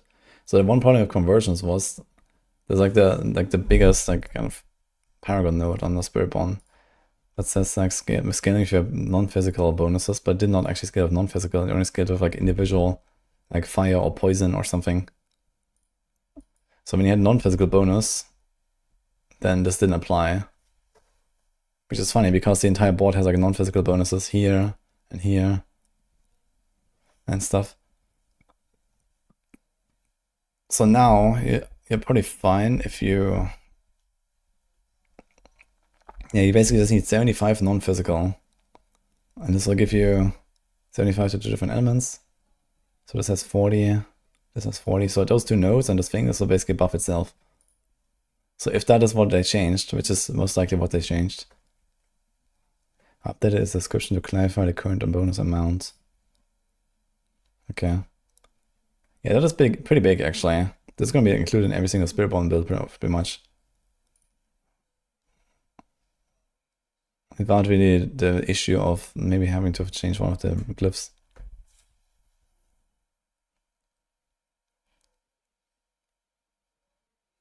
It's just part of the normal patch notes. Okay. But some of these notes here are different from what we saw above. Or like there's more stuff here. Oh. That is big as well. So if you have Barrier, you can now use Neo Rune. Neo Rune is 200 offering every 2 seconds. As long as they don't take health damage. Which is what it says.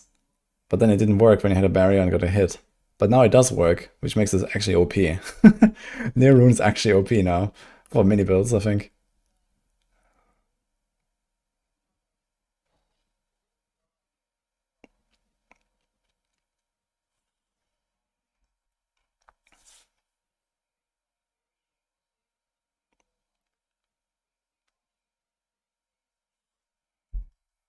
Okay.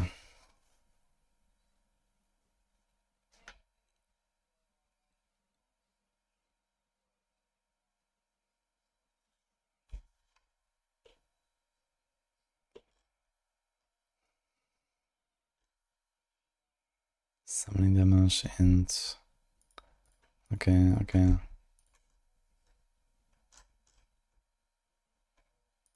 Cooldown.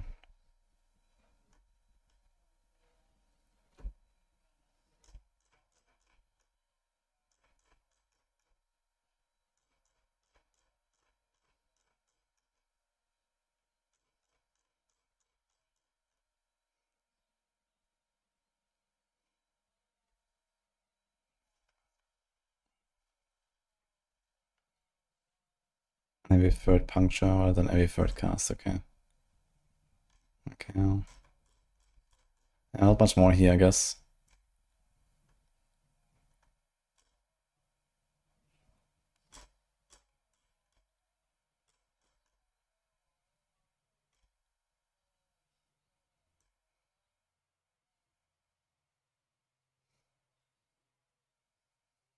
Get more boss smarts from target farming. I think that's nice.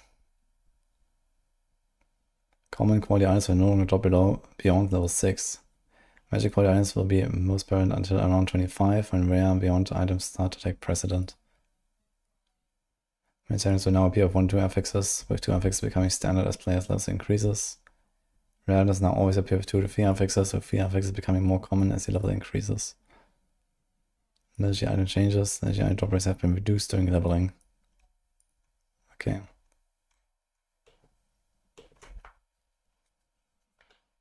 The Butcher is 75 Infernal Horde Ether. Okay.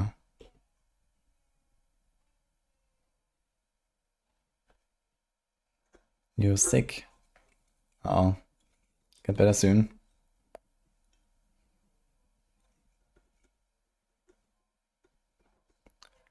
Yeah, what's that method when Aberroth uses his solar circle thing that clears the void pulse? No, you can just kind of try to anticipate roughly when he's casting it and position yourself, you know, in the middle of a lot of stuff. Or like, you know, it's teleport over to like a big pool or something. Heartseeker is great, just a different game. Yeah. Puncture also pretty decent here. Wait, different game.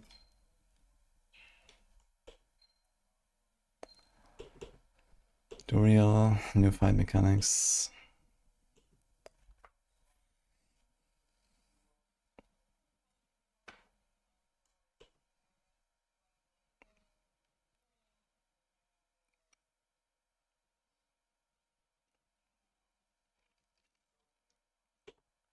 Typo.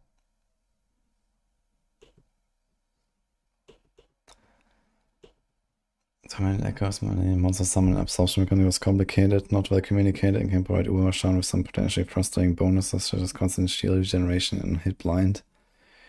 This change is aimed at making it clear to the player what is happening. Each monster absorbed by Echo Fashana turns into a persistent seeking projectile. Interesting. So is this like some kind of floating thing? Yeah, to be honest, this is true. This was kind of awful.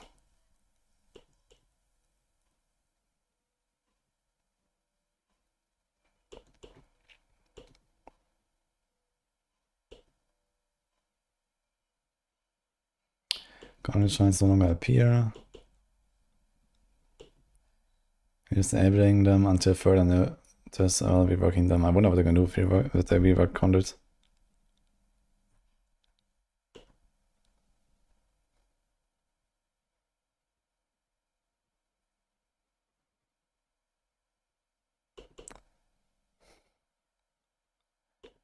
Fix an issue where Call of the Ancients could spawn unlimited Ancients. Ancients are now capped at 12. And that is actually a nerf to like one of the best builds on Barb. There was actually like some Call of the Ancients spam. What was that even?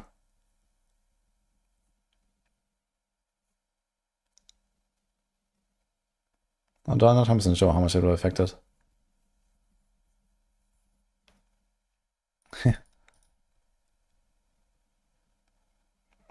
Fix an issue where increasing the size of Mighty Throw also reduced its lucky hit chance. That's a funny bug.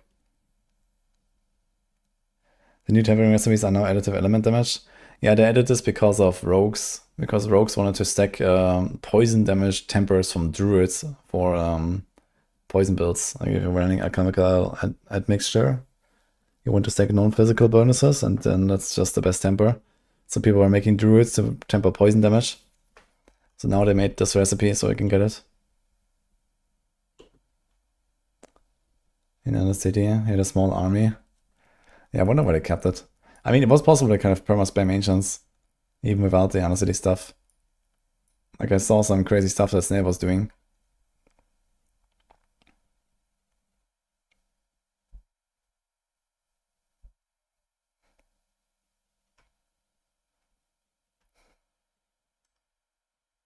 Druid.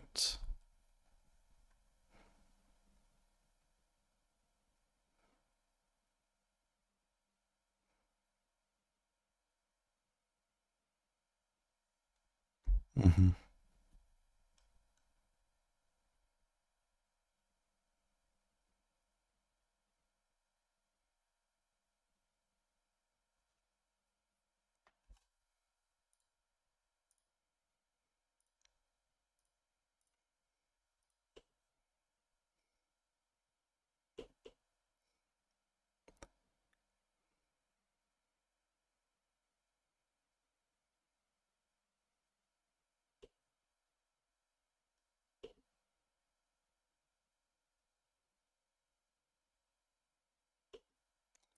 I think that was a problem actually. Like Bone Spear had like this issue where with this new like Blood Spear build that he had, I think the second cast would not get overpowered all the time or something like that.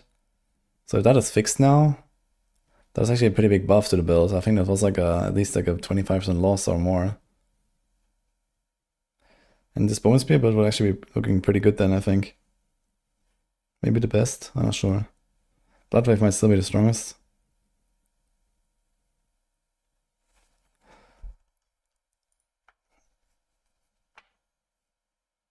They also buffed the Blood Lance. Like it seems like all the Blood builds are gonna be kind of strong. Blood Wave, Blood Spear, Blood Lance. Yeah, D4's at sale right now apparently.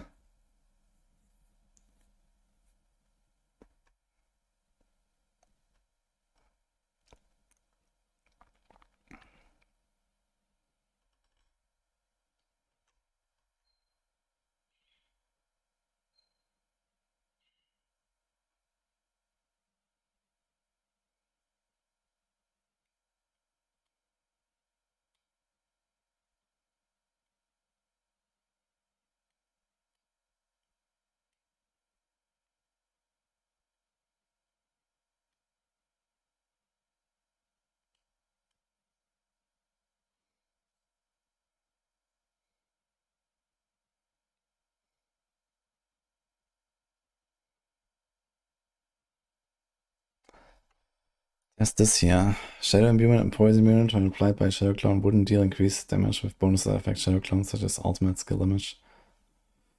But I'm not sure if that is just the only problem here. There were like various instances of stuff not working.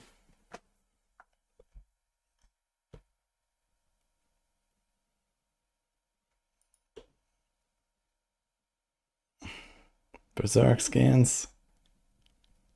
Yeah, potency. You mean like Alchemica is Nisha? Yeah, if that still doesn't work, then it's just like Dodge anyway, right? So this doesn't help us. Yeah. Okay, Ava, one step at a time. One aspect per season they're gonna fix, don't worry.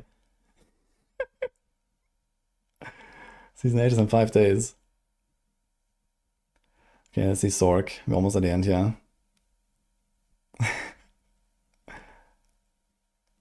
Fixed an issue where energy focus passive was dropping entirely after taking damage.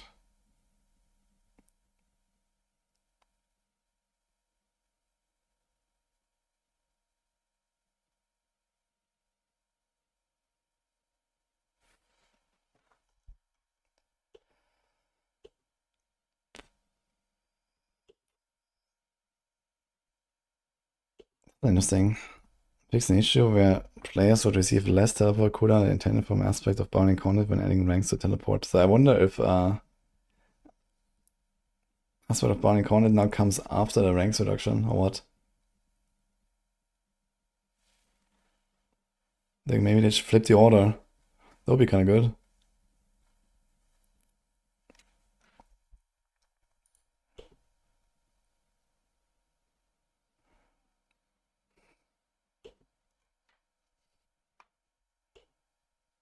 Mm-hmm.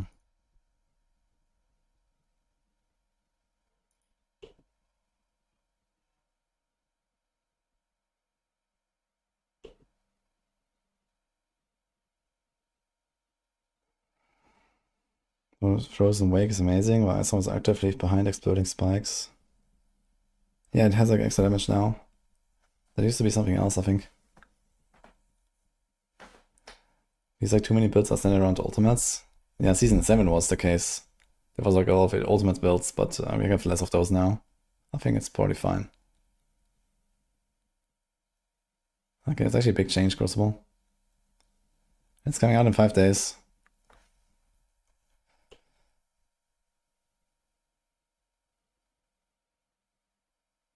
Extinction when dying, Lilith will perform all 4 of the phases at 1 HP instead of the proper life thresholds. So does it mean you cannot like nuke Lilith beyond certain HPs now in Andariel while they're doing their phases? That's kind of what it sounds like. People will love that for sure.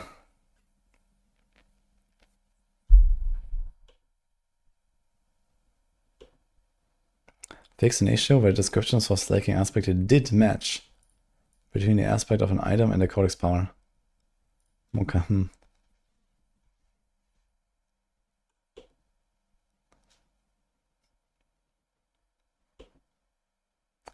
Poison be finally good? Nah, if they don't fix the potency stuff that Ava mentioned, then not really.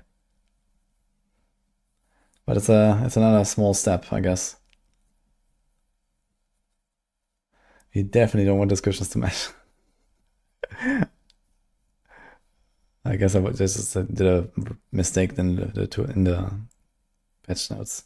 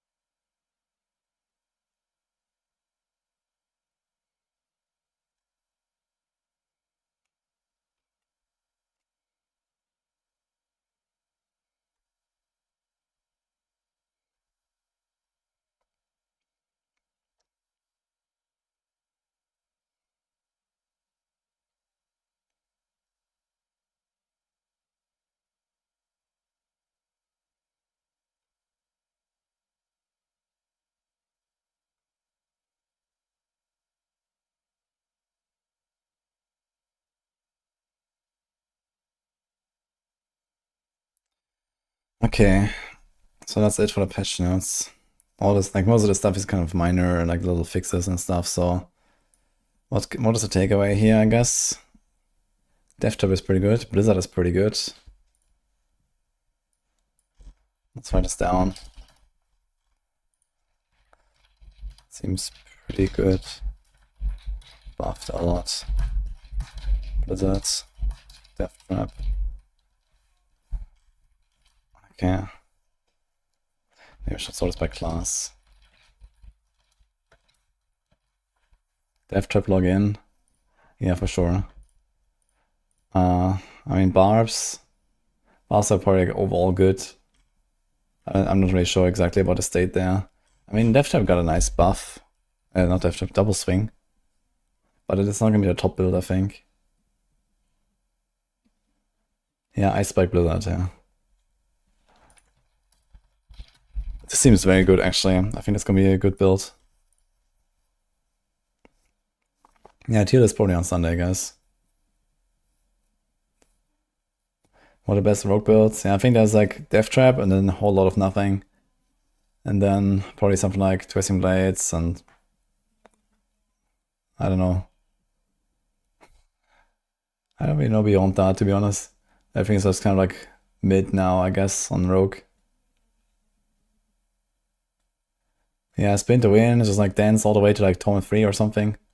And then switch to Death Trap once you have some items. That's probably the play. Doesn't he have really bad clear speed? Oh man. That feel when we went from TB used for world first to TB has really bad clear speed. Feels bad, man. Yeah, Rain of Arrows is still pretty good, I think, but I guess I have to see if I can do like this perma Rain of Arrows spam. Maybe raw DB. I don't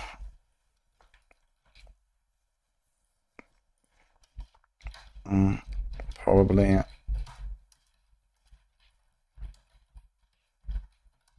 Sharper. Postpone.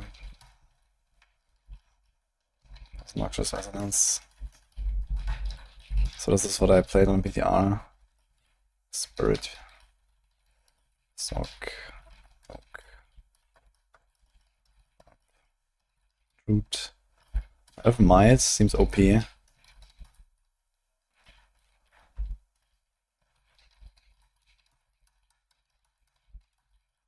The Wild Heart Hunger is also...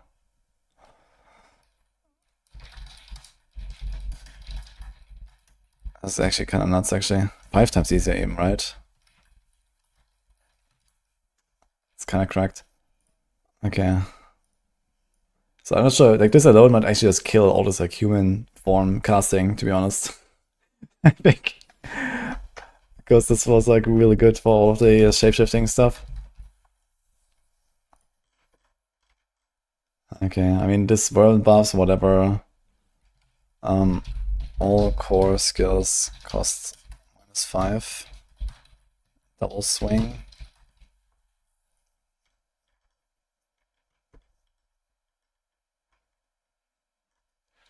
Leveling on Druid is actually really good. Leveling. More resources. And pets. That's actually kind of a big one here. That's also not bad, to be honest. Having like all 3 of the companions now. Like it's usually how I leveled anyway on Druid, and this is just even better now. You keep buffing it every season.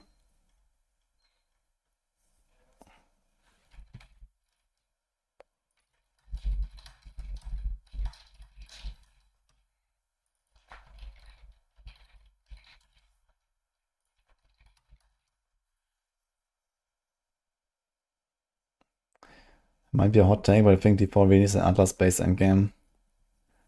I don't think that's a hot take at all. This is what I keep telling them for like ever. So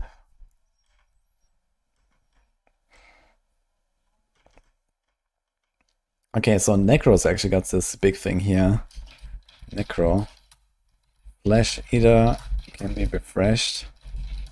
And Scent of Death. Not permanent. Both bonuses. Crit damage now. So only for crit builds, but yeah, still. Does most builds anyway. So this is actually kind of cracked on Necro. I think all of this is kind of whatever.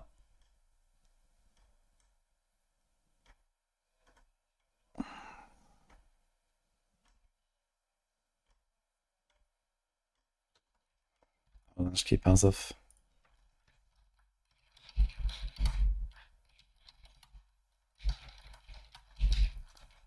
So this is skipping here.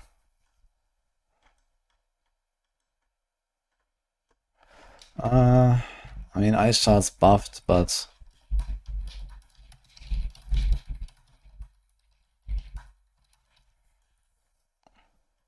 we'll see.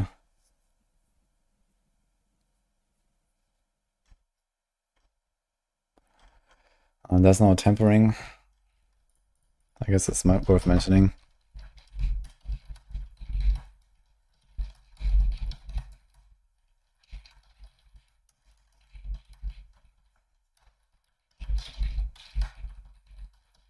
I can look at mixture.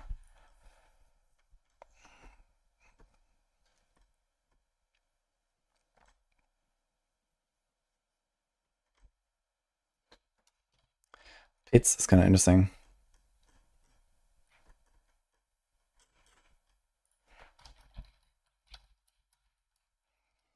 Hmm.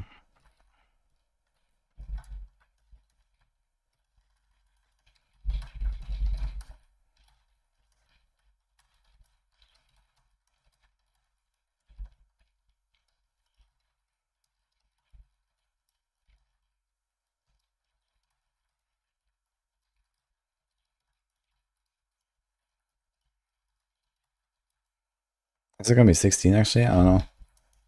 I think 16 didn't exist. I think it was like 15, 25. I don't remember. I think like it was usually 70%, right? At the same level. And then it was like 55 and 40. Not sure how it scaled down exactly from there. But this is a big one here. 20 tiers lower, you get 8% chance. Any build can do that. Like any ship build will be able to do like pit 80, I guess. So you can farm your glyphs all the way to 100 if you want.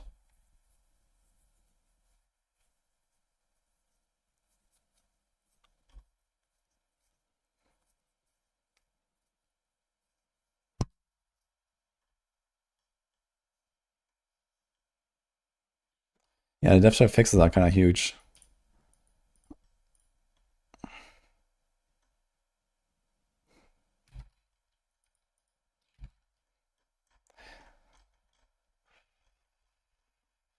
I mean, some builds gorge it actually.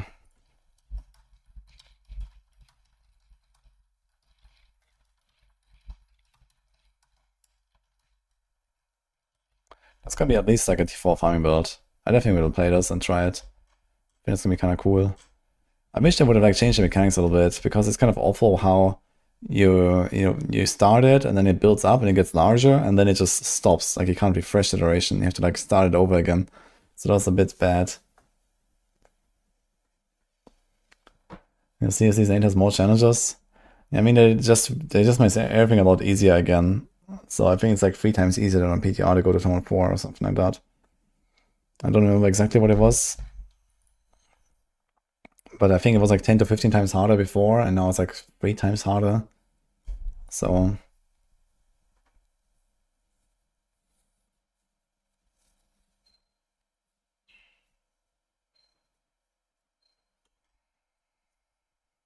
conversions actually.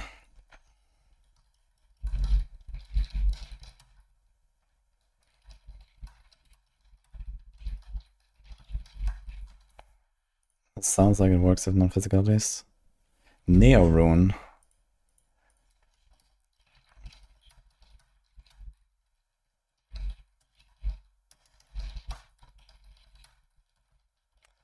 Pretty OP.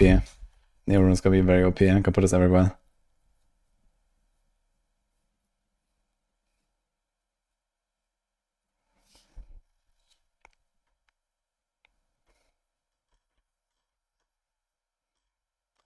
I think that's basically it, yeah. Like there's a bunch of other small changes in there.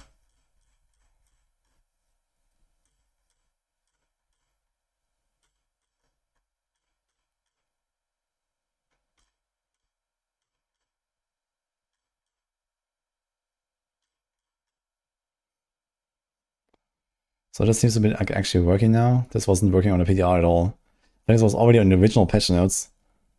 But this didn't actually work. I think, okay, that's legendary happened, but all this stuff didn't happen. Yo, Smoky buddies, thanks for the prime. You're gonna see Angels of Fury later, guys. It's gonna be a little sponsored stream after this.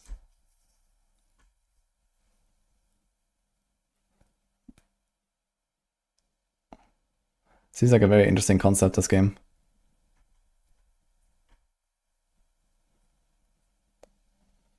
Lord Seer's damage has been significantly increased. Marshan reworked.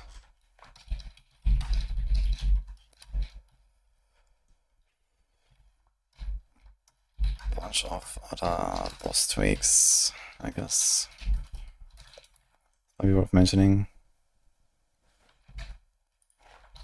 Less one shots.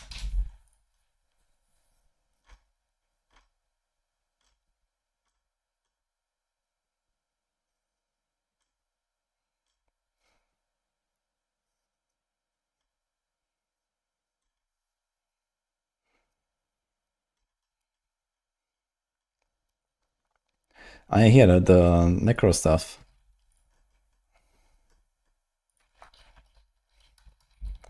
Blood builds. Wave, lance, spear. Like all of them basically seem pretty good.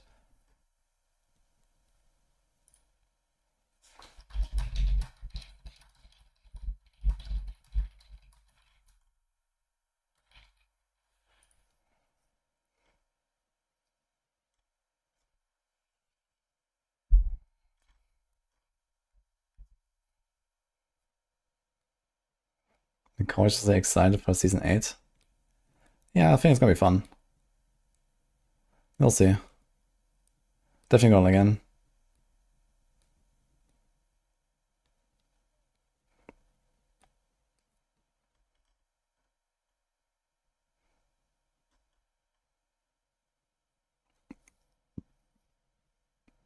This might be interesting.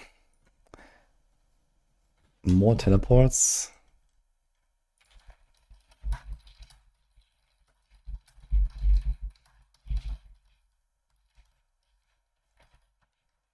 Question mark.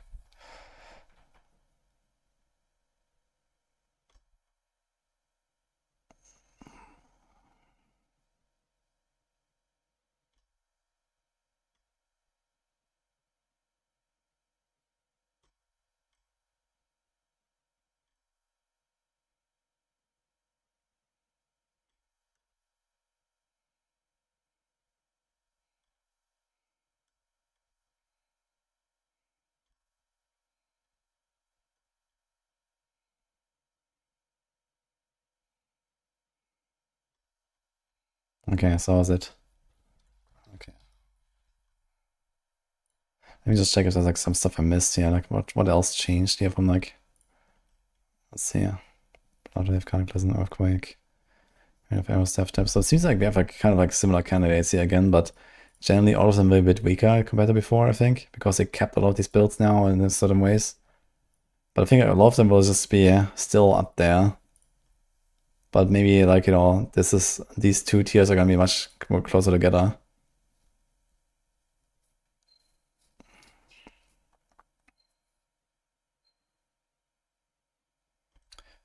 Is there like any other like big newcomers? I don't think so, really. So we'll see how much the tiers will change exactly. Quite excited to hear what the guys will say. Back to facing bosses at 200 kills in a row. Yeah, it sounds like that's not what they want to achieve. So they want to make the bosses way more, you know, of a rare event, basically. Like giving you more items per kill and so on. The only SD build was just necro. I mean, necro was the strongest. But I mean, necro, cataclysm, earthquake, they were all doing 150s. So, yeah, I think we made the cutoff here at 130 or something for S tier, if I remember correctly. Something like that. So we definitely included like a kind of like large range of power here in one tier. But that's mostly just because, you know, anything at that point is just like so ridiculous that nothing really matters. So. And also Bloodwave, while having the most DPS, was also one of the clunkiest builds out there, right? It was kind of slow and had like a big setup for every pull and so on. Where Cataclysm just kind of like walked through like, you know, 120s in 1 minute or something. So you could never do that on Bloodwave. So Cataclysm is, you know, effectively a much better build, I think. It just doesn't do the 150 that easily. How is A tier with 2 red arrows possible? Last season we made an S+ tier for Spiritborn, that's why. So it is actually correct. It was S+, it was like the number 1. So.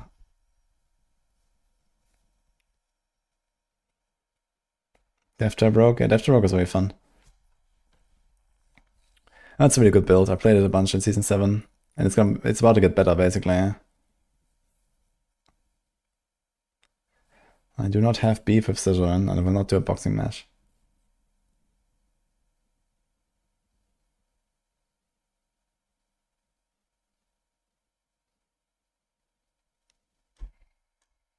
Okay, I'm gonna do a little live recording, guys.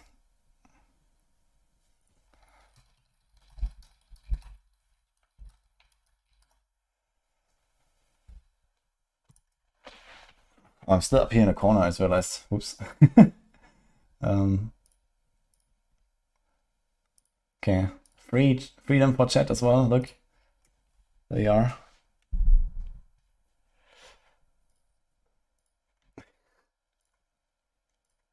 Okay. Let's do this. Let me find my notes. Let me open this. Okay. I mean, in the end, I did actually write down a lot of stuff, right? So let's do this here. Actually, can we do something like that? I think that sounds good. Can we do a wrap? Okay. Barb. Nothing. Okay. Yeah, it's a kind of like split between Campfire and patch notes now, but okay. Let's go.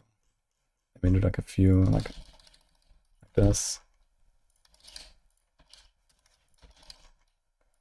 Okay. Classes you can keep together. Boss power, spectral ashes. Okay. Alright, here you go.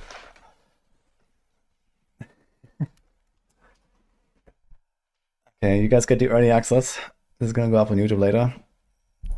Let's go. So, hi everyone. We just had the Campfire chat for Season 8, including the final patch notes. The season is launching next week on April 29, so in 5 days of the recording of this video.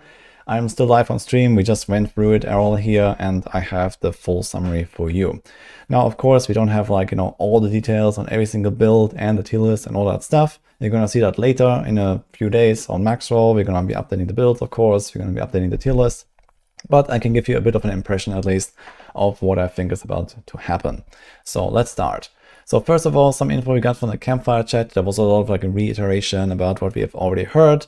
But, well, we get like the big new season theme with the boss powers. So this is similar to previous seasons where you have like some kind of like interface to select some powers from.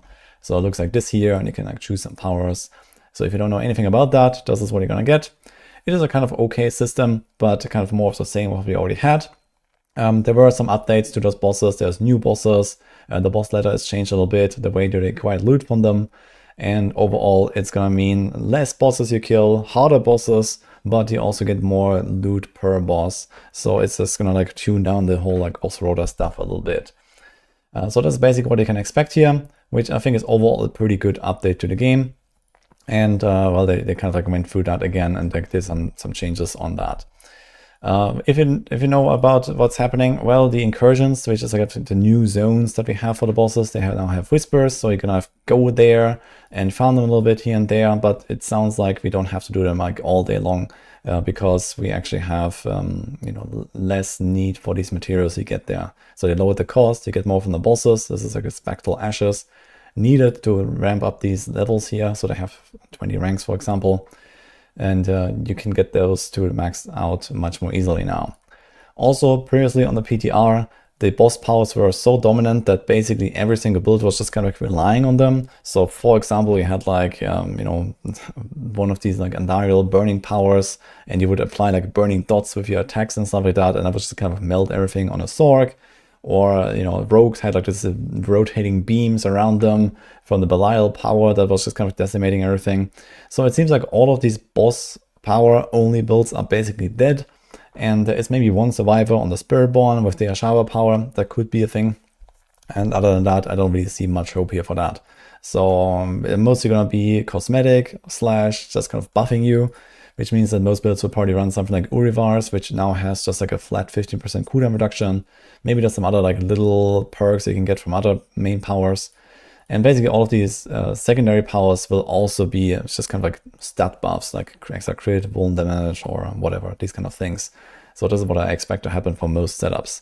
And you know, trying to make a boss power only build will probably not be that good. At the very least, until we hit the cap of the scaling here at 200 Paragon.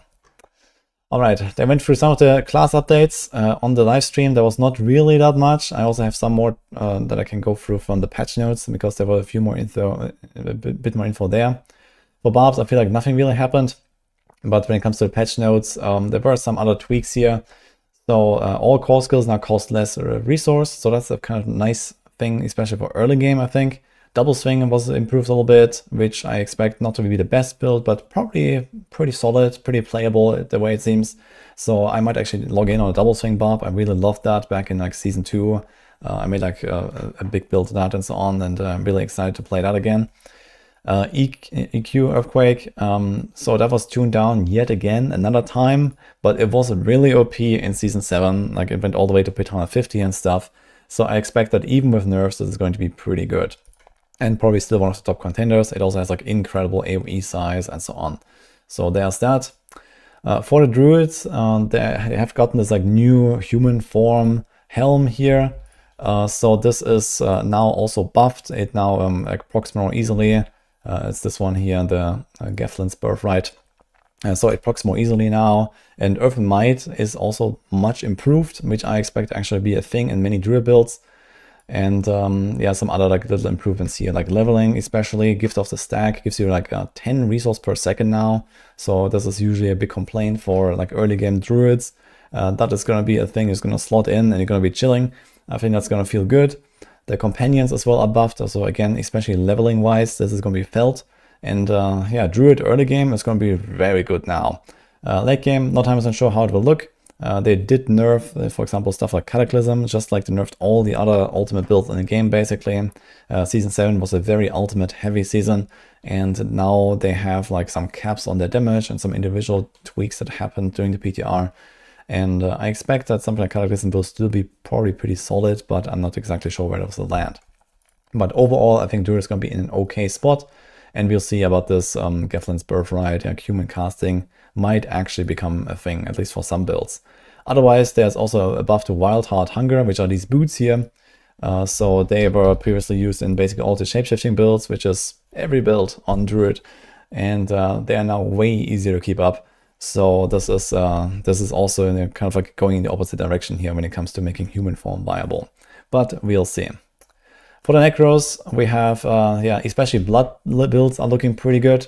So there's like a buff to Bloodlands, like double single target damage, better spread. They bug fixed a bunch of stuff for Bloodlands, Blood Spear as well, so that should be pretty good. Blood Wave got a buff. Vampiric Curse is now an actual curse, so that's like the effect you get from some aspects.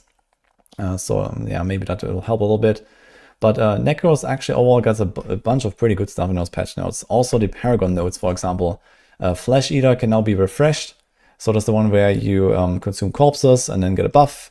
There's this one here. And also the Scent of Death node as well. So these seem to be like very good universal nodes to take now, where previously a lot of necro builds were a bit struggling to maybe include those. Now Scent of Death just kind of works for everything but dot builds at least.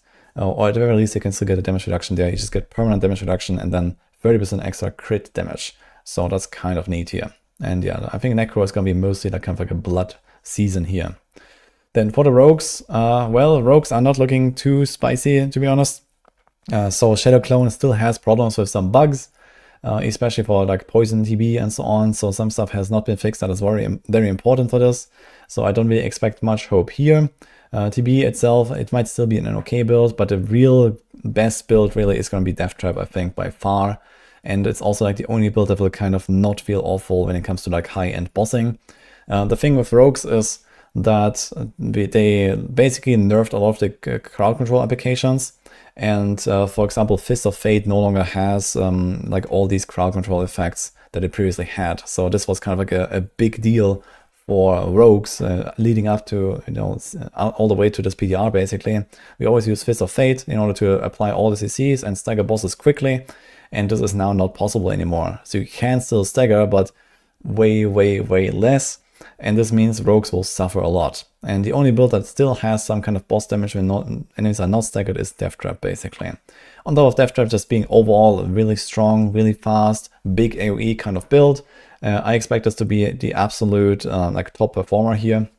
And maybe for like really high-end pushing, there might be some other things here. But as the overall build, I think that's the winner here. It got like some slight nerfs, but nothing that is really crucial. Also new stuff like Poison Trap, for example, is kind of like dead on arrival. And yeah, there's some other builds like Rain of Arrows might still be okay, but also got severely nerfed from this like blanket ultimate nerfs, for example. So we'll see about that. One good thing though, if you're playing like an Alchemical Mixture build, like a Poison TB build or something, we now have a Poison Temper available. There's a new recipe for everyone that, for example, allows this here. Previously, you had to make a druid in order to play such a build to get this temper. So that's kind of neat. Yeah, then we have the Sorks. Sorks got some hefty buffs to cold builds especially Blizzard. So they got some insane updates there. So the Avalanche key passive got buffed. Ice shards a little bit, mostly like from like those avalanche buffs and like an aspect and so on. Ice shards looked kind of fun with the new helm. There's like a new helm for that. It's called what is that? Yeah, the Hail of Verglass. This is like the new thing, but I don't think that is really going to be like a top performer. It might be okay to play. I played a bit on PTR, but it was somewhat mid, but yeah, at least with how this is going, maybe it's going to be fine now. But Blizzard sounds like it's really going to be a huge deal because the aspects now scale with the ranks of the skills. So you can actually invest like 20 ranks into Blizzard, and you're going to do like triple damage with your ice spikes, plus the other little buffs that you got here and there from the key passive, for example. So that is actually going to be pretty good, I think. And we'll see what else. So otherwise, I guess there's always Lightning Spear. Lightning Spear is still kind of like the top performer, but I think Blizzard actually is a contender now. Maybe it's even going to overtake it. And maybe the mobility got buffed as well with Bounding Conduit. There was some note about it that is not 100% clear, but it sounds like you're going to have more cooldown if you use that aspect for teleports. Then you have the Spiritborn. Well, for Spiritborn, there's not really all too much going on here. So they did do some fixes here on especially annealing hits with the new builds. So there's this Sunbird's Gorget, which is a build that I'm probably starting with actually. I'm thinking about making a Spiritborn for my first character and playing this build here. This is basically like Righteous Fire a little bit from like PoE or so, where you have like some AoE fire circle around you. You combine this with Storm Feathers and you can kind of like buff it up. And this was previously not working with stuff like annealing hits, making it rather weak. Now it will definitely have the damage to go into Tone 4 and like farm stuff there and do that relatively easily. So I expect this to be like a pretty nice, new, chill way of playing Spiritborn. Nothing like really high end, but Tone 4 easily. So that's kind of cool. I will definitely try this. And other than that, the Ashava boss power build, as I mentioned earlier, is probably like a big contender for the best Spiritborn build, or close to that at the very least, or maybe one of the best builds in the game actually, because that was pretty powerful back on the PTR when I tried it. I made a video about this actually. And they didn't really nerf the Ashava power a lot. In fact, actually they buffed it, and they nerfed like some other conditional effects, resulting in a bit of an overall nerf, but it was not too bad. So I think this is going to be playable and potentially a big thing on this class for next season. Other than that, it's not 100% clear, but Convergence, one of the Paragon nodes here, seems to be working with all sources of non-physical damage now, at least. There was a mention of that. It was also not 100% called out, but this was a problem before where you needed to stack specific elemental damage, like you needed to have fire damage or poison damage or something, and not the non-physical like this. And it sounds like this might just work now, which makes this a bit easier to acquire, potentially even on like physical damage builds. So that's kind of neat, and gives you like another option here for the Paragons. Yeah, some other important things here. Glyph leveling. So you can now level glyphs way lower in the pit. So you don't actually have to go all the way to close to pit 100 anymore to level your glyphs up. And the new numbers look like this. And then like, in like 11 tiers and closer, it's basically unchanged, I think. But yeah, you can now, for example, run a pit 79 and still have an 8% chance to get a level up for your level 99 glyph. So if you have like a really weak build, then you can actually slowly grind up your glyphs. And this means even at 20 tiers below, it's like around 3 runs per glyph level up. So I think this is kind of okay. And many builds will go beyond 80 anyway. You get pretty close to like probably 90 on most builds anyway, or even go beyond 100 anyway. So 11 glyphs is relatively easy, and every build will probably be able to achieve maxed out glyphs now. So this is kind of like a nice little update here they've done. Some other updates here in the patch notes that I found noteworthy are Neo Rune. This is the one where when you don't take damage for a little bit, you get a lot of offering. It's like 200 per 2 seconds. That now works with barriers, which is effectively a bug fix because it says avoid health damage, but it never worked when you took any hits, even with a barrier. So now that works, and this makes it a very strong contender for a lot of setups. Anything that has a lot of barriers probably will want to run this, unless you have an even crazier one. But Neo Rune is a really good glyph, really good new rune here. So that's going to be exciting. And yeah, very good, especially for farming setups. Vashan is getting a rework. A bunch of other bosses also getting like some slight tweaks. Generally, they said also in the Campfire that they've kind of like tuned down a bunch of the one-shots that we had in the PTR. So there were a lot of bosses that, especially in Torment 4, had various abilities that would just like one-tap you even on very tanky characters. So it seems like this is tuned down a little bit. Overall, actually, they did tune down Torment 4 difficulty, at least damage HP-wise from monsters. So I think previously Torment 4 was something like 10 times harder or 15 times harder than it used to be, which is now roughly 2.5 to 3 times harder compared to what it used to be. So if you have played PTR or seen stuff from the PTR, it's going to be a lot easier than we originally saw. And this will also mean that a lot of builds, including kind of like, bad and mean builds and stuff, will actually end up in Torment 4 yet again if you try enough. So it's not really like kind of completely like, pushing everything out, that it's not like a top meta build anymore, which I think is probably overall a good move. For the blasters, this will mean they're going to be like Torment 4, like day 1, no problem. And then, for the more casual players, you will get there eventually.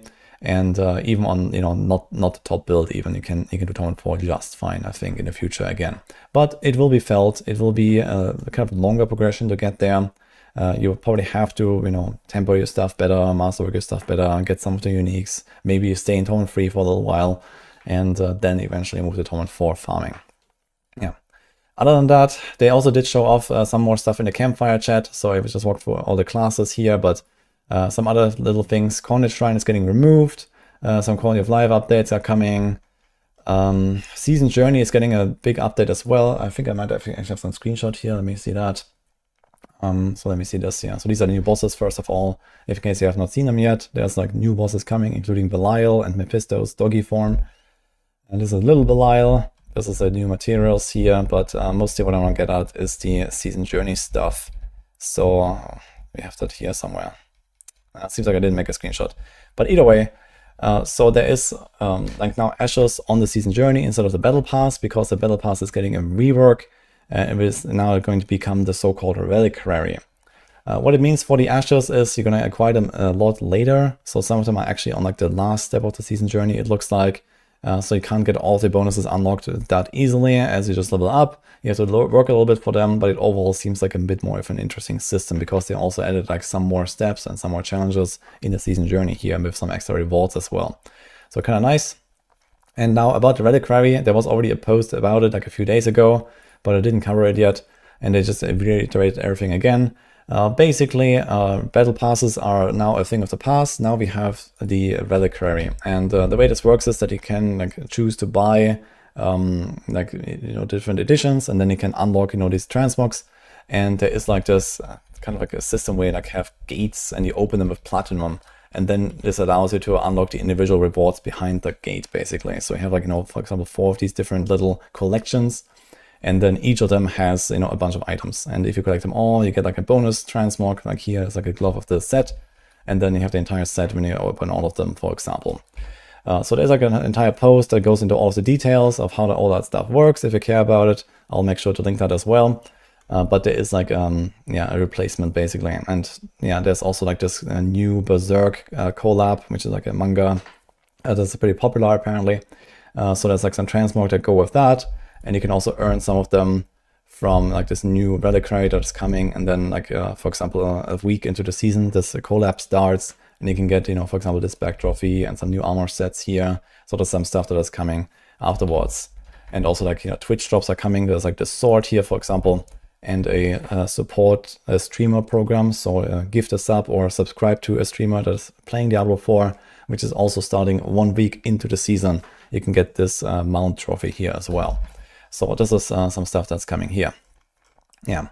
And lastly, there's like a few more things. The roadmap that we've seen, I made a video about this as well. They said they're going to update this as they go. So there is probably more stuff coming. Maybe they're going to make another one in a few months or something like that. And they did hint at a major update to skill trees and aspects. So this sounds more like an expansion feature to me than like a seasonal update. But it sounds like they want to do like an overall kind of like big rework here, and seems like this is a good target to shoot for as well. So, generally a lot of people are complaining about how the skill tree works and how simple it is and so on. So maybe you're going to see some good stuff here in the future. And well, in the Q&A, there were a few more things. Boss mats will remain tradable. So this was a kind of like a question mark as well. Because now boss mods are not used to summon the boss, they're used to open the chest at the end. So you can just always summon the boss and then get the rewards from the boss mods. And you can still do that. They also said that the big outlier builds will be fixed in the first 1 to 2 weeks. This is something they've mentioned in like another Campfire already. This is kind of like a new philosophy they're following. They're not doing like big mid-season updates anymore. They're just focusing on like, fixing stuff early on and then, go all in on like the next season basically. And have like a longer development cycle without this like small patch in the middle and so on. This sounds like they're not just gonna nerf all the good builds basically, so I don't really think you have to worry about this. But if something like super broken or bugged pops up, then I expect we can see a fix here. Like Spiritborn from Season 6, for example. Stuff like that I would expect to get fixed and not just remain active for the entire season. And they did say, we don't know the numbers, but Mythic Uniques will be by far the most drops on Belial than one of the new bosses here. Yeah, I think that pretty much covers everything for what we have in the patch notes. Overall, I gotta say, what they've done in the season is generally good stuff, so I'm generally happy with the updates in terms of like what they have updated. Of course, I would have liked to see some more like bigger reworks of existing systems. Like a lot of people are still asking for more endgame systems or, endgame meta progression and these kind of things, which is not coming in this patch. But at least the stuff they did introduce does make the existing game better. So this is kind of like my opinion here. And well, we'll see. I'm gonna log in on Tuesday. I'm gonna be blasting for a while on D4. Gonna make a Spiritborn, a Rogue most likely, maybe a Sork as well, maybe a Barb as well. So there's a few builds that I'm actually kind of excited for. And well, we'll see what happens. But yeah, this is kind of my summary here. And yeah, maybe there's something else I missed from chat or so if you have anything else. Otherwise, yeah, I will probably come back with like an updated video as well anyway for, the tier lists, and I'm gonna make some guides, of course. We're gonna be working on the max roll stuff now, so there's gonna be a lot of stuff coming in the next days. And yeah, let's see how the season will go, guys. So that's it. And oh yeah, I missed something. I missed the Lightning Sork nerf. Convulsion ranks removed. Okay, that was just a bug. This is not a nerf. That's fine. So that was never intended to be a thing. Okay. If you bought the Battle Pass, the rewards give you a total of 700. Yeah, so for the Battle Pass stuff, it seems like it's going to be worse for people that buy Battle Pass, but better for players that were kind of like, free players, basically, if you had the game and didn't buy it. There is now some stuff you can actually earn just by playing, where I think previously that wasn't really a thing. But yeah, I think overall this kind of covers it. I didn't 100% understand how this is going to work and how much you're going to get. So I guess we have to wait and see.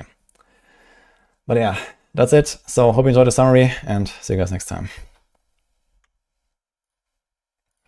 All right, fixed. That was the recording.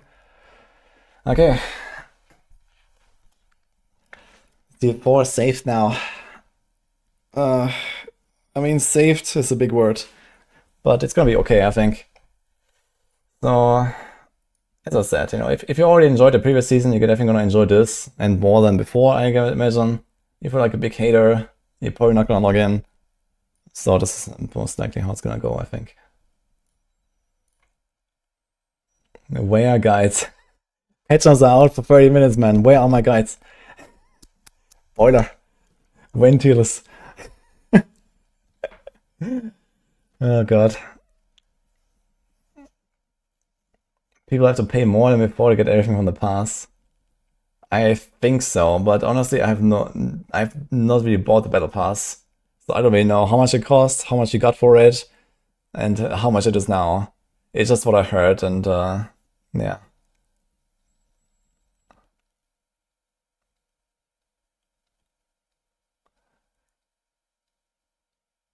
Boiler's gonna cook durables, and Boiler has a lot of guides actually to make for Maxwell. This wasn't a bug, elemental control. SCP had levels of convulsions replaced. Okay, it's not labeled as a bug fix, but they changed what the passive does and then didn't change it from, utility temper to something else. So they changed the passive but not the temper. So that was the bug basically, It was just an oversight, I forgot to remove it. Obviously, it was never intended for you to temper fucking 20 ranks of the damage passive on your build, It's the same thing that happened with trigger attacks when I changed trigger attacks from a utility passive to damage passives, and then we had like, you know, I had like a screenshot here. This was obviously not intended, right? This was I just forgot to remove it. And everyone who used it on a PTR, you know, obviously either did a mistake or was just abusing the fun stuff while it lasted. So that's basically how it works.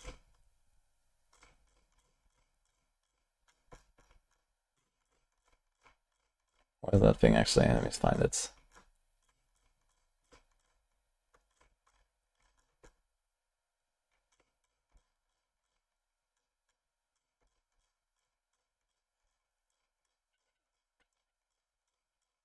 Yeah, found it.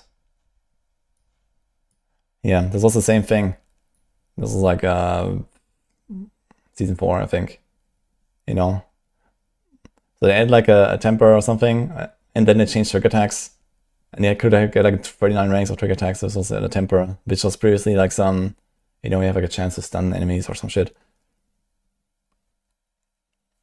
And then it being like this, so it was kind of the same story of convulsions.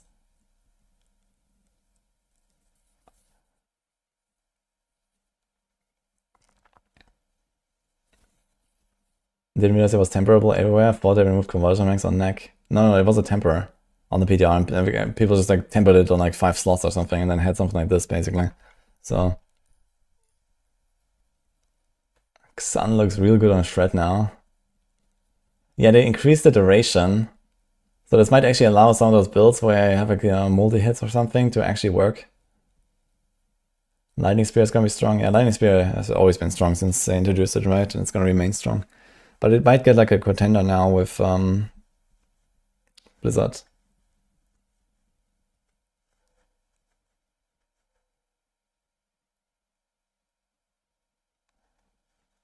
Is it worth to start D4 now or wait for new season? I mean, new season in 5 days. Or is it supposed to cook something with Lacerate?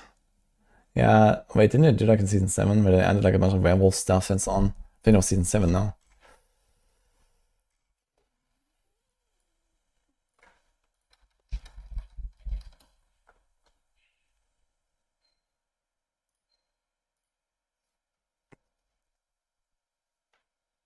I should take a look at Blizzard again this season. Yeah, Blizzard looks good. Why did we have it before in the tier list? It's definitely gonna go up a lot. It was pretty far down, to be fair. So let's see. But I think that's like Lightning Spear and Blizzard might be like really top contenders. And Ice Shards, I don't know. It is much improved as well, but I don't think it's gonna be on that level.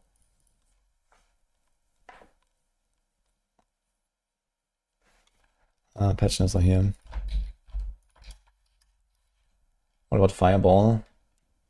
Nothing really changed on Fireball, I think.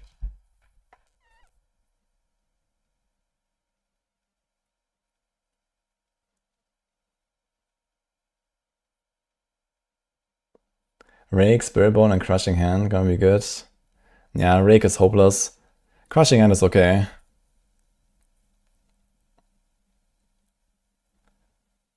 It's our second weakest key passive, buffed. You don't believe in Earth Might? I don't know, it seems kind of insane to me.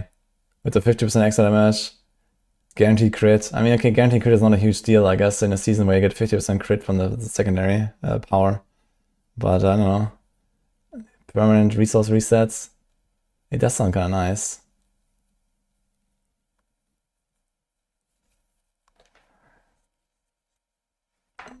Tribe gets bad next week.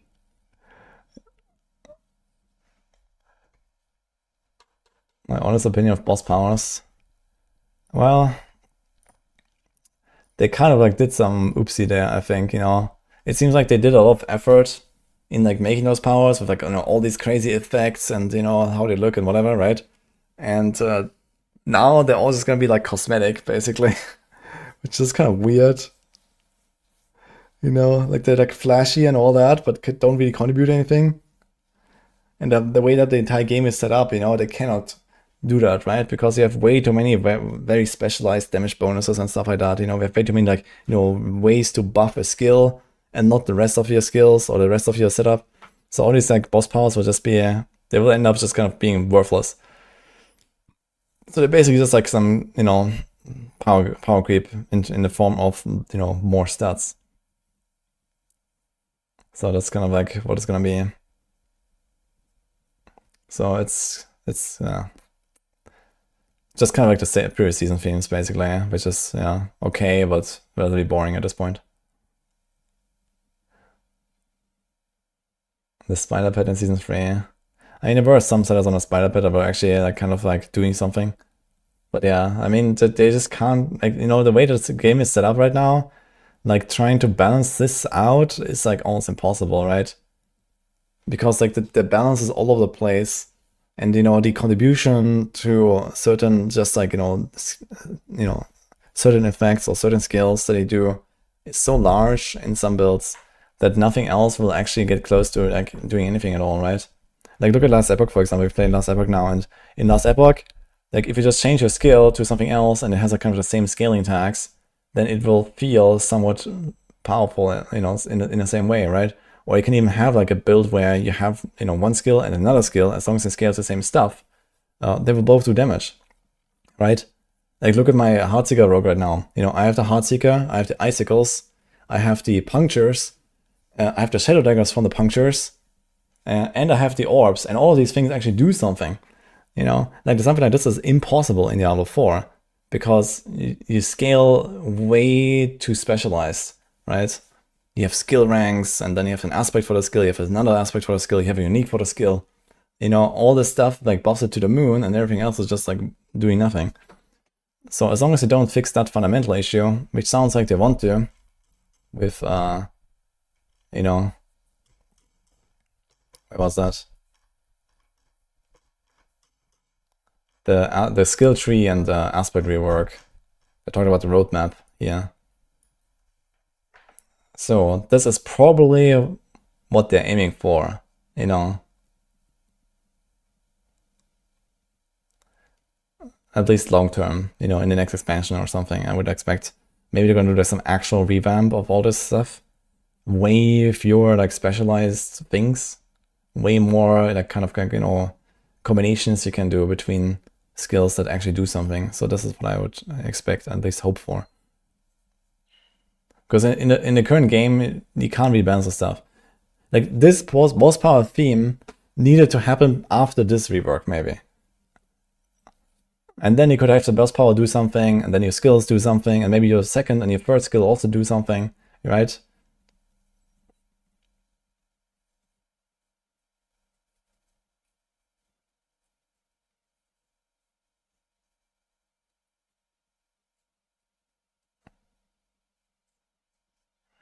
Could I mimic the PoE passive tree in some way?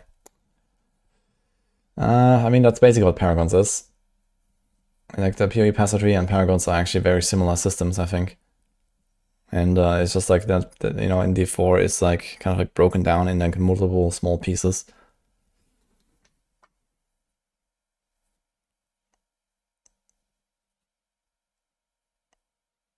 I think what they rather need to do is basically get rid of a lot of the like very specialized effects, you know, something that only buffs a certain skill. Like I would straight up take every single, like the way I would go about this if I was going to make some rework like that is I would take every single offensive aspect in the game and remove any damage it gives, you know, just as a starting point, you know.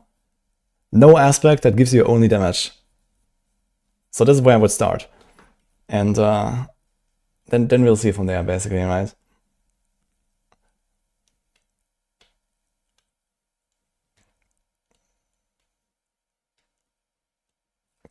And then, you know, like, you know, if you probably have to do a lot of other stuff as well, right? Your skill tree, they're probably going to expand it in some ways with more options and stuff.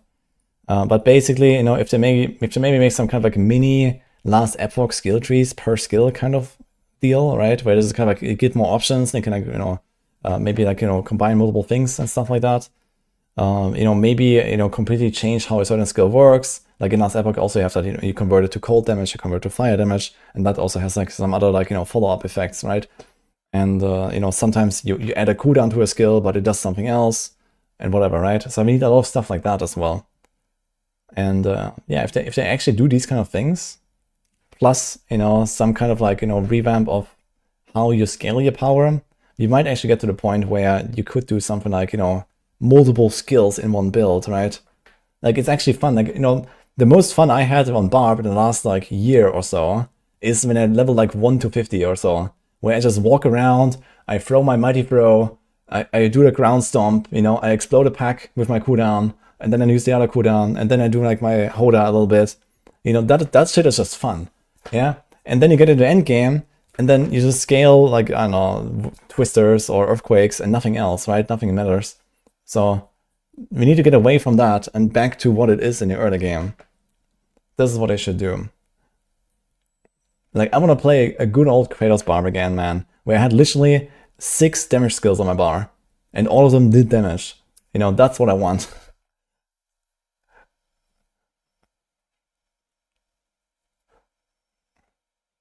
Like, that's actually some cool shit, you know? Like, Season 0 Barb, man. I want that. Flurry RF, dude. Yeah, exactly. Like, imagine, dude, what would I give for Flurry RF again, man? Like, Season 0 was actually fucking goated. You know? Like, this had the coolest builds.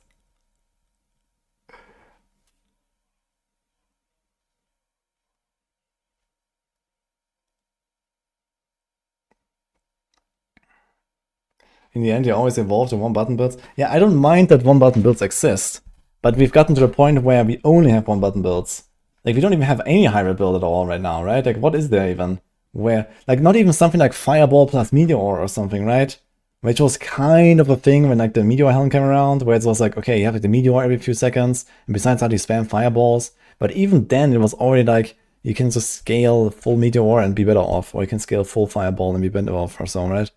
And, you know, now we're kind of like moving more and more in that direction because they keep buffing like certain aspects and certain skill-specific stuff. Stormslide, yeah. Exactly. It's also dead now. It's just like pure landslide now, whatever.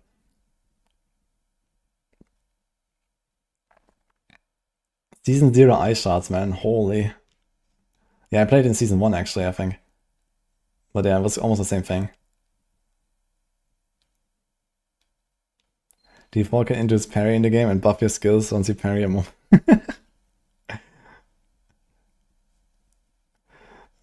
Just make interesting glyphs. Yeah, I feel like the glyph system is also... I mean, honestly, they can just delete every glyph. Like, if you're talking about, like, reducing power creep and, you know, going more back to the basics and, you know, like, making these kind of, like, combo builds possible, I think it wouldn't be a bad move to just straight up delete all the glyphs in the game right now. And then maybe delete the entire glyph system, or, you know, just make something actually more interesting out of it. Because all the glyphs do is, like, 10% more damage, 10% more damage. And then 10% more damage, 10% more damage. Like, you know, you get that 5 times, right? This is basically what glyphs do. That's all of it. So it's just like pointless power creep, right?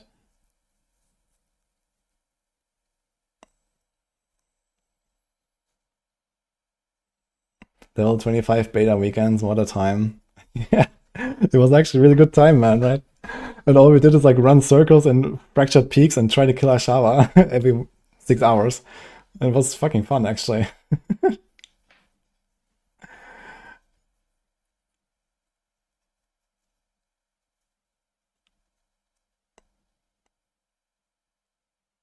ARPG tier list.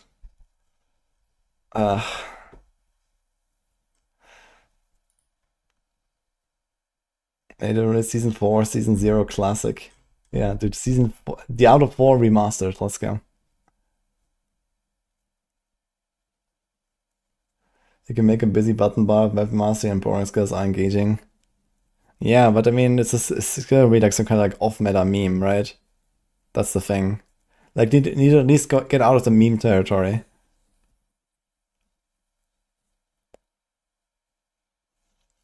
What leveling build do I use as Spiritborn? I don't know yet. I mean, for leveling, nothing changed for Spiritborn, so it's basically just like will. But I mean, you can do leveling pretty fast with a lot of stuff on Spiritborn if you want.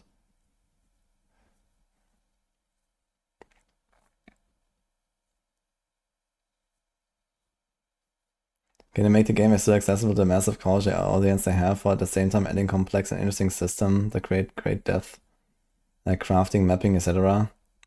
Yeah, absolutely. Like if you look at a crafting system that is very simple to grasp, but still very complex on the higher end, is an elite crafting system, right? It's extremely simple to use it, but you still have like, you know, some 5-head moves you can do in the late game to try to, you know, max your odds of getting certain items and so on.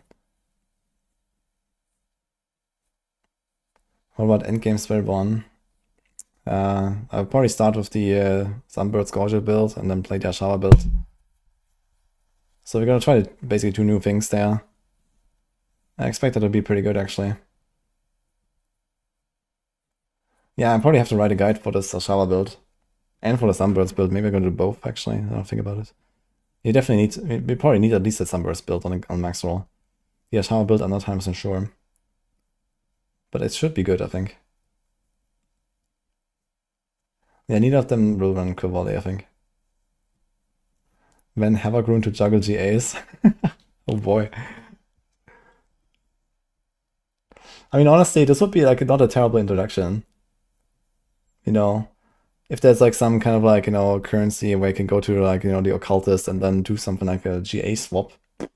Why not? You know, randomize the GAs on your items.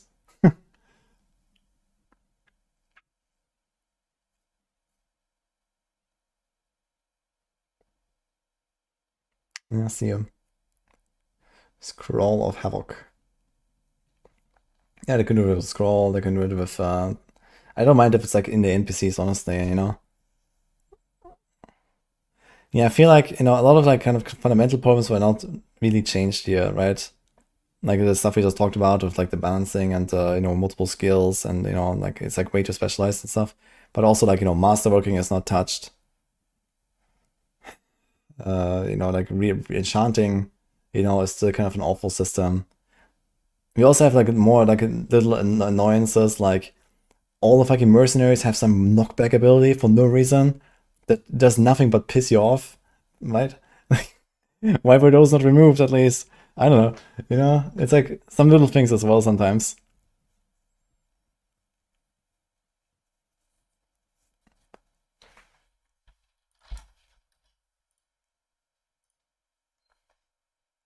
This sword be good? It sounds like it. You missed everything. Did Druid get any love?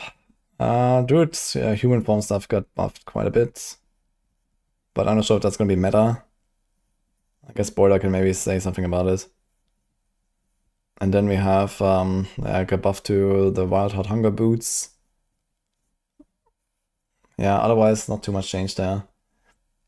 Which means probably Druid's gonna be overall in a decent spot. You don't understand why they had a roguelike or endless dungeon run? Yeah. Dude, I would actually really love, you know, some kind of like, you know, a little bit like Hades or something as like an endgame mode. Like actually like have like a long-term mode, right? Where I actually go like 50 levels deep. Like I thought this is maybe what Infernal Hordes could be. But I definitely don't want to like take Infernal Hordes and rework it into that. I wanted to make some actual like, you know, real like kind of like long dungeon system or something, right? It could be even like an alternative way to level a character to 1 to 60. Like imagine instead of like going and running around and random hell tides, you do that thing and the entire 1 to 60 journey is that thing or something like that. That could be interesting as well, I think.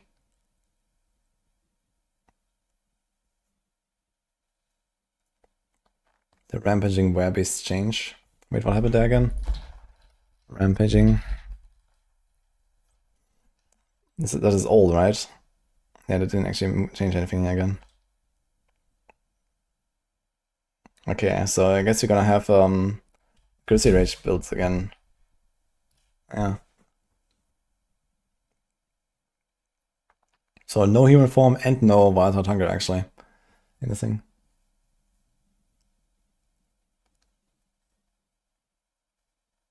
Delph was so good. Yeah, something like Delph would also be interesting. I really loved Delph in PoE1. I played a lot of Delph.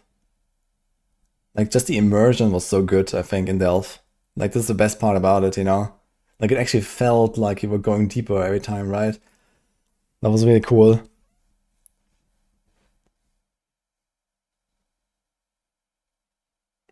Dude, considering how old Delve League is, it was actually so well designed. You know, it's been in the game for so long.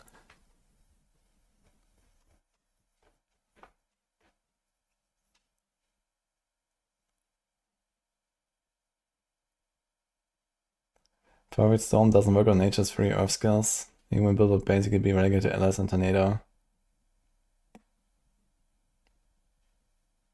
Fuck. Yeah, and even then, he probably's gonna go Grizzly Rage, right? For both. Auction House. Mm-hmm. Yeah, people are waiting for that as well. OMG, please no. Yeah, I'm not sure. I think it wouldn't hurt to have some form of like in-game trading, because I think the existing systems are just kind of bad. So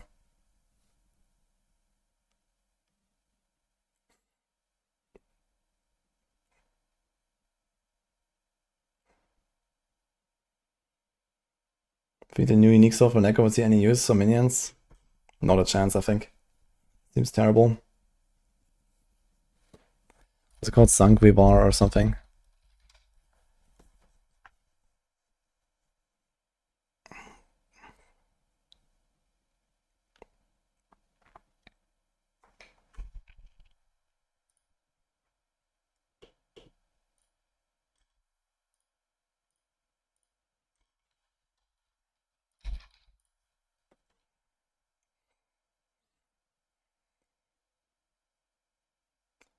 Yeah, this seems like... I mean, okay, they buffed the army to death damage a lot here, but this entire thing just... I don't think it's gonna be, like, I don't know. I think army to death is like just down bad, basically, where it starts, and I don't think it's gonna be nearly enough. Especially like the buffing Blood Spear, the buffing Blood Wave. Both of these builds were already like the top, I think. The buffing Blood lands as well a lot. So I think it's gonna be like a Blood season, like all along here.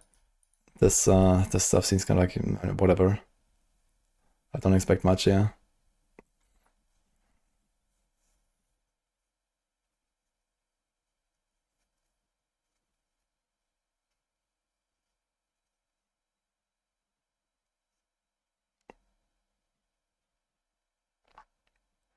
You pay 99.9% SSF, but trade being awful is a big part of that. Yeah, the trading is awful in this game.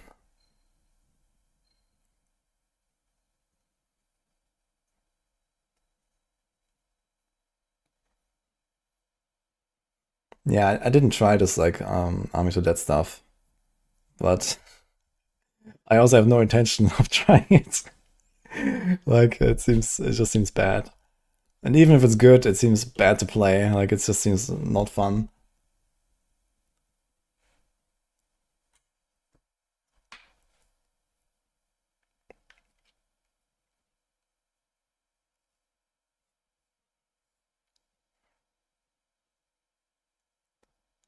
Like the free rough side of unconventional warfare. Yeah. Why didn't I copy that? That would actually be a cool build to copy into D4, I guess. COF in every ARPG. Holy dude. Dude, imagine they actually introduce like COF. At least in PoE. Like in D4, I guess everything's like easily farmable as it is.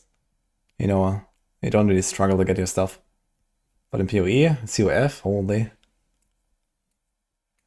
When will Tears come out? Yeah, probably on Sunday. We have our meeting on Saturday. So until then, everyone's gonna be cooking and working on the guides already and stuff. And then we usually like discuss everything in the meeting.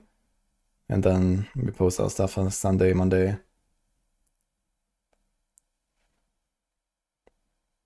Is Evade Born any good? That's an interesting reason for a ban. Evade will be fine, yeah. Since they nerfed the difficulty of Taunt 4 and they made unyielding hits work with it, it is actually a net buff, I guess. Almost. Like it's almost like a net buff going from season 8 from season 7 to season 8. Yeah, it should be fine. You probably need some pretty decent setup to do Taunt 4, like, you know, one shot everything and so on, but you're gonna get there, I think.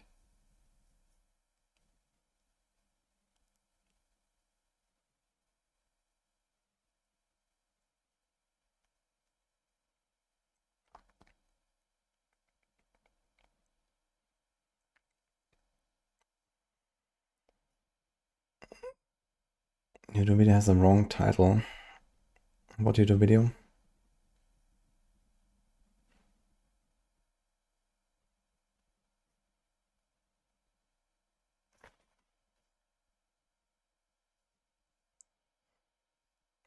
Testing blades for season 8.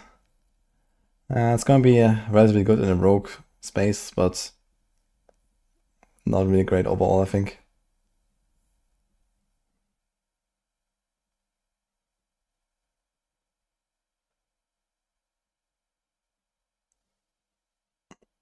Well, patch not supposed to be titled. What?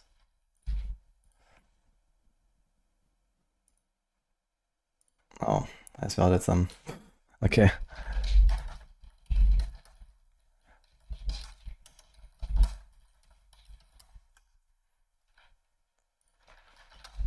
Seems like I see a little hoopsie there. Okay.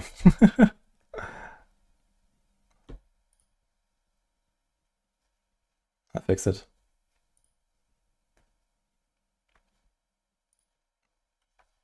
Thank you.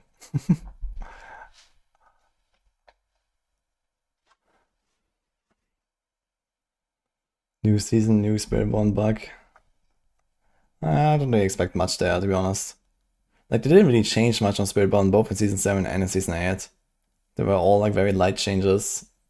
And like, I mean, they introduced like this new item now and stuff like that, but I didn't notice anything of it on PTR. There's not really that much to hunt, I guess.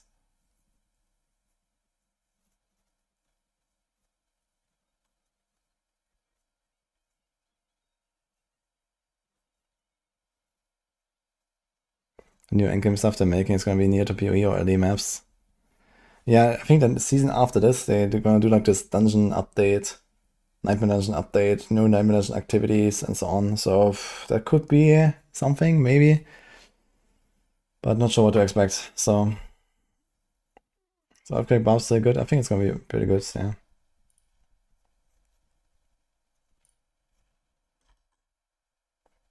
I'm going to join the guys on voice and see what they say. Hello. Hello. Hello there. Yo, how are you guys doing?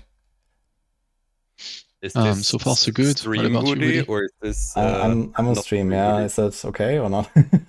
No, I'm just making sure. Yeah. I just want to jump in, like we're just sitting here talking about tier list and patch and stuff. I actually do wonder how the buffs are feeling. Slightly indifferent, I guess. Yeah, it seems like nothing actually happened from PTR to live besides like a bit of an earthquake nerf, and that was it, right?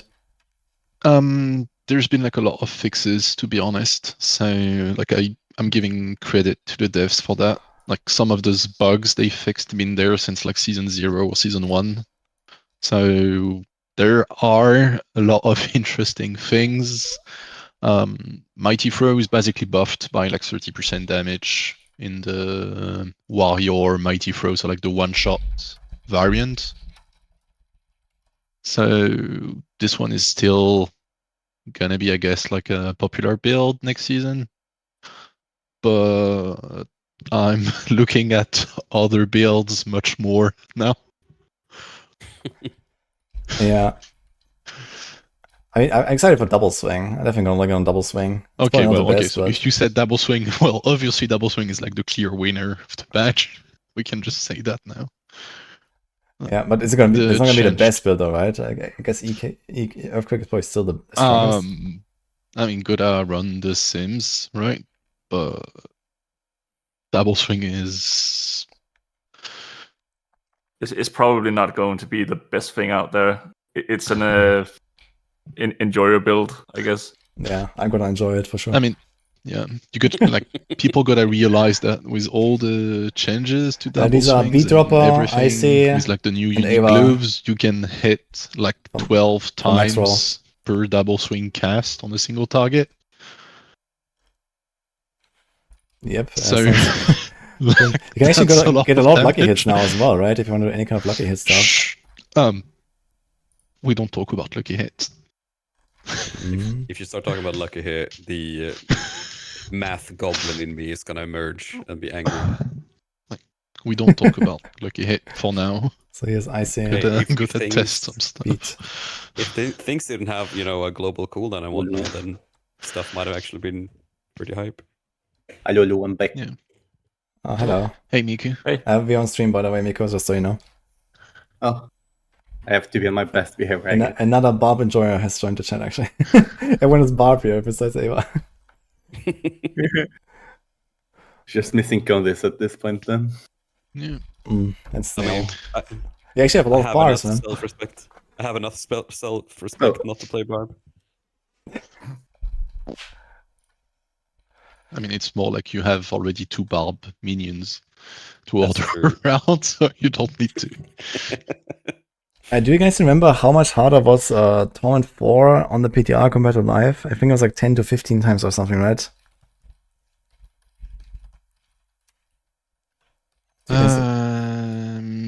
This is, I mean, do you mean the number they disclosed or the ones from? No, I mean, because like, when we played PTR, like how much harder was Torment 4 Yeah. compared to before? I believe like 10 to 15 is like a good approximation, yeah. Yeah, I think so. Yeah, now it's like times 2.5 to 3, they said. So they actually made it like a lot easier. It's like 4 or 5 times easier in that case. Yeah. Compared to PTR. Yeah, you're gonna get there like very easily again, I guess. Yeah, I mean, my unpopular opinion is that having harder T4 means that it brings more value to like the open world and nightmare dungeons because those give you like more EXP, etc., compared to like the pit. But now that it's like not as hard as it was during the PTR, I guess like Torment 4 is no longer going to be aspirational content, nor it's going to be like interesting as interesting for blasters. Yeah. So yeah, it seems like I it's don't just gonna know. be like everyone in like Torment 4 again, and just one-shotting everything. Yeah. So even if Yeah. like the C tier builds or something, we're gonna do that. Yeah, I mean, they still said that it will be like closer to like the feeling we had, I believe, during season 6. I think that's what they said during the Campfire. And I believe season 6 was at least one of the only season where I was not like skipping Torment tiers. So I'm still like kind of looking forward to it, even if it's just like spending like only a couple hours in Torment 3, for example, before moving to Torment 4. But at least like you can feel the scaling, which honestly speaking we didn't during last season. Like it was just straight up. I'm gonna mute this for a second. Vindictus is, I don't know who's doing that or something, but I am not a cheater. In fact, I am very much the opposite. So I'm not sure why people are doing that. I guess it just has to do with like, with like the amount of achievements, let's say, that I gathered over the years. It's just normal. People always say some bullshit. It just happens. See bigger difference in people actually being able to speed farm 100, which might be possible now. We'll see. Yeah. I mean, we're gonna have to gather all the data points for like PT XP again and figure out how much more health is like one additional pit tier. Just to figure out where. Yeah, actually, they builds are rescaled the landing. pits actually, right? Again. So Yeah. okay, they changed the scaling, and now we knew the number, and now it's like kind of like somewhere again. Like Yeah, I'll be dead honest. I cannot wait to be in the meeting with all of the Maxwell boys tomorrow and be like, so what's the pit scaling for the endgame tier list? Yeah, it's gonna be rough actually. Yeah. Meeting tomorrow. Because everyone's gonna. Well, it's on Saturday. Oh, tomorrow. I'm sorry. Yeah, the day after.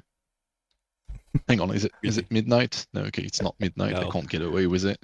It's Tuesday, Pete. It's in 4 days. Yeah. It's And what? actually next month. Did you know? Man, I just want them to say like, "Hey guys, we fixed Shadow Clone like actually this time," and then just so I just don't want to test Shadow Clone anymore. I'm just so over it. I mean, they had it on my Okay. bingo, but they didn't say it. Shadow Clone Nor posted the- it. Oh, they did? Okay, I need Yeah, to yeah. check this on the bingo card. Yeah, we're going to do a little sponsor stream soon, guys. For Oh, the okay, never Ancients of mind. Fury. I checked it. It was about them being hyped about playing minion builds. This one they didn't say. Stormclaw S plus The only tier. big thing I was actually Okay. surprised it didn't, do anything or mention too much was like the event. They only mentioned that they're gonna make it a bit more accessible during leveling. I believe that's what they said. But besides that event is just, I don't know if people will be doing it like at all. I mean, they'll do it to get to upgrade the things, but you can even get after you get the original one, the power, you can even get the upgrade things from just doing bosses. You don't even need to do the event at all. It depends how much you get from bosses and the event. I suppose, but like if you're gonna spend a day just killing bosses to get your mythics or whatever, you likely but will. are you really going to get to that point where you have enough materials to do that? I'm not sure you will from all these patch notes. Yeah, it definitely sounds like it will be a struggle to get your mythics now compared to before, right? Before you just kind of like, you farm a bunch and then you just get like all these like random boss mods spammed at you and you just do a rota or two and eventually get your stuff, right? If you do this for some hours. And I guess now you just don't get those mods anymore. So that's the interesting part. I'm actually very upset about the fact that it didn't change the loot tables at all of the bosses. Because like, I really hate that there is 3 bosses that have exactly the same loot table for no reason. Like, why would anyone ever go kill Andariel? They even made Andariel even harder now in this patch. She was already the hardest boss. They made her even harder. And then there's Duriel, which got reworked to be like just by far the easiest. He doesn't do anything. Like, I don't know, man. Like, this is just stupid. I really hate that, man. They should have given like all the bosses their own loot tables. And then you could have actually target farmed your stuff a bit better as well, right? Because you get less loot, but you go there, you get what you want, you leave, like, this would have been perfect, I think. You have so many bosses and you have so many uniques. Like, why do all the bosses have like 7 uniques in a drop table or something? And then 3 bosses share the same loot table. Like, it makes no sense. I mean, I somewhat agree with what you said. The problem is if we look at like the current boss tables of the bosses that have their unique boss table, right? Like, when was the last time you saw a barbarian doing Varshan, like last season? Yeah, I think it's okay that you don't need all of the bosses. None of us went there. If there's no item that you don't care about, then you just skip them. Like, why not? Yeah, but at the same time, it's like an open world, kind of like MMO-ish, where you want to play with everyone in every class. So, like, I guess it's kind of okay to have like the lowest boss on the ladder to not be like coveted by everyone, but Duriel and Dariel and everything. Like, or maybe it's just that there's not enough uniques in the game yet, and we'll go there at some point. Brother, have you seen the list? No, I let that to the guy writing the resource guide. 50% of being the boss loot, that's fine, because it's like 6 pieces of loot that can drop, or like between 6 and 10 or whatever. Yeah. But like the general pool is gonna be like 40 items now. It's gonna be insane. Yeah, it's I'm a not saying ridiculous there's number. I'm not saying there's not enough uniques. I'm saying that maybe at some point when we get like 20 more uniques, they will think about like splitting the boss loot tables for those bosses. But I don't see a reason not to do it now and then just like start distributing new uniques between those bosses anyway, right? So you can just add like one unique to every boss or something, every season, and that's it. So I don't know. I feel like also, especially with the system now, where you can still get all the mythics from any boss, and you can also still get all of the uniques with the 50-50 random, right?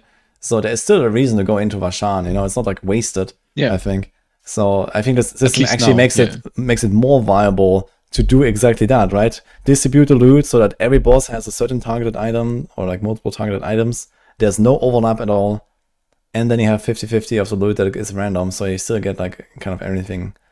So I think that would actually be perfect, especially now. Indeed, when you put it that way, that makes sense. I agree. Rogue has 42 items in the general pool if it works like we think it does. Yeah, log out, man. Like and then you need like a fixed ranges, and it needs to be ancestral. You're not gonna hit an item. Like I think if you're doing a lot of boss kills, then sure, you're gonna average a decent amount of items that you might, not otherwise have access to from just doing one particular boss.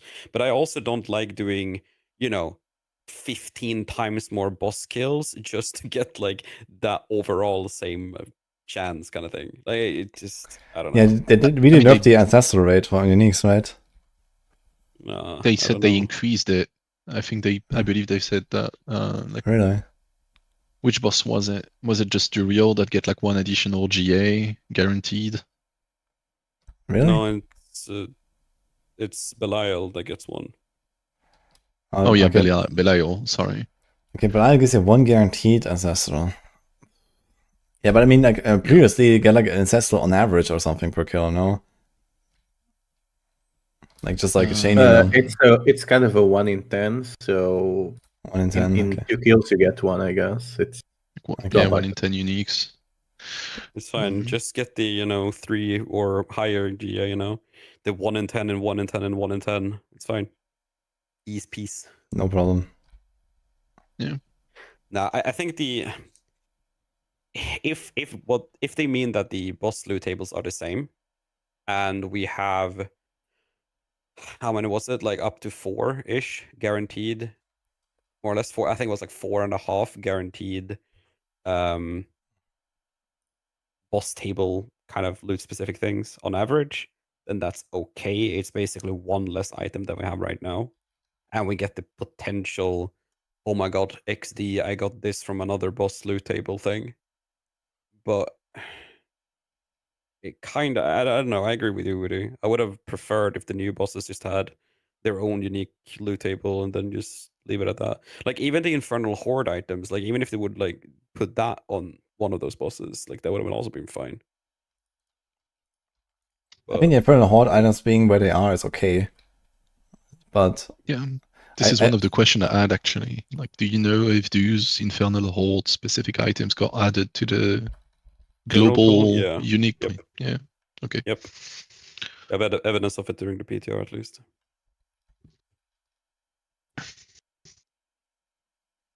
So it's I don't know. I think there are a lot of ways they could have gone about it. I think this is in the high end, on average, fine. But I kind of agree with you with it as well. It's just like if you don't get loot from a boss or there isn't loot that you need from a boss, then just don't do it. I mean, but it's more for the casuals, I suppose, the people that don't trade and stuff like that, which they would just amass a ton of resource for a boss that they would never use, kind of deal. This way, they're kind of incentivized to do it, even if they don't engage the trade, even if they don't have someone on another class that kind of wants it. They have some use for it, I guess.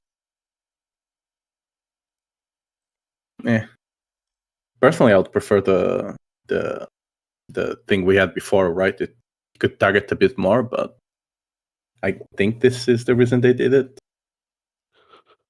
Yeah, I mean, I had 40 stacks of Malignant Hearts in my stash this season because Valjean just doesn't matter to Barb. So yeah, I would just get a bunch of them and then just go on the trade site and trade it off. Didn't have characters and druids. They did nerf it, but I think it's still okay. Technically, like Ring of Red Fury for Barb is looking good, so at least we might go see Varshan a little bit more this season. True.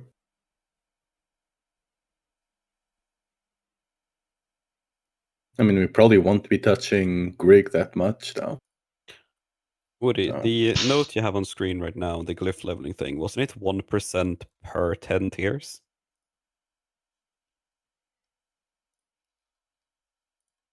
I don't remember.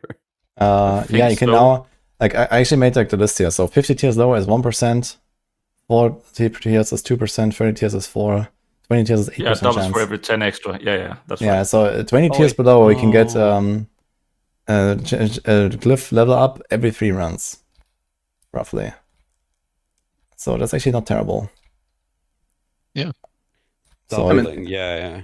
I read it as increasing by 1 every. Yeah, makes sense. I mean, considering that we're probably going to be able to do higher difficulties, I'm not too worried now. The state we were before on the PTR, I was extremely worried. Like even top builds. Yourself. I mean, even top builds. as a blaster, you were worried already. Yeah.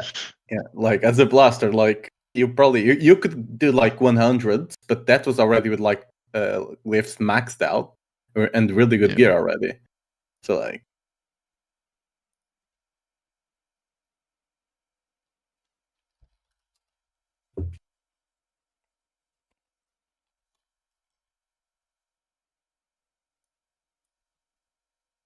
Mhm.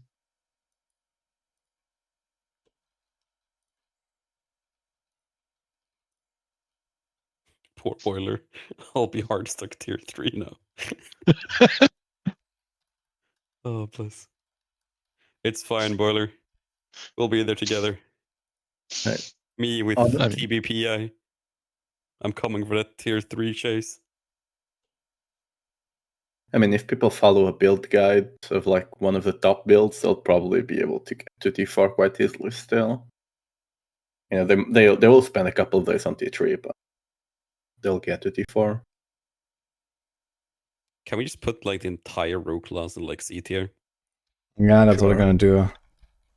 So you Besides don't Death even Trap. put the build, you just put Rogue. I mean, Death Trap is gonna be good, yeah, but then after Death Trap, there's like nothing, I feel. Like even Rain of It Arrows, I depends. think, is gonna be... If they fix potency, I think Yeah, they PI don't, might so... will do more. I mean, we don't know yet. Let's keep the cope. Are you coping, dude? They're not gonna fix I'm that. so What do you mean? coping. This is a patch notes, Let man. me There's no look. mention. Like the only other thing I can Hey, see is like season is Rain of 7. Arrows, maybe, right? Like if you still have the perma Rain of Arrows spam, which might be possible still with like the you know, consume and Ulva power and stuff like that, then maybe, right? But yeah. Hey, you know, you can show this on stream. This is the permanent cope. Whenever a Okay. patch note says various stability, performance, you know, improvements of any kind, we know that there are things going on that they don't share, and therefore potency Okay. might be in there. So this is what you base your cope on right now. Oh, dude, that's been my copium since season 1. Like It's I'm my actually impressed permanent by copium. how much you can siphon out of this. I mean, we've had the various PI nerfs in that under that thing. So I mean, statistically speaking, at some point we're gonna have a buff through it as well, right? You mean like It is, one of them is gonna be good at some point? yeah, you know, surely we'll get there. Dude, we were just talking about it before I joined here, man. Like about season 0 and like, you know, how the builds were back then, and you know, holy fuck. Like, you know, you mentioned something like the good old, like, you know, Poison TB again, or like, you know, Shredder TB and like Flurry AF and all that stuff, man. Yeah, the good old pure damage whirlwind. Yes. Dang. Dude, they buffed The Whirlwind. Kratos build. Yeah. They buffed Whirlwind now. It does 50% weapon damage instead of 30, man. Log in, dude.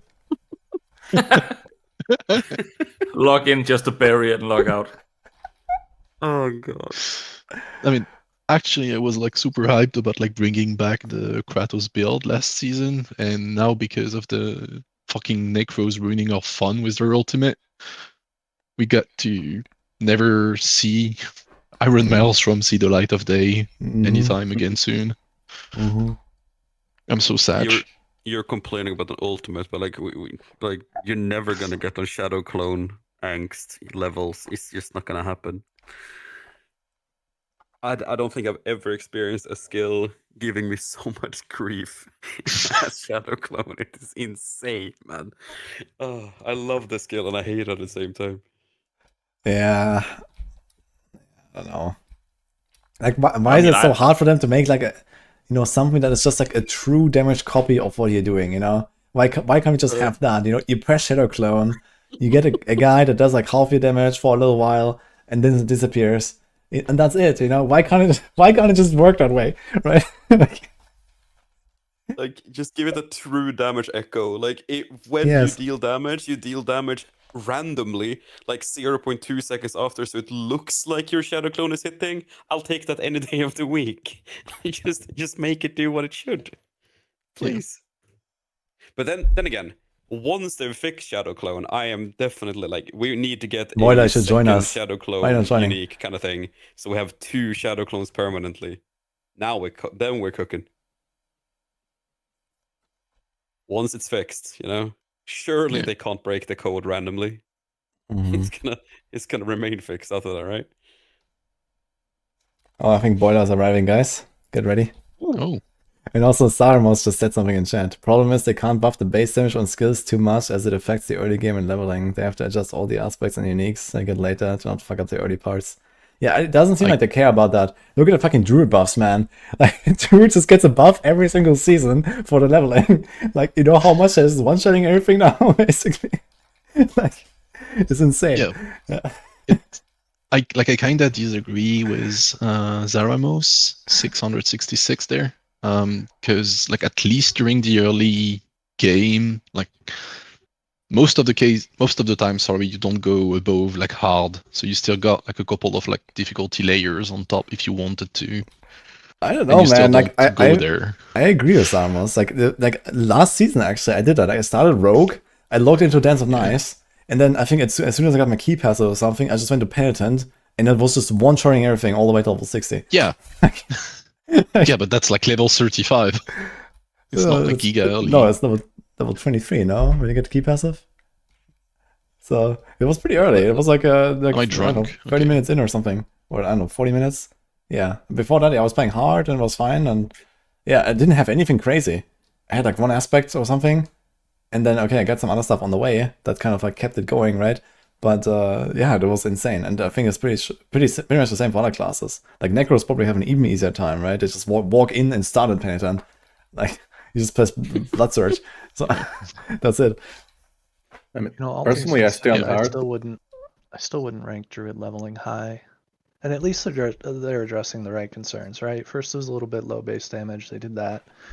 They're the only class without inherent spirit regeneration, so having Gift of the Stag is a nice little patchwork thing. Yeah, the Gift of the Stag is really nice, actually. I think it's going to feel good, man. But I think the biggest issue, and it's one they've recently remedied, is that we didn't get our class mechanic until we were like level 50 for the longest time. You know, or at least fully unlocked because of these spirit offerings we had to go around and collect and how many of them. And it wasn't even worth bothering going back to Tildura, you know? So the fact that they streamlined that, I think, has probably been the biggest of the buffs. I mean, you don't have to do the quest at all anymore, right? You just get it now, right, at 15? You don't even have to... Okay, you still have to do a stronghold to actually access the guys, right? That's it. Well, I had to do it last season because I think you need to do it one more time. But I believe I won't have to this season, yeah. I actually need to log in and do all the classes. I think I've only done like the Rogue and the Spiritborn, and that's it. I don't think I've done the other classes. Yeah, if you do them now, then you get it, basically. That's kind of nice, at least. You just go there and do the Stronghold, I guess, and then you want to do Stronghold anyway for the XP, so... Well, and they increased the number of offerings that drop and made the unlocks cheaper, so... And you'll have it, if you're focusing it, you'll have it like level 25, 30 now, and it's not too bad. I was about to ask, actually, did they mention any changes to the Stronghold EXP strategy? I mean, Condes asked about it in the Q&A, and basically all they said is that they made the leveling a bit faster again. Like, there was like this, you know, like reduction in XP in the early levels. But they didn't say... that was just about the campaign. Yeah, exactly. Like, they didn't actually say that they changed the campaign stuff. So the campaign is still going to be OP, and the Storm Rules are still going to be OP, I guess. So I don't think they changed anything. Okay. So that's my expectation, at least right now. Because on the PTR, I think the campaign stuff was still the best. Yeah, it was like way above everything else. I think it was Rax, was it? That did directly the campaign. Yeah. And was leveling up like way faster than anyone else. I mean, it's not that much faster, actually. Like, if you have like a good build that can farm Penitent, like, I think campaign leveling is something in the range of like 2.5 hours on a good run or so, like including everything. And I think like doing like a 3-hour run or so was actually possible without campaign. So, and you get like, you know, stuff from the season star thing, or like, you get like, you know, legendary aspects and whatnot. Yeah, it's not that much worse. I think to the point where even if you hit level 60 faster, you might just be worse off because everything else is just scuffed when you go in Torment 1. Because you'll have nothing. You just walk in with like nothing. Yeah, but I mean, like you can get gear pretty easily just from like running a couple of like Undercity, even without any tribute. You get like Yeah, exactly. But then couple you of have to do a couple of Under affliction. Cities, after the campaign, and then you're basically back to the same time. So Renown, Omega.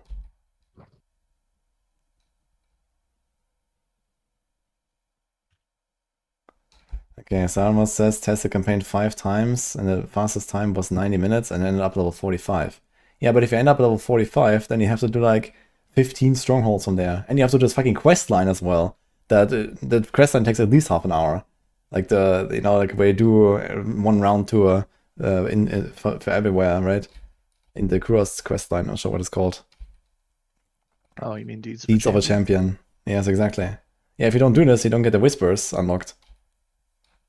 And stuff like that.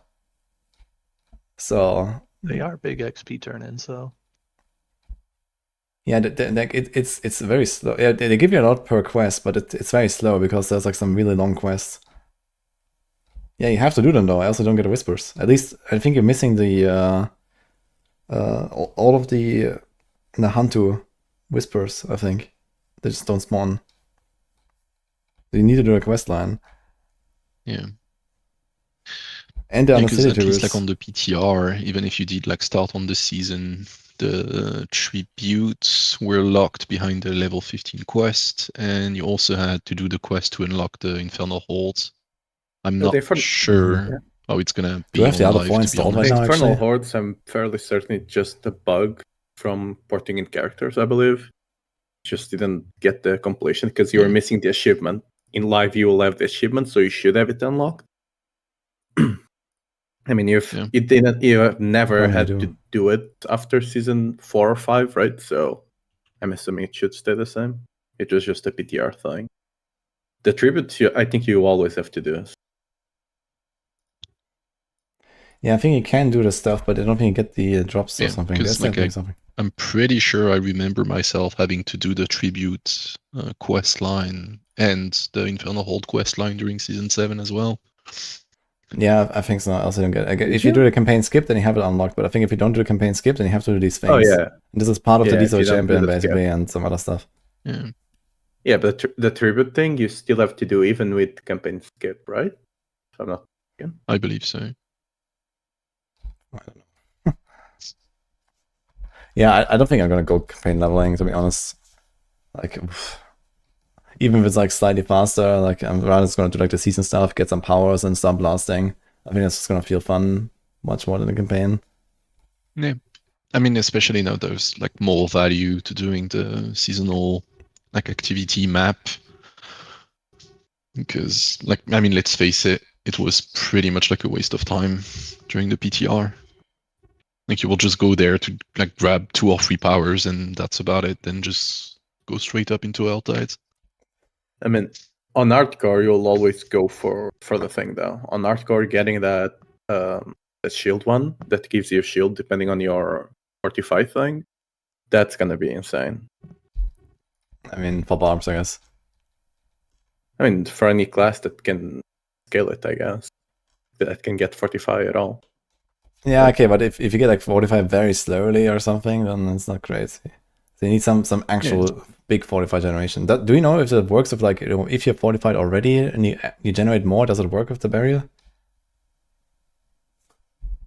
I'm talking about this. I can tell you for certain from like feeling from the gameplay, I believe it does, because like whenever I was in a pit, I never dropped the shield, which I would drop at least for like half a second or something if it just didn't scale after a point. So I think you can just keep generating it, assuming you're generating 45. Okay, so you get something like, you get 60% of your fortify as barrier, right? It's down to 30 now, but... Okay, it's nerfed. Okay, how much? It was 30. 30. I mean, it's still not a bad amount.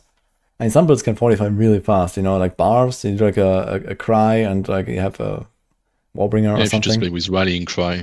Yeah, it's just Rallying Cry. We haven't been using Warbringer in like the past like 3 or 4 seasons. Yeah, I know, it's like pretty outdated. But I guess it would be an option for him to get really tanky, and you just use that, and you know, as you spam your stuff, it just constantly regenerate the fortify and the barrier. Yep. It might be a good hardcore tank or something. Yeah. Yeah, I mean, I know Snare is like a big fan of it, but yeah, technically you could just play with like Rallying Cry, Yen's Boots, and Blackmailer, and you have like perma, 30% barrier, 30% of your Fortify generation, which is a lot generated as barrier. So there's certainly some necro cheat stuff that death will also go combo. crazy. Like necro can generate a lot of Fortify as well. It can actually generate both Fortify and a barrier, right? So Yep. like it's kind of funny how they added this like necrotic fortitude passive. That was actually a season 7 edition, right? Or was it in the expansion already? Maybe it was in the expansion in season 6. Like I feel like from one day to the next, necro just went from like being the absolute squishiest class to like a fucking giga tank. It's just one that's fucking passive. And yeah, it was actually nuts. Like I remember necro was always so fucking scary on hardcore and all that. And then they got necrotic fortitude, and now he's just waltzing into everything. It doesn't matter, man. Isn't it just D4 in a nutshell right now, though? Yeah, maybe. Yeah, Spiritborn actually felt kind of scary when I played it last, like on the PDR and stuff. Spiritborn compared to, like, for example, Rogue or so, like Spiritborn is definitely on another level in terms of squishiness.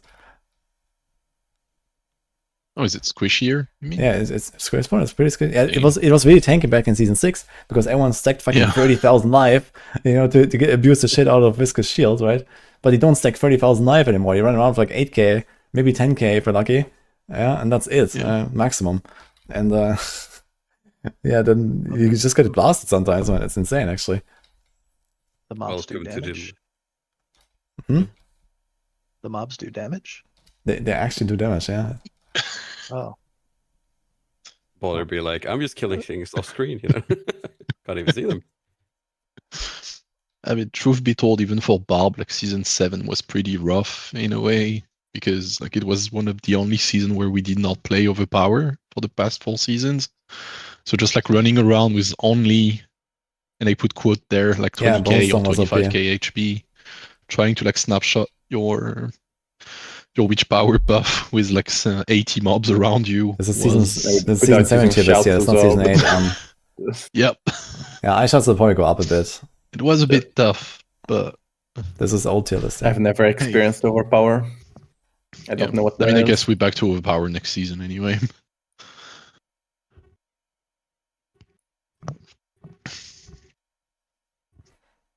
I've always played squishy wheels on Barbarian. Well, because Whirlwind can't overpower.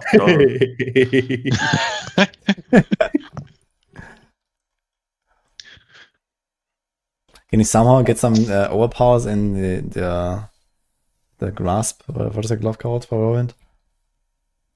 No, you can't. I mean, you can proc overpower with gore. Some stuff to get gore, to get some damage here and there, but no, gore can only crit, cannot overpower. The only thing that can overpower at the moment is, and probably shouldn't, is like Brass of the Berserker with the rank 5. Mm-hmm. And then your shout starts overpowering, but just Wrath, not the other shouts. I wonder if they're gonna touch overpower at all, like at least until the expansion or something. Like I don't know, man. It's like we're going into the third season now with like overpower just being like ridiculous, man. And I think Lurkin mentioned something about it on the podcast he did with Charles. He got cut off before he could get into it properly. Okay. Time-wise. Okay, so there was someone in the background saying like, "Oh no willpower." Don't talk about it. Okay. I mean, you know what? If overpower is like the only way of making core skill relevant in the game at the moment, with the current like power creep we get, I'm fine with it. Shocking impact of shock familiar. That's pretty strong for sure. I don't know, like gaining a 40x just from overpowering if you stack it properly is kind of stupid. Yeah, but like at least like they Like they buffed Xan more, so I guess more classes can have access to overpower. So it's not just like necro and barbs. So in a way, it's not. Yeah, but you gotta have the kit to actually build health for it, like build into Oh it. shit. In order for Yeah, it I mean, really okay, if you can't profit from wear it. missed this Doombringer, one. you're fucked. Yes. Yeah. Leave this for the barbarians, I guess. But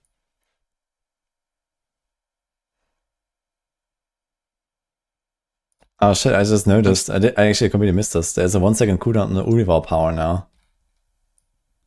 Stonks. Yeah, yikes. That's a few places, I think.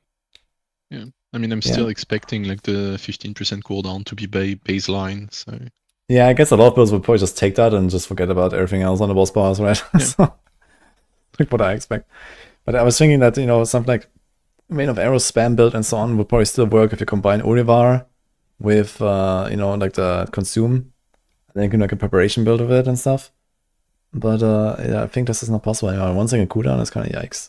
Because previously you were spamming like Rain of Arrows 3 times per second or something.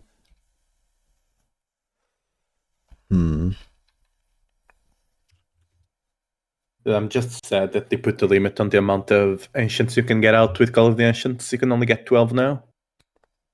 I don't know. I'm trying to fade Urivar's power. Trying to what? I don't want to use Urivar's power, mostly because there's a lot of modifiers that need you to activate your main power. And if you have ultimates with a longer cooldown, it's not really viable. So, for example, you got Belial's Eye Beam, you've got what's the other one? Harbinger of Hatred's Volley as a modifier.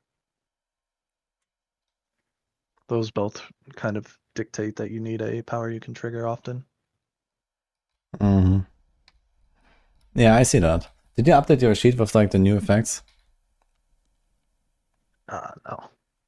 Okay.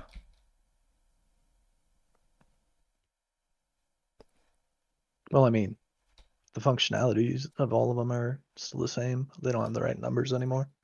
Yeah, I mean, yeah, but the numbers changed. I don't really care about the number changes, but some of them did change functionally, right? Like the Urivar is a cooldown now, and you know, some other like effects were removed from like the burning thing and so on. Yeah, I mean that's the big one that changed was Yeah. Andy's not being broken.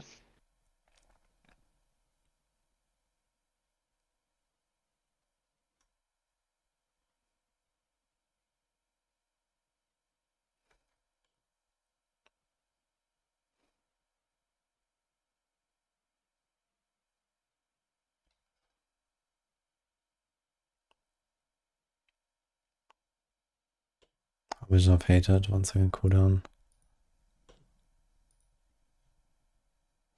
But yeah, I find myself going more often for there's like 4 powers that you can trigger pretty much constantly. Yeah, I'm just looking like which ones would those be. So you got Shava's Poison Breath. You've got Shava has a cooldown, I think. I think it does, Yeah. but I mean that's often enough for the modifiers that matter, right? That's what I mean. Okay. There's Blood Pool. You got the Death Beam as well. Just Gregoire's Lightning Square. And Lilith Winds of Hate. And depending on your build, maybe Cinerath's Flames. But yeah, there's some fast trigger ones too, which I find myself using a lot more of. Yeah, I'm just wondering which is the power that can actually trigger the most here. Probably Gregoire's Lightning Square or Lilith's Winds of Hate. Yeah, Lilith is 2 seconds, I guess. So this needs Gregor is 1.2. I need something faster than that. Urivar is 1. So Urivar is still the fastest. The Death Beam, you can just, if you can spam a skill like channeling skill, you can get a lot. Can the Death Beam consume the resources from Aberroth? I guess From so, what? right? The Aberroth secondary that consumes all resources. Does that work with the Death Beam? It does work, but like if you drop it, You'll just Yeah, I know. have it. Like what I'm interested about is just spending resources as much as possible. I mean, yeah, it worked on the PTR, but like, if you can Okay. make it work to do something else, I guess it could be good. So you would have, like, I'm thinking about, like, you know, some kind of command of arrows spam build. So I'd have to, like, include dance with knives, press rain of arrows, press dance, press rain of arrows, press dance, something like that.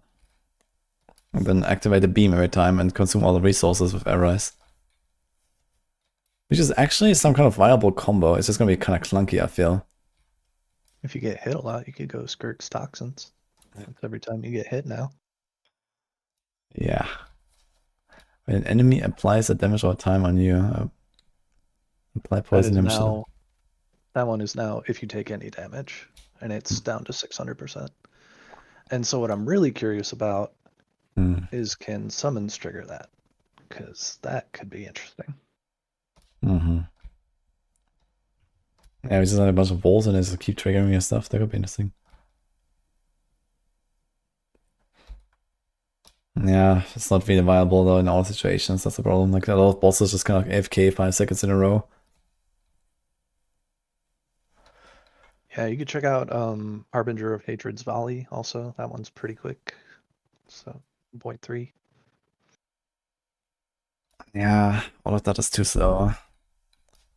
I need something I can trigger like twice per second. Didn't change Harbinger's Volley to be 1 second now as well, though? Or did I completely... That's yeah, the the modifier. vulnerable thing, yeah. Ah, okay. The modifier can't consume your resource more than once every second. Yeah. Gotcha. Does Rogue have a mobility skill it can spam? Yes. Could go Cinerat's Flames then.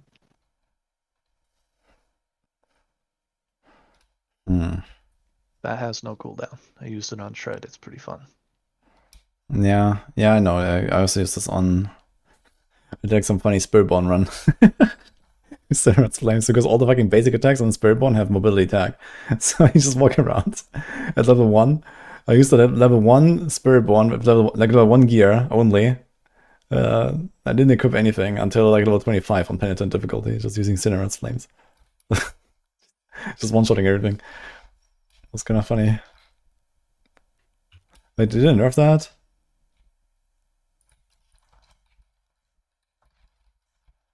Okay, it's 50% now, so it's a quarter now. It's still good enough though to just walk around on a Spiritborn and just kind of kill shit, I think, when you actually equip items. In Penitent. Should be good enough.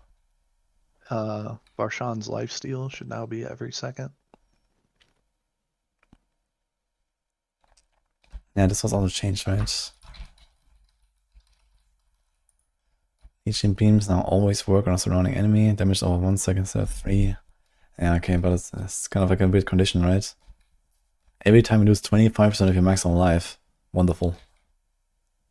Oh, they changed that too. It just does stuff now. It doesn't say that here in patch notes. Where did it say it? The one earlier in the week. Oh, yeah. the They removed the condition at the start. It just triggers every 1 second. So you just attack them and then you start leeching from them or what? Yeah, it's only one target at a time, but yeah, it'll trigger every second. Yeah. Actually, a lot of healing. But it's not very good coverage if you need to hit with your power.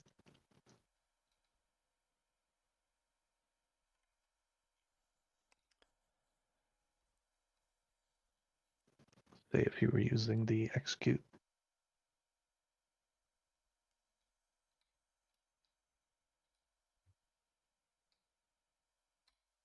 Man, they killed my blisters though. They really mess those up.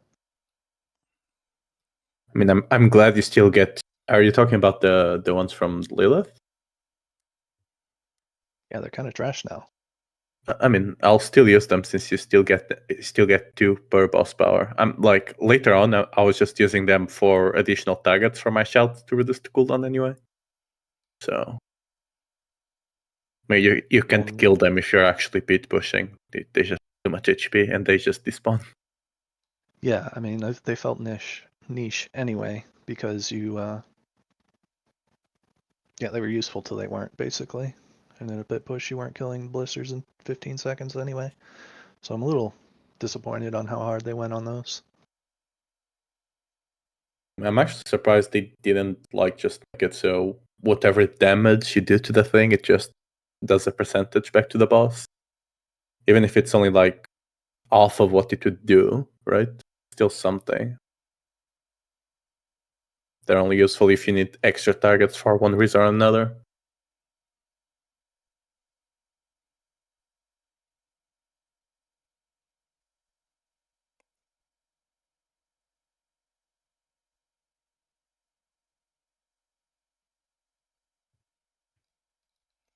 Okay, there might be some other ways to do this, what I'm trying to do with Rune of Arrows. So there's Haters Embraces Haste. Casting a Shadow of Fire skill grants movement speed for 3 seconds. It doesn't seem to have like any kind of cooldown or anything. Just to cast. Oh yeah, we don't have those, so I discounted that one. Yeah, I'm not sure if that works for Rain of Arrows. Yeah, I don't think it gets the Shadow tag, even though it's Shadow imbued. But maybe. There's also like the other thing, damaging a vulnerable enemy removes vulnerable and then stuns them.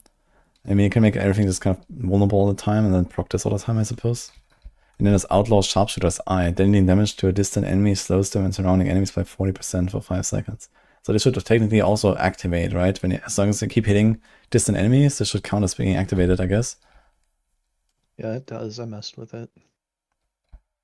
But then you have this condition of distant. So that would be kind of weird.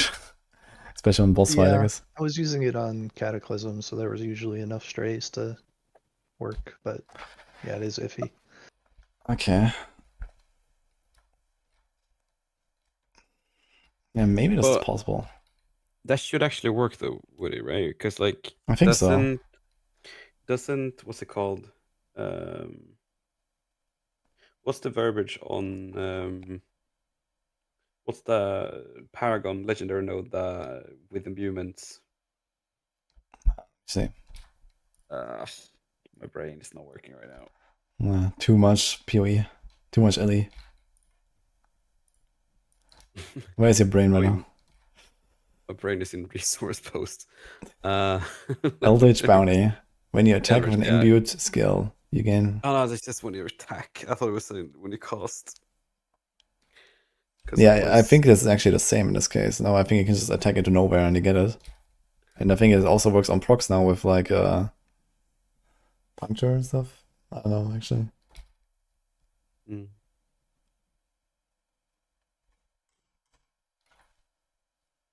gonna blisters are useful for this. Yeah, Lightning Spear is gonna be very strong because of blisters.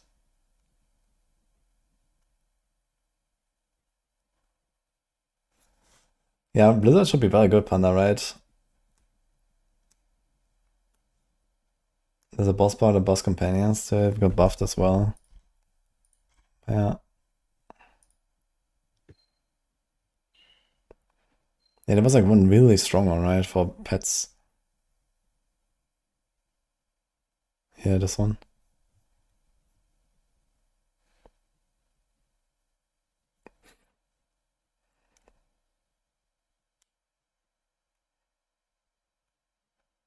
Flash Reaper is cool for shocking impacts. Damage a vulnerable, removes the vulnerable and stuns them. Yeah, and then you can block shocking impact, right? Yeah. Sounds kind of nice, actually. Good tech, for sure. You lost talk about what's going on with all the key passive and aspects. Yeah, this is like kind of buffing everything to the moon. You love the buff Whirlwind. Yeah, it's not gonna matter for anything. For like the first 10 levels maybe if you want to do some Whirlwind. And then, you know, if you want to do Whirlwind build, you're gonna do some Earthquake or some Twisters. How about that Ahu rune? Pretty good, huh? Ahu. Wait, did they change it or just... They didn't.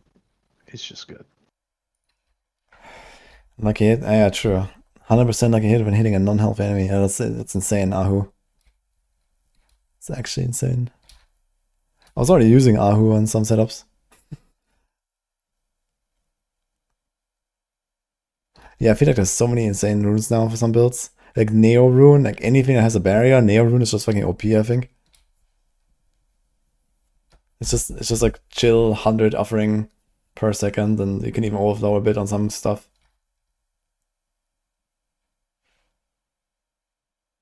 Yeah, there's a few that do 100 offering a second or better. Like Nagu is better, Igni is better, Lith if you can stand still. Yeah, they're less than 100 per second. You're right. Not Igni, I don't think, but... Or yeah, no, Igni too. Yeah, they're the same as Liv. I guess it's just a different Nagu that's condition. faster.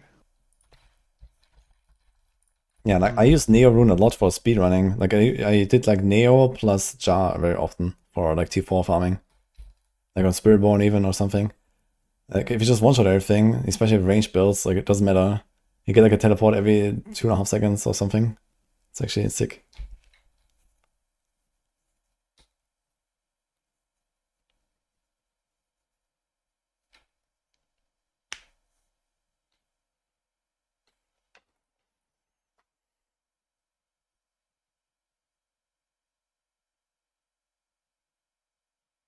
This season is gonna be a lot of fun. Actually, real goals, collect all the boss powers.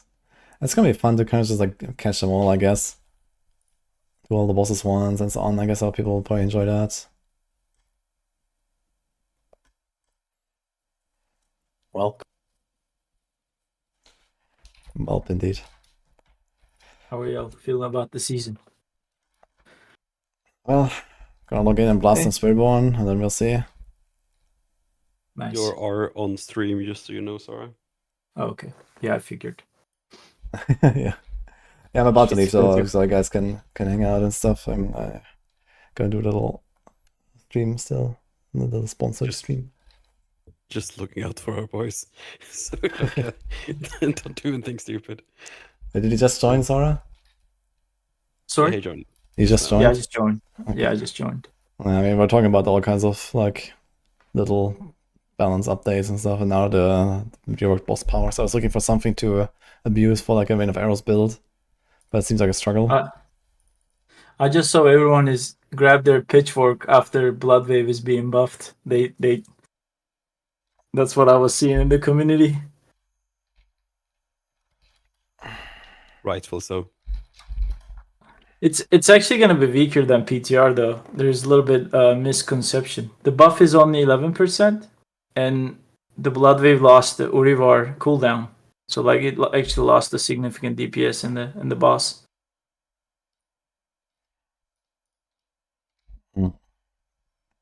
Something shadow clones. This patches again if someone's looking for them.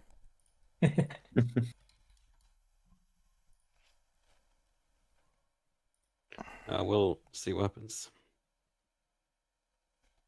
I'm still Well, holding that's Necros responsible for the fall of all ultimate base builds. I mean, anyway, guys, I gotta hop out here, so I'm gonna see you on Saturday anyway. All right. See you, buddy. Yep. Alright. Have a good one. See you later. Have a good night. Okay, these were the Maxwell boys, some of them at least. They were just kind of like chilling there, so for those that didn't know. Some of them are also in chat, like Panda. Hanging out.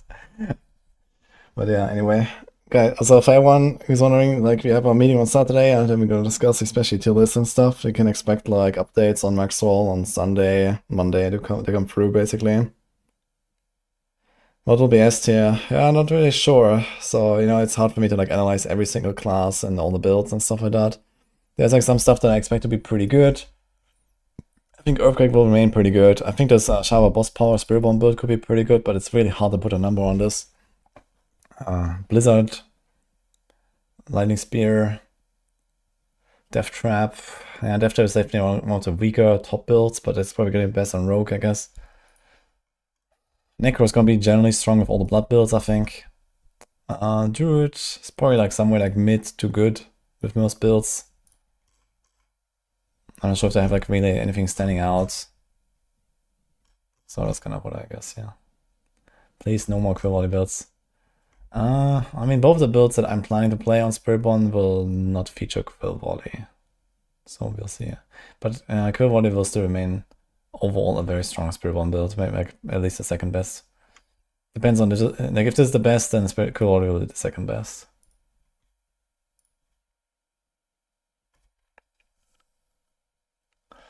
Okay, anyway guys, we're gonna do a bit of Engines of Fury now. Hashtag sponsor game. Seems very interesting though. It's like a top-down, kind of like a extraction PvPvE game. So it sounds like a very cool concept, so I wanted to check that out.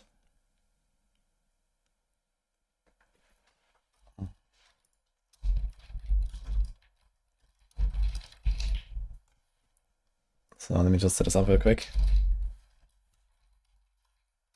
And you can actually get access to it through my link as well. Yeah, this is an Epic Games launcher, but I can still just see him. I mean, if you guys want, we can still keep talking a little bit about patch stuff and so on. Here's the link. So you have to like, there's like a little form they want you to fill out, and then you can get access and use like code wudijo basically as a special access code at the end. And you can get a key basically for the game, so you can try it out. I have to like change the sound settings. Sign in.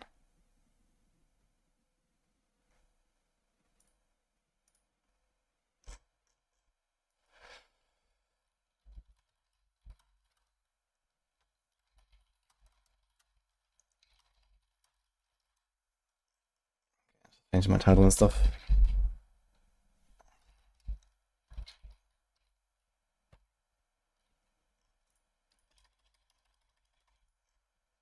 Okay, I can't actually add this game title on YouTube. It doesn't exist yet.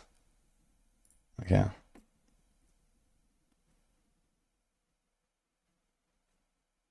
I haven't played the game yet, so I'm excited to try it out. Create a character. Type 1, type 2. Select region.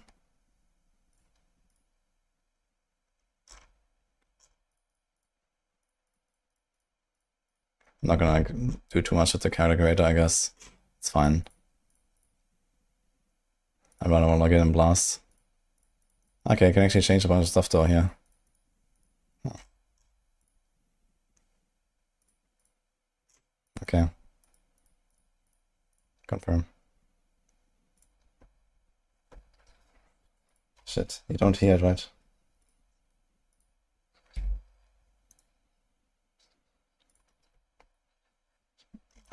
Wait, let me find the sound settings.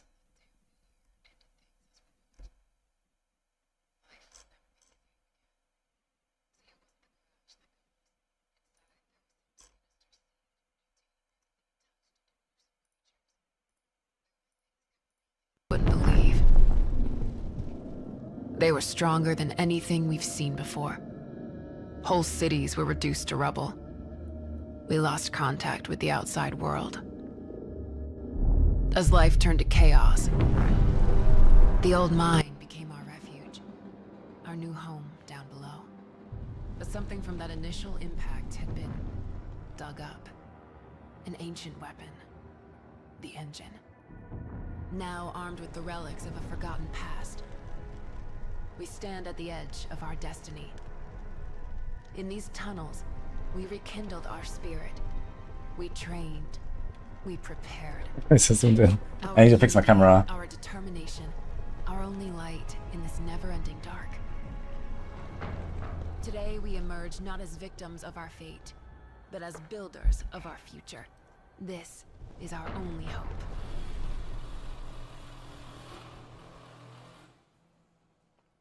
Okay. Let's check this out. Let me just change the sound settings. For me, it's very loud. I just manually reduce the sound a little bit. Okay. And OBS, so let's do this. Should we go with in-game music and stuff? We can try that. Let's see. Sound effects. Maybe gonna reduce that a bit. Like this. Ambience is pretty fine. Let's do this. Input device activation. Push me to talk. Okay. Borderless full screen, that seems fine. Okay.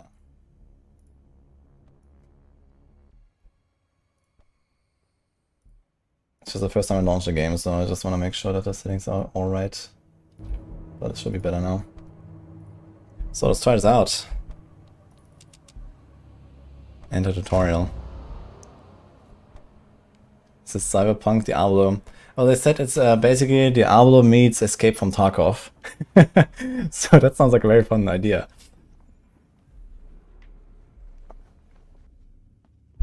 Okay, do we have WSD here? Yes, okay. So that works. Collect your gear. Okay, I got a sniper rifle. How do I collect this? Right click, okay. Do we have inventory or something? Okay. Do we have music? I don't hear any music. Maybe gonna launch my Spotify again then. It's fine. So let's do that.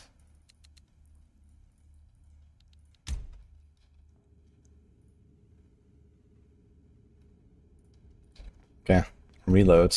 Wait, how do I reload? Okay. So it shows you that kind of like trick shots. Okay, so this is inventory here. You hear something? Yeah, it was very low or something. I just want to play with music then. It's fun. Can I get this? Loot all? Okay. Yeah, this has PvP. PvEVP. So it's... Ah, wait. Dying. Ah, okay, so you can change the camera a little bit. You can turn around. Okay. Interesting. Reload. Okay, we can't go very low with the camera, like this. But the turning around is interesting. Alright. I have to get used to the controls a bit.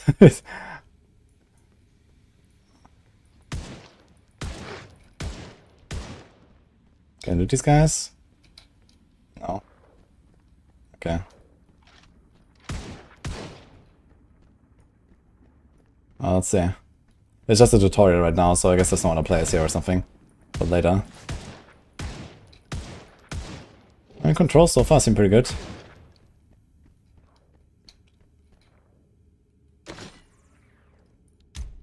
I realized I need to like put the link in YouTube as well, guys. Let me do that real quick. You can get a key to this actually right now if you want. So you want to try it out. Yeah. You have to fill out this little form basically.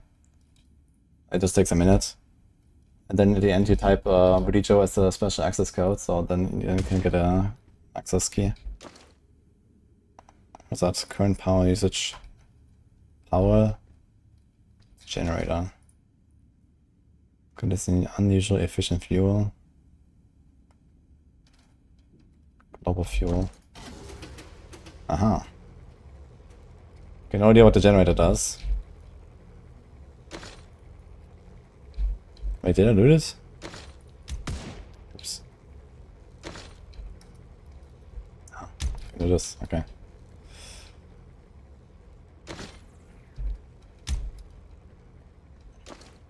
Craft some ammo. Mask, armor, shield. Okay. So I guess it's something similar to like energy shield or something, or dodge chance. But I can't craft anything yet, I don't have anything.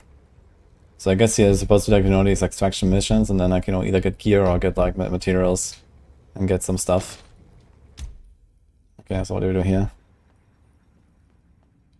It says tutorial, but so far I've not really seen like any, you know, kind of tips or something. I'm not sure what I'm supposed to do.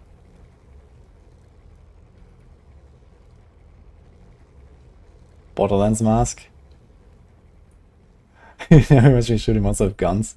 I mean, I've played PoE 2 with a crossbow. That's basically shooting monsters with guns. I really like how you can turn the camera. Like, that is actually... Now that I see this feature, you know, like just the turning, I'm like, that would be really interesting to have in other games as well, I feel, right? I know Wolsen had this, like, at certain points in the campaign the camera would turn or something. Okay, I don't know what I need to do, by the way. Oh, you have a dash as well. Cool. Is there anything here where it came from? Did I miss something? Can I destroy like obstacles? No. I think I'm running out of ammunition, by the way. Yeah, I need to craft some ammo. Wait. Did it is here? Ah, nice, you can walk while in inventory. That's kinda cool, this. Health, 70, attack, 11. Wire and gunpowder. So there might be like some keybinds I'm not using.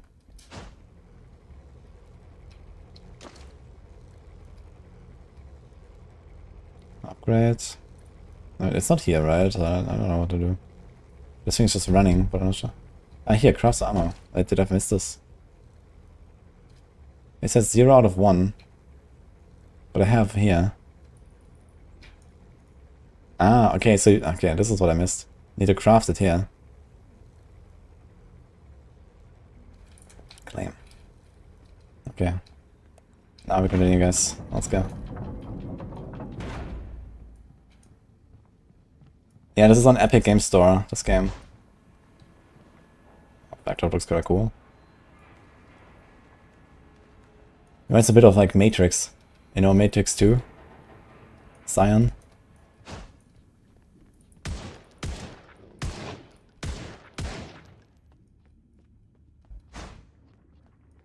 Let's go.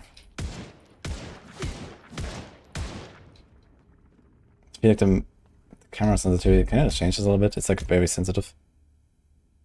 Voice settings, sound, display. Doesn't seem so, okay.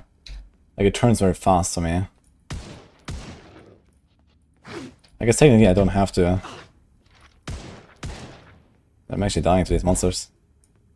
Only 45 HP and they don't regenerate, it seems. Ouch. Yeah, I gotta be more careful. That's like some kind of like boss at the end or so, then I'm gonna struggle. It's kinda interesting, this crosshair as well. Like with this kind of like view angle. Oh shit. Atomic Roaster. Legendary.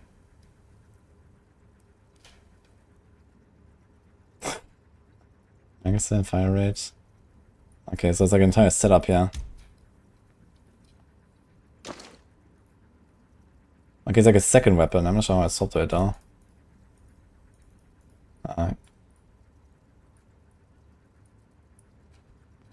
Rifle. Can you do like 1 and 2 or something? Let's try it out.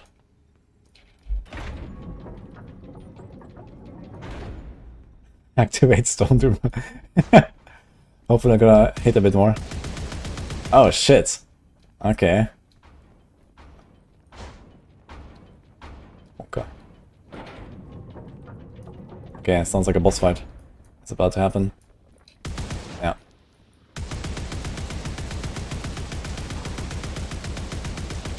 Holy.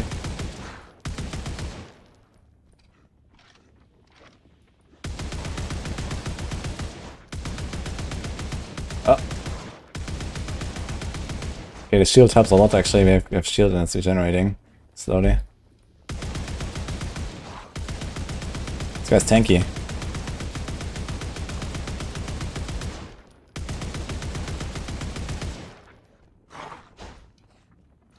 Reload. It's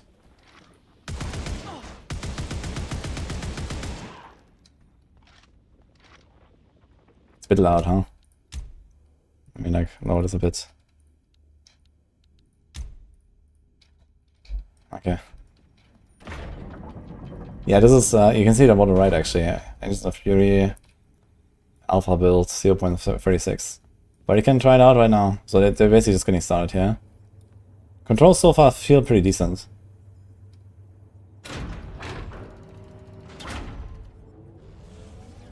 I really like the fact that it can turn.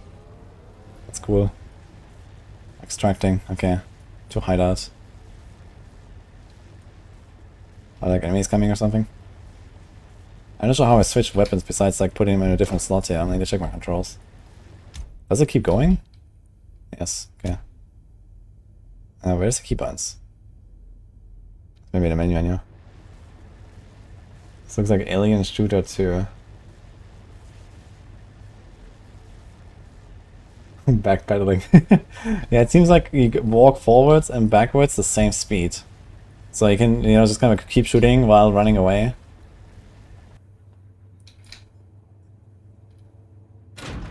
Wait, you have to engage this thing twice?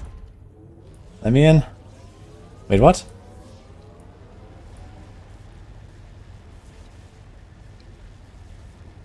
Ah, okay. So you have to wait and then you have to enter, okay. And then gives you like a certain amount of time. Acquire an ability.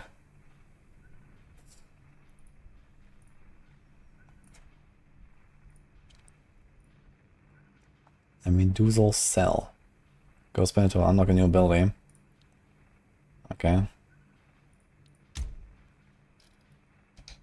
So I guess I can choose something now. Looks like some potions. Oh. Oh. I like that. Okay, we can't move the tree, but... Ball lightning, grenade, slowing area, detonating bugs. Rocket shower. That sounds good. Concussion grenade, lava ball. That's cool. Rapid fire. Tesla coil. And what are these small things? Health, intelligence, strength, weapon attack speed. Okay, so there's like small stats and then there's like the big abilities. That's nice. Enemies in the cloud are slowed down. Grenade. Cooldown 12 seconds, cost 25 energy. Ball lightning. Cast a ball of lightning that goes straight to the cursor position and explodes after X meters or when it hits a wall. Okay. I'll try the ball lightning. Ah, so we put this here.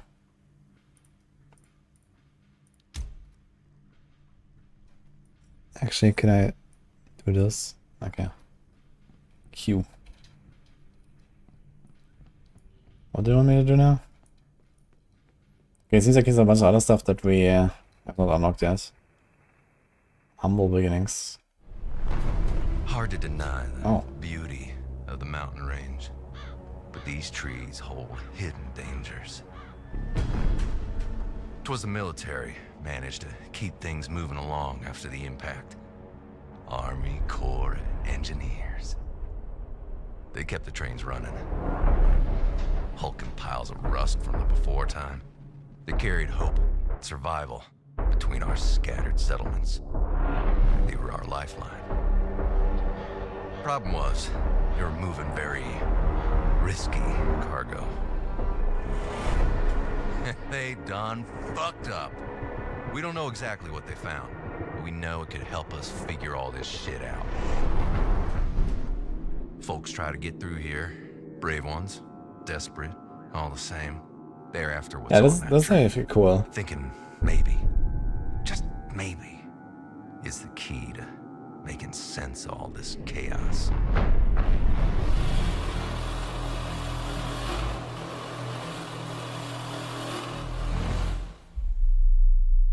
Yeah, I don't really use the Epic Game Store myself much. Because like all the games I play are not there, but I don't really have an issue with something. Searching for battle. Oh, so this was actually the full tutorial. So I can actually do a tutorial in like 2 minutes or something if you just rush through it. Okay, so now we're in for real, I guess. I guess we're gonna see some other players. What is the best class? In this game, there's no classes. It looks like.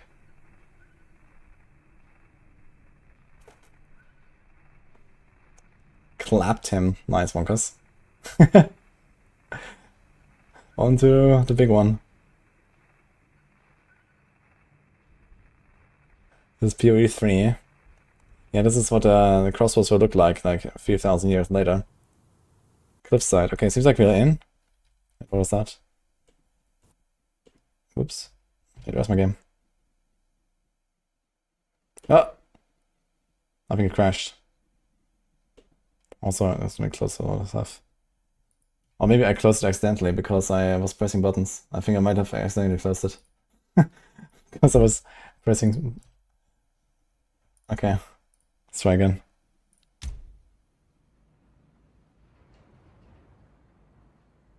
I think it was my fault. Enter highlight. Okay.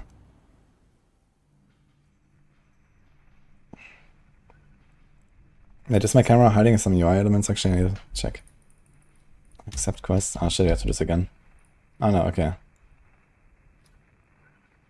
Cliffside. So I guess it has to like find a match again. But it was a minute or something, so it's not bad.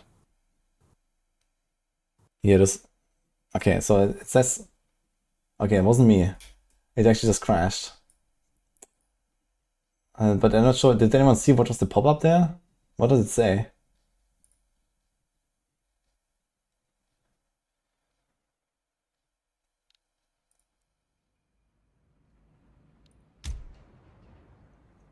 If voice guaranteed a sanity 7 affix?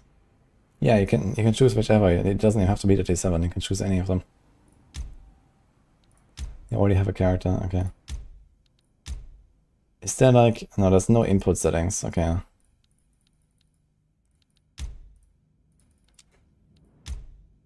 Controls. Yeah, actually, that's what I was looking for. Reload, swap weapons is X, rotate, dash, abilities, interact, inventory. Oh. Wait, can I change it? Oh no, it's just like... I guess they don't have the ability to change it yet. Map is M. Split item stack, control left click. Okay. What is best class season 8? I'm not sure yet. I expect necro maybe? Again? Okay, is there anything else? Yeah. Please don't crash. I wanna try this.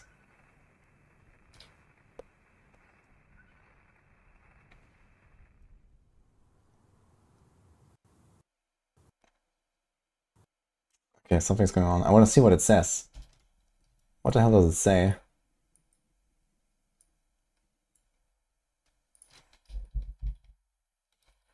Can we see the pop-up?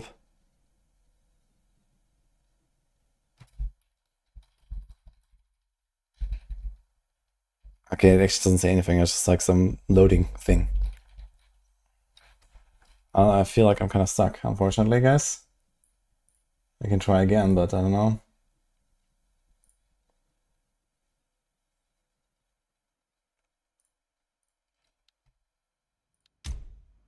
Is anyone else trying it? Do you have the same issue? Rip ad segment. Yeah, I mean, if it doesn't work, maybe I'll do it like another day or something if they fix it. Not sure what's going on.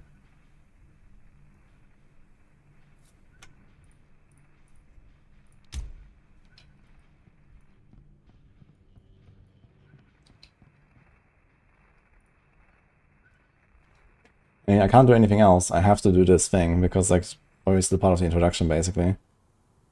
So if it doesn't let me in, yeah, it just crashes. F. Well, that's unfortunate, guys.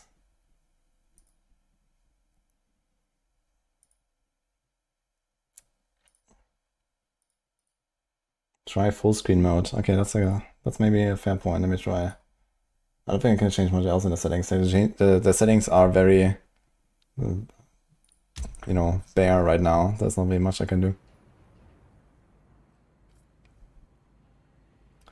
Nerf click at times 3, nerf compare PDR. I think less now. Exclusive full screen, borderless, windowed. Okay, let's try it. Apply. Maybe it helps.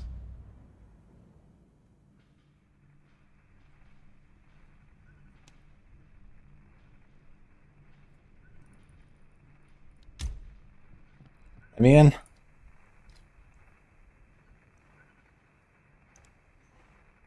I mean, who knows? I think this is actually I think it's even pre-alpha. I think it's actually supposed to start in like a few days or something. It's just kind of like an early access kind of thing, so I forgive them. But yeah, I don't think I can actually do this. It's just like not loading, guys. I can try like maybe one other setting, but it's still the only thing there.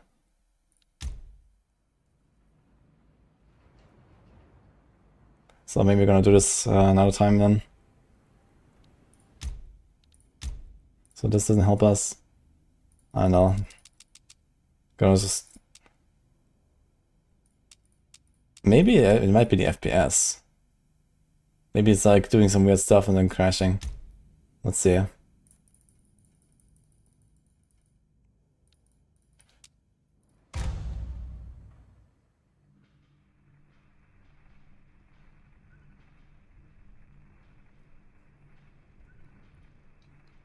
I could actually like to, you know, do some PvP here. Okay, sorry for battle this time, let's see.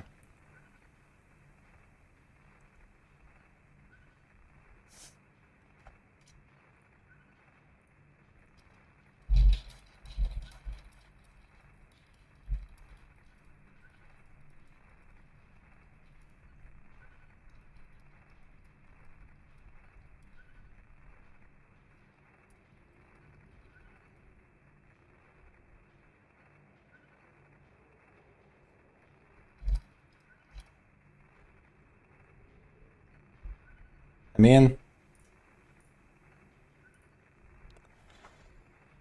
Oh.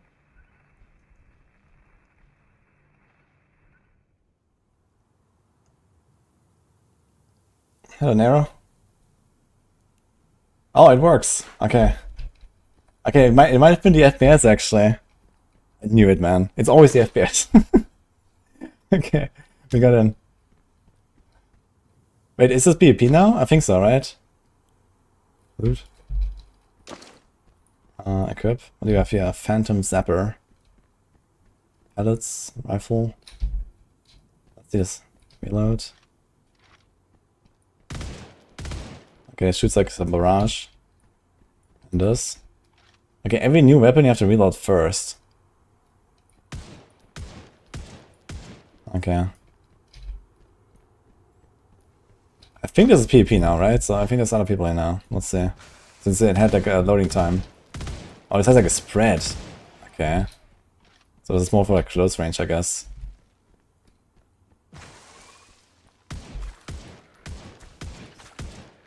Dude, I'm missing. Like, I'm actually not shooting in a straight line with this weapon. It has like a spread. Okay. I guess you could probably have to spec into something like accuracy or so to make this better. Kinda scuffed though.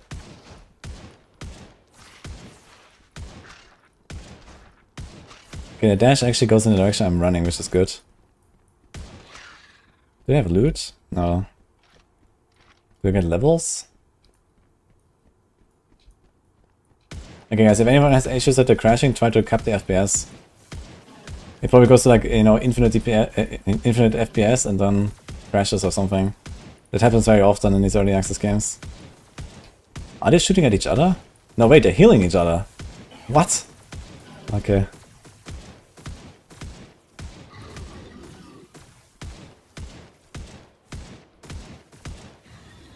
Okay. Metal lid. Making scrap gear, okay. Press Q. Ah, that's my ability, right? I forgot. Ball lightning, let's try that. What is my energy here exactly? It's like the right bar, right? Oh, that's a lot of damage actually. And the cooldown is very short actually. No, 15 seconds or something.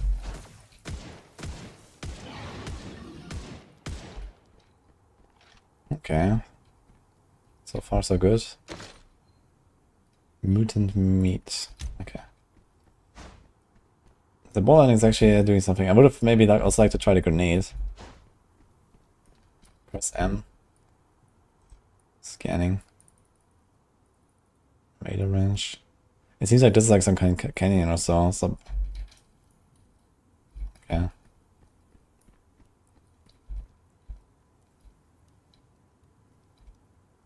Okay, so this is like the camera angle actually. Not my person, not my character. Wanted to know. Oh shit. Is that like waves of monsters coming now as well? Shit, there's a lot of stuff. Okay, time for the big guns.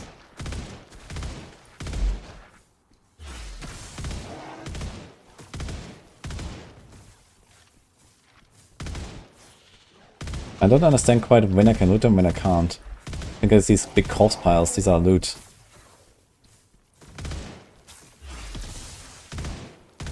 Okay, the bowling is really good.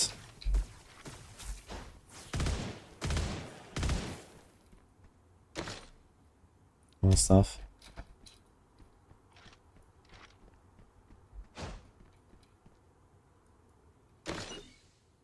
Pipe.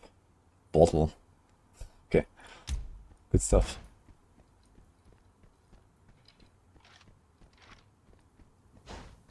So it seems like when you reload, you always lose the entire clip. So you kind of want to like be resourceful.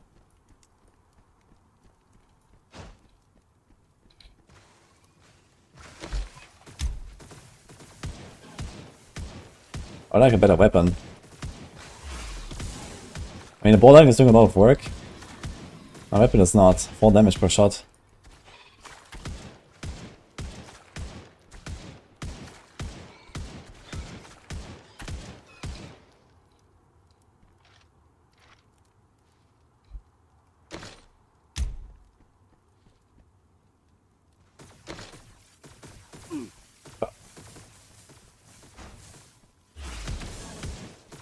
Only hit one guy.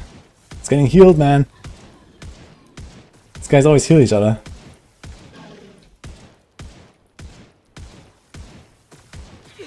Oh shit, they're actually dying here to fucking beasts. Okay, seriously. Honestly, it might not be a bad idea to actually have the camera facing towards where I'm running when I backtrack like this. So I don't run into some stuff. Because it's actually dangerous. It took a lot of damage already. Can I heal? Like a bandage or something? Canister? I really wouldn't mind. It scans for an extraction or players nearby. Okay. Have you tried the game already? Monoliths. Scanning. So do I have to like wait? Seems like it's like loading and then... I mean, it seems like no other players right now. Probably I'm like half dead from PvE already, that's not good if I run into someone.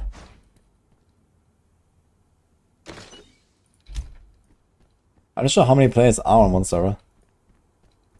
They mentioned healing in the next playtest. Okay, so we don't have healing right now. Okay, so I gotta be very careful then.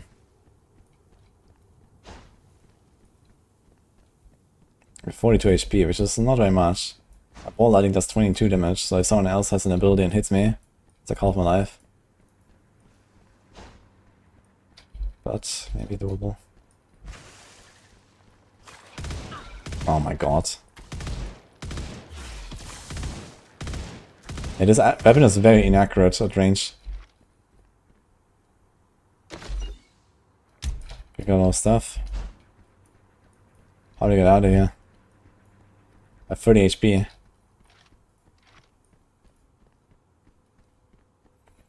Yeah, I hope I'm gonna find someone. Like, there's people here. I'm not sure how many. I don't know how big the map is.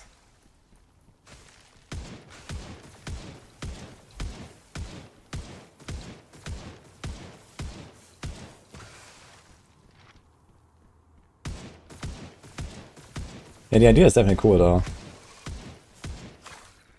Like a cool PvP game in this genre would actually be nice. Extraction is a nice concept, I think. I haven't really played Escape from Tarkov, but I have some friends that do, and I like the idea a lot. Shit. Okay.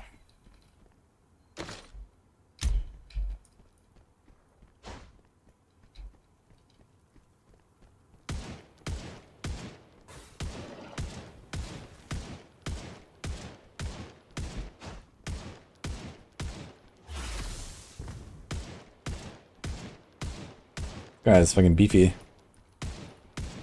Okay.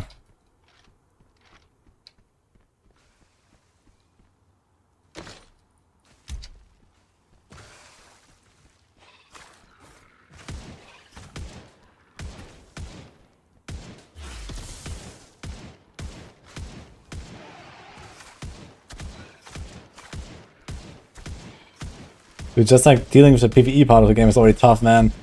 I gotta say. At least with those weapons I have. I guess, you know, later you're gonna have better weapons, you're gonna craft some stuff. But now I feel like these guys are fucking owning me, man. Look how tanky they are. Oh my god, there's fucking bees now. And there's more. I don't have that much ammunition of this weapon. This weapon is very good. But I'm trying to kind of not waste it. Yeah, we have lots more of the rifle. Okay. It's badly optimized. Yeah, I mean, this is, you know, alpha 0.36, so it's fine, right? This is just like a very early look. But it seems like the whole concept is there already, so...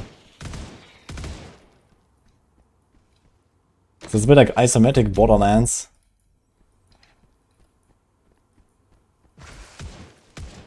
They're playing permanent hardcore.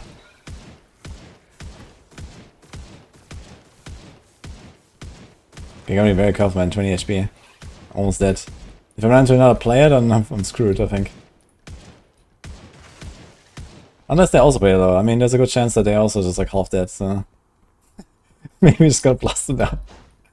Maybe surprise someone, throw the ball lightning and win.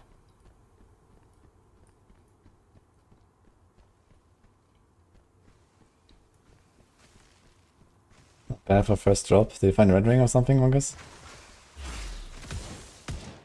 Oh, you one shot these guys.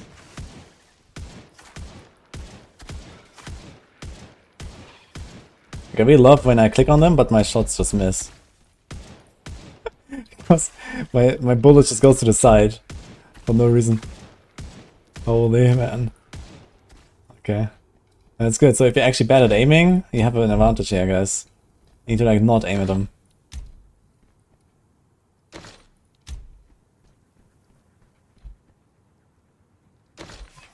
Yeah, no healing is definitely sad right now. Campsite. You can't move the map, I think. Can't like scroll or anything. Should try it when the playtest begins. Yeah, I thought it's like I thought there is players here already, no? Because it actually had like a, you know, a queue basically. So I thought we were gonna find someone here. Or is it just PvE right now? Then why did I have a queue?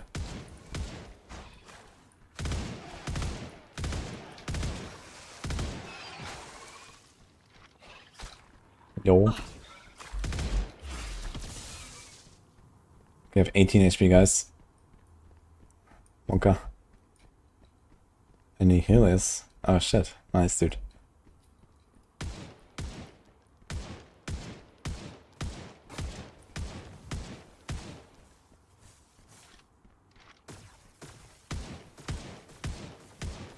I guess I could actually just kind of outrun these monsters easily. I don't really have to shoot at everything, I guess. We don't also, we don't get XP. It would be interesting if there was also XP. I'm not sure if that's the thing. Because they don't really drop much. Most of the loot is actually just from like the camps and stuff, it seems.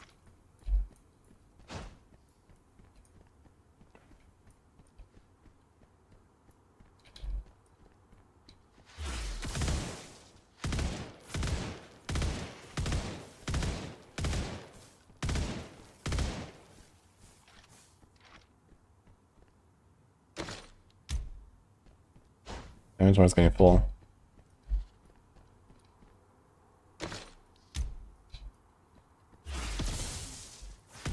Huh?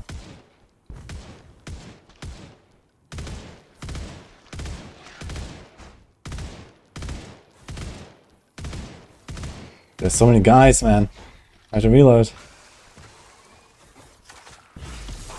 Okay, that was a big one.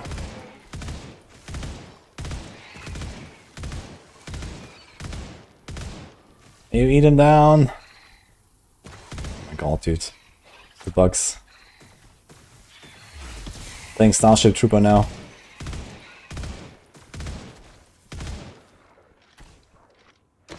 Can loot while reloading. Oh my god, there's more.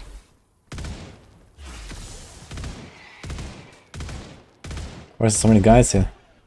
Maybe they're guarding something good. Some people playing now, but 29th, the 4th is gonna be chaos. Okay. Yeah, so I wonder if there's actually people here now. How many people are supposed to be on one map? I'm not sure about that.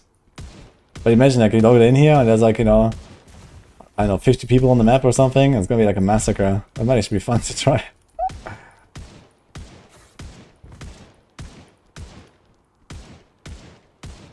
Yeah, again guys, anyone who wants to get an access key, you can get an access key for free right now. Exclamation mark, Engines of Fury.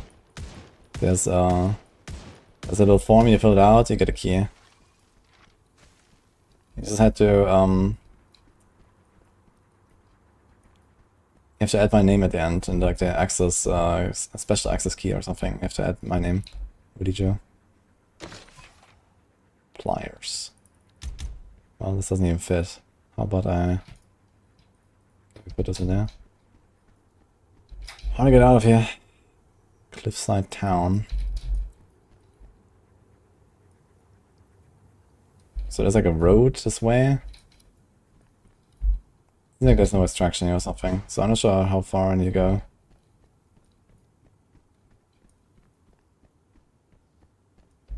Can you go down there? No. There's also a ladder. I wonder if I can like climb up here and stuff.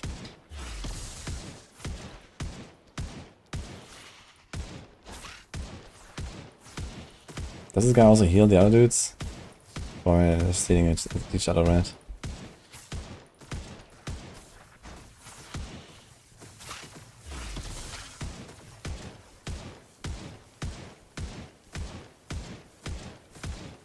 Dude, aim!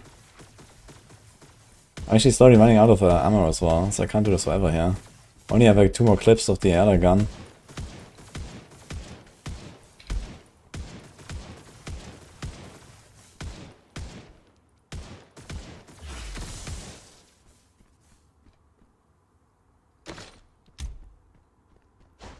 I wonder if we can like climb up here and then... No, okay. You know, have like a kind of like a view. That'd be cool. Did I Corridon? No, I don't know what it is. Use the code, but it's just sending me the page to wishlist. Really? Oh shit. Okay, maybe you're gonna get it then on 29th. So I know they have like a playtest on 29th. So maybe this is for them then. And they just gave me like the code now. So sorry then.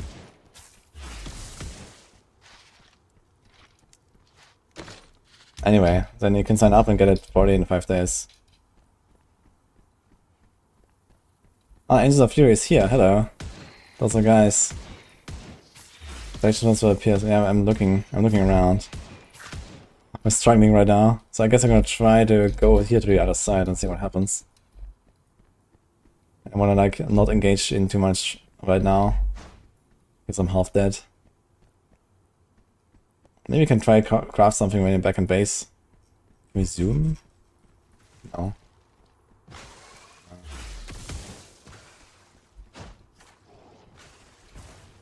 Quick loot, no problem. Oh. Okay, we can't walk with the map open. So you can walk with the inventory open, but not with the map. That's the problem. That'd be nice if I could keep walking.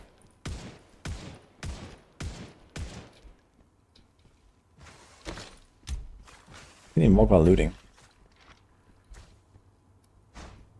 Oh, wait.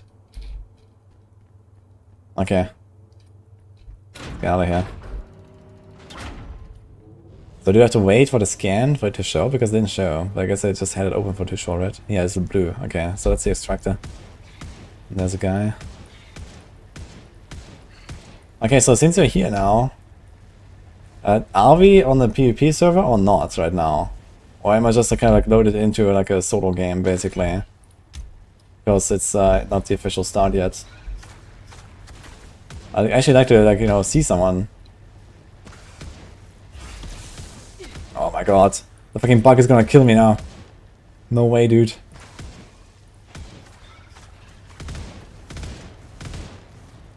Reload.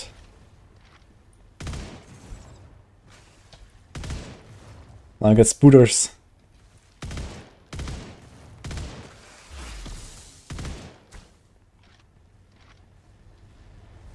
Get him in.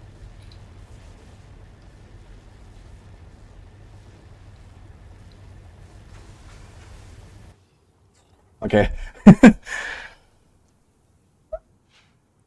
It could be up to 6 players. Okay. I think I'm gonna try to just run and explore more and maybe find someone. I wanna actually see some PvP.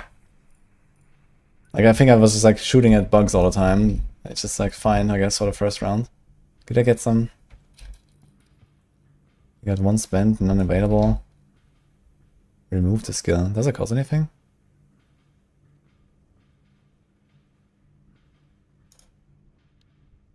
User said won't be refunded. Oh. Yeah, in that case, no. Accept the quest. Okay, can we do crafting and stuff already? Can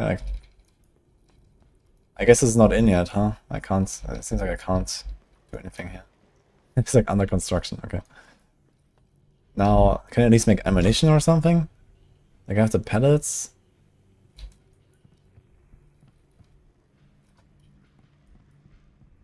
Yeah, I don't think I can craft anything right now, right? But we had it in the tutorial. That was like something. I can't touch these though. So just go in. Do I start with full ammunition again now or not? It was like actually an item in my inventory, right? You claim the quest. Ah, okay.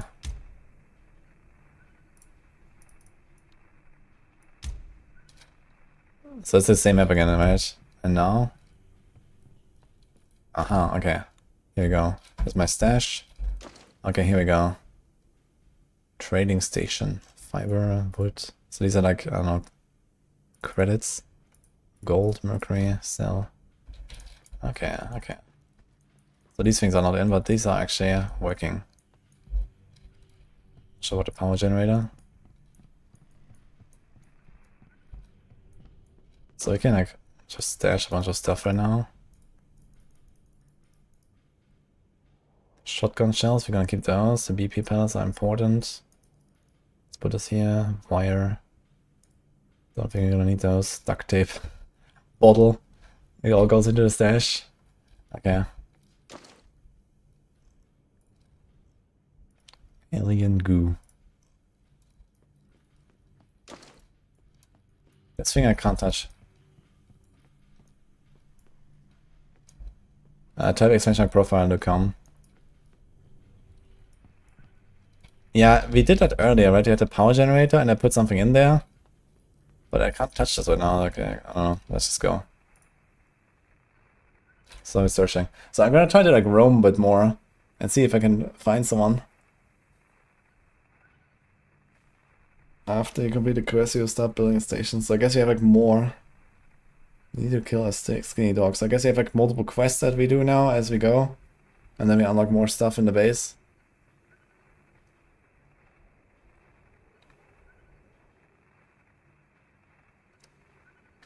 So our engines of fury friends. So the access with the link is just for me right now. And the other people they get on 29th or what?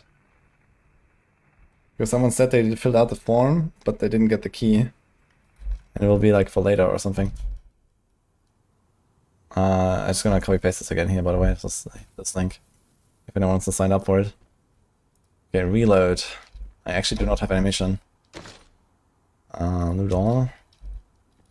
Okay, we got a lot here, but nothing for the other weapon. Okay, seems like we're kind of in a similar area to where we were before. Maybe try to get a bit of loot.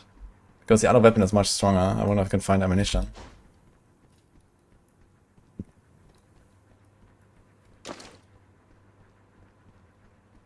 Wait, didn't I have like gloves and pants earlier? Where are they? Maybe not. So if I scan now, can I see other people? Let's see. Okay, we see the extraction up here actually. If you want to extract right away. I need to find a skinny dog as well for the quest.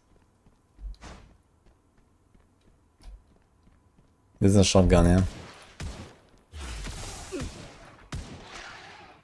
Okay, that was the quest actually. So technically we could just go and extract and do the next quest if there's any. But then we're gonna look around a little bit. Maybe we're gonna find someone.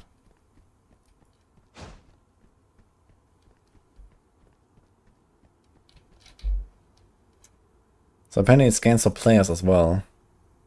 There's another extraction point up there. Do we get like any kind of notification when someone extracts or so? So I can try to hunt them down.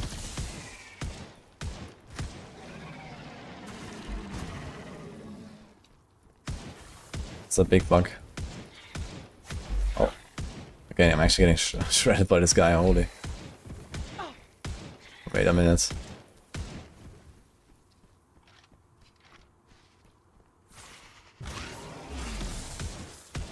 Missed my balling.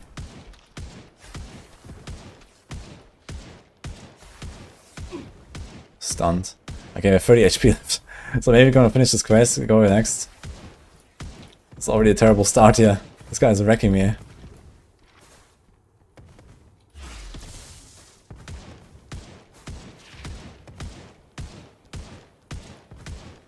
Is there anything to grab here? Was he protecting anything? Are these like chests? No.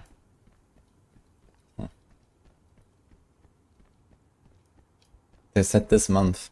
Yeah, the test starts 29th of April to 5th of May or something. So I guess then you get the key in like a few days.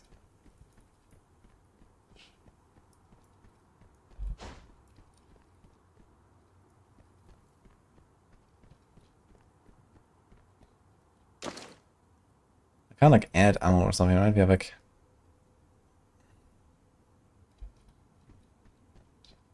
I don't have ammo, so I got the weapon, but I don't have ammo. I don't know where it went, because this is the weapon I had last time, and I still had some ammo left, I believe. Or did I use it all? We didn't get anything new. Maybe. So the extraction point was somewhere on the right. I might just go in. We still have to protect against the monsters that come on the extraction. So let's just grab a bunch of stuff. Satellite dish. Oh wait, BB gun, what about this one? Is this like a different one? No, it's the same. Okay.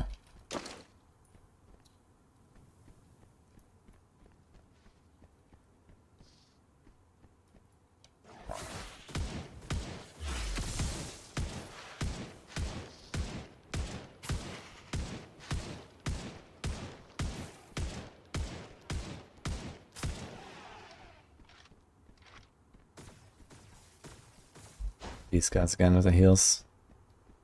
Why does they follow me? How far?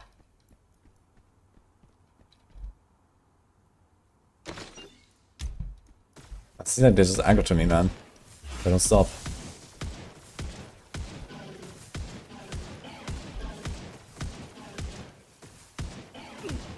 Did my gear actually break in the last run? I wonder? Because I'm pretty sure I had like more shields and more items equipped, and they're gone. So I wonder if they actually broke or something. Because it didn't die. I got expected to lose it all when I die, but maybe that says durability or something.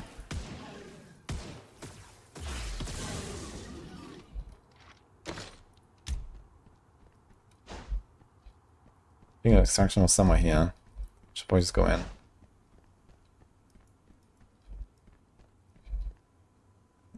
Let me scan. Never know, it's not so terrifying. Take care there. So this is like the north part, you mean? Yeah, it seems to be like some kind of like, you know, higher level stuff basically. Oh. Gene food, epic. Rare life spore. Okay. Might be useful in creating health items. Oh. A lot of stuff. Okay, that was good actually. I just have to survive till we get out. Here's another chest.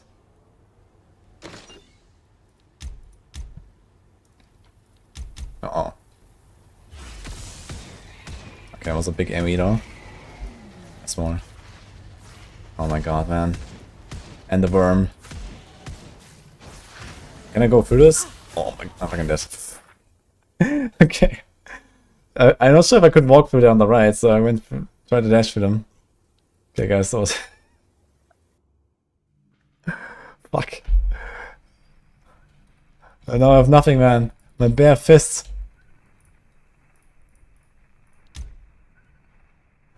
Okay, what now? I need a weapon again.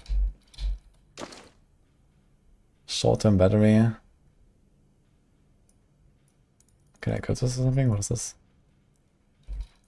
Can I do power the generator now? Ah, upgrade the module. Construct. Aha. Power consumption, 3 an hour. Crafting speed. Explore the world. Aluminum, copper, transistor overdrive. Wait, so I have to find this stuff now? Ah, I can craft stuff, yeah. So, wait a minute, duct tape. Oh, look, we can make our gear with duct tape, guys. Duct tape, cloth, and metal lid. Sounds like a nice armor. Alright. I think I have some of those actually in my stash. Let's just take everything. Including the wrench. Let's see if we can do anything. So I can do the weapon. 2 pipes. Duct tape. What about the ammo? Global fuel. Use the power generators. Barrel. Yeah, okay. What's this? Auto rifle turret. Yeah, that sounds nice.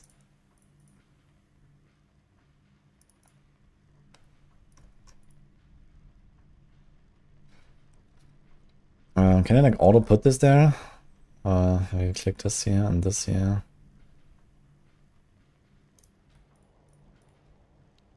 Need to power the generator. Fuck. Right.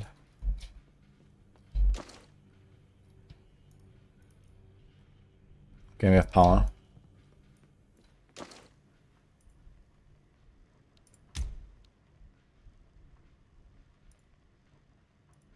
Wait, ding.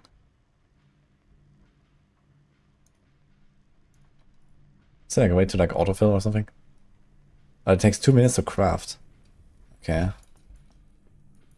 Can do something here. Mechanical core. We don't have that. Ah, so all the stuff is here actually. I haven't found aluminum yet. Maybe you can buy gear, mercury.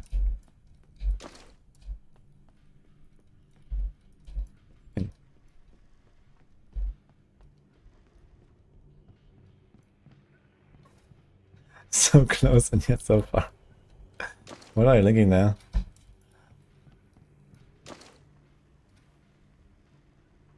Upgrade module. Tire scrap. I don't have. I do have that. Wait. Ding, ding, ding, ding. Hawk. The recycler. What can we do here? I guess nothing after it's finished. Oh. Upgrading. Okay, let's wait 1 minute. What's that? Pressure container. This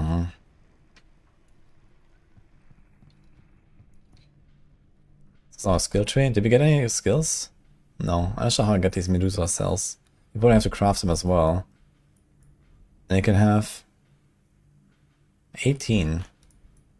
That's a lot actually. 1, 2, 3, 4, 5, 6, 7, 8. I mean, you have 3 ability slots, and the rest is just like passes, I guess, but still. Okay. These passes actually do matter. 6 health is a loss. Maximum carry rate 3. Armor. Cooldown.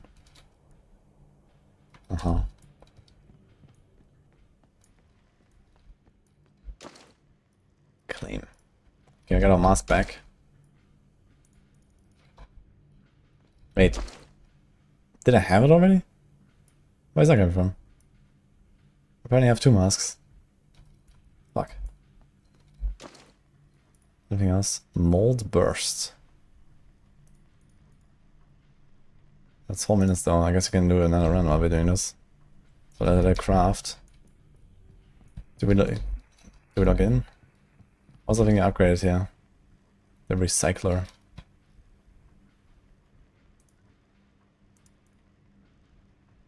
Output materials, wood. Is there anything special? Fires? I don't know. I'm sure I should really like destroy all the stuff.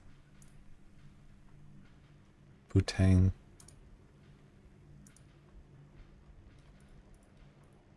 Can you do like all of it or something? Recycle?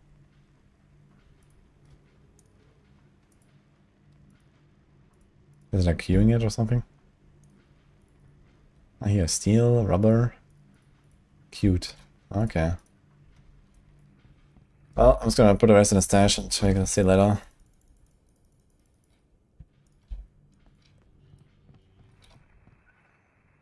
Located in the field, 3 giant scorpions. Oops.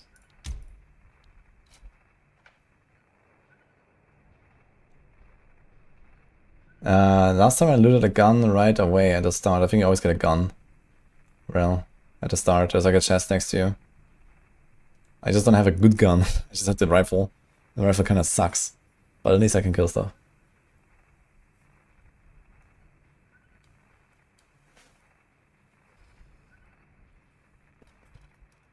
Yeah, we should be fine.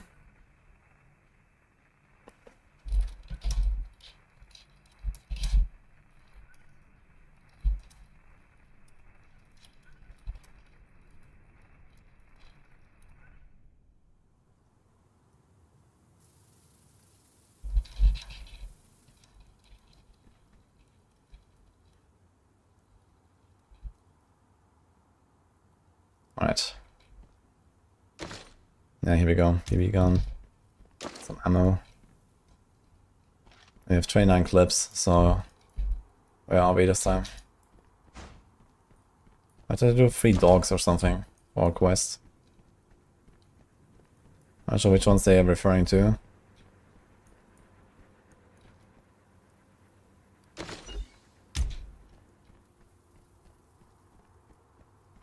Yeah, it's not actually a point to, like, you know, grind monsters basically. There's like no XP or something. So if you can avoid a fight, you want to avoid a fight, I guess. Are these the dogs?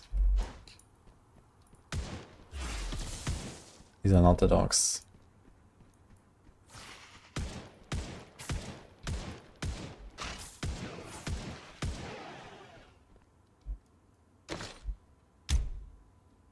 Some gunpowder. I guess we can try to find some. Ouch. Dude, what? He did 20 damage to me. For real? Wait, did I do 20 damage to myself? Wait a minute.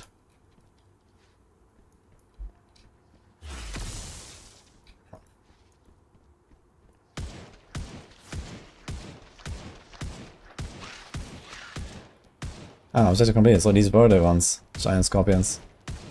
Okay. It just doesn't tell you that they make the quest progress.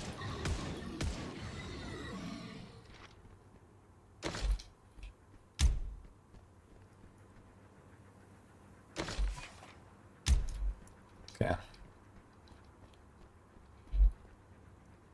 Let's see where I want to go here. I wonder how far up this goes actually. I feel like I'm always starting here on the southern side. Scanning. Okay, there's like literally nothing.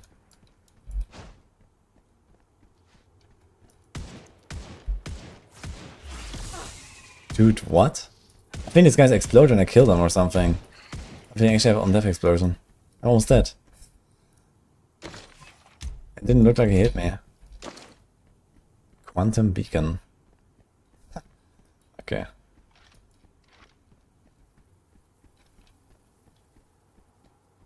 Yeah, the scorpions. I thought this was the Good Dogs quest.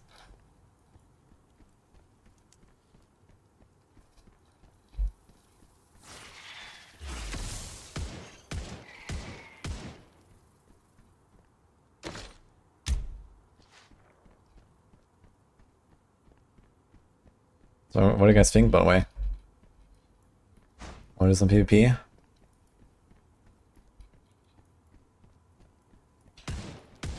I gotta say, like the controls and stuff, this actually all seems kind of good. You get used to it very easily. I really wonder how PvP would be. I unfortunately haven't seen anyone yet. guess there's not enough people really right now in this early playtest. But they said there could be up to 6 people on the map. Maybe I just need to explore more, but I'm like half dead, so can't really explore, man. But I could like YOLO, run over to the other side, see if we find someone.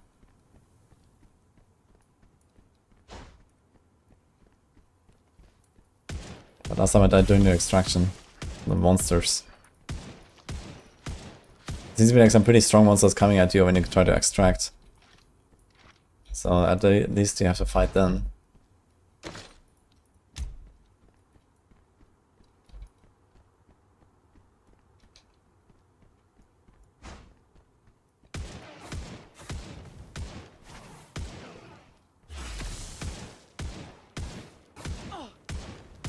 Free HP by the way, very cool. Okay. This is Ogre, dude. This guy's hurt.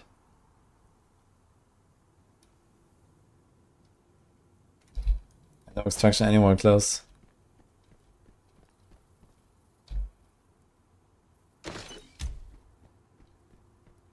Yeah, I mean, normally would have healing, so they said that healing is like a next update or something. If I could have like a bandage now, I guess this would be a bit of a different story. But I only have like 1 life pool and that's it. Can I get through this? Fuck. Okay. So you're back here earlier, but here were pretty strong monsters.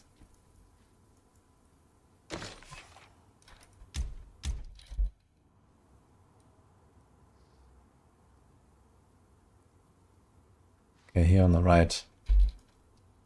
Get out of this again.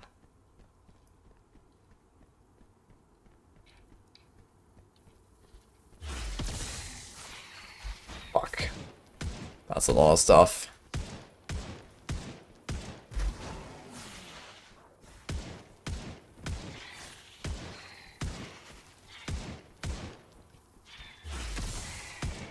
This is a worm again? There's also a worm. Can we leave him?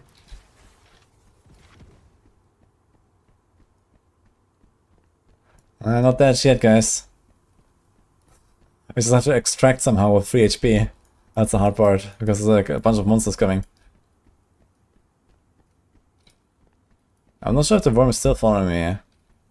I guess you want to lose him first. Okay, he's just following. Ah! Okay, I think he just leashed. Extraction was somewhere here. Okay.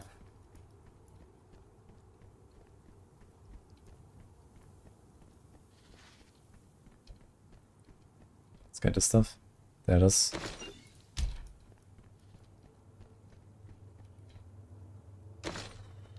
Okay, let's do it.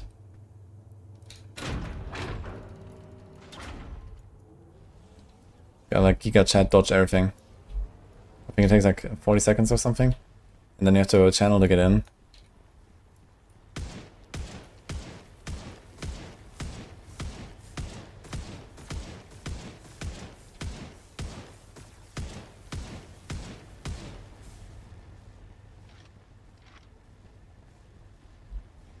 Can we see?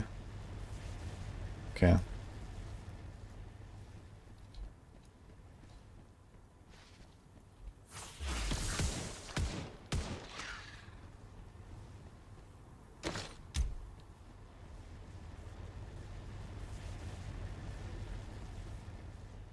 It should take somewhere like a minute or something. Only 2 monsters so far.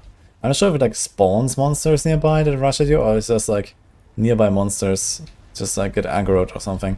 Because last time there was a lot of shit coming.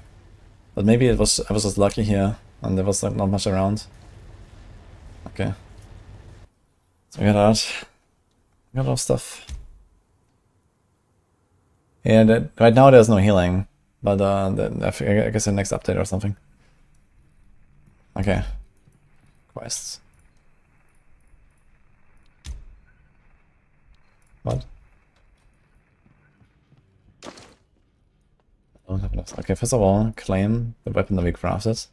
I need animation for it though, so let's see. Mold burst. Does it say like what kind of uses shotgun shells? Ah, uses BB pellets. So it actually says that. BP. So I need to get shotgun. You can craft some of them. Gunpowder. Can it queue like multiple of them? Tire scrap.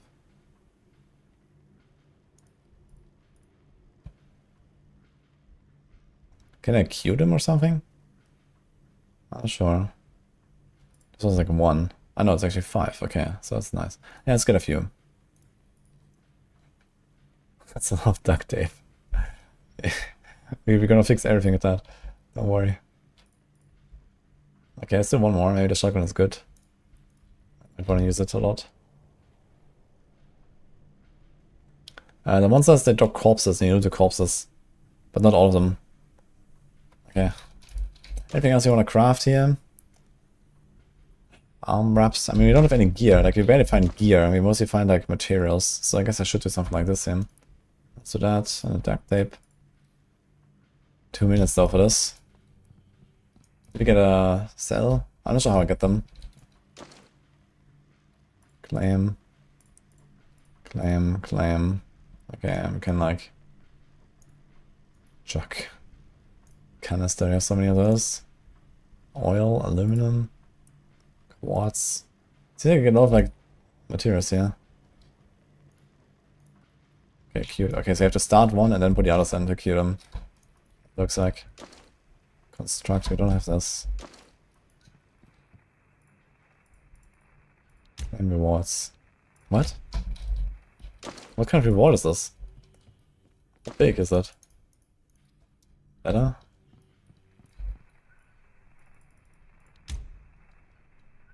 Okay. Locate a metal pipe among the scrap. I do have metal pipes. Can I just give her one? Oh, we got pants here. Nice. 6 armor. Not sure what armor does exactly. Does it work?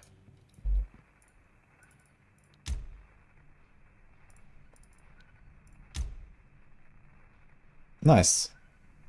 There's another guy.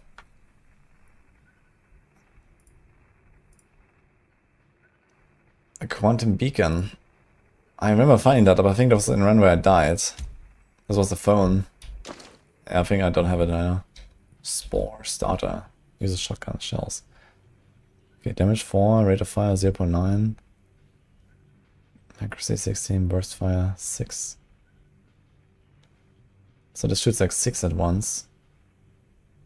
This shoots 3 and deals physical. These things have weight as well. I'm not sure that matters for anything. Okay, let's put the stuff back here. Wait, we do need our weapons here though. Lame. And we can do glove as well. Can we do glove? What's this here? Rifle ammo, fuel, barrel. I can do a barrel with shotgun shells. Mutant meat, okay. Auto rifle turret. So rifle ammo, aluminum, copper, wood. This sounds very good. Mortar turret. Like, if someone wants to gun there and extract, they just set this thing down. Shoes.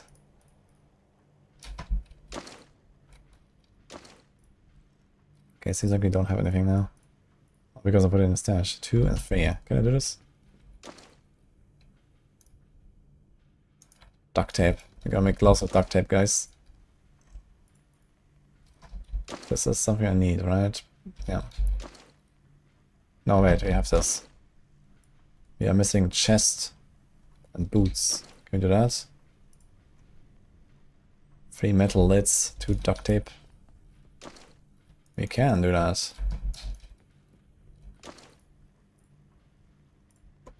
Ding, ding, ding, ding, ding. 3 minutes down. Okay, we're gonna wait till 3 minutes and go in.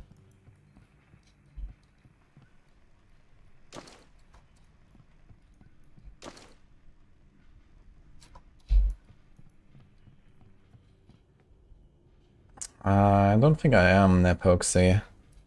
I do run them ultra frequently.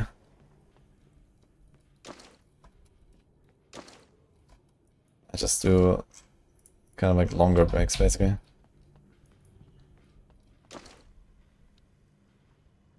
Mechanical core. I think I have one of those.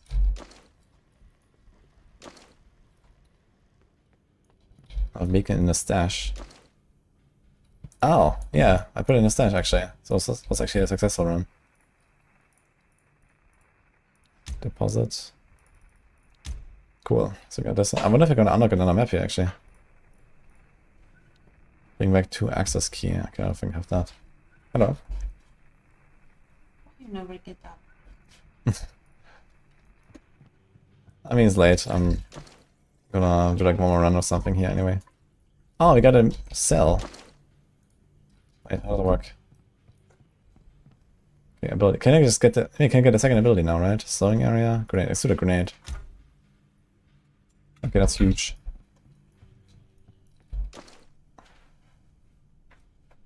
What was the thing you wanted from me now?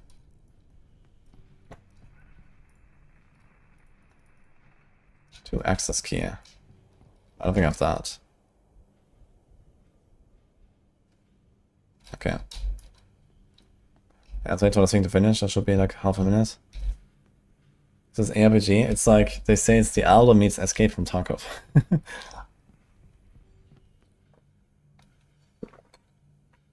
It's an extraction, like isometric game. Very interesting concept.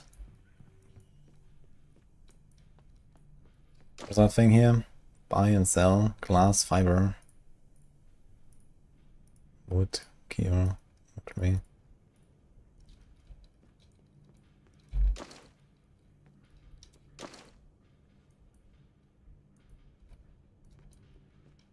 Yeah, it's not quite like Rust. Like you don't really have like a permanent base or something out in the world or so. You know, like there's like my hideout here, but it's like a safe space basically. And then I load into a map and then we go. 20 seconds, okay.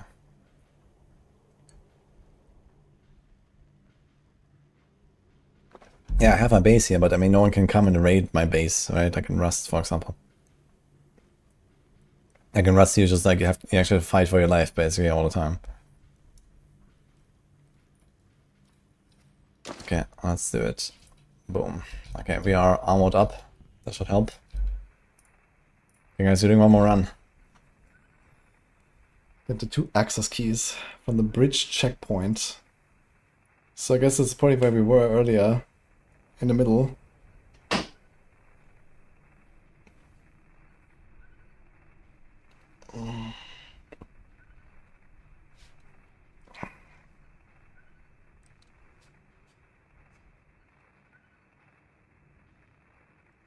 Ten rolls of duct tape can make a lot of stuff. The limit is your imagination. Armor is flat or percent reduction? I'm not sure yet. I didn't really find out what armor does. If it's flat reduction, that would be very strong. But maybe it's intended because some of these guys were hitting me for like 25 damage and I have only 70 life. So if I get like 10 flat reduction, maybe that's actually intended. But that would also be kind of strong at some point, right? Okay, so do this. Loot it all. Reload. Okay, where are we? So is this a bridge checkpoint actually? If I just go north? Let's try this.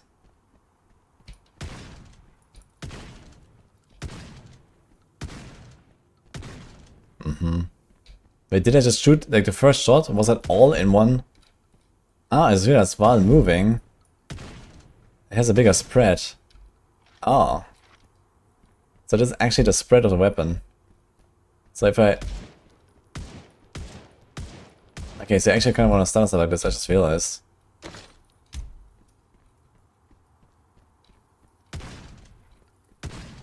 Ooh. Okay, that thing is pumping.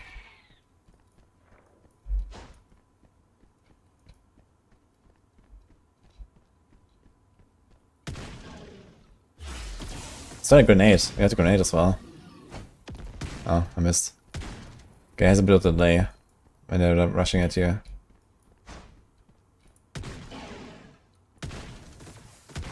They're just both healing each other. Okay, this weapon is very good.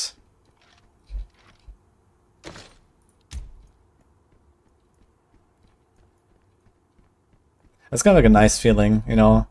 You get like an upgrade, you craft a weapon, suddenly like much stronger. Got a crate. Okay, here's an access key. Got one. Dude, one tap that guy. Actually nuts. Compare this to this weapon, man. We're like literally 5 times stronger. Could probably try to like explore a bit more. See like some other area up there. Maybe just some other extraction point. Boom.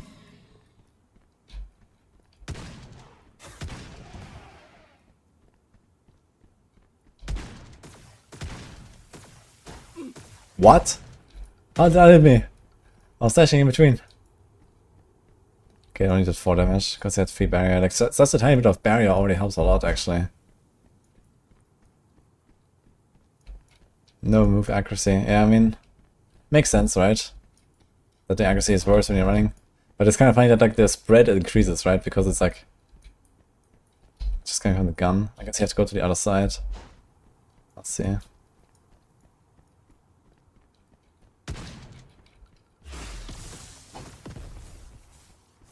Yeah, it's just using both abilities at once just allows me to clear a pack alone. Spring, metalhead, hose. Okay, I got both access keys.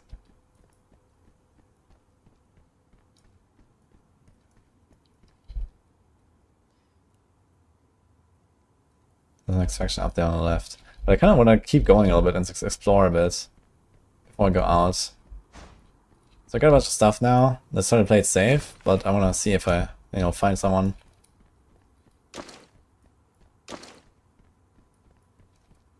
Where do I drop items? No idea. Maybe we can't. You probably have to go into a box.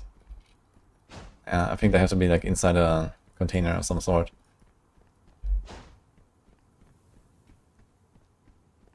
Yeah. So these guys seem bigger. And they're definitely tankier here. They're probably like upgraded monsters or something. And they do a lot more shit as well. But I am also upgraded. Let's go.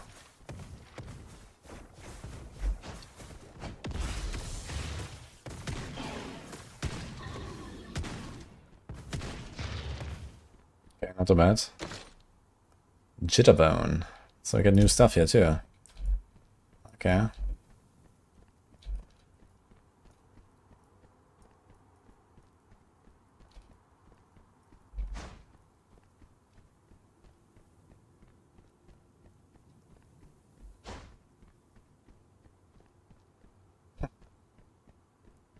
Wonder what year this is supposed to be, because it seems like very like, you know, advanced and stuff. But then you have like these random cars here. Mission silo. Here's an section. Should I go there? I wonder if there's like even more stuff. That seems to be kind of large actually. Okay. And these monsters definitely get crazy here as you go out of the starting areas.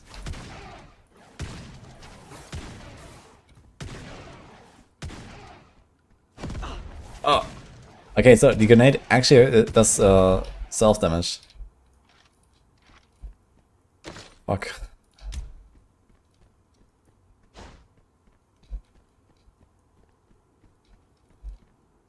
Gas station.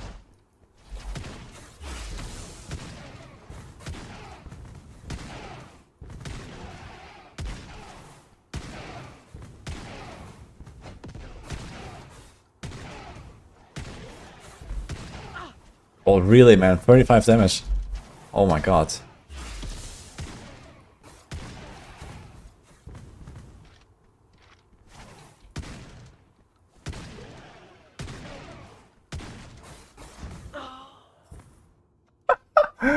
Okay.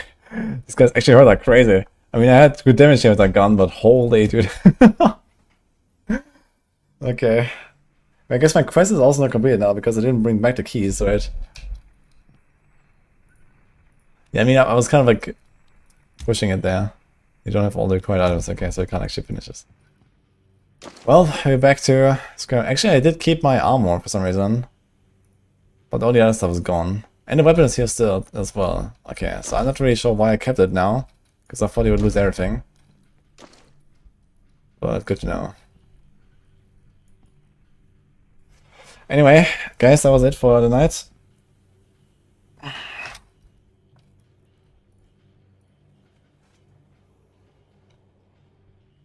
So, if you want to try out the game, Engines of Fury, you can try it for free with signing up there on this link here. I was going to link this one more time.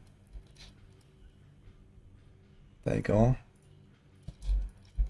I could do a command up as well if someone wants to try it later. But yeah, I think that's actually a very interesting looking game. Maybe I'll try this again later when there's more people. It seems like there was just like not really people here. I was just like shooting at some monsters, but the controls feel fine. Yeah, animations look a bit wonky from the monsters when they walk, but didn't bother me much now. And it's actually pretty tough to man, even just the PvE part. So I think it's gonna be very fun when there's actually like, you know, chaos with like lots of people running around. And then you build up your base, build up your gear. It's really cool. Stuff in the stash. The stash is actually decently large, I suppose. Getting upgraded somehow. I would definitely like to see this game later on. With more people and like, you know, more features. But yeah, that was it, guys. I'll be back tomorrow. We have work to do.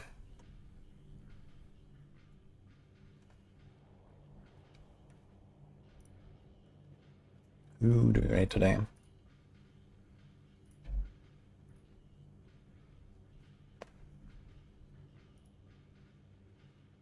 And more fun when the playtest starts, yeah, for sure.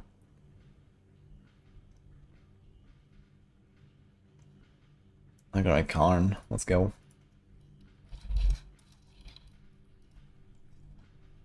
So, have a good one, guys.